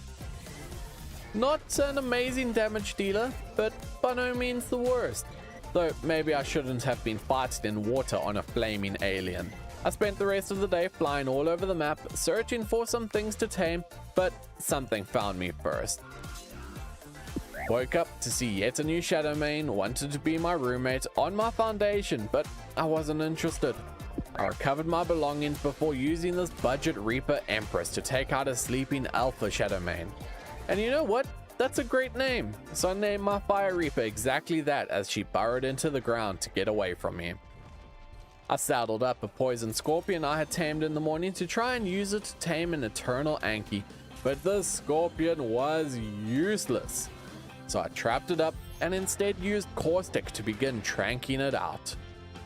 But again, it was too slow, so I took matters into my own hands. Yeah, maybe I should have stuck to my Terra. I got back to the Anki, who was now sleeping, shoved in some berries and tamed it, and I wanted to get some more creatures, but flying through the redwoods wasn't very successful, so I chopped up my... It was day 13 by the time I finally logged in, and there was nothing exciting around, so just rocketed out the redwoods. I saw an Indominus Rex fighting a spectral bear that I was able to yoink the loot. Spent the rest of the day just flying around searching for an alpha wyvern to tame, when I managed to steal an alpha dodo. Oh, that's bad.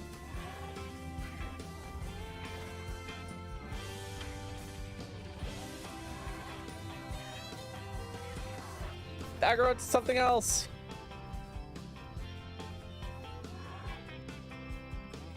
Yes. Well, Yes, we that escaped. wyvern almost killed We me. escaped. At least now that gave me a break to tame this dodo. And another one. I even tamed this alpha woolly rhino who I promptly trapped never to be seen again. Now, in Eternal, in order to tame alpha and prime carnivores, you need alpha and prime meat. I was able to make one alpha one meat of but those. needed Go get some more. polymer. And one of the resources I was short of was polymer.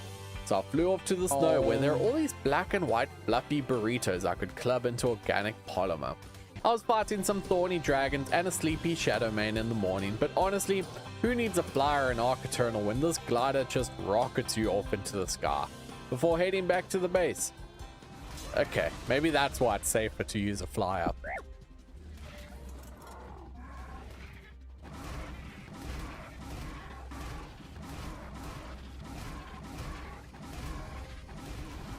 I eventually knocked out the wyvern using my terror, shoved my meat into it, and even had to boil it to keep it tranked out. Before finally it arose in the morning and I took it out for a test flight. You know what? I expected it to do more torpor. As a creature that does the most torpor in Ark is the unknown poison wyvern. A wyvern I would definitely be needing to evolve into at some point. So I spent the rest of the day just relentlessly murdering everything with my wyvern, even attacking the Cave of Death. I eventually got home in the early hours of morning of day 17 and set up some basic walls for my foundations so I'd have a safe space to log out when I needed to. As yes, these are recorded on a server that is open to play on for all my subscribers. So if you're interested in playing with the same rates and map that I used, join my Discord using the link in the video description, where I even host Ark events such as 100 Players Civilization. Make sure you're subscribed so you don't miss any of my content. I spent the rest parts of the day simply murdering the local wildlife before I saw an alpha wyvern in the distance. I knew I wanted one, so I hopped on my terror to begin tranking it out. And phew, that was close. I grabbed some healing pots from the base before heading back into battle.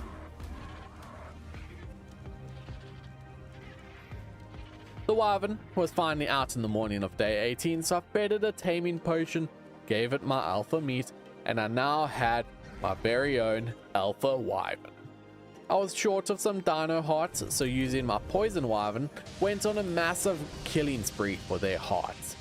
Once I got home, I saddled up the alpha wyvern to take out for a test flight, and while this guy's fairly strong, so I really wanted to evolve him. But I'll admit, I could not figure it out with the resources I had on hand. Day 19 was spent flying out on my poison wyvern, killing titanosaurs and some prime dinos for their blood, as I still wanted to try evolve my alpha wyvern into a prime, but it didn't seem to be working, or I was just doing it wrong, but let's not think about that. And as day 20 rolled around, I flew off to the swamp in search of dragons and found a swarm of them. So using my terror slowly began to trank them out, and finally when the dragon was sleeping and tamed, before setting this giraffe on fire taming another one, when out of nowhere a resurrected wyvern came and I had to make a break for it.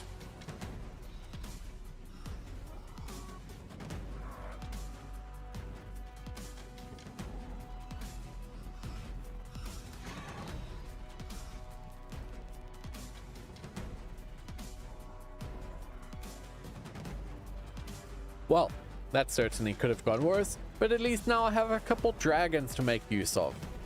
Once I got home, I set up the dragons to begin breeding, and I just first had to set up a bunch of torches in order to hatch the egg.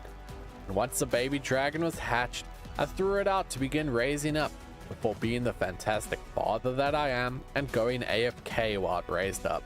But I was then told of how I could evolve my dragon, so shoving some elemental blood into the dragon, I successfully evolved my elemental fire dragon into an eternal alpha dragon, which then allowed me to pump the dragon full of prime blood and get my own prime dragon. Now this thing can deal some damage.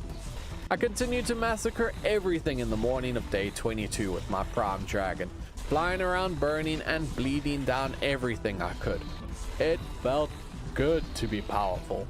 Even the pit of death got melted in my flames. So I spent the entire day fighting everything I could, and even into day 23, but that's when the toughest fight ever started. Load shedding from Scps. Thankfully, logging back in, I was still alive and able to jump back on my dragon to continue fighting everything, as that is one trait of Eternal, as you need to kill a lot of dinos for their drops and spawns. Day 24 was spent just messing around my foundations before flying out on my terror, where I found an alpha mammoth, but I didn't have the berries I needed, so shooting back to base, only to completely shatter my ankles. Ow, there was meant to be no fall damage. Oh well, can't dwell on it. Grabbed the berries and flew back to the mammoth, trapped it up, and then took off in search of dinos to tame. Day 25, a quarter of the way there. I spent some time checking out my chibi, a mod you can download for yourself on the Steam Workshop, before setting up some stands for some of the other chibis in the mod pack, before flying across the beaches only to... yeah, I got sniped by a wyvern. Waking up, recovered my things and flew off to find an alpha pteranodon.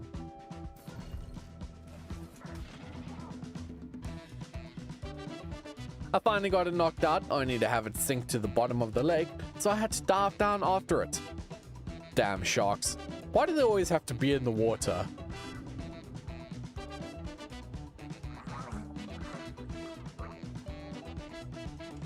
It's gonna wake up.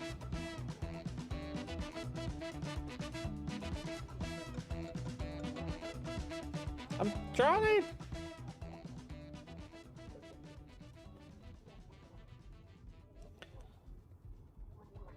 Oh damn, I almost just drowned. Well, that's generally what...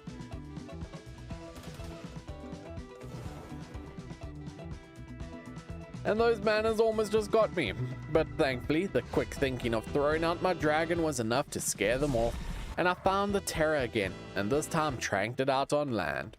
So I was able to tame it up in the morning before taking off again. Then once I got home, I saddled up the terror, shoved it full of experience potions, made it swallow some green gems, and evolved it into a poison alpha pteranodon. I named him Green Beans, and named my prime dragon Rainfall as suggestions from my stream chat. Saddled up Green Bean before turning my eyes to the nearby prime wyvern.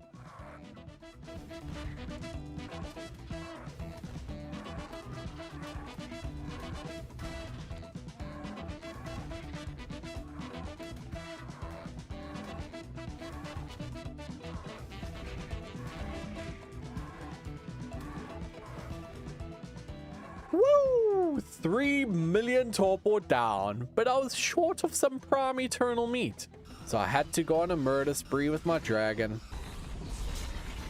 And, well, guess even on a super powerful fire-breathing dragon, you can still die to a dragonfly. And I got back to my dragon in the morning to continue farming dino hearts and dino DNA. But remember how I said that creatures have a chance to spawn every time something dies? Yeah, that was an Indominus Dodo wyvern. Waking up, I recovered my things, gave my new eternal prime meat to the prime wyvern in order to tame it, before jumping off the cliff to fly back to Rainfall, who was in an epic heated battle with the Dodo wyvern, and all I could do was watch and try to whistle her away. Nice. Oh my gosh, dragon versus thing. Oh my gosh. Bloop. But they just poof off into existence.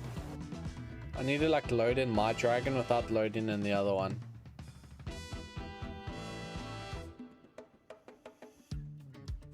Nice! That actually worked! I needed to make a wyvern saddle, but was short of some fiber, so whacked the bushes with my sickle, crafted up the saddle, jumped on the wyvern and went off to test out the damage. Now, I'm sure you're all wondering why I needed this wyvern so badly. Well, this wyvern is what can evolve into an unknown wyvern, or more specifically, an unknown poison wyvern, a creature that can do some incredible amounts of torpor. But first, I had to do some leveling, so that meant a murdering spree of the local fauna to end off the day. I spent most of day 28 on Green Beans taming a gacha, as well as an Eternal Dodicrus to help me gather some stone, as yes, I did actually have plans to build a base for once in my life. So once I got home, I saddled up the Dode and smashed some rocks, garnering tons of resources. I named the Dode Rickety Farmer before heading out again with Green Beans, carrying the Dode to harvest even more resources. You know, Eternal doesn't make much sense. Using a Pteranodon to carry a Dode in order to harvest metal. Weird. I used my mammoth to try harvest up some wood, but it was just a worthless wood bozo. So I instead rode around on my Dode using my crystal hatchet to harvest wood, when an eternal megalo jumped me. Reenacting Mario Kart. Bloop, bloop, did.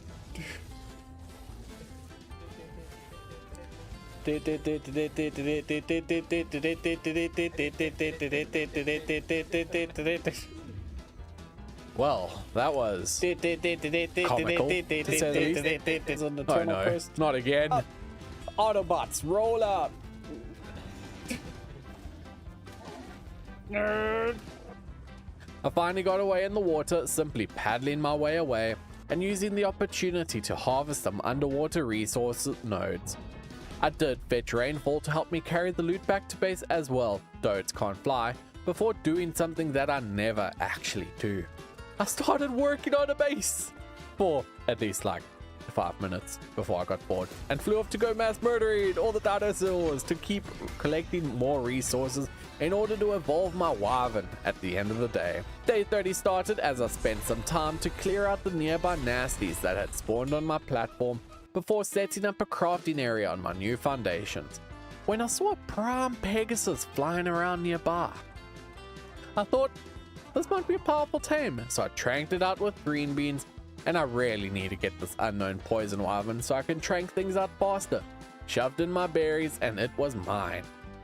Flying off in the morning, riding on My Little Pony. You know, I really can't believe I just said that.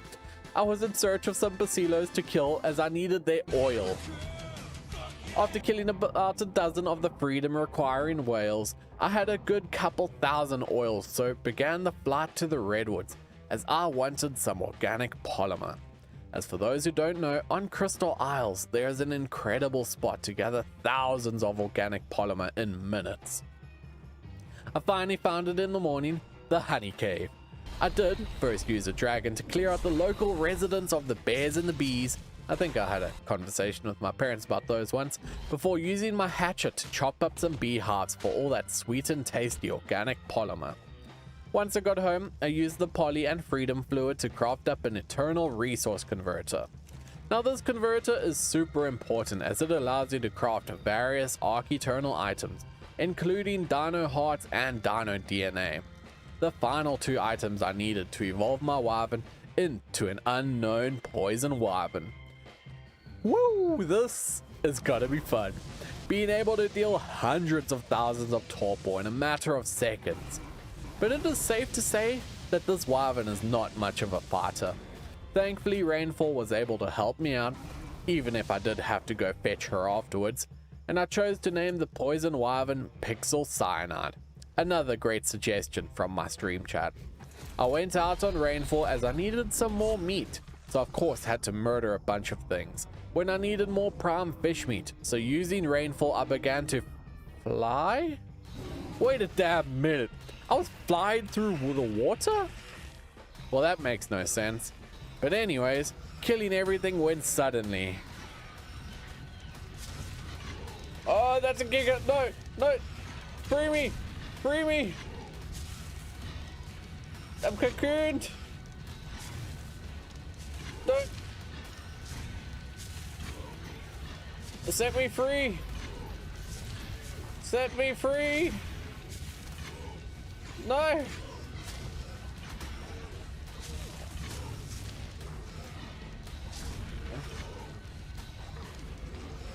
Set me free. I'll escape it in the water. Run. Escape. Escape. Underwater. Swim away. That could have been bad, as that was the Bionic Giga, a very powerful boss in Ark Eternal. I really should be more careful of whatever I choose to randomly kill. In the morning of day 34, I continued my random killing spree. I know, right? I never learned, but are you really surprised? But I just really needed this prime fish meat in order to craft more Dino Hearts and DNA. Once I got home, I did evolve one of my dragons as I wanted a second prime dragon so that I could breed and imprint them. set up a generator and some air cons to let the eggs begin incubating, while I went out with Pixel Cyanide to trank out this Ghost Rex. To make it easy for myself, I did pick it up to carry him home. And in the morning, it was fully tamed, so I headed out on a damage testing mission. I chose to name the Ghost Rex Ghastly before taking on an Indominus Dodo Reaper.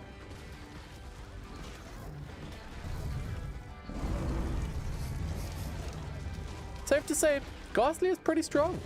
Once I got home, I threw out my fresh Prime Dragon to begin raising up before flying out again on Rainfall, as I wanted to unlock some tech. Specifically, the tech transmitter. I was short of a few artifacts, so I did fly off to pick up a few easy ones before heading off to my boss summoner with all the tributes that I needed. Then as the sun was rising on day 36, I summoned in the Beta Dragon. Dragon!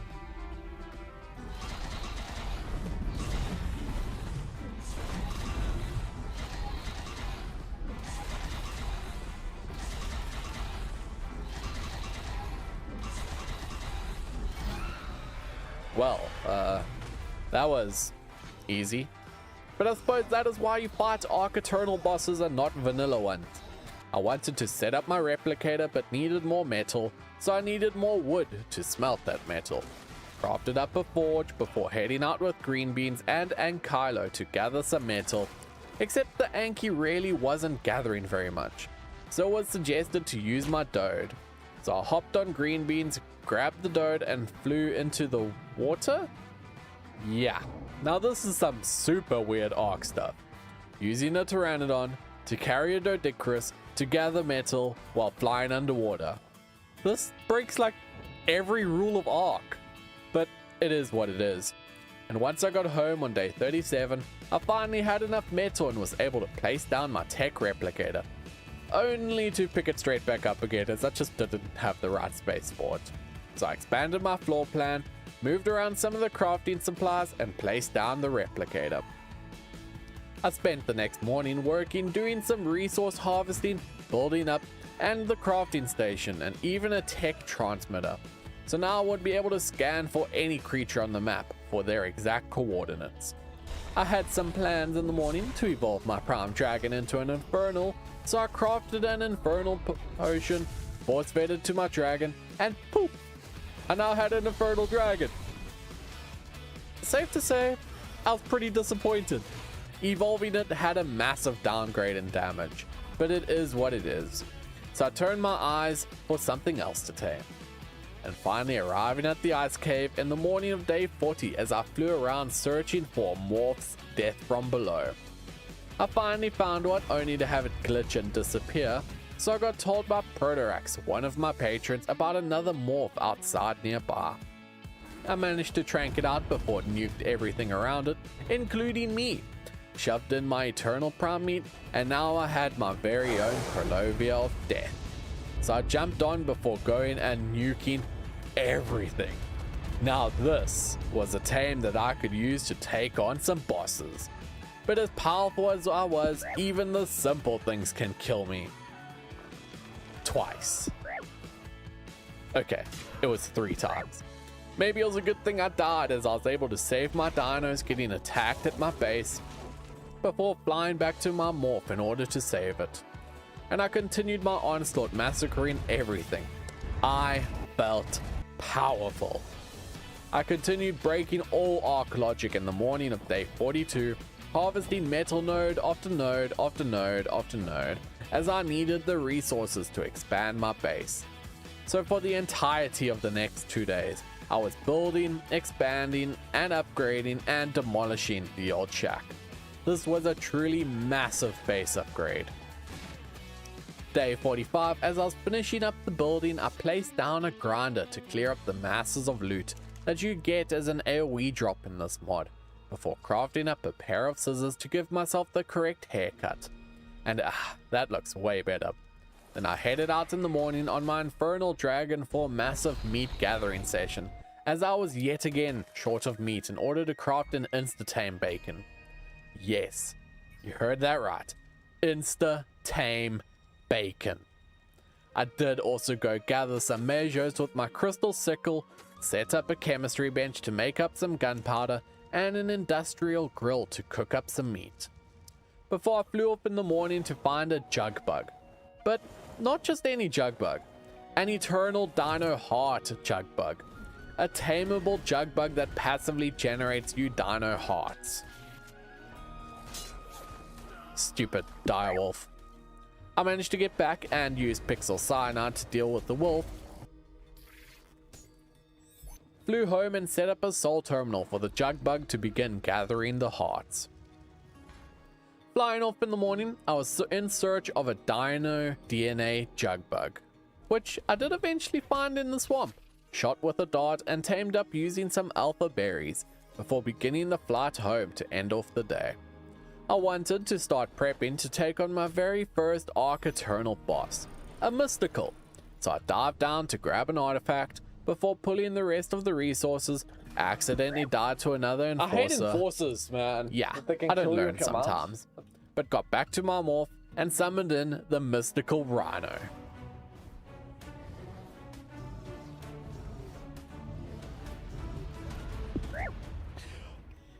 Every damn time, man. Every time. That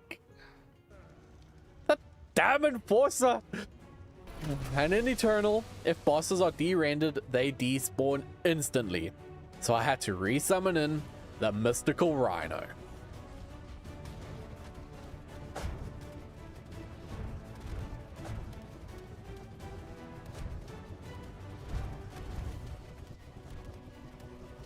It was finally the morning of day 50 when I brought down the rhino, giving myself some beautiful new eternal armor, but I didn't want to stop there. So I grabbed some more in order to summon in even more bosses, like the mystical mammoth.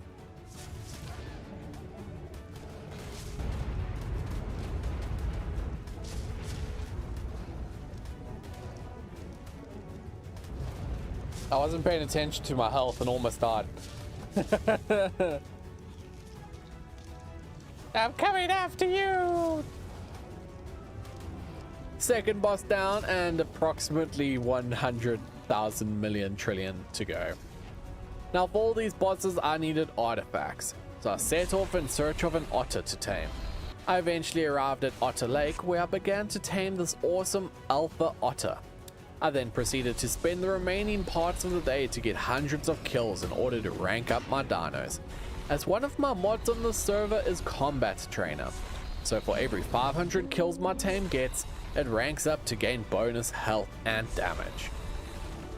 I went over to collect some artifacts only to find the giant rideable otter couldn't hold my artifacts. So I took out my frustration by simply nuking everything in a 10-kilometer radius.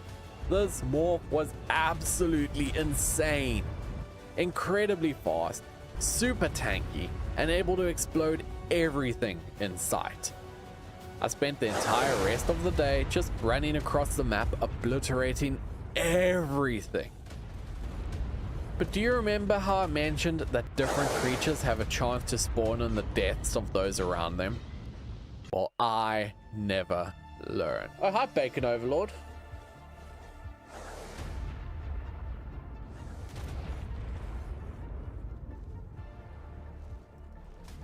Ah, no, don't hurt me.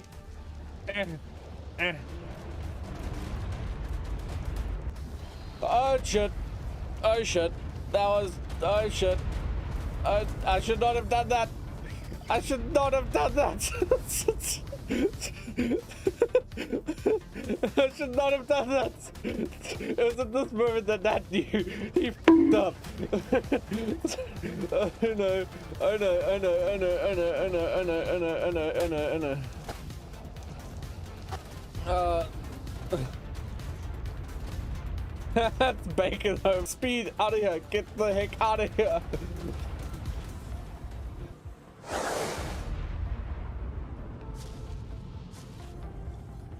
That was Bacon Overlord's daddy. A boss I am simply not able to fight just yet. So I instead chose to spend the rest of the day fighting bosses I could kill, like the mystical armored Giga.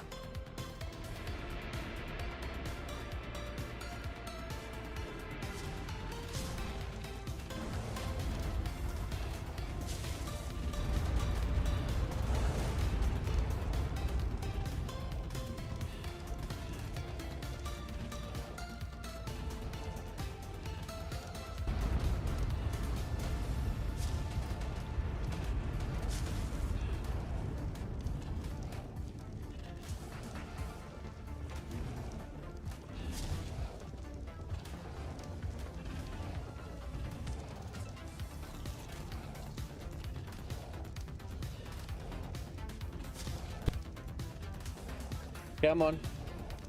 Ah, you stinking unicorn horn giga.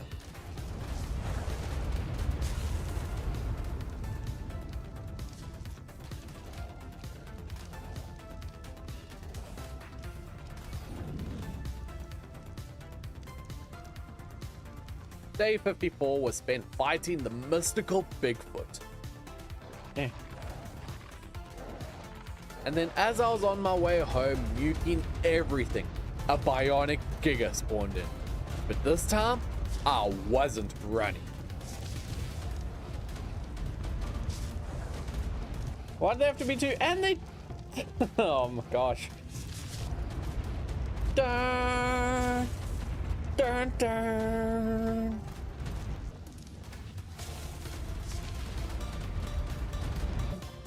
Dun, dun.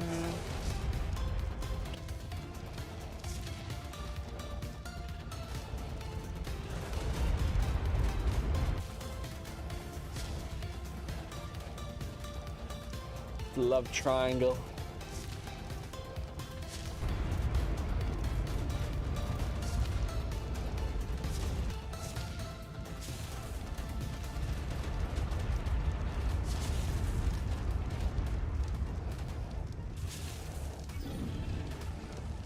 Well, that loot was kind of disappointing, so I didn't waste my time fighting the second one, as a tameable version had spawned in once I killed it. So I came back in the morning on Pixel Cyanide, tranked out the bionic gigas, and shoved in my futuristic orb, and now they were mine. I spent the rest of the day fighting some of the harbingers, first of which was a giant blue penguin that gave me a blue beetle summoner. And next up on the nuking list was a yellow dodecarus.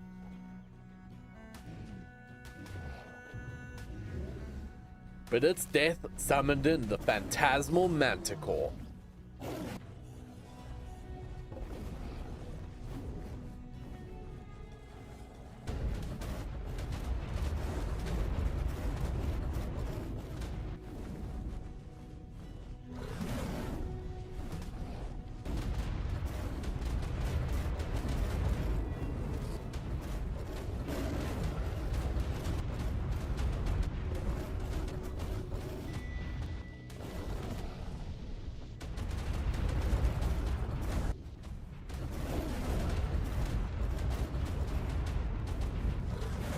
I finally had it dead in the morning, and for some reason my chibi decided to have a nap on the floor. Guess you get tired from constantly eating. And I was then fighting another harbinger, the giant green frog, only for my morph to decide now was the best time for a nap. So I had to fly away to de-render the frog so it would despawn, and I trapped up my morph so she could finish her nap before heading home, where I threw out white beetles that I'd gotten from the harbingers. These beetles will passively generate resources when they have eternal kibble in their inventory. I spent the entirety of the next 2 days fighting some bosses and cleaning out the Griffin Trench, as one of the tames that I desperately wanted was a Bacon Overlord's Griffin. So that meant everything had to die. Except what I wanted is exactly what showed up. That damn Griffin had to decide me fighting a boss was the right time to show up.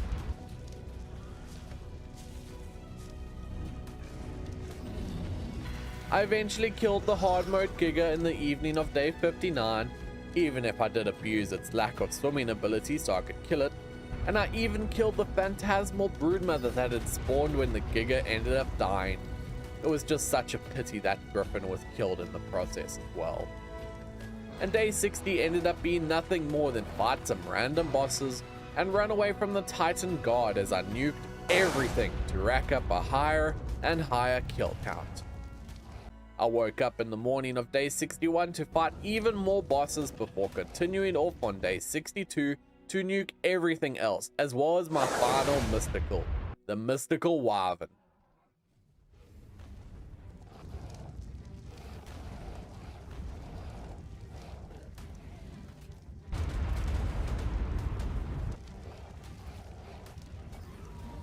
Then on day 62, I was out again nuking everything in search of a Bacon Overlord Griffin to tame.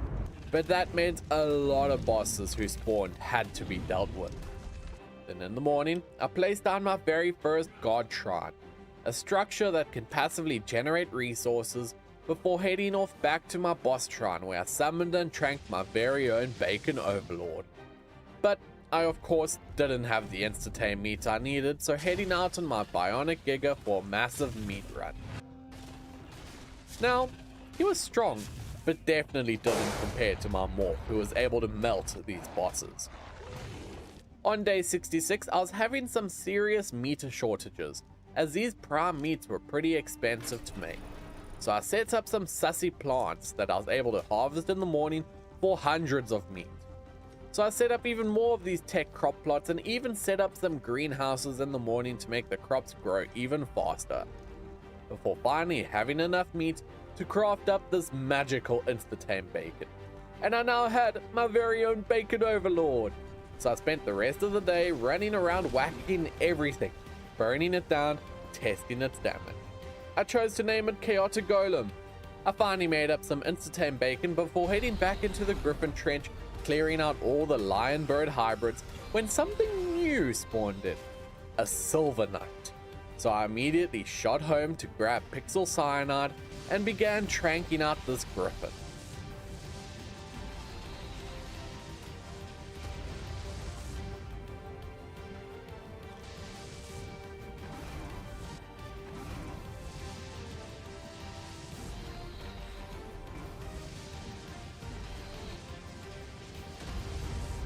Well, that's a big rip.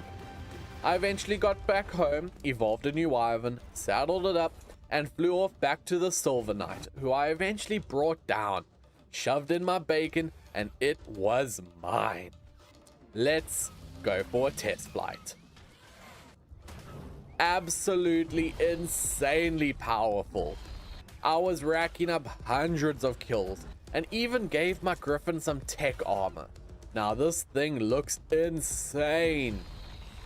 I spent the morning of day 71 harvesting up the sussy plants for their meat, before moving on to test my Silver Knight versus some actual bosses.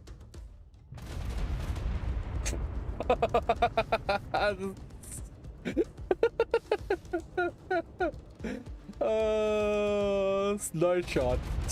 That was fast. I named him Quicksilver before spending the rest of the day fighting multiple mystical and phantasmal bosses. But it was key in fighting all of these, as I needed their essence in order to craft Summoning Region, a key ingredient for summoning some of the hard mode and god mode bosses. I ended up tranking out a Terra Nova that I was able to tame with some bacon, and this guy's pretty strong, but barely compares to the strength of my Silver Knight.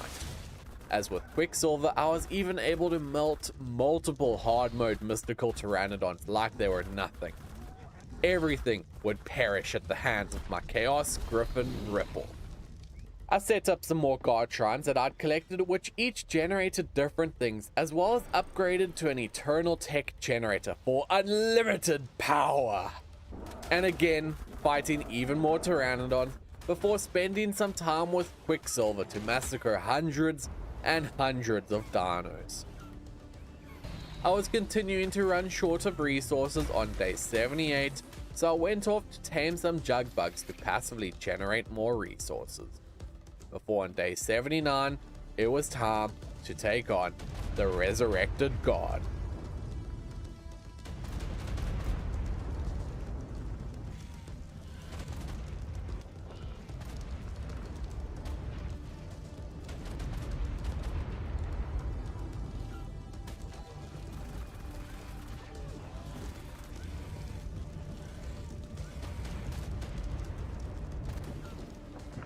It was almost the end of day 80 when I noticed the Resurrected God had despawned.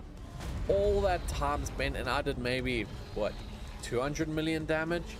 Safe to say, I would need a stronger army for this. So I cleared out the remaining Resurrecteds and Mysticals that had spawned during the fight, before getting home, emptying out my inventory and grabbing what I needed as I planned to fight the God tier robot Magmasaur. A big metallic boy. Boo!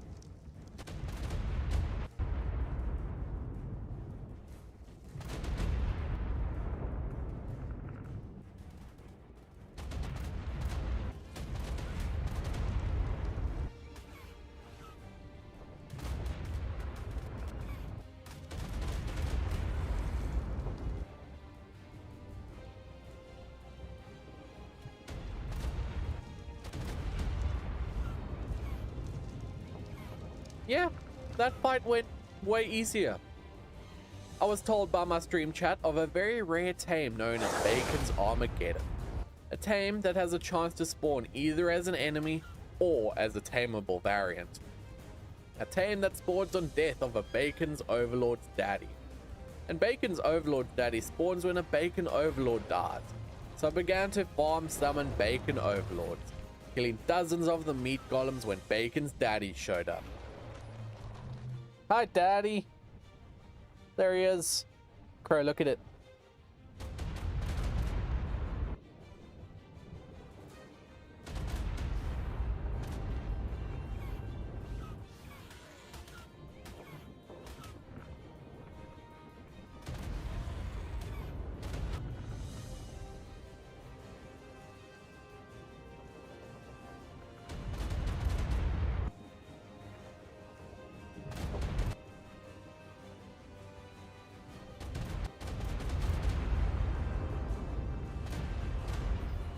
Yay! I eventually killed it in the morning, but got no Armageddon spawn, so back to killing the Bacon Golems when some patrons of mine had actually gotten one to spawn and knocked it out, only to then learn the tame was currently bugged. So I gave up on the idea of trying to get an Armageddon to spawn for now, as even testing in single player, I could not get it to work. If that's not how you're meant to get it, let me know in the comment section. And while you're down there, consider hitting the like button, as it makes me feel good about myself. Smiley face. I took off on day 83 in order to tame an element jug bug, as I needed millions of element shards in order to run my cloning chamber, so I could get multiple quicksilvers. Waking up on day 84, my quicksilver that I forgot to record starting the cloning on was finally tamed, and I had an idea. So I set up a mutator in order to swap the gender, so now I had a male and a female quicksilver, before setting them up to mate only for it to not work. So back at the mutator, I gave them an enable breeding pulse. That didn't work either. I tried swapping their genders again, and nothing. Okay, time to whip out my grade 5 chemistry set. Made 2 mating potions, and that put breeding at 9,990%.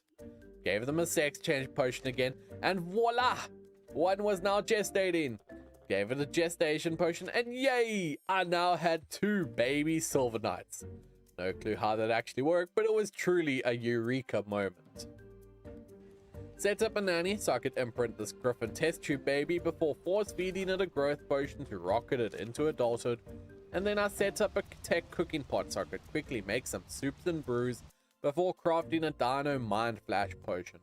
A potion that gifts your Dino max level.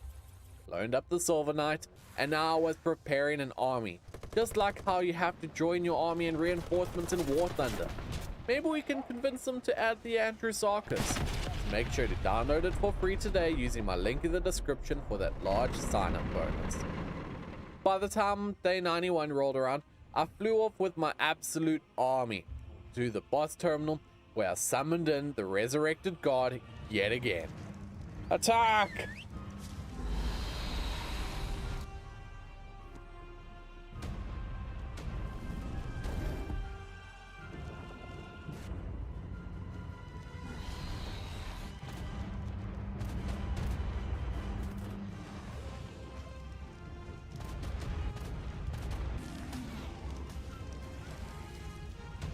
And kaboom! Dun, dun, dun, dun, dun, dun, dun, dun, dun.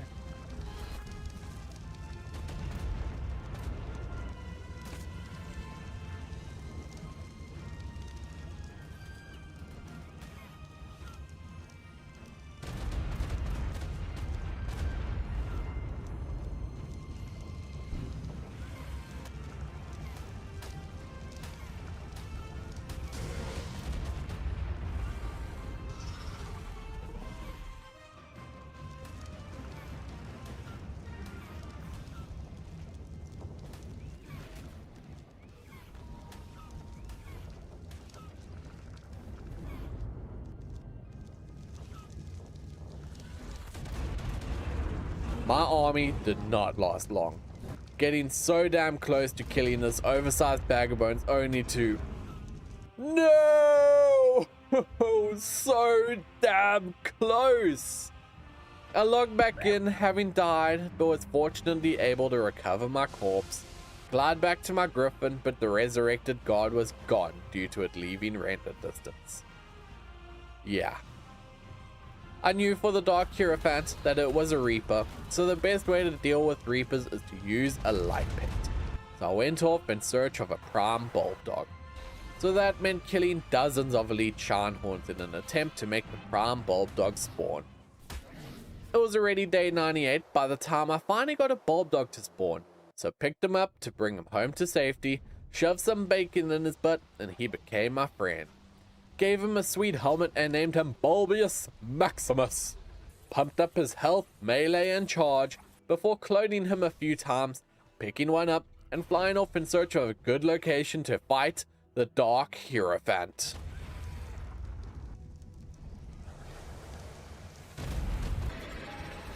Bulbius, no!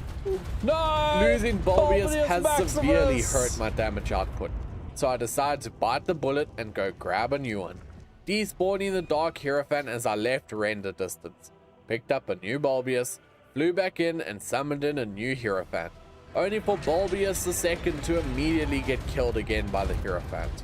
Grabbed another new Bulbius and flew in again, and this time, Bulbius or not, I was going to kill this Hierophant.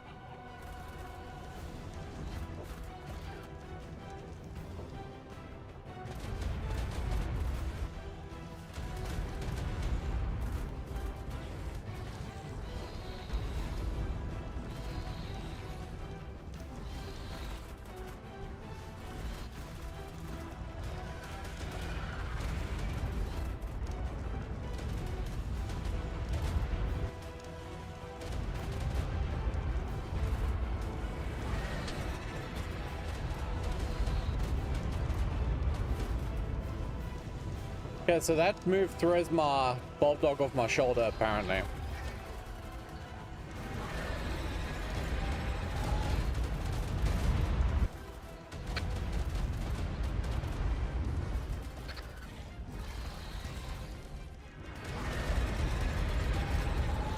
$50 million, $40 million, $30 million, $20 million,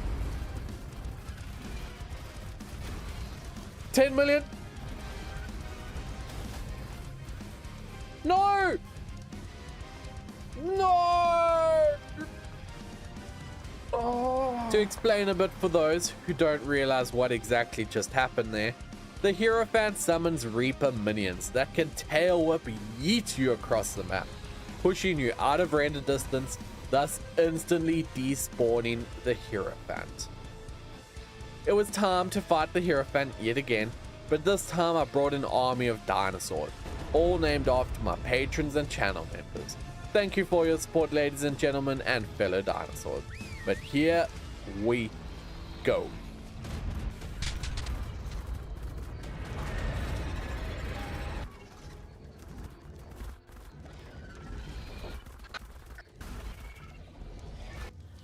Oh, come on! Yeet it again?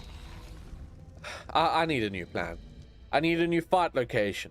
So I flew off to the Wyvern Trench, where I decided to give up trying to outmaneuver the Hierophant. So I nuzzled myself into a small little rock outcrop, and it was time to face the Hierophant head on.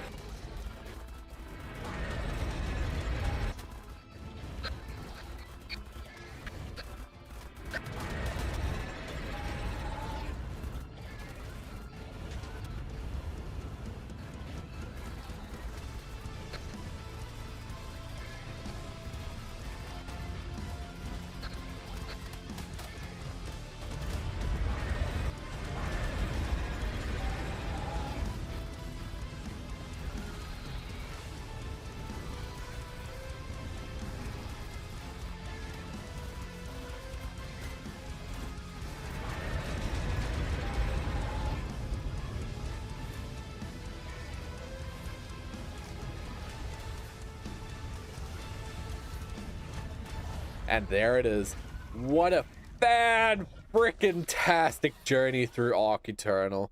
Thank you all for watching and enjoy your day.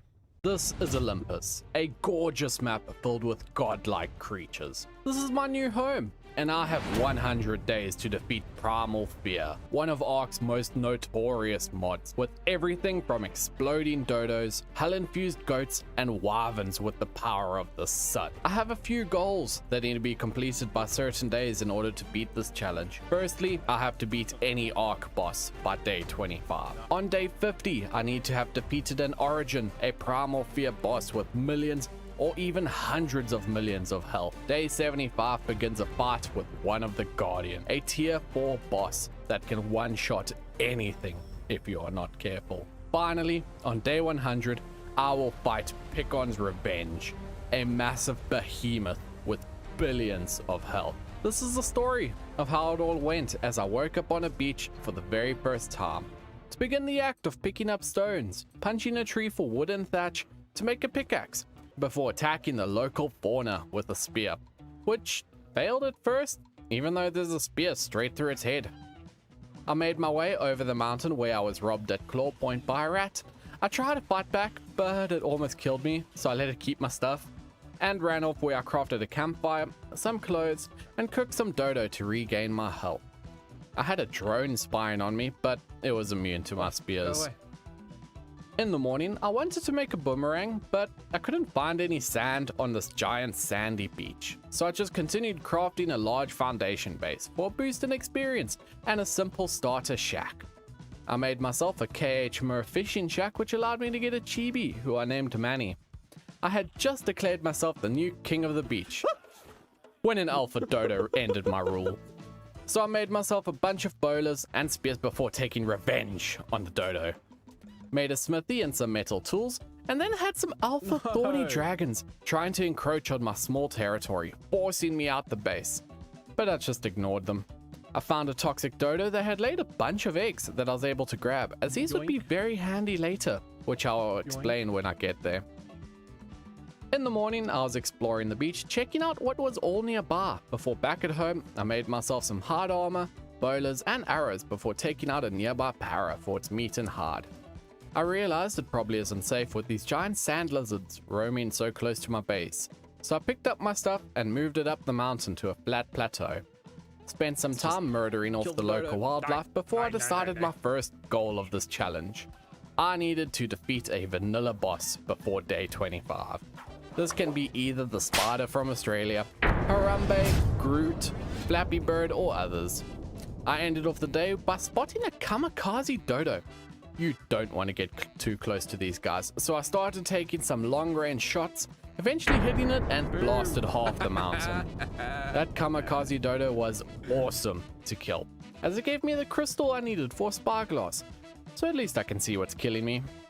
On day 4, I looted up a dead alpha trike before harvesting it for hide as I continued exploring the beach. I was on my way back to base when I saw a spirit dodo had decided I am not allowed to return home. Managed to aggro it and lead it off down the beach, and then I made myself some poison spears which deal torpor, so I was able to use these to knock out a parasaur before making some potent trank arrows, which are like normal trank arrows but stronger, that I used to knock out a level 280 pteranodon. My parasaur ended up getting murdered by a stinking dodo, but I collected some meat and tamed up the terror with the use of a tame helper, an item from Primal Fear that increases hunger drain, when I noticed that there is a manticore flying above me. Thankfully, he had no interest in me, so I spent the time gathering some resources to build what I need for basic trap to get a max level Styro. Well, guess I'm not getting that Styroco anymore. The next day, my pteranodon was tamed up, and the stream named him Berries. Leaving Berries at home, I came across a giant moth that I bowlered and spammed arrows into its face, before harvesting it for chitin to make a terra saddle. I made myself some desert cloth, since I had silk from the moth I killed, as it was better than hide, and I just liked the look of it. I saw some damage numbers back at my base, so I ran over to find an alpha dodo attacking Berries. We managed to kill it, and got an experience potion from it. Having a sip of that pushed me to level 42, which allowed me to make a pteranodon saddle. So we saddled up Berries and flew off down the beach. I really wanted this elder moss chops I saw down the beach, as they are incredible early game tames. Landing nearby the chops before boloing it and building my trap around it. Had a close call with an apex RG, but thankfully it wasn't interested in chasing me. So as the sun rose on day 6, I started the long process of tranking the moss chops, using trank arrows and poison spears, as well as dealing with any toxic dodos trying to mess with me. The chops was finally down, so I stuffed them with berries, the fruit, not the pteranodon. Grabbed a tame helper at my base, and we now had chopsticks, the best early game tame for Primal Fear. I proceeded to go on a monstrous killing spree before my health got too low, and I just skedaddled my way back to base. At home, I gave myself a nice haircut and spent the rest of the day harvesting trees and bushes with chopsticks. On the final day of the first week, I made myself a primal smithy, which you need to craft all the kibbles for Primal Fear. So allow me to take a moment and explain the progression system for Primal Fear. There are 14 types of tameable creatures. In short, for every tier of creature, you need their kibble type. In order to craft each tier of kibble, you need eggs from the previous tier. So for example, alpha kibble, you need toxic eggs. There are a bunch of other ingredients such as crops and jerky, but that's less important. You also get boss variants that follow the same order, however they have their own eggs you would need. There were some bunnies wandering around my base that I tranked out and tamed, as I couldn't remember if they actually did anything. They didn't, and I ended up setting up some basic crop plots down next to the beach. Too bad I didn't have any seeds yet, and I was checking out what was nearby my base on berries when an alpha griffin killed one of my bunnies. Though I reacted quick enough just to lead it away to kill some brontos instead, I flew off down towards the swamp in the hopes to get seeds, rare mushrooms, and flowers using chopsticks. After a massive resource grind, it was already the next day when suddenly... Whoa! No, leave the capro. Yep, Give me back my moss chopsticks chops. was just stolen by a capro. We managed to kill it, but it's kind of scary when the giant lizard dog is just stolen underneath you. Only to have it happen again. This time, almost killing me. We managed to kill off the capro again, and as I was just trying to recover health, as now an alpha capro stole chopsticks. I really wish chopsticks would just fight back. I ended up dying as the bronto swung its tail, smashing my face into the hill. I was so damn desperate to save chopsticks, only to die once again to the same bronto as chopsticks was killed at the same time. It took a few meaningless deaths to piranhas, trikes, and capros before I finally had all my stuff back and began the trek home. Safe to say, this was a huge setback to lose chopsticks. I used the rare mushrooms and flowers that we did have to make up some toxic narcotics that I could use to make apex narcotics, before paying homage to the fallen berries and chopsticks with a flag in their honor to end off the day. In the early morning of day 9, I made myself a long neck rifle before running up the mountain to gather a full inventory of metal and crystal. I wanted to actually plant some of the crops, as I now had some fertilizer, and for toxic kibble you need rock carrots. I never had any seeds, so I started to trank out a low-level brachy. We had a bit of a chase, but finally ended in a spot where I was underneath it on a hill, so it couldn't attack me, and brought it down with no problems. It was the next morning by the time the brachy was tamed up, and we named him Fairy Bread, since he was such a bad level. At least Fairy Bread was good for gathering bushes. I was quite concerned with how close an apex defense unit was, so I potted up Fairy Bread, and almost instantly was confirmed that to be the right decision, as the defense unit started rolling towards me. Once I was on the safer side of the beach, I threw out Fairy Bread and harvested up a ton of bushes before I finally got the carrot seeds I needed, just before Metal Trike decided to try and kill me. After escaping the trike, I snuck up to my base, grabbed my fertilizer, and planted my crops. I was able to use the carrots I'd planted to make my very first toxic kibble, which I plan to use for some toxic dodos. It was almost morning when the sky started falling to the earth, destroying everything. There was a celestial Rex right on my beach, fighting a chaos wyvern. I thought the beaches in Ark were supposed to be safe. I thought I would be safe when the Rex turned in my direction and launched its attack straight towards me. I still don't know how it missed me, but I was alive. I now had two major threats close to my base, so I chose to ignore them both completely. I mean, what could I do? Punch a Rex to death? I made myself a dragon hat and christened myself the Volcano Tribe, and I started making my way up the mountain. Oh no. Yeah, the trike started chasing me back down the mountain towards the Celestial Rex. Thankfully, it didn't push me too far down, as I was able to turn around and get past it, to continue my way up the mountain, where I bowled and tranked out level 270 Pteranodon. As I was munching on some delicious raw meat that I just had rotting in my pockets, the trike decided to chase me again, but I broke its ankles by juking around a giant rock. I traded some rock carrot seeds for a 50 times tame helper from Cyanide, as yes, this is a public Ark server that I host for members of my Discord. Link is in the video description, and while you're down there, I would love it if you subscribe to the channel, as only a small percentage of people who watch my video are actually subscribed. The Terror tamed up and I named him Arsenic. As I was flying around on Arsenic, I thought the sun was rising, but turned out to just be a Spirit Rex, nuking the mountainside below me. I was back at the base where I made myself a few better tranks and saw I would need citronelle for alpha kibble, so I grabbed those seeds and some poop. I spent most of the time flying around looking for new elder moss chops when I came across a max level terror that I started taming. I killed a Diplo nearby for some prime, which I went back to shove up the Pteranodon's ass. While that was taming, I was flying around when a manticore died nearby. But don't worry, that doesn't count towards my goal of killing boss by day 25. It was fast approaching midnight when an RG just walked straight into my base. I knocked it out in a few hits with my fancy trank arrows before giving it my meat and leaving it to tame up. The next day I flew off to pick up my terror. I had left to tame up, and after safely getting him back to the base, introduced him to Arsenic. They immediately hit it off, and while they were busy getting to know each other, the stream named him Brenda. I hatched up Brenda and Arsenic's baby, imprinted it, and left it to raise up. While I saddled up my new RG, I chose violence by killing some trikes and compies. It was fun. I did have one close call where I fell off into the water as the Primal Megalodon came to try and eat me, but managed to get back to base where I hatched more terror eggs that I just stuffed in a box for later. I flew on my RG to harvest some jellyfish, but they weren't dead, so I got dismounted and killed by a Reaper Queen chilling on my beach. I managed to grab my stuff and was swimming back to base when I got killed by a manta ray. I ended up landing straight onto a shark when I jumped into the water to retrieve my things. I survived, but it did give me a huge scare. And after the shark left, to grab my stuff and headed back to the base as the day came to a close.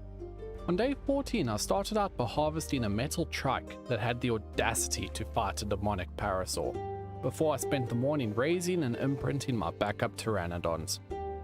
I flew out on Arsenic when I found an okay level Alpha Styraco, which I started tranking out only to... Once back in, I brought down the Styraco, tamed him up, and Arkractor named him Horny, because he has horns. As I was flying home, I stole an Alpha Dodo that I brought home with me, and the rest of the day was spent sorting out my crops. In the morning, I tamed the Alpha Dodo before taming up 3 toxic Dodos with poison spears to the head. At least now I would have a steady egg supply. I set up some preserving bins to start getting some jerky, and then I continued to commit more Dodo theft before flying off to try and tame a max level Alpha Thorny Dragon. I started out hiding on a rock tranking it. It was taking too long, so the next morning I went to grab what I would need to make a trap. I crafted up some metal billboards and got to work trying to trap it.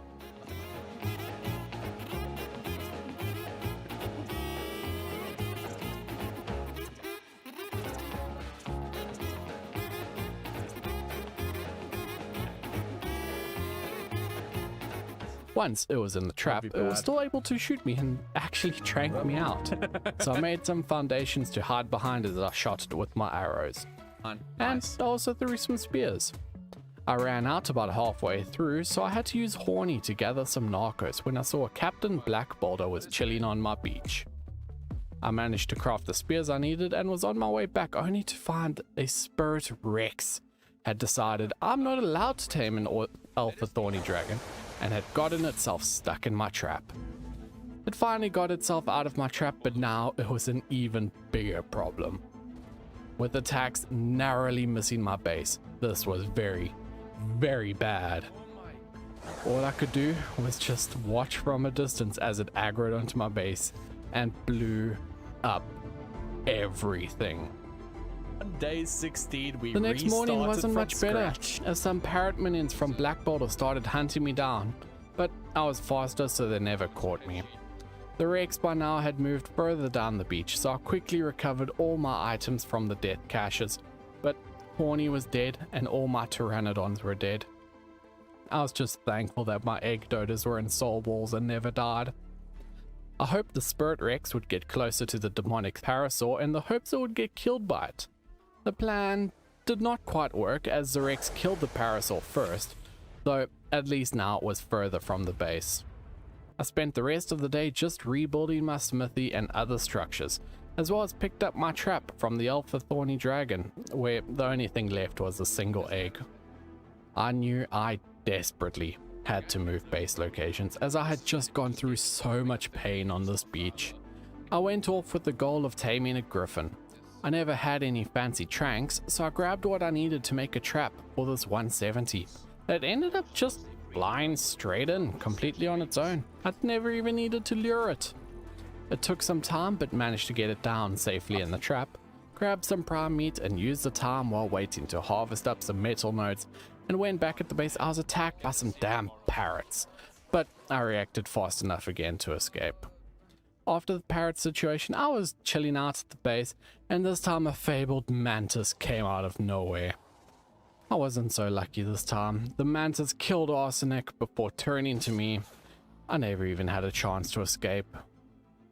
It was morning by the time I respawned, grabbed all my things and a new pteranodon, and fetched the griffin that I had left taming up. I ended up crafting my very first elemental kibble, which I would need to tame either a fire, caustic, electric, or ice dino. Using my griffin, I was able to kill a low-level apex thorny dragon for some apex blood that I can use to make fancy drugs later. I got extremely tempted by some loot bags I could see while exploring on my griffin, but boy, oh boy, was I glad I never gave into the temptation, so close. as a wandering loot That should have boss killed me. narrowly missed blowing me up. I found an alpha raptor I took down for some much needed experience, so back at the base I was finally at high enough level to make apex trank darts. Now these would make knocking things out way easier. The next day I went on the hunt for an elemental, but I realized if I wanted to have a chance I would need a better long neck. Thankfully I had a blueprint. I just needed to smelt up a ton of ingots for it, when I came across a level 100 caustic featherlight and thought, I can just trank it out with my primitive rifle. I quickly realized I would not have enough trank, so I left the featherlight for now as I harvested up more metal and crystal before just flying around waiting for it to smelt.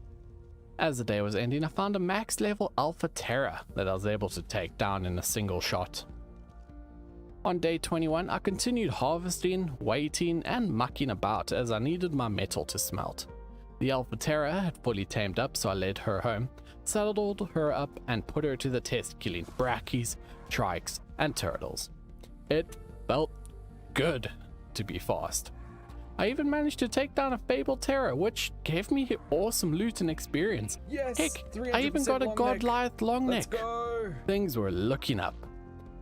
I almost messed it up when I flew too close to a Chaos Griffin, as for those who don't know, Chaos creatures have a deadly AoE around them, and that was way too close. I ended up crafting some health potions back at the base before heading off to find the caustic featherlight again. Flying back and forth as it chased me and turning to shoot it, I thought I had it down when I ran out of darts. Gosh darn it. Back to the base to craft some more, and then I quickly found it again, and it was just one shot to knock it out. Nice. In the morning, I named it Nuclear, as it can drop these gas bombs which can deal some insane damage. I thought I'd be smart and use Nuclear to kill that Alpha Rex from up high above, just dropping bombs on it. Yeah, that sucked. Rip Nuclear. I wanted to get my stuff back, so I flew over with my Alpha PT and started shooting the Celestial Aloe to try to lead it away. As I was flying home, I saw an Elder Phoenix. Now these things are insane and can deal incredible damage, so I tranked it out and flew off to find some Prime. I got Prime and a Tame Helper before naming the Phoenix Zuko. Using Zuko, I killed some Alpha defense units and took on a Primal Stego. I was feeling confident, so I started fighting some demonic Hyenodons, paying zero attention to my stamina, only for that to be Zuko's demise as we dropped out the sky, and Zuko died to fall damage. Rip Zuko. I somehow managed to escape the hyenas chasing me and even an Origin RG by diving into the water. I ended up taking off on my Alpha Terra in search of another Phoenix, which I found next to a river. Tranked and tamed. I again wasn't paying attention to my stamina. What? Got pounced by a Primal Tech Raptor, and another Elder Phoenix was killed. I'm just really glad this isn't hardcore.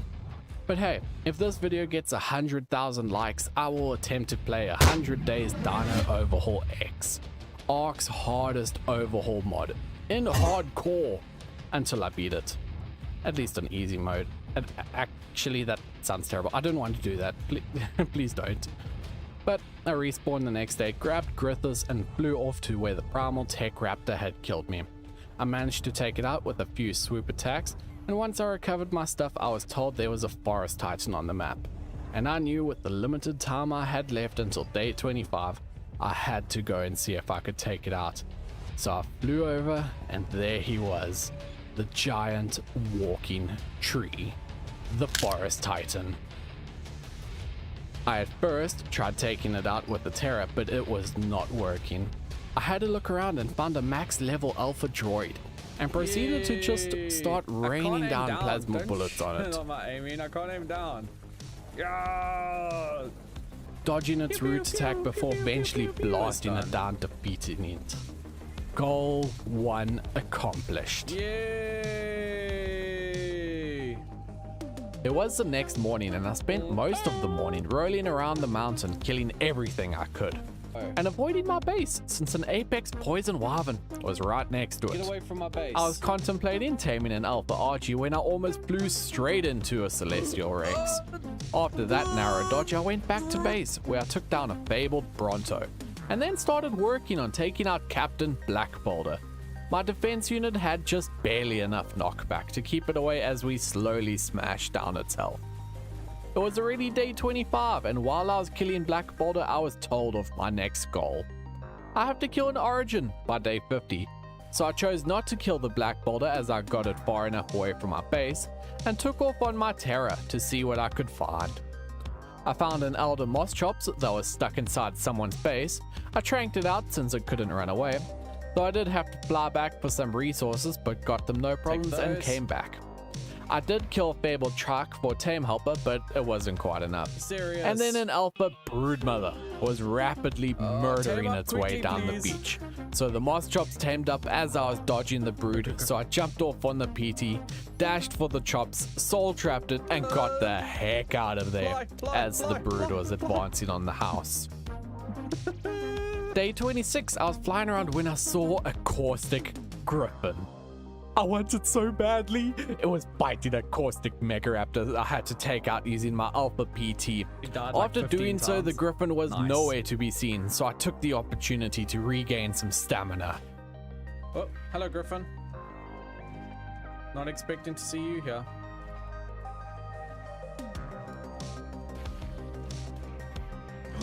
Oh, we dying. I'm unconscious. Once I finally woke up as somehow the griffin never killed me, I started running around and around on the hillside, dodging the griffin as I did my best to build a trap around the griffin. I got some down but ultimately died, and then I used a backup PT to get back, reposition the trap before I got the griffin in, tranked and tamed it up. What do we name it? The stream suggested I name him Bobby, Frank, Gamma, and Cork. So I combined Frank. all three and named him It's a Cork combination Frank. of all three. What? Don't you together. judge me. I went off to the swamp for some rare mushrooms and flowers with the Elder Moss Chops, but this time I killed everything first with Cork Frank, so my Moss Chops wouldn't get stolen from me. I was hovering near my base when a wandering loot boss ran straight into my base, killing my Pteranodon. Somehow my Droidica never died to the initial explosion radius, and we were able to bring it down, but now an Apex Poison Wyvern was attacking. I was so sick of this, so I faced it head on with Gork Frank. Got him. I was so sick of all the attacks, so seeing as everything was destroyed anyway, I loaded up everything into Gork Frank before flying off in search of a new base location. The base search continued into the next day with a stop off to fight the Centurion. It was a piece of cake. I searched far and wide, high and low for a nice spot. And then the day was almost over when I found a nice spot in the desert on a high rock bridge where I could set up shop. Placed down a house, set up a flag, cleared out the locals, and I even had some neighbors moving, Cyanide and Frosty. We did have one problem circling our base, which was a manticore. But I figured I had nothing to lose, flew straight in and actually killed it with no problems. Son. Turns out Gork Frank is pretty strong. The rest of the day was spent packing up the rest of the base, collecting all my stuff and crafting some basic defenses in the new area. Day 28 rolled around as I killed a Malin Pteranodon, which gave me a new Primal fabricated sniper. Yeah. Awesome! These are great as they shoot the fancy narcotics. Awesome. I tried to bola a Dode, which I thought you could, before just shooting it to trank it out. There was a Celestial Rex near the base that was looking pretty injured, and I was feeling pretty confident. Frosty, that's not nearby, that's next door.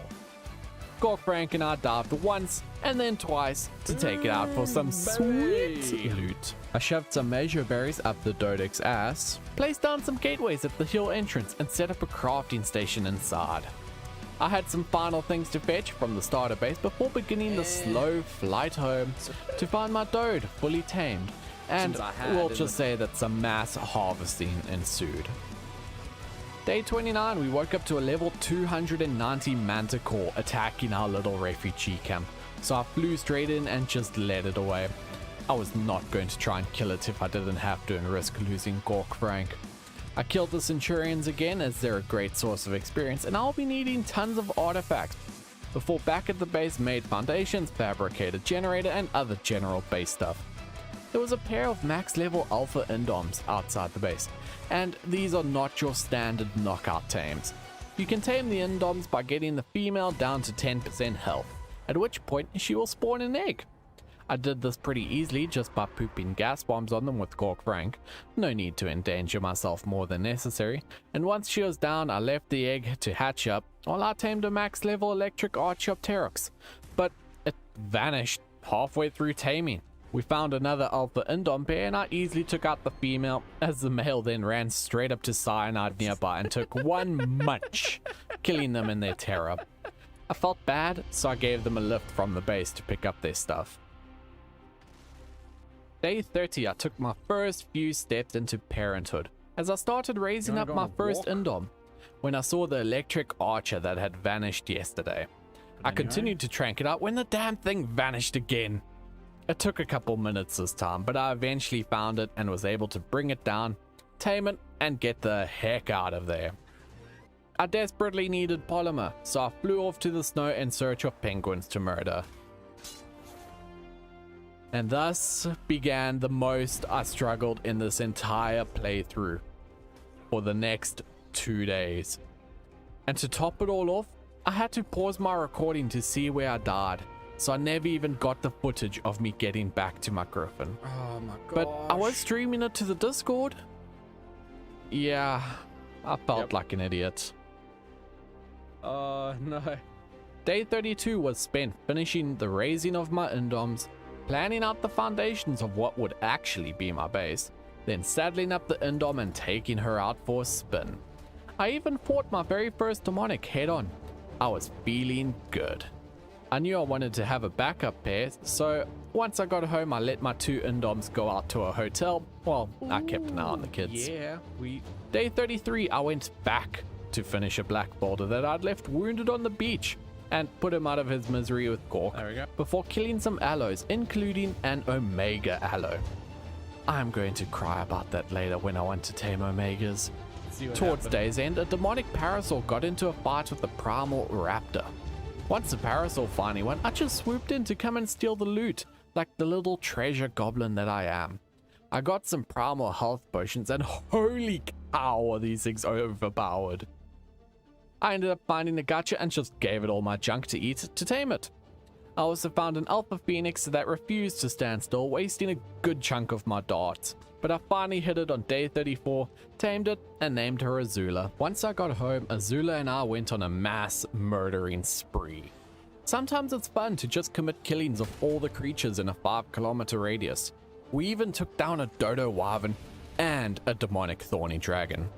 I needed more rare mushrooms again, so I grabbed my Indom before heading out to the swamp.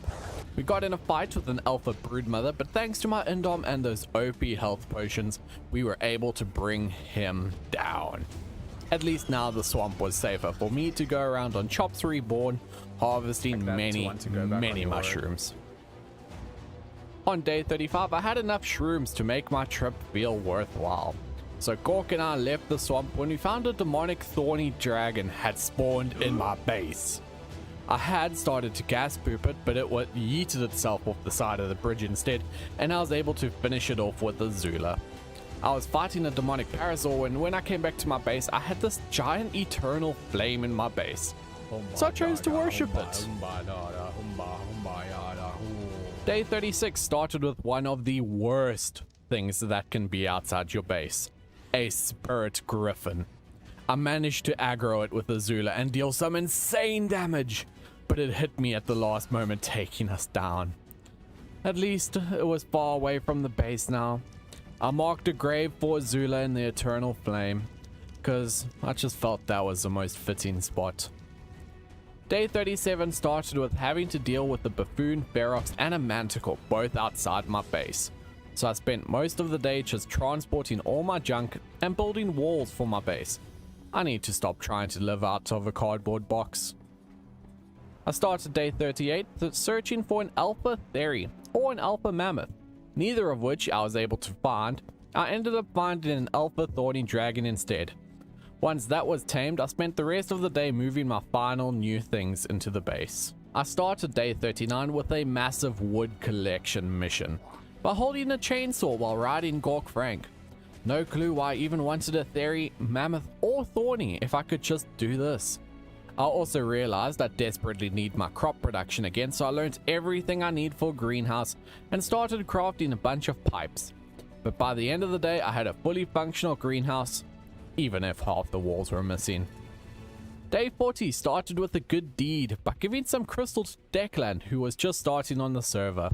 I then spent the rest of the time attempting to complete my very unfinished greenhouse, as well as setting up a bunch of composting bins for plenty of fertilizer.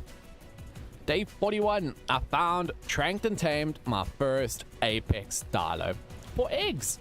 I still needed a female Dilo, so I continued my rampage along the beach before I found, tranked and tamed a second one. The rest of the day was spent mucking about crafting things, expanding the base, and just smelting metal. Boring day, I know. The real excitement comes later with all the boss fights. Day 42, the first day I had a fully enclosed base, except the fact I had no ceiling. I started it off by breeding my apex Dilos, so I'd have plenty of egg layers, only to get 2 males in a row. I also set up a loadout mannequin before shoving all the Dilos into a Pokeball and into the computer. On day 43, in fact, this day was so sad for me. I can't even talk about it.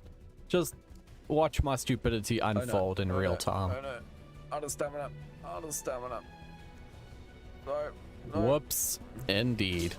Rest in peace, Gork Frank. You shall be missed. Alright. I headed out on my electric archer when I came across an apex giga that I started trying to knock out, and I eventually managed to do so by chasing it down on foot as the day ended. The 44th day had me crafting my very first Omega, Fabled, and Advanced Elemental Kibble. I got back to my Giga, tamed it up, and then named my Electric Archeopteryx Banana Sprinkles, a name that hundreds of you seem to like in the previous 100 days of the Hunted. Banana Sprinkles and I searched the entire day for an Omega, but found nothing. So I just ended up at home, saddled up the Apex Giga, and went on a leveling spree. It was going great, till I ran straight into a Primal Carno, Wandering Loot Boss, and Alpha Reaper Queen. They got me pinned against the wall, but I somehow got out, fighting and backing away, eventually making a break for it up the ramp to our base. But the Reaper Queen had followed. That was way too close. I healed up my Giga on day 45 and fought a Celestial Ferox before finding the Primal Carno and starting to munch it, but it was taking too long. There was an artifactor in our base that was actually going to be something I hunted down a lot, as you need a ton of artifacts in Primal Fear. And then I ended up going out on Banana Sprinkles, where I found another gacha that I managed to tame up by feeding it stone and other resources that I harvested right there. Day 46 started with me just flying around the map aimlessly over mountains, through ruins, across plateaus, and over the desert. I can't quite remember what I was searching for, as I never remembered to take notes, but I know I didn't find it. I took my Alpha Indom out on a meat run, as well as used him to take out a Primal Carno and a Demonic Thorny. Kinda weird how my Alpha Indom is stronger than my Apex Giga. I desperately wanted a Demonic to use for the upcoming Origin fight, but for that I needed Omega and Fabled Eggs. So I went out in search of both. I did find an Apex Griffin I tamed up, so I'd have a mount I could shoot off the back of. We named her a Hemogriff, since she looked like blood. I tranked and tamed a Fabled RG early on day 47, but now the crunch was on to find an Omega I could tame. I searched the entire day for nothing. Not a single Omega I could actually tame. I needed a new plan, and that plan just appeared in front of me. It was day 48 when I found a level 170 Necrotic Wyvern. I tranked it out, but it fell into the water, so I raced back to the base for some scuba gear. I was so close to being back when I saw it had died. So I took out my frustrations, killing as many Wyverns as I could in the hopes a new one might spawn. I found a level 50 in the last few moments of the day. It wasn't much, but it would do, as Necrotics are insanely powerful glass cannons and could be used to spam down an Origin. I even killed a Spirit Wyvern, Chaos Rex, and Spirit Griffin using mine. Day 49, I finally found an Omega Aloe, only to have it die to a Demonic Parasaur. I knew I was out of time, so I went out on my Necrotic Wyvern to find an Origin Raptor to kill. Instead, I found Cyanide's Indom. I wanted to save it as a Spirit Rex had aggroed onto it, but just like Icarus, I flew too close to the sun. That was my final hope for day 50 Origin kill ruined. I am not giving up. Using my spare Indom, I was able to get back and even killed a Primal Raptor, after a very long time of course, since these have millions of health. But at least I had all my stuff and a dream. Day 50, an Origin fight day started with a simple Alpha Magmasaur tame next door to my base, as I would need it for metal, before beginning the search for an Origin I could attempt to fight in the hopes I would kill it before the day ends. It was midday when I found one swimming in the lake. I charged in on my two Indoms and began the longest click fest ever. I was racing the clock. Swimming through the water so it couldn't attack back, but making sure it didn't have a chance to run too far. It had just barely started to turn into night as I killed it. Hell to the yeah! Day 51 had just started and I named my Indom Captain America in honor of their achievement of defeating an Origin. But that was the easiest of my challenges. I now have until day 75 to prepare for a fight against one of the Guardians. Bosses that can literally one-shot anything they fight if you are not careful. I ended up spending the rest of the day searching for Omegas as I still had none. I found a Fabled Terror that I tamed for eggs before almost flying straight into a Chaos Dodo. On day 52 I found an Omega Rex. It died to some Stegos. I found an Omega Ice Wyvern. I didn't have enough kibble. Screw it, I just went to go make myself more kibble. I was desperate for Omegas, okay?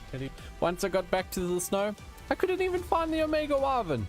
And while I was flying, a Chaos Wyvern aggroed onto me. Full panic mode. Flying, swooping, dodging and weaving, I was losing health rapidly from its AoE effect. I have no clue how I even survived that. I was chilling on my phone here, browsing through Twitter. Make sure you go and follow me, by the way. But you see that? That's an Omega Aloe I never saw. So thanks Scoopmaster, who was watching the stream and pointed it out. So we named it in his honor and then trapped it and stuck it in a box for eggs. Day 53, I messed up. I found an Omega Rex that I was going to tame. when I saw a buffoon ferox that I decided to shoot for fun. Rest in peace, Hemogryph. I was running home with no backup flyer when a wild saber-tooth appeared.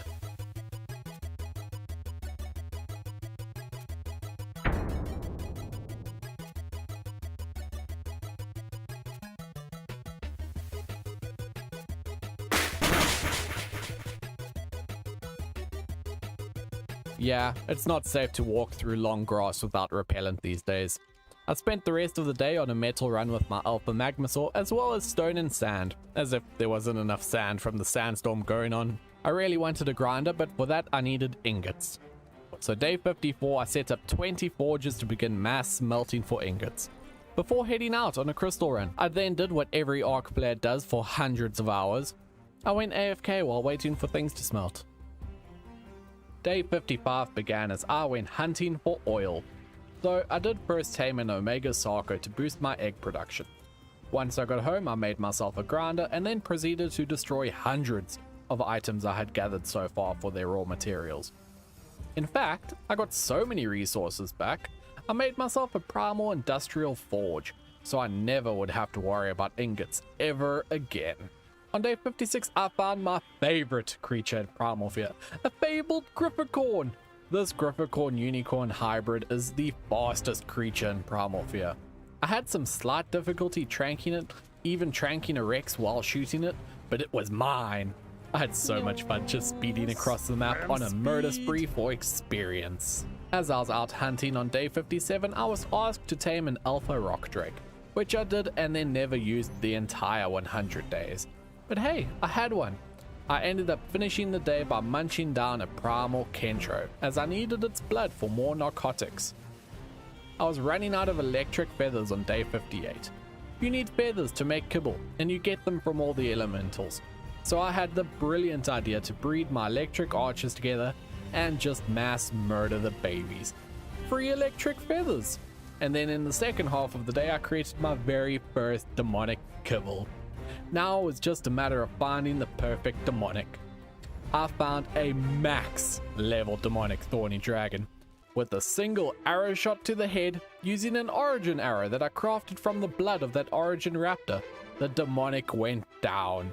She was so beautiful, I named her Ember Gojira. Saddled her up before purging the beach with her power. Day 59 started with me hunting down origins, as you get one origin blood for each kill that you can use to make origin arrows that I used earlier to tame Ember Gojira. I took out origin RGs, raptors, and even an origin Rex. I now officially had a full set of origin armor. As I got back to the base on day 60, I cleaned my entire inventory before making the tech replicator. I wanted to unlock a tech transmitter, and for that I need to defeat an origin Wyvern. So I went out on a search holding Gojira in my Grifficorn's claws. I spent the rest of the day fighting origin Karuku, origin Step Bears, and getting stuck in the ice. Day 61 I killed another artifacto. I killed so many of these things for the 100 days. Let me just break down how many bosses I have to kill for this 100 days. I need to kill 1 Picon's Revenge, 4 Colossus, 5 Novas, 5 Picons, 10 Emperors, 10 Empresses, at least 200 Origins, and more than 150 Artifactors. So I spent the rest of the day hunting more Origins when I came across a Celestial Rex, which I tamed up and then crafted a ton of Origin Summoners that I summoned into the desert and took down with Ember Gojira. Day 62 I started off making more kibble and then made myself a tech transmitter so I could scan for whatever creatures I wanted to find on the map. I immediately used it to tame a level 290 demonic thorny to start breeding them. Once I had some babies I imprinted them fully before being a great father and just going AFK so they could raise up. I remember day 63 fondly. It was time to fight the demonic Reaper Empress, a boss that has ended many armies of those who are underprepared. I headed off into the desert with 2 fully imprinted demonic thornies, both of which I had pumped a ton of experience potions into. I summoned in the Empress and we went to war. She was taking heavy damage, but so was my second demonic thorny. She kept sending me flying before finally the final spike launch took her out. I got her soul, a token to summon my very own demonic Reaper Empress, and a saddle. But I missed a very important loot bag that could have had demonic armor in it. The next boss I wanted to work towards was the Celestial Indominus Emperor. But for that, I needed Celestials. One issue is I was short of caustic feathers to make the kibble. So on day 64, I headed out and tamed up myself a light featherlight, as light and dark creatures give all 4 elemental feathers. And as we learned earlier, I can just mass breed them, kill them, and harvest them with the chainsaw. Once I had the second featherlight, I threw them out at the base and left them to make love in the dark corner of my base, while I went out in search of a level 340 necrotic wyvern. We named him Necrosplosion. Waking up in the morning of day 65, I began by throwing out all my sweet, beautiful baby light featherlights, before shooting them all in the back of the head and cutting up their bodies with a chainsaw for their feathers. With the freshly farmed feathers, I turned them all into kibble to feed to creatures. With the fresh kibble, I went out to tame a Celestial Archie. I managed to hit it with an origin arrow before it hit me back instantly, killing Unigriffin, dropping me to the earth below. My gosh, I almost died. And then the piranhas showed up. Fortunately, origin armor is incredibly strong, and I was able to kill the stupid fish before swimming to shore with my broken leg, throwing my demonic thorny and using the safety of riding a flaming lizard from hell to heal up. Day 66, I tamed up Rudolph as I had no flyer to get home, but I didn't know he needed a saddle, so I just ran home on my thorny dragon. I grabbed a backup Grifficorn and flew off to the now sleeping Celestial Argy that I was able to feed and pick up. Once I got home, I saddled up the Argy before taking it for a test run against a Primal Aloe and a Primal Manticore. On the morning of day 67, I started out by breeding my Grifficorns to ensure I always had a backup. And then I went out to tame my demonic Reaper Empress, so I summoned her in and whacked her with an arrow. She did bury herself in the ground, and it took a bit to finally find her, tamed her up and tested her out before trapping her never to be seen again. I went out to tame a second Celestial Argy. It fell straight into the ocean, but I was not going to lose another one to drowning, so I dived straight in after it. My oxygen ran out and I was starting to drown. I threw out an old friend, Droidica, that I was able to ride so I could eat a health potion to keep me healed past the suffocation damage. As day 68 started, I set my brand new Argies to breed to begin imprinting the babies. I went out and tamed a demonic Parasaur pretty quickly before coming home and imprinted all my Argies. I named them Tweety, Core, Celeste, and Featherman. I was short on hide for my 4 Argy saddles, so I did the classic Ark theme of murdering babies and cutting them up to turn into saddles. Welcome to day 69. Nice. I spent the morning leveling up my Argies before heading off to the desert, healing my Argies and summoning in the Celestial Indominus Rex Emperor, fighting off Celestial Wyverns, Celestial Griffins, and of course the Emperor himself. I kept getting grounded as the fight went on, mass feeding my Argies health potions and stamina potions, as if I let my stamina drain, I would instantly die off my mount. And if my health went to 0, well, you know what happens then. I had a third problem starting to arise. I desperately needed water and my torpor was rising.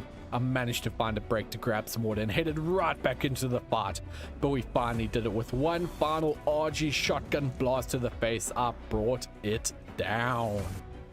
Only 2 Argies survived the fight, Tweety and Celeste, but I did get Celestial boots from the fight, which made me speed. The rest of the day I went out and tamed my very own Celestial Indom using the summoner that you get from the boss fight. As I started out on day 70, I found a dragon that I wanted to tame, so I absolutely lit it up with bullets, chasing it all the way to the edge of the map where it tried to hide behind a Chaos Manticore. It ended up falling asleep and straight into the ocean, so I dived in after it, before falling out of the world and straight into the Manticore arena. So I had to cheat for the first and only time ever in my 100 days, and ghost out of the arena riding my dragon in order to get it out. I took out Tweety on an experience run before running into an Origin Carno that I started killing. It somehow killed me off my mount, but I managed to come back, whistle my RG over, and finish off the Carno. I needed to start prepping for the Guardian fights, and as today was day 71, that left me with only 4 days to gather all the missing Origin tributes to fight the Emperors and the Empresses for their souls. So the next few days were an absolute blur of hunting down Origins, artifactos, and standard artifacts. Fine. Day 72, while I was out hunting Origins, I came across an Ice Wyvern egg, and after missing the egg in my hunted 100 days, I was sure to pick it up this time. Day 74 was probably the most challenging decision I had to make. I finally decided to fight the Chaos Guardian first. I crafted the summoner, and there was no going back now. I ended up spending the rest of the day prepping my inventory, raising more demonics, and crafting up saddles. In the evening, I threw out my army of demonic thornies, my Emperor and my Empress.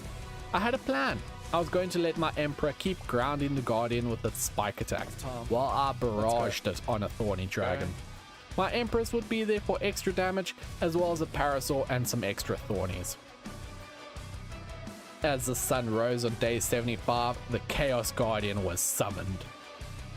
My plan started out perfectly. The Guardian was grounded and we were able to absolutely light it up with damage.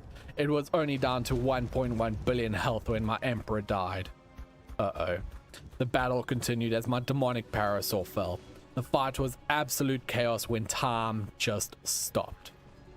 The server had unknowingly restarted due to an update, only to log back in and the Chaos Guardian was gone. This was a huge setback for me. I had another Emperor that I was able to summon and tamed up, who I named Pooperstein for good luck, and this time I had a new strategy. I was going to ride Pooperstein while leaving my army of demonic thornies to deal the damage. So on day 76 I summoned the Chaos Guardian for round 2. Damage was going much slower this time around when 2 of my demonic thornies both died at the same time. Making sure to always have a health potion running so as to not die. Eventually my final demonic thorny and Empress were both killed.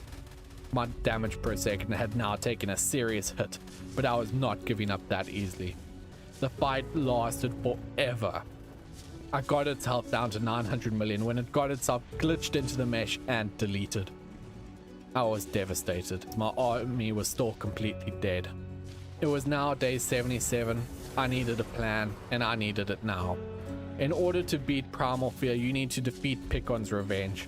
So whether I was ready or not, I would have to summon him on day 100 or fail this challenge. On the map, there was a max level demonic Parasaur. I was able to easily tame it up before finding and taming a level 290 as well as 2 level 280s. I bred them all up into the perfect stats on day 78, using the time to hunt down artifactos with my Celestial RG.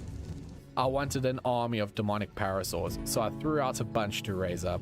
I tamed up a fabled Mega Shalon on day 79 as they generate a metric butt ton of rare mushrooms and flowers, so I could restock all my health potions before heading into the desert with my Parasaur army to start leveling them up. I had an army of 8 highly leveled demonic Parasaurs, some with as much as 50 million health. It was time for round 3 versus the Chaos Guardian. The start of the fight was absolute chaos, but we were doing it. All of my Paras had died, but the Guardian was down to half health, continuing to run in circles as I blasted it down. This was it. I was doing it. I heard a saying once that when things are going well is where you need to be the most careful, as at the top is where you relax the most and any mistake can be devastating. I didn't realize my health potion had run out, and the Guardian took full advantage. Oh. I respawned on day 80 and thankfully the Guardian had left my stuff alone. So with Tweety and Celeste, we flew to face the Guardian yet again. 400 million health and a dream to keep alive. Dealing only 4 or 5 million damage in RG Blast, it was non-stop cat and mouse. Flying in a figure of 8, making sure to watch my stam and my health. 300 million left. My frames were dying as the fight started to lag my computer. 200 million health. I was down to 4 health potions left, 100 million left. I was dying of thirst, so torpor was rising. I had an opportunity to grab water to stop myself passing out, but it was a bait. The Guardian showed up and aggroed my RG away from me. I tried to throw out a parasaur to hop onto it, but it had no saddle. And with my frames down to single digits, it was as if I was on an official Ark PvP server. I wasn't able to saddle it up in time as the Guardian took me out. I was so close now. I could not give up. I flew back on a backup RG in my slideshow of a game, but with no health potions, no stamina potions, all the odds were stacked against me. Thankfully, there was hope. The Guardian wasn't aggroed onto me, as able to pull Celeste away from the chaos, but that made the Guardian follow me. I tried to fly away and hide under a random desert titan that had spawned, but its flock dismounted me just in time for the Guardian to show up and take me out. I went back into the battlegrounds just in time to see Celeste die to the Guardian, but I had no time for mourning as the Guardian saw me and killed me on my Grifficorn. I knew I wasn't getting my stuff back if I didn't kill this Guardian. I never had enough demonic hide for a parasaur saddle, so I whipped out my chainsaw and sacrificed one of my breeder paras to harvest for its hide. Made a saddle and ran into battle with my final para to finally end this once and for all. Throughout all of this, Cyanide and Protarax had been keeping an eye on where the Guardian was so that I could still kill it. They knew they couldn't help me fight it, but were there so it wouldn't despawn, so I thanked them for that. It was on an abandoned island I was able to swim to and finally end this Guardian's life.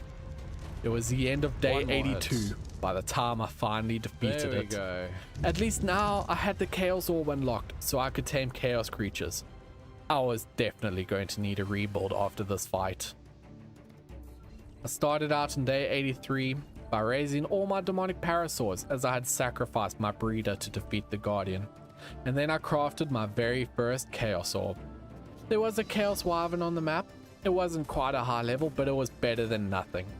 Gave it a shot with the sniper before turning to hit it with an origin arrow. And as the arrow hit true, so did the Wyvern hit me. I was so sick of dying at this point. I got back to see the Wyvern had tranked out, but I couldn't find my grave. I eventually used the transfer tool just to pull everything to my inventory. Fed the orb to the Wyvern, who I named Alduin. Congrats on making it this far into the video, you get an A. So I'm going to ask that you comment, without taming Fudge, you never would have won that battle. We can go ahead and confuse everybody who never watched this part. The rest of the day was spent just having fun with Alduin, decimating the Centurions, Celestials, Primals, and even Origins. It was time to begin working towards taking on the Spirit Guardian. And with how poorly the Chaos Guardian went, I did not want to take any chances. Waking up on day 84, I saw in my transmitter there was a level 350 Chaos Wyvern, so I immediately started flying across the map to go and tame it. But by the time I got there, Protarax was already taming it, so I would have to find something else. There was a single creature that I felt would be my best option for the Spirit Guardian, and that is a Chaos Griffin, preferably an imprinted one. There were none on the map, so I used the time to farm Primals, Celestials, Demonics, Origins, and collecting artifacts. Don't worry, I won't show every single one on this video, else it would be 10 hours long. Day 85, 86, and 87 continued my Alduin onslaught, killing everything I could on mountains and cliffs in the hopes of triggering a new Griffin spawn. But no matter what I killed, Griffins refused to spawn. I mean, I needed all the Origin tributes anyway, but it would have been nice to get the tames I need as well. Then on day 88, I finally found one, a level 100 Chaos Griffin. It wasn't great, but it was exactly what I needed to give me that boost in confidence that I could still beat the mod in the 100 days. I launched an Origin arrow and missed. Shit, so I went back to the base and came back with 15. Managed to trank it out, tame it up, and name her Anubis. I now had to get a huge move on. I crafted up my Spirit Guardian summoner as well as some Emperor and Empress summoners. They didn't stand a chance. And then day 89 I crafted a ton of Origin summoners to fight all at once for their tokens. And then I saw a level 270 Chaos Griffin had spawned in, so I immediately went to tame it. And if that wasn't exactly enough luck, there was a level 1 290 right next to it. Like how? I mean, I won't complain, but this is exactly the luck I needed to be back on track. I suppose it did help there was a dino wipe between day 88 and 89. I spent the rest of the day breeding my Chaos Griffins as tomorrow I would be taking on the Spirit Guardian. Day 90, the final countdown has begun. I headed out on my fully imprinted, fully leveled, saddled up Chaos Griffin. I was ready. Hello, Spirit Guardian. The fight was long, the fight was hard, that's what she said, and I had many near-death experiences. 800 million, 400 million, 100 million, and dead. Woo! It felt good. It was day 92 after the Spirit Guardian fight, and I needed feathers for more kibble. So, well, Featherlights had to die. I crafted 5 or 6 Chaos and Spirit Orbs, as you need them to make the final tiers of bosses. Spent the rest of the day fighting the remaining Emperors and Empresses with my Chaos Griffin just melting through them. Day 93, I continued the soul farming, fighting multiple Empresses all at once, and at the end of the day, I started making my Destroyer and Creator boss summon. On day 94, it was time to take on Nova the Destroyer. I wasn't too worried about this one, but I didn't want to take any risks. That's why I was fighting it here, in the water, as it's basically cheesing it. And since I needed to kill 5, and I only had a few days left, when Nova decided to sink to the bottom of the ocean.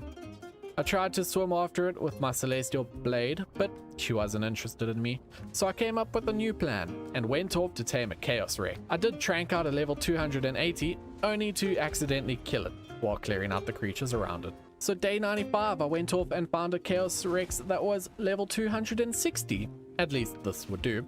So after I grabbed a saddle and ran in all the way back with my speedy boots, don't know why I didn't bother flying, you know. My Chaos Rex and I went scuba diving to hunt down the Nova, which dropped her egg so I could hatch and raise up my very own Nova. While I left Nova to raise, I went off to take down Picon the Creator, a giant fish that launches black holes and rains atomic meteors down on you. Gave me Picon's armor, a full set of overpowered tech armor, and as much as I wanted to revel in my new power, I didn't have the time. So I went straight back into cheesing another 4 Novas using my Chaos Rex, making sure to grab all the eggs for my own Nova army. By the time I got home, my first Nova was fully raised up, and I still needed the final few Creator Souls. So using Nova and my Chaos Griffin, I was able to take them out quickly and easily. Day 96, 97, 98 and 99. Each day was spent to take out a Colossus. Fire, Ice, Caustic and Electric. The final defenders before Picon's revenge. The fights were pretty simple, but I had to do them anyway. Day 100 had finally arrived. I never expected to get this close to achieving my goal of defeating Primal Fear in 100 days. I had brought an army of Novas and Chaos Griffins, all named after my patrons and channel members. It was time to fight Picon's revenge. Spawning in with over 10 billion health, cloning my entire army to rival me, and raining down meteors from the heavens. The battle was intense, my entire army getting wiped out. My Nova was taking stacks of damage, but my health potions were keeping her healthy. Picon's minions were launching lasers in every direction. I only had one other Nova left. Everything else was dead. When the dust finally cleared to reveal that I was victorious. Thanks for watching, and check out my other 100 day videos if you enjoyed this. Special thank you to all my patrons and channel members who have been supporting me through all these times. Cheers for now and goodbye. Dino Overhaul X. Many have said that this mod is the hardest mod out there, with a brutal progression system that will have you sacrificing your favorite tames in hopes of getting a stronger one. Every time you venture out, you have the chance of being set back massively, as that dino you grinded to get for multiple hours randomly dies to a leech who exploded everything around it. I died 63 times in the hunted 100 days, so I now have 100 days to spend in docks and complete a variety of goals along the way. But there's a catch. For every goal I fail, I have to give away $250 to a random subscriber or Twitter follower, so make sure you watch all the way until the end to find out how you can win. Do you think I can do it? Place your bets now, and here we go. So my journey started lost on a random island beach with a scratchy arm, using the diamond embedded in it to craft tools and a spear that I impaled into the skull of a nearby dodo to harvest its hide and meat. I placed down a foundation as well as a mortar and pestle, used my pick to harvest up flint and stone for cooking pots, as they're a great source of early experience. I cooked up some dodo before jumping up to the high ground, where I could turn a tortoise into a porcupine, and crafting up a set of hide, a forge, and a smithy as the day came to an end. I started the morning by crafting up a metal pick and hatchet before I found a nearby apex dodo that I was able to kill for experience. A pteranodon flew down to me, so I decided to give it my meat, as yes, it is a passive tame, before running down the beach to kill another apex dodo, only to have a Dilo show up, glitch into me, and kill me. Well, that's the first death. I'll have to get my revenge on some Dilos at some point. I finished taming up a Terra, but was still short of some chitin for its saddle, so I threw a bunch of spears into this parasaur's head before he fell into a deep sleep. So I gave it a back massage with my axe. I was taming another Terra when I decided to try trap it, except that made everything aggro onto me. Good thing there was not much around me, so I was able to get away. So I turned my attention to a stego and began to pelt it with spears. I did manage to trap it in spikes before being able to finish it off and harvest up the keratin. So as the sun was rising to signal the start of day 3, I took to the skies on my freshly saddled pteranodon, flying off in search of some crystal. I couldn't quite find any nearby, as this is my first time actually playing on Lost Island. I did get some obsidian that allowed me to make a pair of scissors to give myself the appropriate haircut. Well, at least once my hair grows out. I hunted down some more apex dodos, as they're a great source of experience, as well as a small amount of basic docks metals, which I'll be needing a lot of if I hope to progress further than just the thatch foundation on the beach. I got back to base to find a trike wandering nearby, so I shoved a couple measure berries into it to make it my friend. I got home in the morning, where I named my Terra Trevor with a P and named my trike Trickster before taking off in pursuit of crystal. Harvested it up, made an awesome spyglass and some soul balls, and I collected this blue drop for an Ascendant Stego saddle. And just wait a minute, does that saddle only have 17 armor? Yeah, in docks, saddles have reduced armor, and pretty much everything can kill you. I am playing this on medium difficulty settings, which should equate to a decent challenge, as I aim to defeat a Compy Prime by day 25. I need to defeat one of these, as they have a chance to give you Prime Kibble, an item that is necessary to be able to ride Apex Manticores and Apex Dragons. I got back to base and used my trike to gather up some stone, wood, and berries before killing some Apex Carbos, Dilos, and Dodos, as I wanted more metals to make myself the docks workbench. As the Apex hunt continued in the morning of day 5, I had these interesting dock spears. I felt like testing them out. Whoever decided to strap grenades to a spear, brilliant idea. I love it. I killed another Carbo as I saw the Titan Overlord himself appear overhead, the ultimate final boss of docks. We'll have to see if I can beat this absolute Titan. But first, I wanted a Xenomacrops, so I killed a bug for its chitin and then found a Xeno stuck in a clip. But with the Prime Compy and a Dimorphodon Prime nearby, I thought it's best to take my leave. I found another Xeno, trapped up Trevor, when an Apex Trike thought I'd overstayed my welcome, but my explosive spears said I could stay. The Xeno finally took some interest in me, got a single bite of food, and then took off like a rocket into the jungle. I tried to follow, but that just drew the attention of a Zomdodo that decided to give me the equivalent of the bubonic plague. As I saw the Xeno I was taming just get munched by some raptors, yay, then to rub it in, another Zomdodo showed up, so I had to turn it into a unicorn. I crafted and placed the dock smithy in the morning before doing my best Breaking Bad impression, crafting a ton of narcotics, and then I found another Apex Dodo that I kidnapped and brought home to begin shoving berries up it behind, only to have it just begin wandering away. So I followed it, but it did not like that and tried to eat me. So I chose to kill it before it managed to kill me. But that angered this massive ant from Australia, and thankfully running backwards was just fast enough to stay out its range and kill it with my spears. Kidnapped a new dodo, shoved some berries up its butt, and that made it my friend. So I picked him up and threw him back at the base before flying off to kidnap another one. Now, the reason I need these apex dodos is their fertilized eggs are used to make taming treats, which allow you to tame pygmies. Pygmies are super important later on and are not safe to tame, but I'll explain all that later. But coming back to my dodo, she was just doing her best duck impression, paddling off into the distance. Finally tamed her up, and this time I made a 1x1 box that I could use to trap them instead.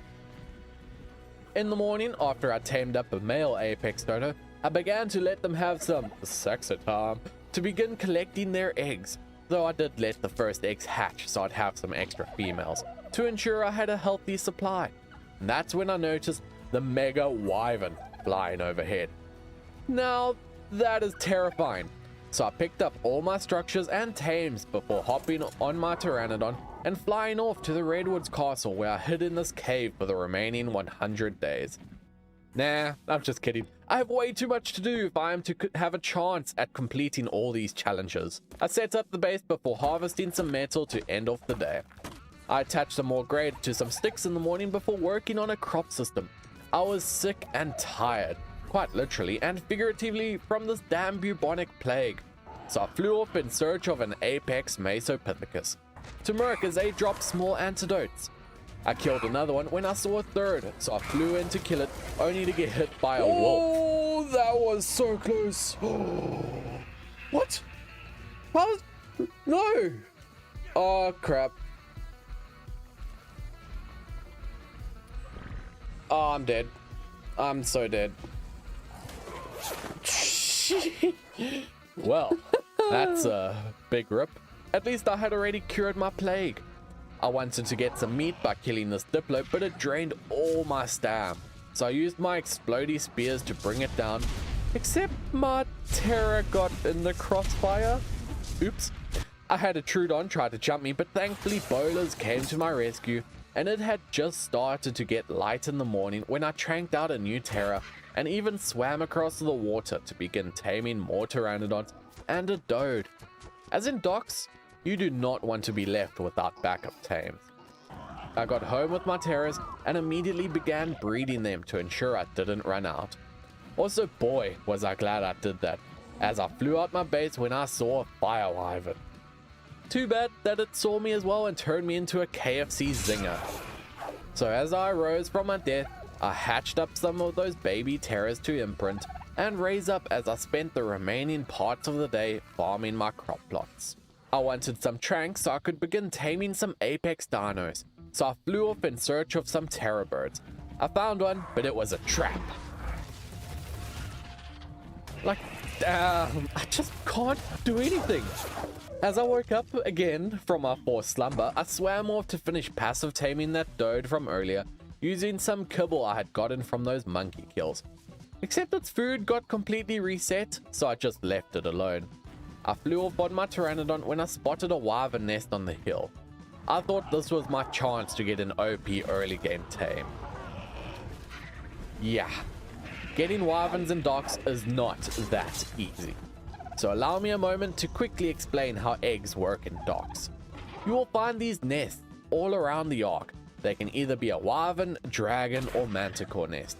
But with every nest, there is a nest defender. And these defenders are not something you want to mess around with.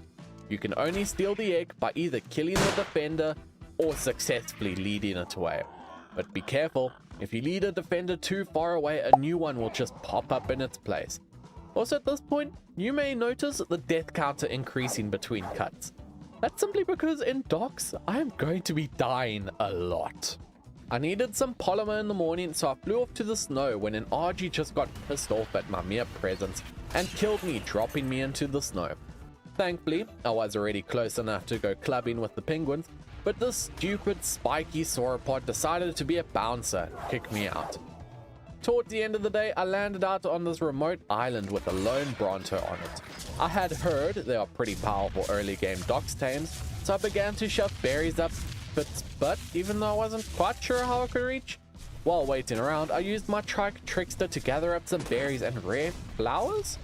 As yeah, this island turns out to be a fantastic rare flower location. The sun rose as I fed the final berry to the Bronto before trapping it up and flying off. I saw this cute little Rex X Wild. He seemed friendly, but as soon as I tried to fly away, his roar knocked me out the sky. Well, that could have ended badly. I ended up snatching an Omega Rock Drake egg that I was able to hatch at my base, as they apparently just need torches in this, before imprinting the Drake when I needed some more chitin. So I fought these giant ants. I seriously never expected them to deal so much damage. I thankfully got away easily and was able to kill off a couple for their chitin, and I used that chitin to make myself some cementing paste, so that I could make myself a Docks refining forge, a necessary structure to smelt all my titanium and tungsten. Metals and Docks that are used to craft many different structures. I took some time to read the Docks Book of Smarts, which has a handy guide of how to get started, and considering this is the first time I have actually touched the mod, I looked at this book a lot. I managed to bowler and kill a sheep in the morning for that tasty mutton, then I flew off to find an Apex Pheomia, a pig that does give a decent chunk of early metals. I eventually found one and hopped on my Bronto to begin bringing it down. I was able to use the Bronto to bring down a few more Apexes, when as I was flying home, I saw a max level Apex Thylacoleo. I knew I wanted to tame it. So at the base, I made a grappling hook before setting off back to the Thyla, as I had a crazy idea. I jumped off my Terra and parachuted. I know, right? I used a parachute before grappling to the Pteranodon and slowly lowering myself closer to the ground. I aggroed the Thyla over with a crossbow before lobbing some trank grenades down to trank out the Thyla. I then spent the remaining entirety of the day babysitting the Thyla, feeding it my meat, and just camping out in the redwood to cook up some more mutton for the Thyla, who I ended up naming Chaoticoleo. I saddled my Thyla up in the morning before heading out the cave fighting Sarcos, Pteranodons, and chimps before I may have gotten slightly too confident. Yeah. I flew off on my Terra to try and find some oil when I got notified that the Titan Turkey had arrived. In Docks, there is a complex line of progression with many different tiers of dinos. You get Apexes, Primes, Fire, Ice, Megas, as well as a few others, but the strongest of all of those before you get the Titan Overlord are Titans. One of those Titans is the Titan Turkey, a massive Thanksgiving dinner that walks around the map dropping these gifts for you to steal. So I had a plan: steal loot from the Titan Turkey. I managed to snag some kibbles, Docks Prime meats, element, and gems. I wanted to get more goodies, but well, that turkey minion decided I had enough. I was short of one oil in the morning, just one, so I needed to find a jug bug. I grapple parried up to the top of my cliff, led some compies and a dire bear off of the cliff because I just didn't feel like dealing with them. And then I grabbed the liquid gold from out of the jug bug before parachuting all the way down to my base, where I crafted up a soul terminal as I planned to mass breed Pteranodons to ensure I always had a flyer to get around. I spent the rest of the day imprinting some baby terrors, repairing my armor, and killing those compies which were invading my base. Used my trike to harvest up some crystal and metal before placing down a behemoth gate to prevent things entering my base, like the Sarco that I had to kill by grappling to the ceiling and filling with spears. I flew up in the morning to tame myself a Maywing, as they are incredibly speedy little things, and even though I had Pteranodons, Maywings are just amazing. I eventually found one I wanted and placed some wooden billboards on it to begin tranking it out. Ding! Yeah, that can be passive tame. I flew up high into the sky to de-render it before replacing my billboards to prevent it running away. Fed it twice with the kibble and I now had my very first Maywing. Trapped it up and flew to the next one so that I could have two to be able to breed them. I did have to trap a Parasaur to be able to kill it so I'd have some Prime, when I finally tamed them up and saw an apex Sarco as I was prepping to leave.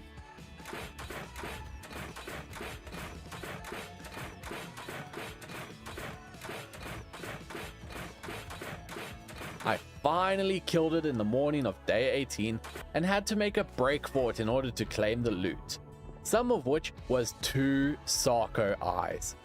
A very important ingredient for later on in the playthrough, as they are one of the ingredients to make sacrifice potions, something we will be needing a lot of, but I will explain how all of that works later in the video. Flying home where I set up my Maywings to begin breeding. I needed to expand my crop area as you require every type of crop in order to make treats that are used for taming and evolving pygmies. So I finished harvesting some wood for setting out on my Maywing that I named Snoople's Revenge, a homage to my saddest death in the savage Acro 100 days. I arrived in the swamp where my Bronto gathered me a bunch of seeds, rare flowers and mushrooms, and even killed some Sarco's berries and apexes to close off the day. I was still out trampling through the forest on my Bronto when I saw there was a nearby pygmy, which normally isn't an issue until my Bronto just died from beneath me from an apex King Kong Prime. I have no idea how I never died myself, but I didn't even see where the King Kong was. I thankfully was able to fly home on Snoople's Revenge to offload my stuff before heading in search of a new Bronto to tame. I found a small herd of them in the morning, but I had one problem. I accidentally aggroed a stego and was killing it only to get impaled. Damn, that was a rip. I began to run home only to get sniped by a Yeti Prime on my way home. Oh, I'm so gonna kill you, you stinking Yeti. After reviving at the base, I threw out some baby Maywings to raise up who I named Sunples Jr., Snooples Jr., Snuffles, and Snoop Snoop. Planted my seeds and shoved animal poop into the crop plots. I then built a little dodo pen where I could leave my dodos on breeding to collect their fertilized eggs for pygmy taming treats. In the morning, I built up some walls at the entrance to my cave and crafted my very first pygmy taming treats. Made some more trank grenades before flying off to the desert in search of an apex griffin to tame. I found one and was beginning to aggro it to come closer to the ground. Run!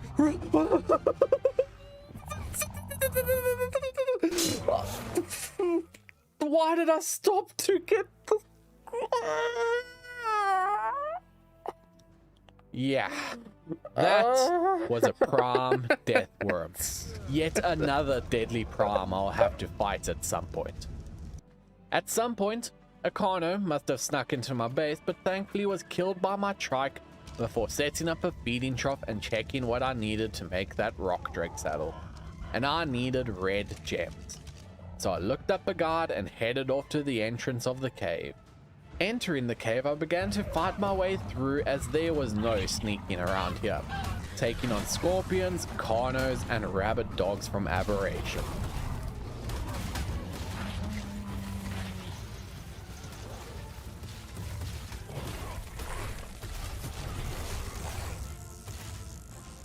That was close, but rip to yet another Maywing. I hid out in the ceiling for a bit, trying to kill the creepy crawlies beneath me, but decided it's best to simply grapple away. I had to find these red gems, but looking through the cave, I could not see them anywhere. But the Scorpion Prime saw me instead. I'm dead. It was not worth going back to that cave, so I abandoned hopes of using my rock drake to instead make some more pygmy treats, as I wanted to finally get one. Now it's time I explain how you tame pygmies. Pygmy taming is relatively simple, but very dangerous if you're unlucky. You need to sneak up to a pygmy and put taming treats in its inventory. It then has a random chance to tame or fail. If it tames, congrats, you have a new pygmy that will be your friend and give you some buffs. If it fails, then it will have a chance to summon Vanguard King Kong, a massive gorilla that throws deadly giant feces at you. Not only that, but if you scare a pygmy while trying to put treats in it, you better hope there is no Mega Kong nearby, as he will aggro and kill you in roughly 0.5 seconds. So with that said, let's tame this pygmy. One failed treat, but thankfully no vanguard, and success. Let's go! First ever pygmy tame. I brought him home and checked him out a bit, before flying off in the morning to tame yet another pygmy. This time the little RG was awkwardly over the ocean, so I just gently scared it closer to the land, managed to get some treats into it before hopping on the Terror and flying into the sky. Boy, am I glad I did so. It failed twice and that brought in Vanguard Kong. So I let him out into the ocean while my pygmy successfully tamed. I also gave some candy to a Giganot pygmy who tamed on the first treat, and I named him Littlefoot when the day came to an end. I wanted one more Giganto pygmy, so I'd have 4 pygmies in total, when I flew too close to a Theory and was swatted.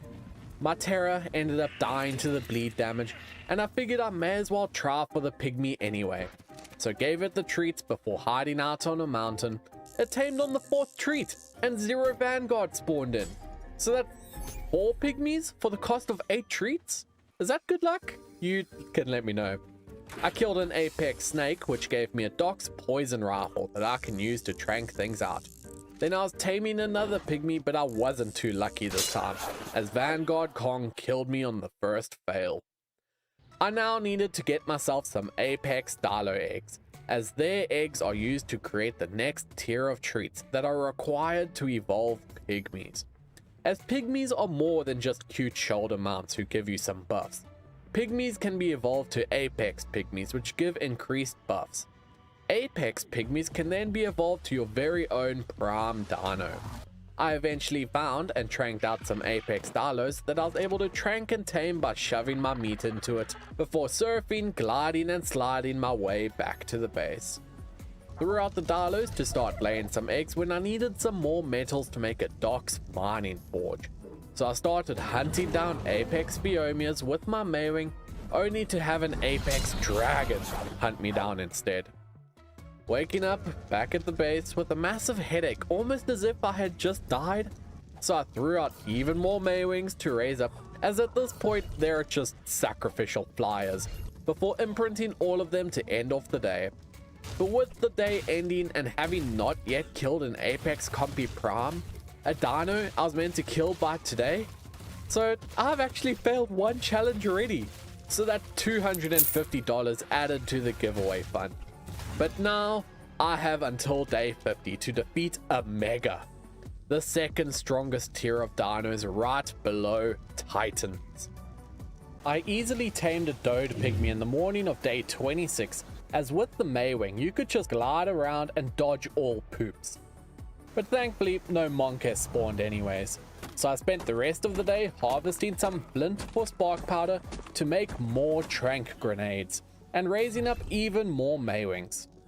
I flew off in the morning to hunt down some more apex Phiomia, but there was a little problem. An apex Wyvern was guarding the Phiomia I wanted to kill, so I tried to aggro it away, but it wasn't very interested. And this is when I learned you can't simply lead a nest protector away to steal the egg, as they get stopped by an invisible barrier. So I pulled out my poison gun to shoot it, but I was too greedy as it promptly one-shot me before I could get away.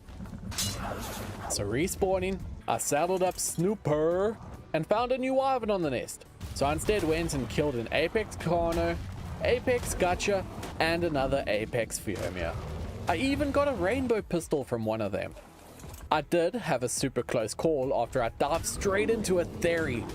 That's a Theory! Why are they always Theories?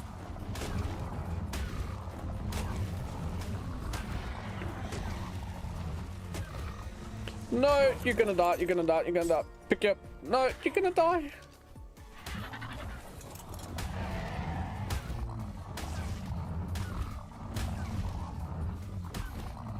Ooh. So I just got the heck out of there to get back to base. Get away. I found a max level Bronto to begin passive taming when a massive Sarco-apocalypse happened. I killed so many of the crocs with my poison rifle, it was insane. Only for the Bronto I was taming to wander off near the Fire Wyvern nest. I found another Bronto, which actually killed an Apex Compy Prom. And then a Sabertooth showed up as I was grabbing the Compy's loot and killed Snooper and myself. But one of the items was my first enhanced armor piece. An enhanced cloth hat. You get 5 different types of enhanced armor: cloth, hide, chitin, riot, and manticore. You can get the cloth to riot armors all by fighting random strong apexes, primes, and megas, while the manticore armor is acquired by fighting more specific megas that I will cover later. These armors all come with different stats and effects, but most important of all, they have a set bonus and are absolutely crucial when it comes to fighting late game primes, megas, or even titans. You can also get corrupted versions, but that's not important right now. So I'll need to collect a full set of every type of armor at some point in this video. And then I wanted to make more treats, but for those I needed kibble. So I set up a cooking pot to begin crafting it, and I named one of my RG pygmies the Chosen One, before giving it some treats in an attempt to evolve it. It did on the second treat, so I now had an Apex Argent pygmy.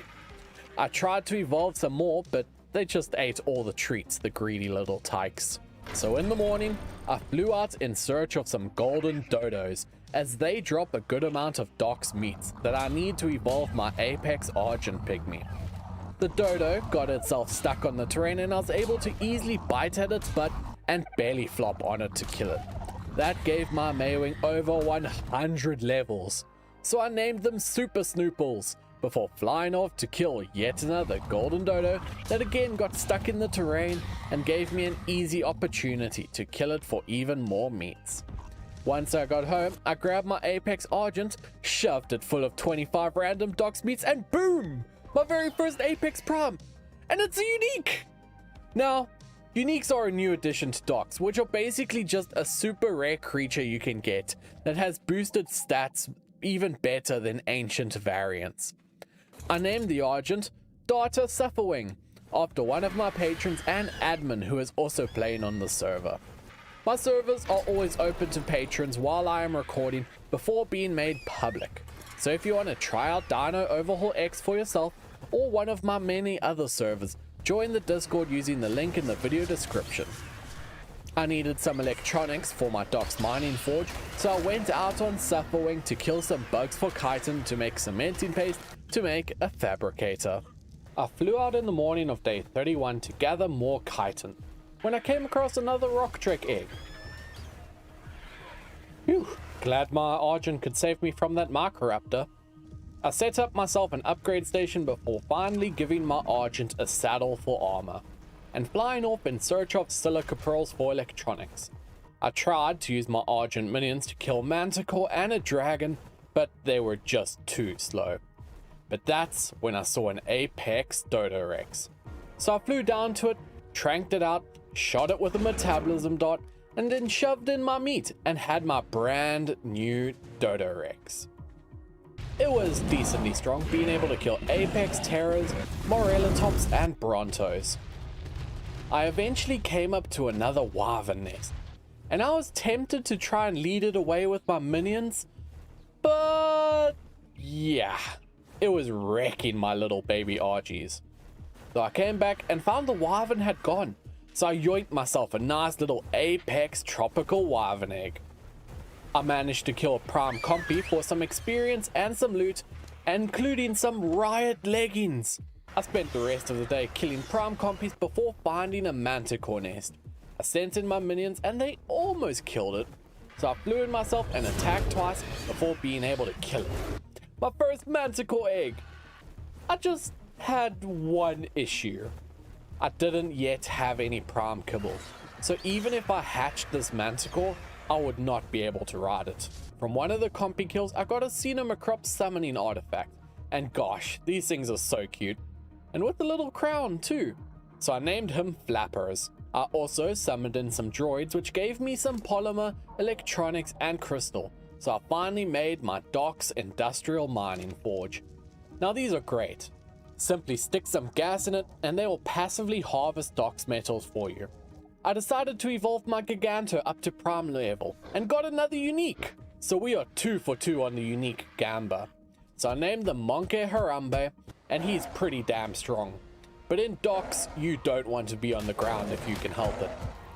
So I began to hatch my Manticore egg. The baby hatched up, so I imprinted him and left him to raise up while I wanted to test my Monkey. So I found a Compy Prime I was able to kill, giving me yet another enhanced piece before fully leveling the Monkey when I saw a Mega Shadow Mane. Now this is a scary foe, but being me, I wanted to poke it. So I flew up into the sky with my Sufferwing and began sending in the minions. They were actually dealing some really good damage, so I sent in some more, but the Shadow Mane must have seen me. Rip. I really should have just left it alone. I had to repair my crop pipes after waking up so I could make some more treats to evolve my second Argent Prime. No unique though. So I evolved a Doe to Prime 2, but no unique there either. I then flew off on my new Argent in search of more golden creatures to kill. I found and killed a golden dodo, pteranodon, and another pteranodon when one of the dodos happened to be near yet another Mega Shadow Mane. But being the greedy loot goblin I am, I went in anyway to steal the loot. Success! Not even close. So taking all my loot, I flapped my way home to dump off all my goodies when I needed more oil. So arriving at a beach in the morning, I hopped on my monkey and went swimming to kill the sea cucumbers. I got a couple thousand oil before flying home on my Maywing, and you can just see how insanely speedy these guys are. I got home and made myself another mining forge to up my metal production before flying off to the desert where there was a mega compy. I first tried sending in Argent minions, but that wasn't quite effective enough. So I hopped on Harambe to begin lobbing my opinions at it. That wasn't working, so I just ran straight in and whacked it.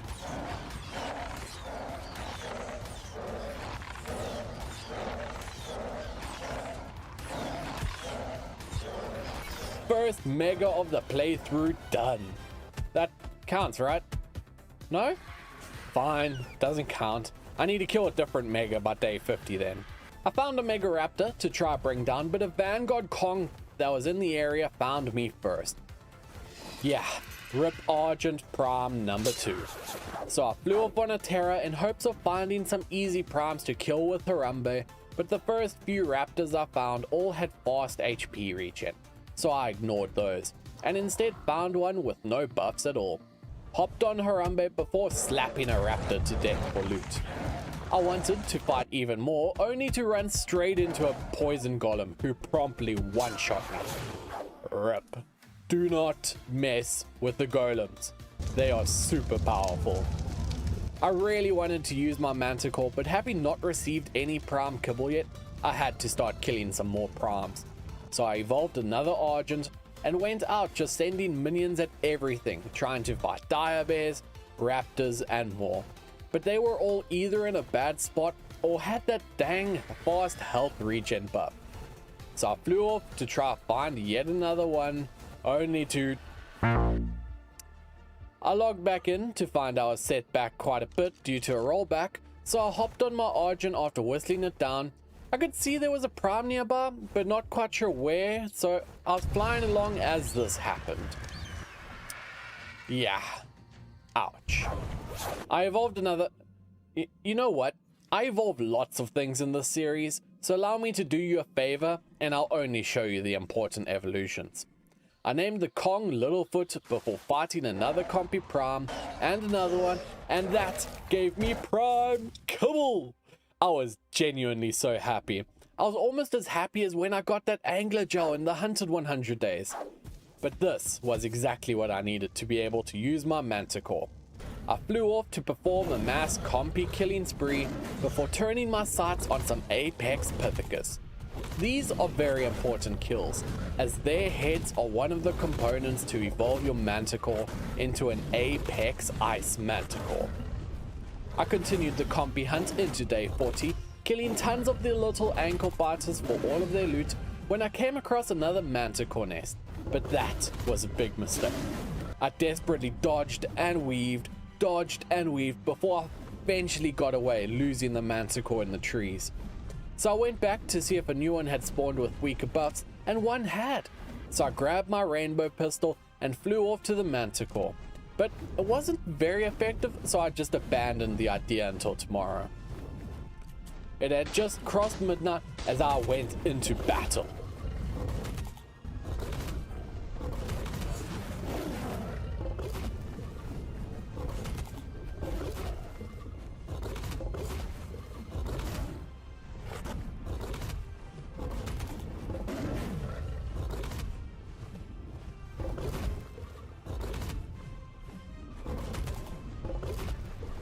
The coward ended up running away as my manticore was about to trank out, but thankfully it didn't. So I scooped up the egg and, satisfied with my prize, flew back into the base. I summoned some more pygmies and chibis, and one pygmy I got was a Kairuku. And since earlier on I got a Kairuku enhancement part, I decided to evolve it. I went out, and the Kairuku has this awesome ability to rain down explosive penguins around it, as well as summon some Yeti minions. So I chose to fight this Raptor Prime. Well, that didn't go as planned. I tried to get my revenge using a Prime Dode and my pistol, but apparently raptors had discovered the power of flight, so I needed a new plan. I tried using my manticore to kill the raptor, but without that manticore enhancement part, it would just die. So I went out to kill more compies, and yeah, do you see that? Well, I didn't. Somehow, I didn't die myself, so I was able to parachute to safety and jump on Harambe, as I wanted that manticore loot back. I managed to grab it with my soul gun and began the dangerous run home when I was attacked by an Apex Pithecus, and it dropped its head. You know, losing that manticore might have been worth it, but it still made me sad. I thankfully had a backup, but now that I had that head, I thought I'd try my luck against a Yeti. So using an Argent Prime, I began to send in minions, but it was healing too quick for me to be able to kill it. I spent the morning of day 43 killing more compies when I realized this mod adds striders. By far the best creature for harvesting, and considering I got some mutagel from one of the compies, I flew off to go and tame one. I found one with the harvesting attachment that just so happened to be green as well, so I hacked into its AI and tamed it. And these mechanical tech giraffes are truly awesome for harvesting resources. And after bringing the Strider home, I wanted to try again to bring down the Yeti, but I thought my Kong Prime might be a good option. So I took him out on a leveling spree before getting home and using the Strider to do some quick harvesting. I made some health potions and grabbed my Apex Dode Pygmy before running off to the Yeti. Let's do this.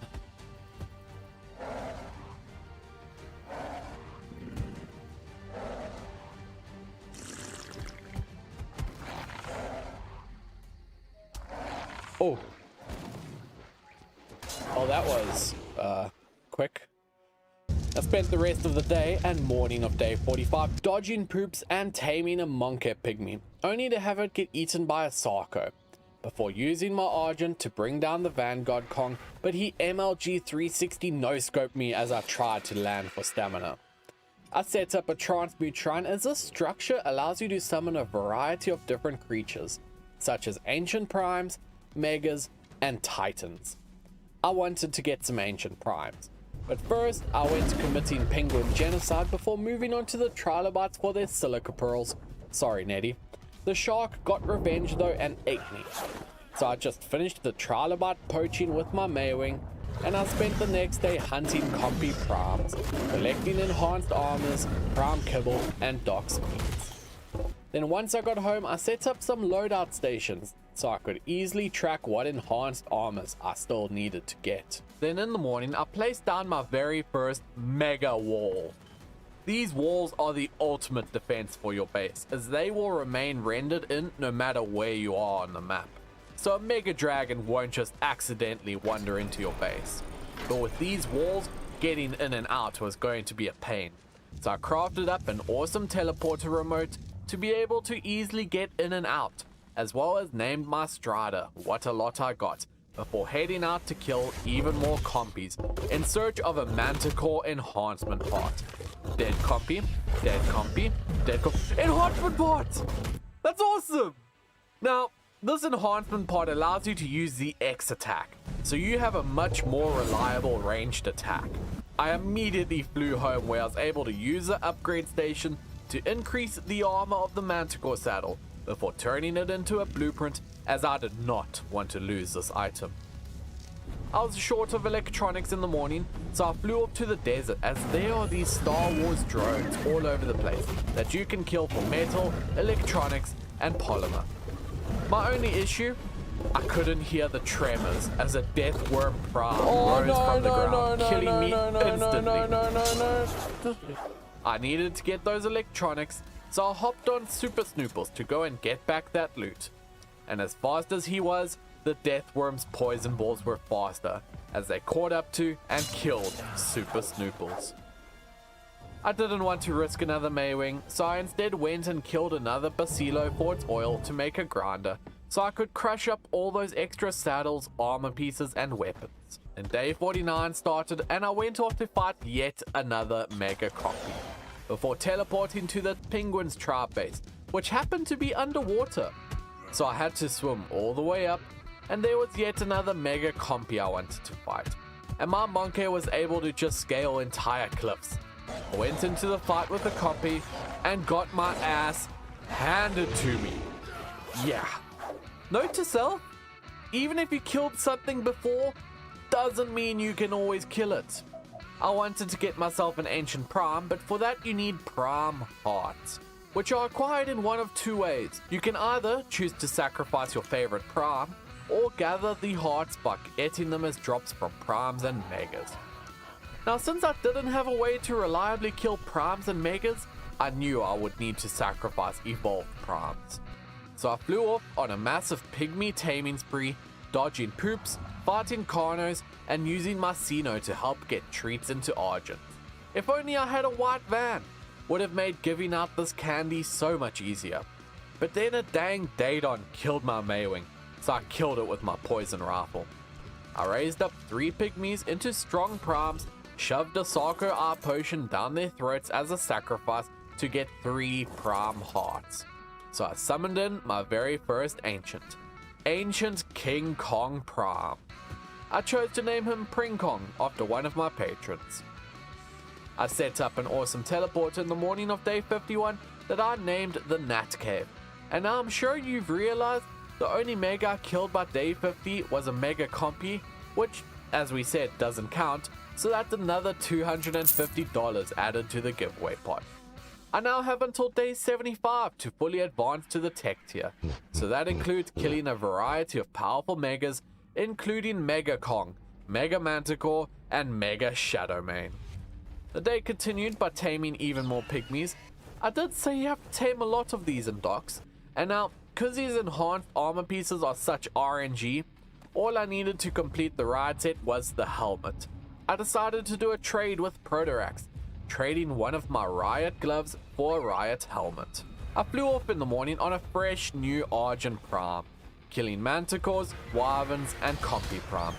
I got home and decided to try for round whatever to kill the stupid Yeti Prime. I first tried sending in my Wyvern minion, which is a random Prime that Ancients can summon every 5 minutes. So I grabbed my Argent to send in more minions. The strategy was not working. So I had an idea to use guns. Except the Yeti I was killing was murdered by a Mega Dodo Rex. But that's when its minions turned to me, so I noped right out of there.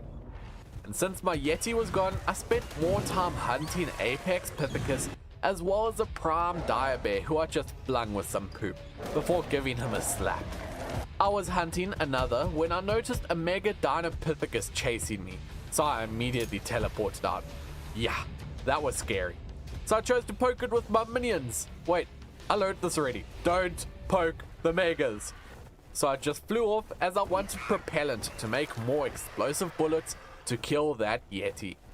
So I went Apex Mesopithecus hunting, as in case it wasn't clear by now, Docks has creatures dropping very specific items. and in the case of an Apex Mesopithecus, it drops lots of chem bench related items. I came across an Apex King Kong Prime, so I sent in my minions to take it out, which was actually successful. So I got a King Kong Prime head, another component I need to evolve my Manticore, before taking on a Prime Diabear with my Monkey. I was finally feeling confident fighting some Prime. Like, I was learning. I even killed a Prime Dode with B minions and poop. But now, I just had to get myself an evolved Manticore, so I have to kill that damn Yeti. At least now I had a complete set of Hide, Chitin, and Riot enhanced armors. I wanted to execute plan, kill Yeti Prime. But first, I needed to augment my Dode enhanced saddle, so it would have a bunch more armor, and level it up. So I rolled off to kill a copy Prime, and pumped all the levels into health. I began to run to the Yeti. Now, the Docs players watching this will have already noticed the mistake I have made. Finally got close to the Yeti, and took my first shot. I was too far away, so I ran closer and scared a pygmy, and I was immediately swarmed by Mega Kong's minions and killed. And that is why you don't run around on the ground in Docs. I made a new Dode saddle and crafted up an industrial cooker for more kibble to turn into treats, before leveling up a new Prime Dode, and this time I chose to fly to the Yeti. Hopped on my Dode and began shooting it with my explosive rounds while smashing the ground with my Dode. We got the Yeti down to half health as it managed to kill me.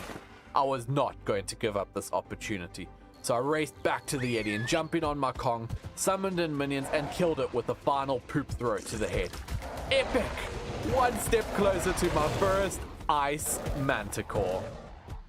There was two other items that I got from that Yeti kill, and that was the Doc's Tech Rifle, a very powerful weapon that will definitely be put to use later. I also got the final piece of my enhanced Chitin armor set, an armor set that gives your team some epic buffs, including being immune to fire damage. But now, I needed more Manticore eggs and Lightning Wyvern talents, and I was fighting another Manticore only to almost get tranked out, so I came back on my Monkey. But I ran into a Zomdodo Prime which summoned in its own horde of minions to fight me. I had to wander the cliffs for a bit in order to find the Manticore nest, but it was being guarded by a Mega Dinopithecus. I went for the egg, began teleporting away, grabbed it, and was then left behind. So I jumped off the nest and ran, but I was too slow and killed. Thankfully, my Monkey had a tracker in him, so I could just pull him to me with the teleporter remote, but I now had everything I needed. So I set up some aircons, killed all my droids for electronics, though I did keep one who I named R2D2, and hatched up my Manticores before imprinting them. While they were raising up, I went on a massive Sarco hunt for their art to make an abundance of sacrifice potion. And in the morning, I went out pygmy taming, only to get sniped by Vanguard Kong. I should have just stuck with Maywings for this. So I did just that and was able to easily tame the pygmy, dodging all necessary poops. I wanted these Dodes as I needed 2 Prime Hearts, as Docs had a new mechanic. You could use Prime Hearts to breed your Manticores.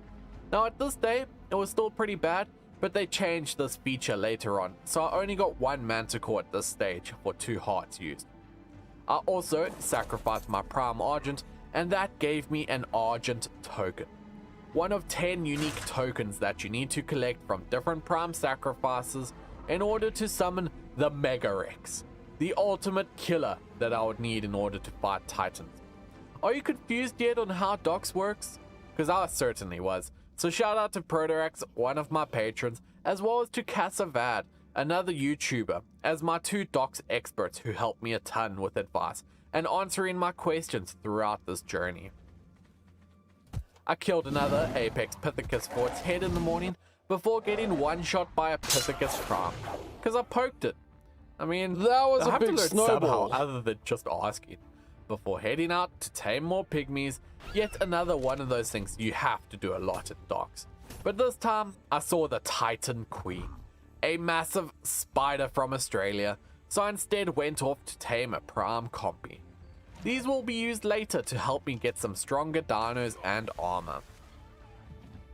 I was still out pygmy taming in the morning, but thankfully Xenos make it very easy to do, but dodging monkey poops in the dense fog was not as easy. thankfully I managed to do it without dying, before spending the rest of the day hunting down some more Apex Pithecus for their heads. I finally had everything I needed to evolve my first Ice Manticore. I now just had to hatch the egg and raise the baby. I ended up evolving some Jerboa pygmies, as these little guys are actually slot machines, which allow you to sacrifice weapon blueprints and a prime head for a chance to win hearts, kibble, and the prestigious Doc's Fat Man, a rocket launcher that can shoot mini nukes. I ended up placing down a cliff platform for some extra space in the base, and my Ice Manticore was fully raised in the morning, so I went out to level it up before turning my eyes on a prime phoenix. I wanted its head.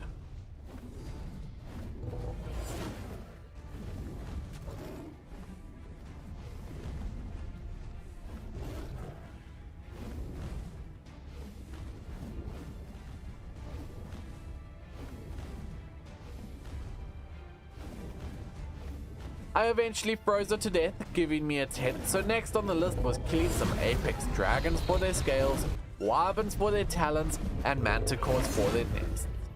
I tamed yet another compy in the morning of day 63 before coming across a prime fire wyvern. I flew in to hit it with my ice spikes. Yeah, I got wrecked. So now I need a new ice manticore, which means I have to kill the Yeti again. I hatched all the eggs I had stolen while just jumping around the base for a bit before imprinting my wyvern, dragon, and manticore to end off the day. Day 64 started with evolving pygmies into primes just to sacrifice them, so I could summon in a new ancient prime to help me kill the remaining creatures I needed for a fire manticore. Hunting down Dodo Rexes, wyverns, and I did try and fight a void worm, but was immediately dismounted. Oh, they dismount you, the stupid things.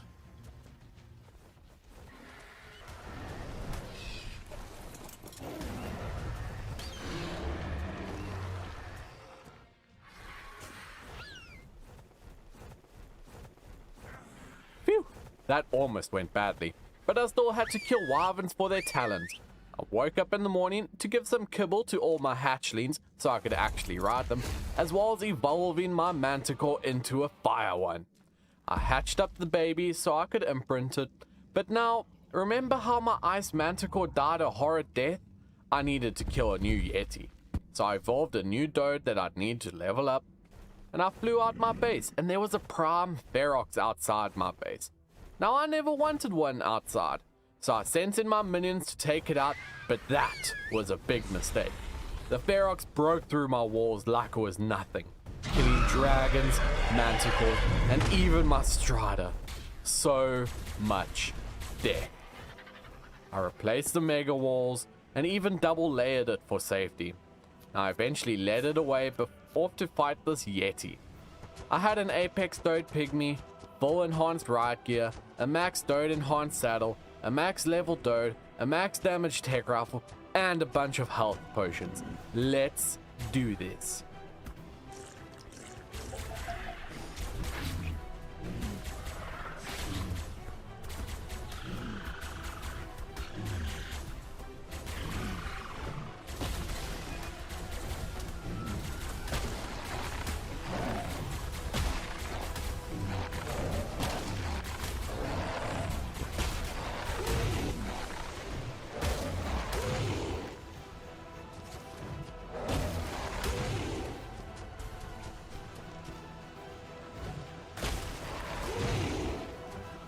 Well, that went easier than expected. I guess the Yeti ain't so scary anymore. I saddled up my fire manticore and went out farming some compies when I had an idea for how I was going to kill a death worm prime, the next biggest challenge I would have to kill in order to evolve my manticore.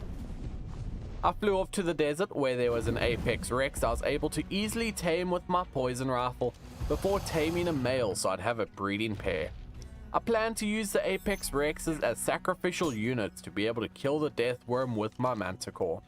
So once I got home, I set up the Rexes to begin breeding, as well as placed down some aircons in order to hatch the eggs as soon as they drop.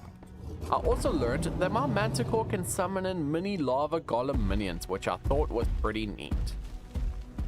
I flew off to the desert in the morning of day 68 before hopping on my Dode and rolling in to battle the Deathworm.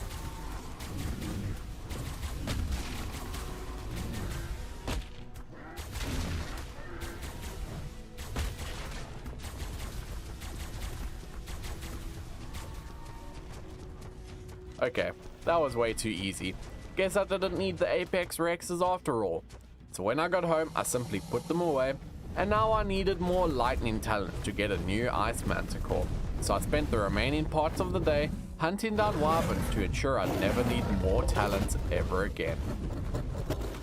Ah, day 69. Nice. I started the day evolving back my Ice Manticore and imprinting it, before flying off in search of a prime Dimorphodon to fight. I did fortunately realize I had forgotten a pygmy, so I teleported home to ensure I had that, and went in to fight the Dimorph, dodging its fireballs and cooking its wings. I also had to cook an Argent, including its minions, and it was time to evolve my Ice Manticore into a prime Ice Manticore. Let's go! Wait. What? It failed? Yes. Yes, it did. In docks, not only are you fighting battles with a chance to lose everything after a single mistake, but that creature's not guaranteed to evolve. Yeah. I now have to go fight another Deathworm, another Argent, and another Dimorph. Let's go. Time to evolve my Manticore. What? It failed again? Okay, let's do this again. Deathworm, Deathworm, Dimorph, Argent. I decided to relax a bit in the morning by doing some Jerboa Gamba, but got nothing of use, but I was now hooked. So I went on a prime hunting spree for heads to sacrifice. Then in the morning, let's do this evolution. Think I need a minute. And rename my Manticore, useless at evolving, before heading back to the desert where I ended up fighting 3 Deathworms at once and won! Dodo Tech Rifle combo is best combo, so I gave my Dode the name Little Ball, tried my luck at the Jerboa slots and still lost. Don't gamble, kids, the Jerboa always wins. Then after I finally had everything I needed yet again, I went for attempt number 4, and useless actually evolved this time. I finally hatched my Apex Ice Manticore Prime Z. Talk about a mouthful of a name. This Manticore is exactly what I plan to use to defeat a Prime Lava Golem. Day 74 was a massive pygmy evolving spree as I needed more Prime Hearts, though I did keep one Tapihara Prime that I named a Ramahara after one of my patrons. I plan to use a Ramahara for a very special mission much later. I chose to give my Manticore the name, finally learned to evolve, before flying out to level up the Manti as it was time to fight Lava Golem Prime. There was one just outside my base, but I really hated the location, so I flew off to find a new one just here in the redwoods above my base, using minions, ice blast, and maneuvering all around the sky.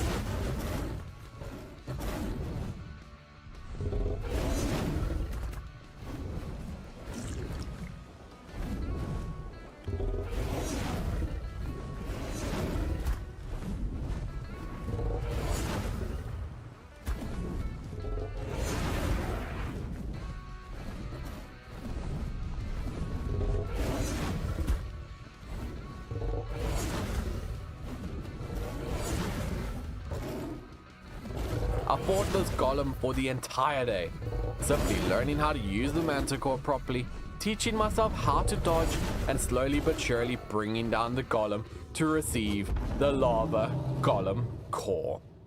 Day 75 was almost complete, but I still had no tech to my name, so that is another $250 added to the giveaway pot. And I have no idea how I'm going to beat the Titan Overlord by day 100, but that is my next challenge. So I decided to end off the day by evolving my Manticore. Oh, for Day 76 started by killing yet another golem, and this fight went a lot smoother as I now knew how to do it. I even got some lava golem stones that if I wanted to get my own lava golem at some point, I would be able to. I got home and again Escom made me lose footage of actually evolving my Manticore, but I named him Aragorn. I then set off to find a Mega Aranio, and this fight was relatively simple as the Aranio just grounds you occasionally, but I was able to kill him. I was trying to kill Prime Ferox in the evening only to get too greedy and suffer the consequences. Yeah, don't mess with the Ferox. Rip my Prime Ice Manticore. At least I still had Aragorn, my Prime Fire, as he'd be super helpful in regaining my Ice variant.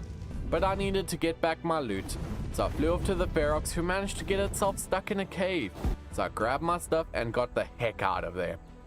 I flew off and found a Mega Carno, and not knowing all of its abilities, just sent some minions on it. And it was the morning of day 78 when I felt confident enough to actually start attacking the Carno. And it was a pretty easy fight, after I realized it takes reduced damage while it has minions out, and those are simply burnt to death. I spent the rest of the day hunting and killing some primes for more loot and heads, and in the morning of day 79, I genuinely had no idea how to progress. My stream told me to get myself a fat man, so I built up a little shack that I named Jerboa Your Luck, led in my Jerboa Prime, who I named the Gambler, before prepping to start gambling every head I own in order to get this fat man, as there is less than a 2% chance to actually get Doc's Fat Man. Let's go! I immediately turned it into a blueprint as I did not want to lose this thing, before flying out in search of Apex Rexes as they drop artifacts. I even got a chibi VAD from one of the Rexes. But it was time to begin my great Tapihara plan, so I gave it a platform saddle, an awesome teleporter, and a few beds. I'm sure you can already see how this will work. I was short of some propellants in the morning of day 80, so I went off to hunt down some Apex Mesopithecus, as well as grabbing a few Manticore eggs along the way. Then by the end of the day, I was crafting my very first Docs mini nukes, backup Batman launchers, and a glide suit. So I flew out on a Ramahara to where Mega Shadowmane was. Now I am ashamed to admit it, but at this point in the Docs playthrough I had already gone mad. So I tried this strat over and over and over again, going through multiple mini nukes, armor sets, and Fat Man launchers. I think it's safe to say this was not a valuable use of my time and resources, but finally on day 84, I managed to bring down the Mega Shadowmane, but in doing so that summons the Giganotosaurus X, which is exactly what I wanted, as killing the Giga X unlocks the Doc's cloning chamber. So it was time to take it on with my Primal Fire Manticore, which was actually a Prime Fire Manticore, but anyway, you get the point. While getting grounded by the Giga and then stunned by the Spino. Talk about a double whammy. This fight did not go as planned. Day 85 and I have to change my strategy. So I hopped on a dirt and rolled into battle, launching a nuke and shooting it with my tech rifle. Oh my god, you can actually tank it. I take that. Very close. That was Very so close to dead. I tried and died and died and died and died. I put my blood, sweat, tears, and literal gravestones into killing the stupid, oversized, snot-slinging Giga. So much was lost and all for nothing. I don't have anything else I can sacrifice. I give up. I need to go out and just simply re-equip myself. So day 86 was essentially a re-gearing day, evolving pygmies when I got a unique Dode. I decided to have one final attempt versus the Giga. But I wanted some minions to help draw the fire, so I had a Zom Dodo who I sent in the minions before teleporting in and... Okay, I'm done trying to fight it right now. I'll have to find a different strategy. Day 87 was spent gathering dozens of eggs from manticores and then going AFK while they raised up before evolving them into ice and fire variations. And day 88 began and I finished evolving my manties into primes, imprinting them before heading off to the plains in order to summon in some megas in hopes of getting a new mega Shadowmane to kill. I got a mega compy. Yeah, I was able to just kill it with my weapon. Then on the second summon, a mega Shadowmane arrived. So it's time to begin nuking the stupid fish cat, and I had this down to a science. Gliding and shooting back at the Shadowmane, killing the Shadowmane super easily, and this time I got the Giga X fire. A much easier fight than the poison as it can't ground you, or at least it never grounded me. So day 90 started as I flew in to fight this tentacle inspired Giga, dodging and weaving as I shot my ice spine straight into its back for maximum damage, eventually killing it and unlocking the Doc's cloning chamber. I TB'd home, crafted it up, the cloning chamber, even placing down a little platform for it. Okay then, so still no power. So I ran some power cables to it and nothing. You need a tech generator? Come on! Which is unlocked by killing Mega Manticore or the Mega Eel. And then to unlock the tech replicator, you have to kill Mega King Kong. So much to do and only 10 days left. This is gonna be a grind. So day 91, I went off to farm some primes for their heads, evolving up some more manticores and raising up even more babies. Day 92 began and I was able to make use of some awesome new breeding mechanics with the manticores, giving me dozens of eggs for the cheap cost of 4 prime heart relics. When I was given a strategy by data to kill the Mega Reaper Queen. But it didn't really go well. So instead I spent my time killing a Mega Carno. The early morning was spent killing Mega Raptors and Compies because I'll admit I was scared to fight anything else. I did want to kill the Mega Reaper Queen, but I just wasn't very successful. I collected an artifact early on before procrastinating by killing yet more weaker Megas such as the Carno and Aranio. I was genuinely terrified of this mod. I was not prepared for the amount of anxiety and fear I would have with every single boss fight. I tried just spamming minions at the Reaper Queen, but they were pretty useless. I seriously needed a confidence boost at this point, so I was continuing to kill some weak Megas and got an Apex Prime Raptor summon. The second token I needed for the Mega X, only 8 more to go. Then day 97 started with hatching a ton of Manticore eggs for backups before flying off to fight the Mega Pithecus. With snowballs that will heat seek you down and a rock throw that would one-shot you fighting it for the entire day. Launching fireballs, dodging rocks, it was going great until... yeah. Docks. One mistake and you lose everything. I woke up in the morning of day 98, just lying on my useless Doc's cloning chamber, looking up at the ceiling, trying to work out what to do. I had some more manticores that I was about to raise up, so I threw them out their snowballs. 2 unique prime manticores! Woo! Feels so good. I was so excited to get those uniques. And day 99, only 2 days to go. So I went off to fight a Mega Pithecus, only to have it poof out of existence, before moving on to a Mega Dimorph that I was able to kill with my Fire Manticore, before turning my eyes towards the Mega Reaper Queen. I led the oversized needle shooter to a large cliff, where I was able to land on it and aggro it to my Manticore, while I chose to glide behind it and pelt it with tech phase blast from my rifle. I was not giving up this time. Coming back in and this time bringing sleeping bags.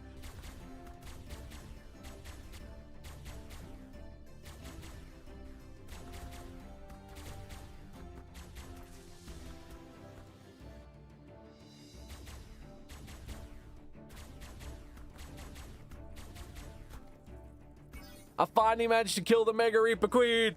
Woo! Dang, that felt good. I ended up getting myself a Prime Ferox, and these guys can do 2 very important things. They can craft 10 corruption crystals into a pure corruption crystal, as well as evolve into your very own Prime Reaper. But that marked the end of day 100. It can't end like this. I won't allow it to end like this. Not only have I lost all 4 challenges that I had set out for myself, so that'll be $1,000 that I'll give away over the next month to random subscribers or Twitter followers who click the Gleam link in the video description. But this mod has kicked my ass, made me lose my mind and fear for my life. I want to prove myself by beating this mod, and that means I have to fight the Titan Overlord. Now I know, this is meant to be a 100 days video, so comment something like, wow, that ending was never expected, and I'll give you an extra secret entry for the giveaway. So day 101, damn it feels weird to say that, I headed off on a massive mega killing spree. I was unstoppable. I was farming these megas to get extra prime heads and farm up what I needed to get the primes I needed for the Mega Rex. But I had to kill Mega King Kong and his flying monkey squadron to be able to clone what I needed for this challenge. So flying into battle, I was able to eventually take him down, even with being terrified at his flying bat minions. I brought him down, unlocking me the tech replicator. So I placed one down at the base, crafted up a tech generator, and I could finally use my dog's cloning chamber. I just needed hundreds and thousands of shards. So I set up a superstructures autocrafter in order to instantly craft thousands of elements into shards, before finally cloning my unique ass prime manticore, who I had aptly named Can't Kill a Monkey. I came across a mega dragon that I chose to start fighting, and man, it felt good having the bravery to fight something with the absolute fear of losing it all. Fighting the mega dragon was an absolute breeze. Hell yeah. I jumped off the manticore to go and recover the loot, but accidentally fell to the floor. I'm gonna die to a stupid ant! There we go. Did I really just die to an apex bug? Damn you, docs. Really had me feeling confident for a moment there. I got all my stuff back as well as that dragon's loot, and I now had myself 2 pieces of the manticore armor set. Something I also got was an ancient prime ass dragon. So I leveled it up, cloned it, and took it out for a test run. This thing is insane. So of course I had to put it to the real test. The Mega Manticore.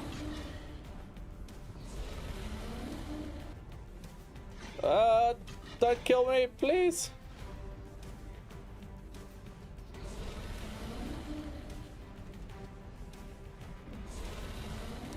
Woo! Let's go!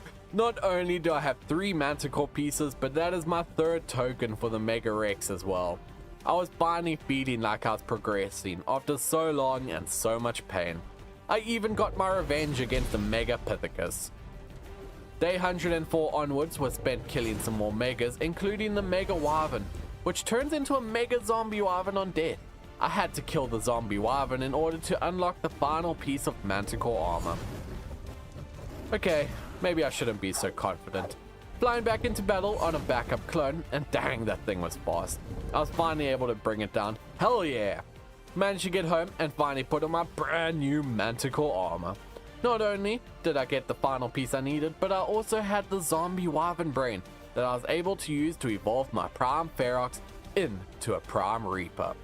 Now this is a powerful tame that I'll be using later on. I also had a Prime Dragon I sacrificed for another token, and then I was back out to farm more megas in order to progress.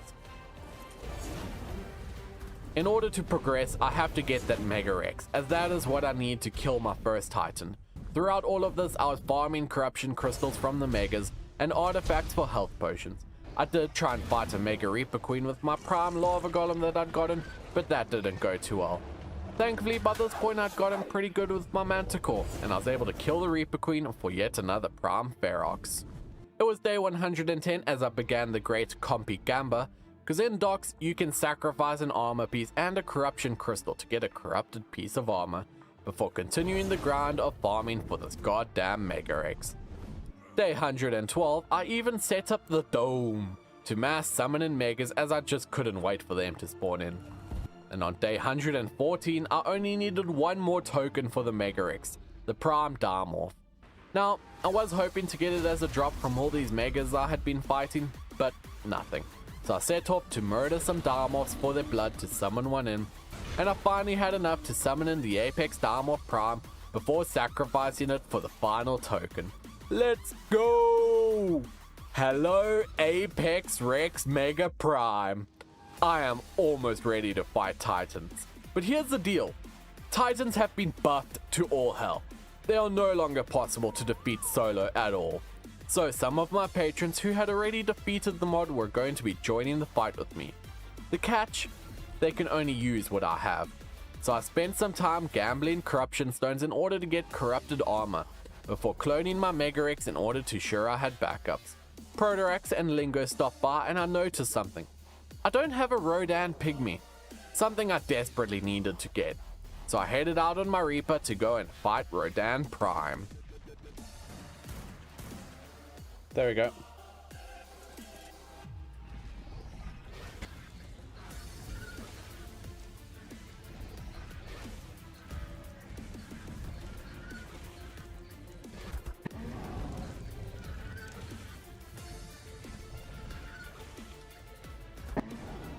There we go. Woo! Rodan's heart acquired, and with it, my very own Rodan Pygmy.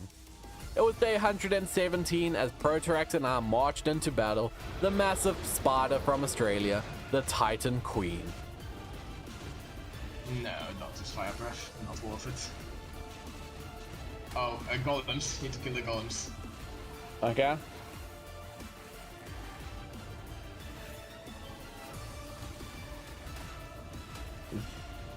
And there goes my Rex. Oh shit. Yeah, the minions are just too Yeah. much. Oh, that's gonna knock me out, I'm pretty sure. Should have brought those max corrupted potions. Oh, there we go. Rip. Just. I'm right behind you. Oh, there she comes. Oh, she went speed. We finally brought down the oversized bug and got myself a Primal Megapithecus. Creature unlocked. All that work to get a Megarex only to immediately abandon it for a monkey. We spent the next few days farming Titan Queens in order to finally get the Primal Manticore. Now this is a Manticore that can deal some damage. It was now time to face the Titan Manticore, who summons in Mega Manticores.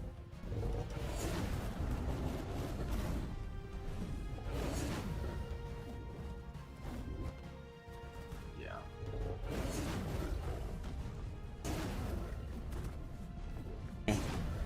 Mega Manticore spawned in. Yeah, the Mega hits harder than the Titan because their shots are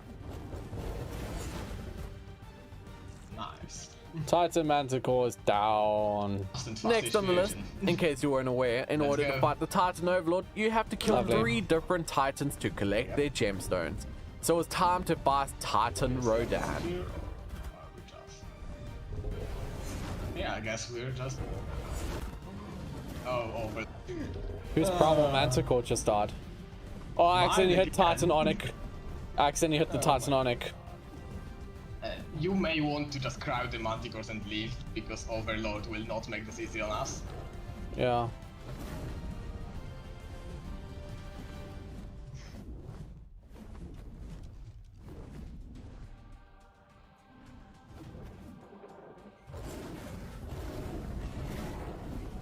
I'm about to die. I'm gonna die. I died.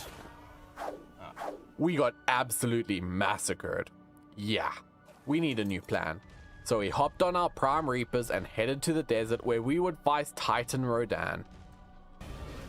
Get him! Oh wow, we do damage to it. Oh, yeah. Nope, he's after me. I don't know if I've done damage to it yet. Coming back. Come back. Oh wow, that damage is... This is just torture. Just press X, press X. Press T.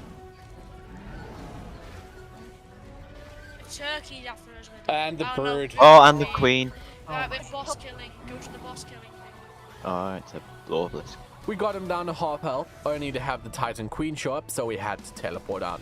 And just when he stick found us together again. to get the buffs. Big. Can't hit him. Yeah,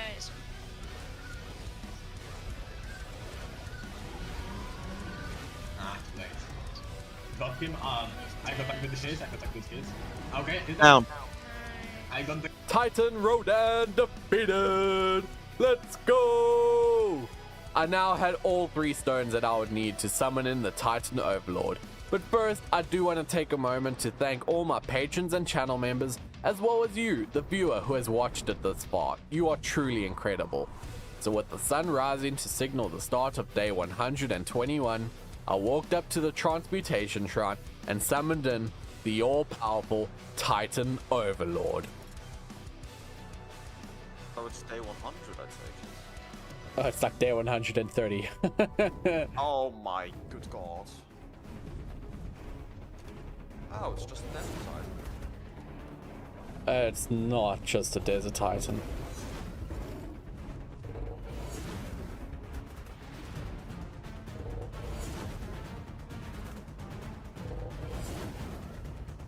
Well, actually a creature technically.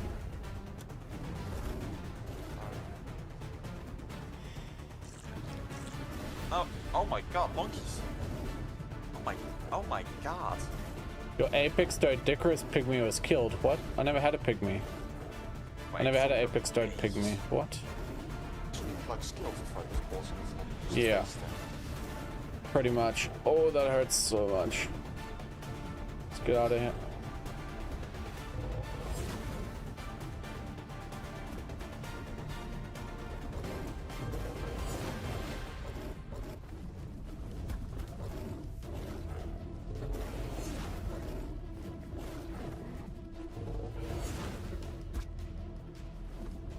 Why does it have a force field? Kill Fat Overlord. Oh my gosh.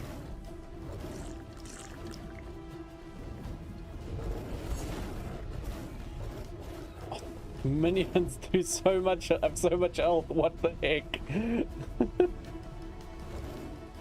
I can't outrun them. I'm dead. Oh, there you are. Hi, friend.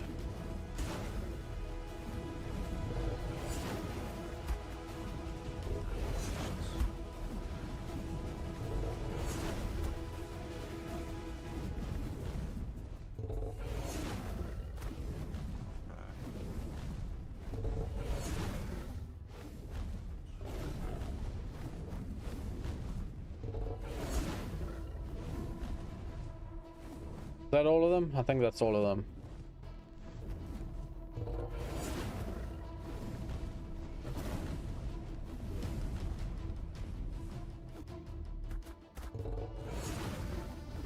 Oh, that's my Wyvern.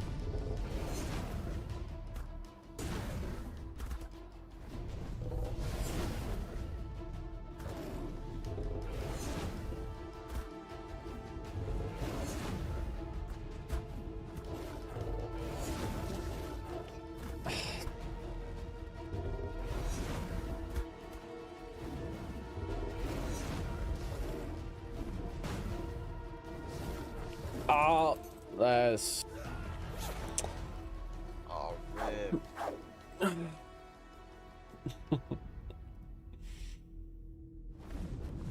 Oh, there it is.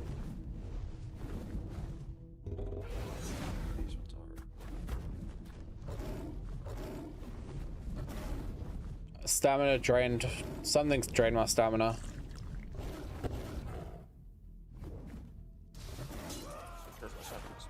I got that stamina drain thing you're talking about, Protorax. No clue what actually hit me. Done this, I will get back to zombie.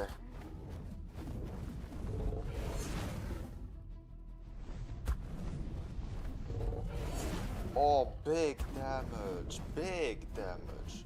Big damage, even bigger health pool.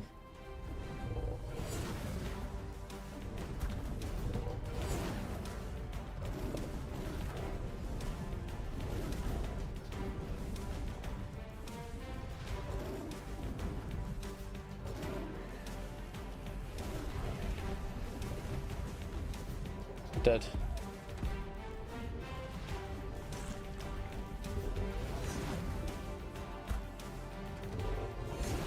Oh yes sir, it's high time you can dodge this thing.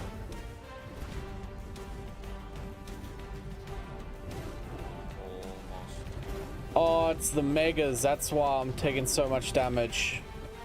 No, Megas. the megas came back to me. Oh, rip. I didn't realize the megas are coming back.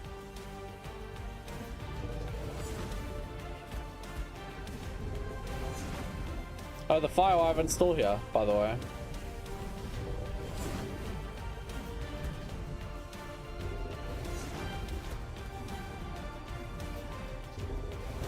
Hit the wyverns are dead. With Exasong especially, they do hurt quite a bit.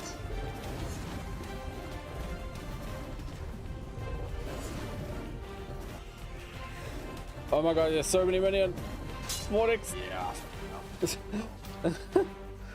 Oh no, we died! I died. And with that final death and the killing blow to the Titan Overlord at the same time, marks the end of my journey in Docks. This is truly Ark's hardest mod. Thank you for watching and enjoy this next video.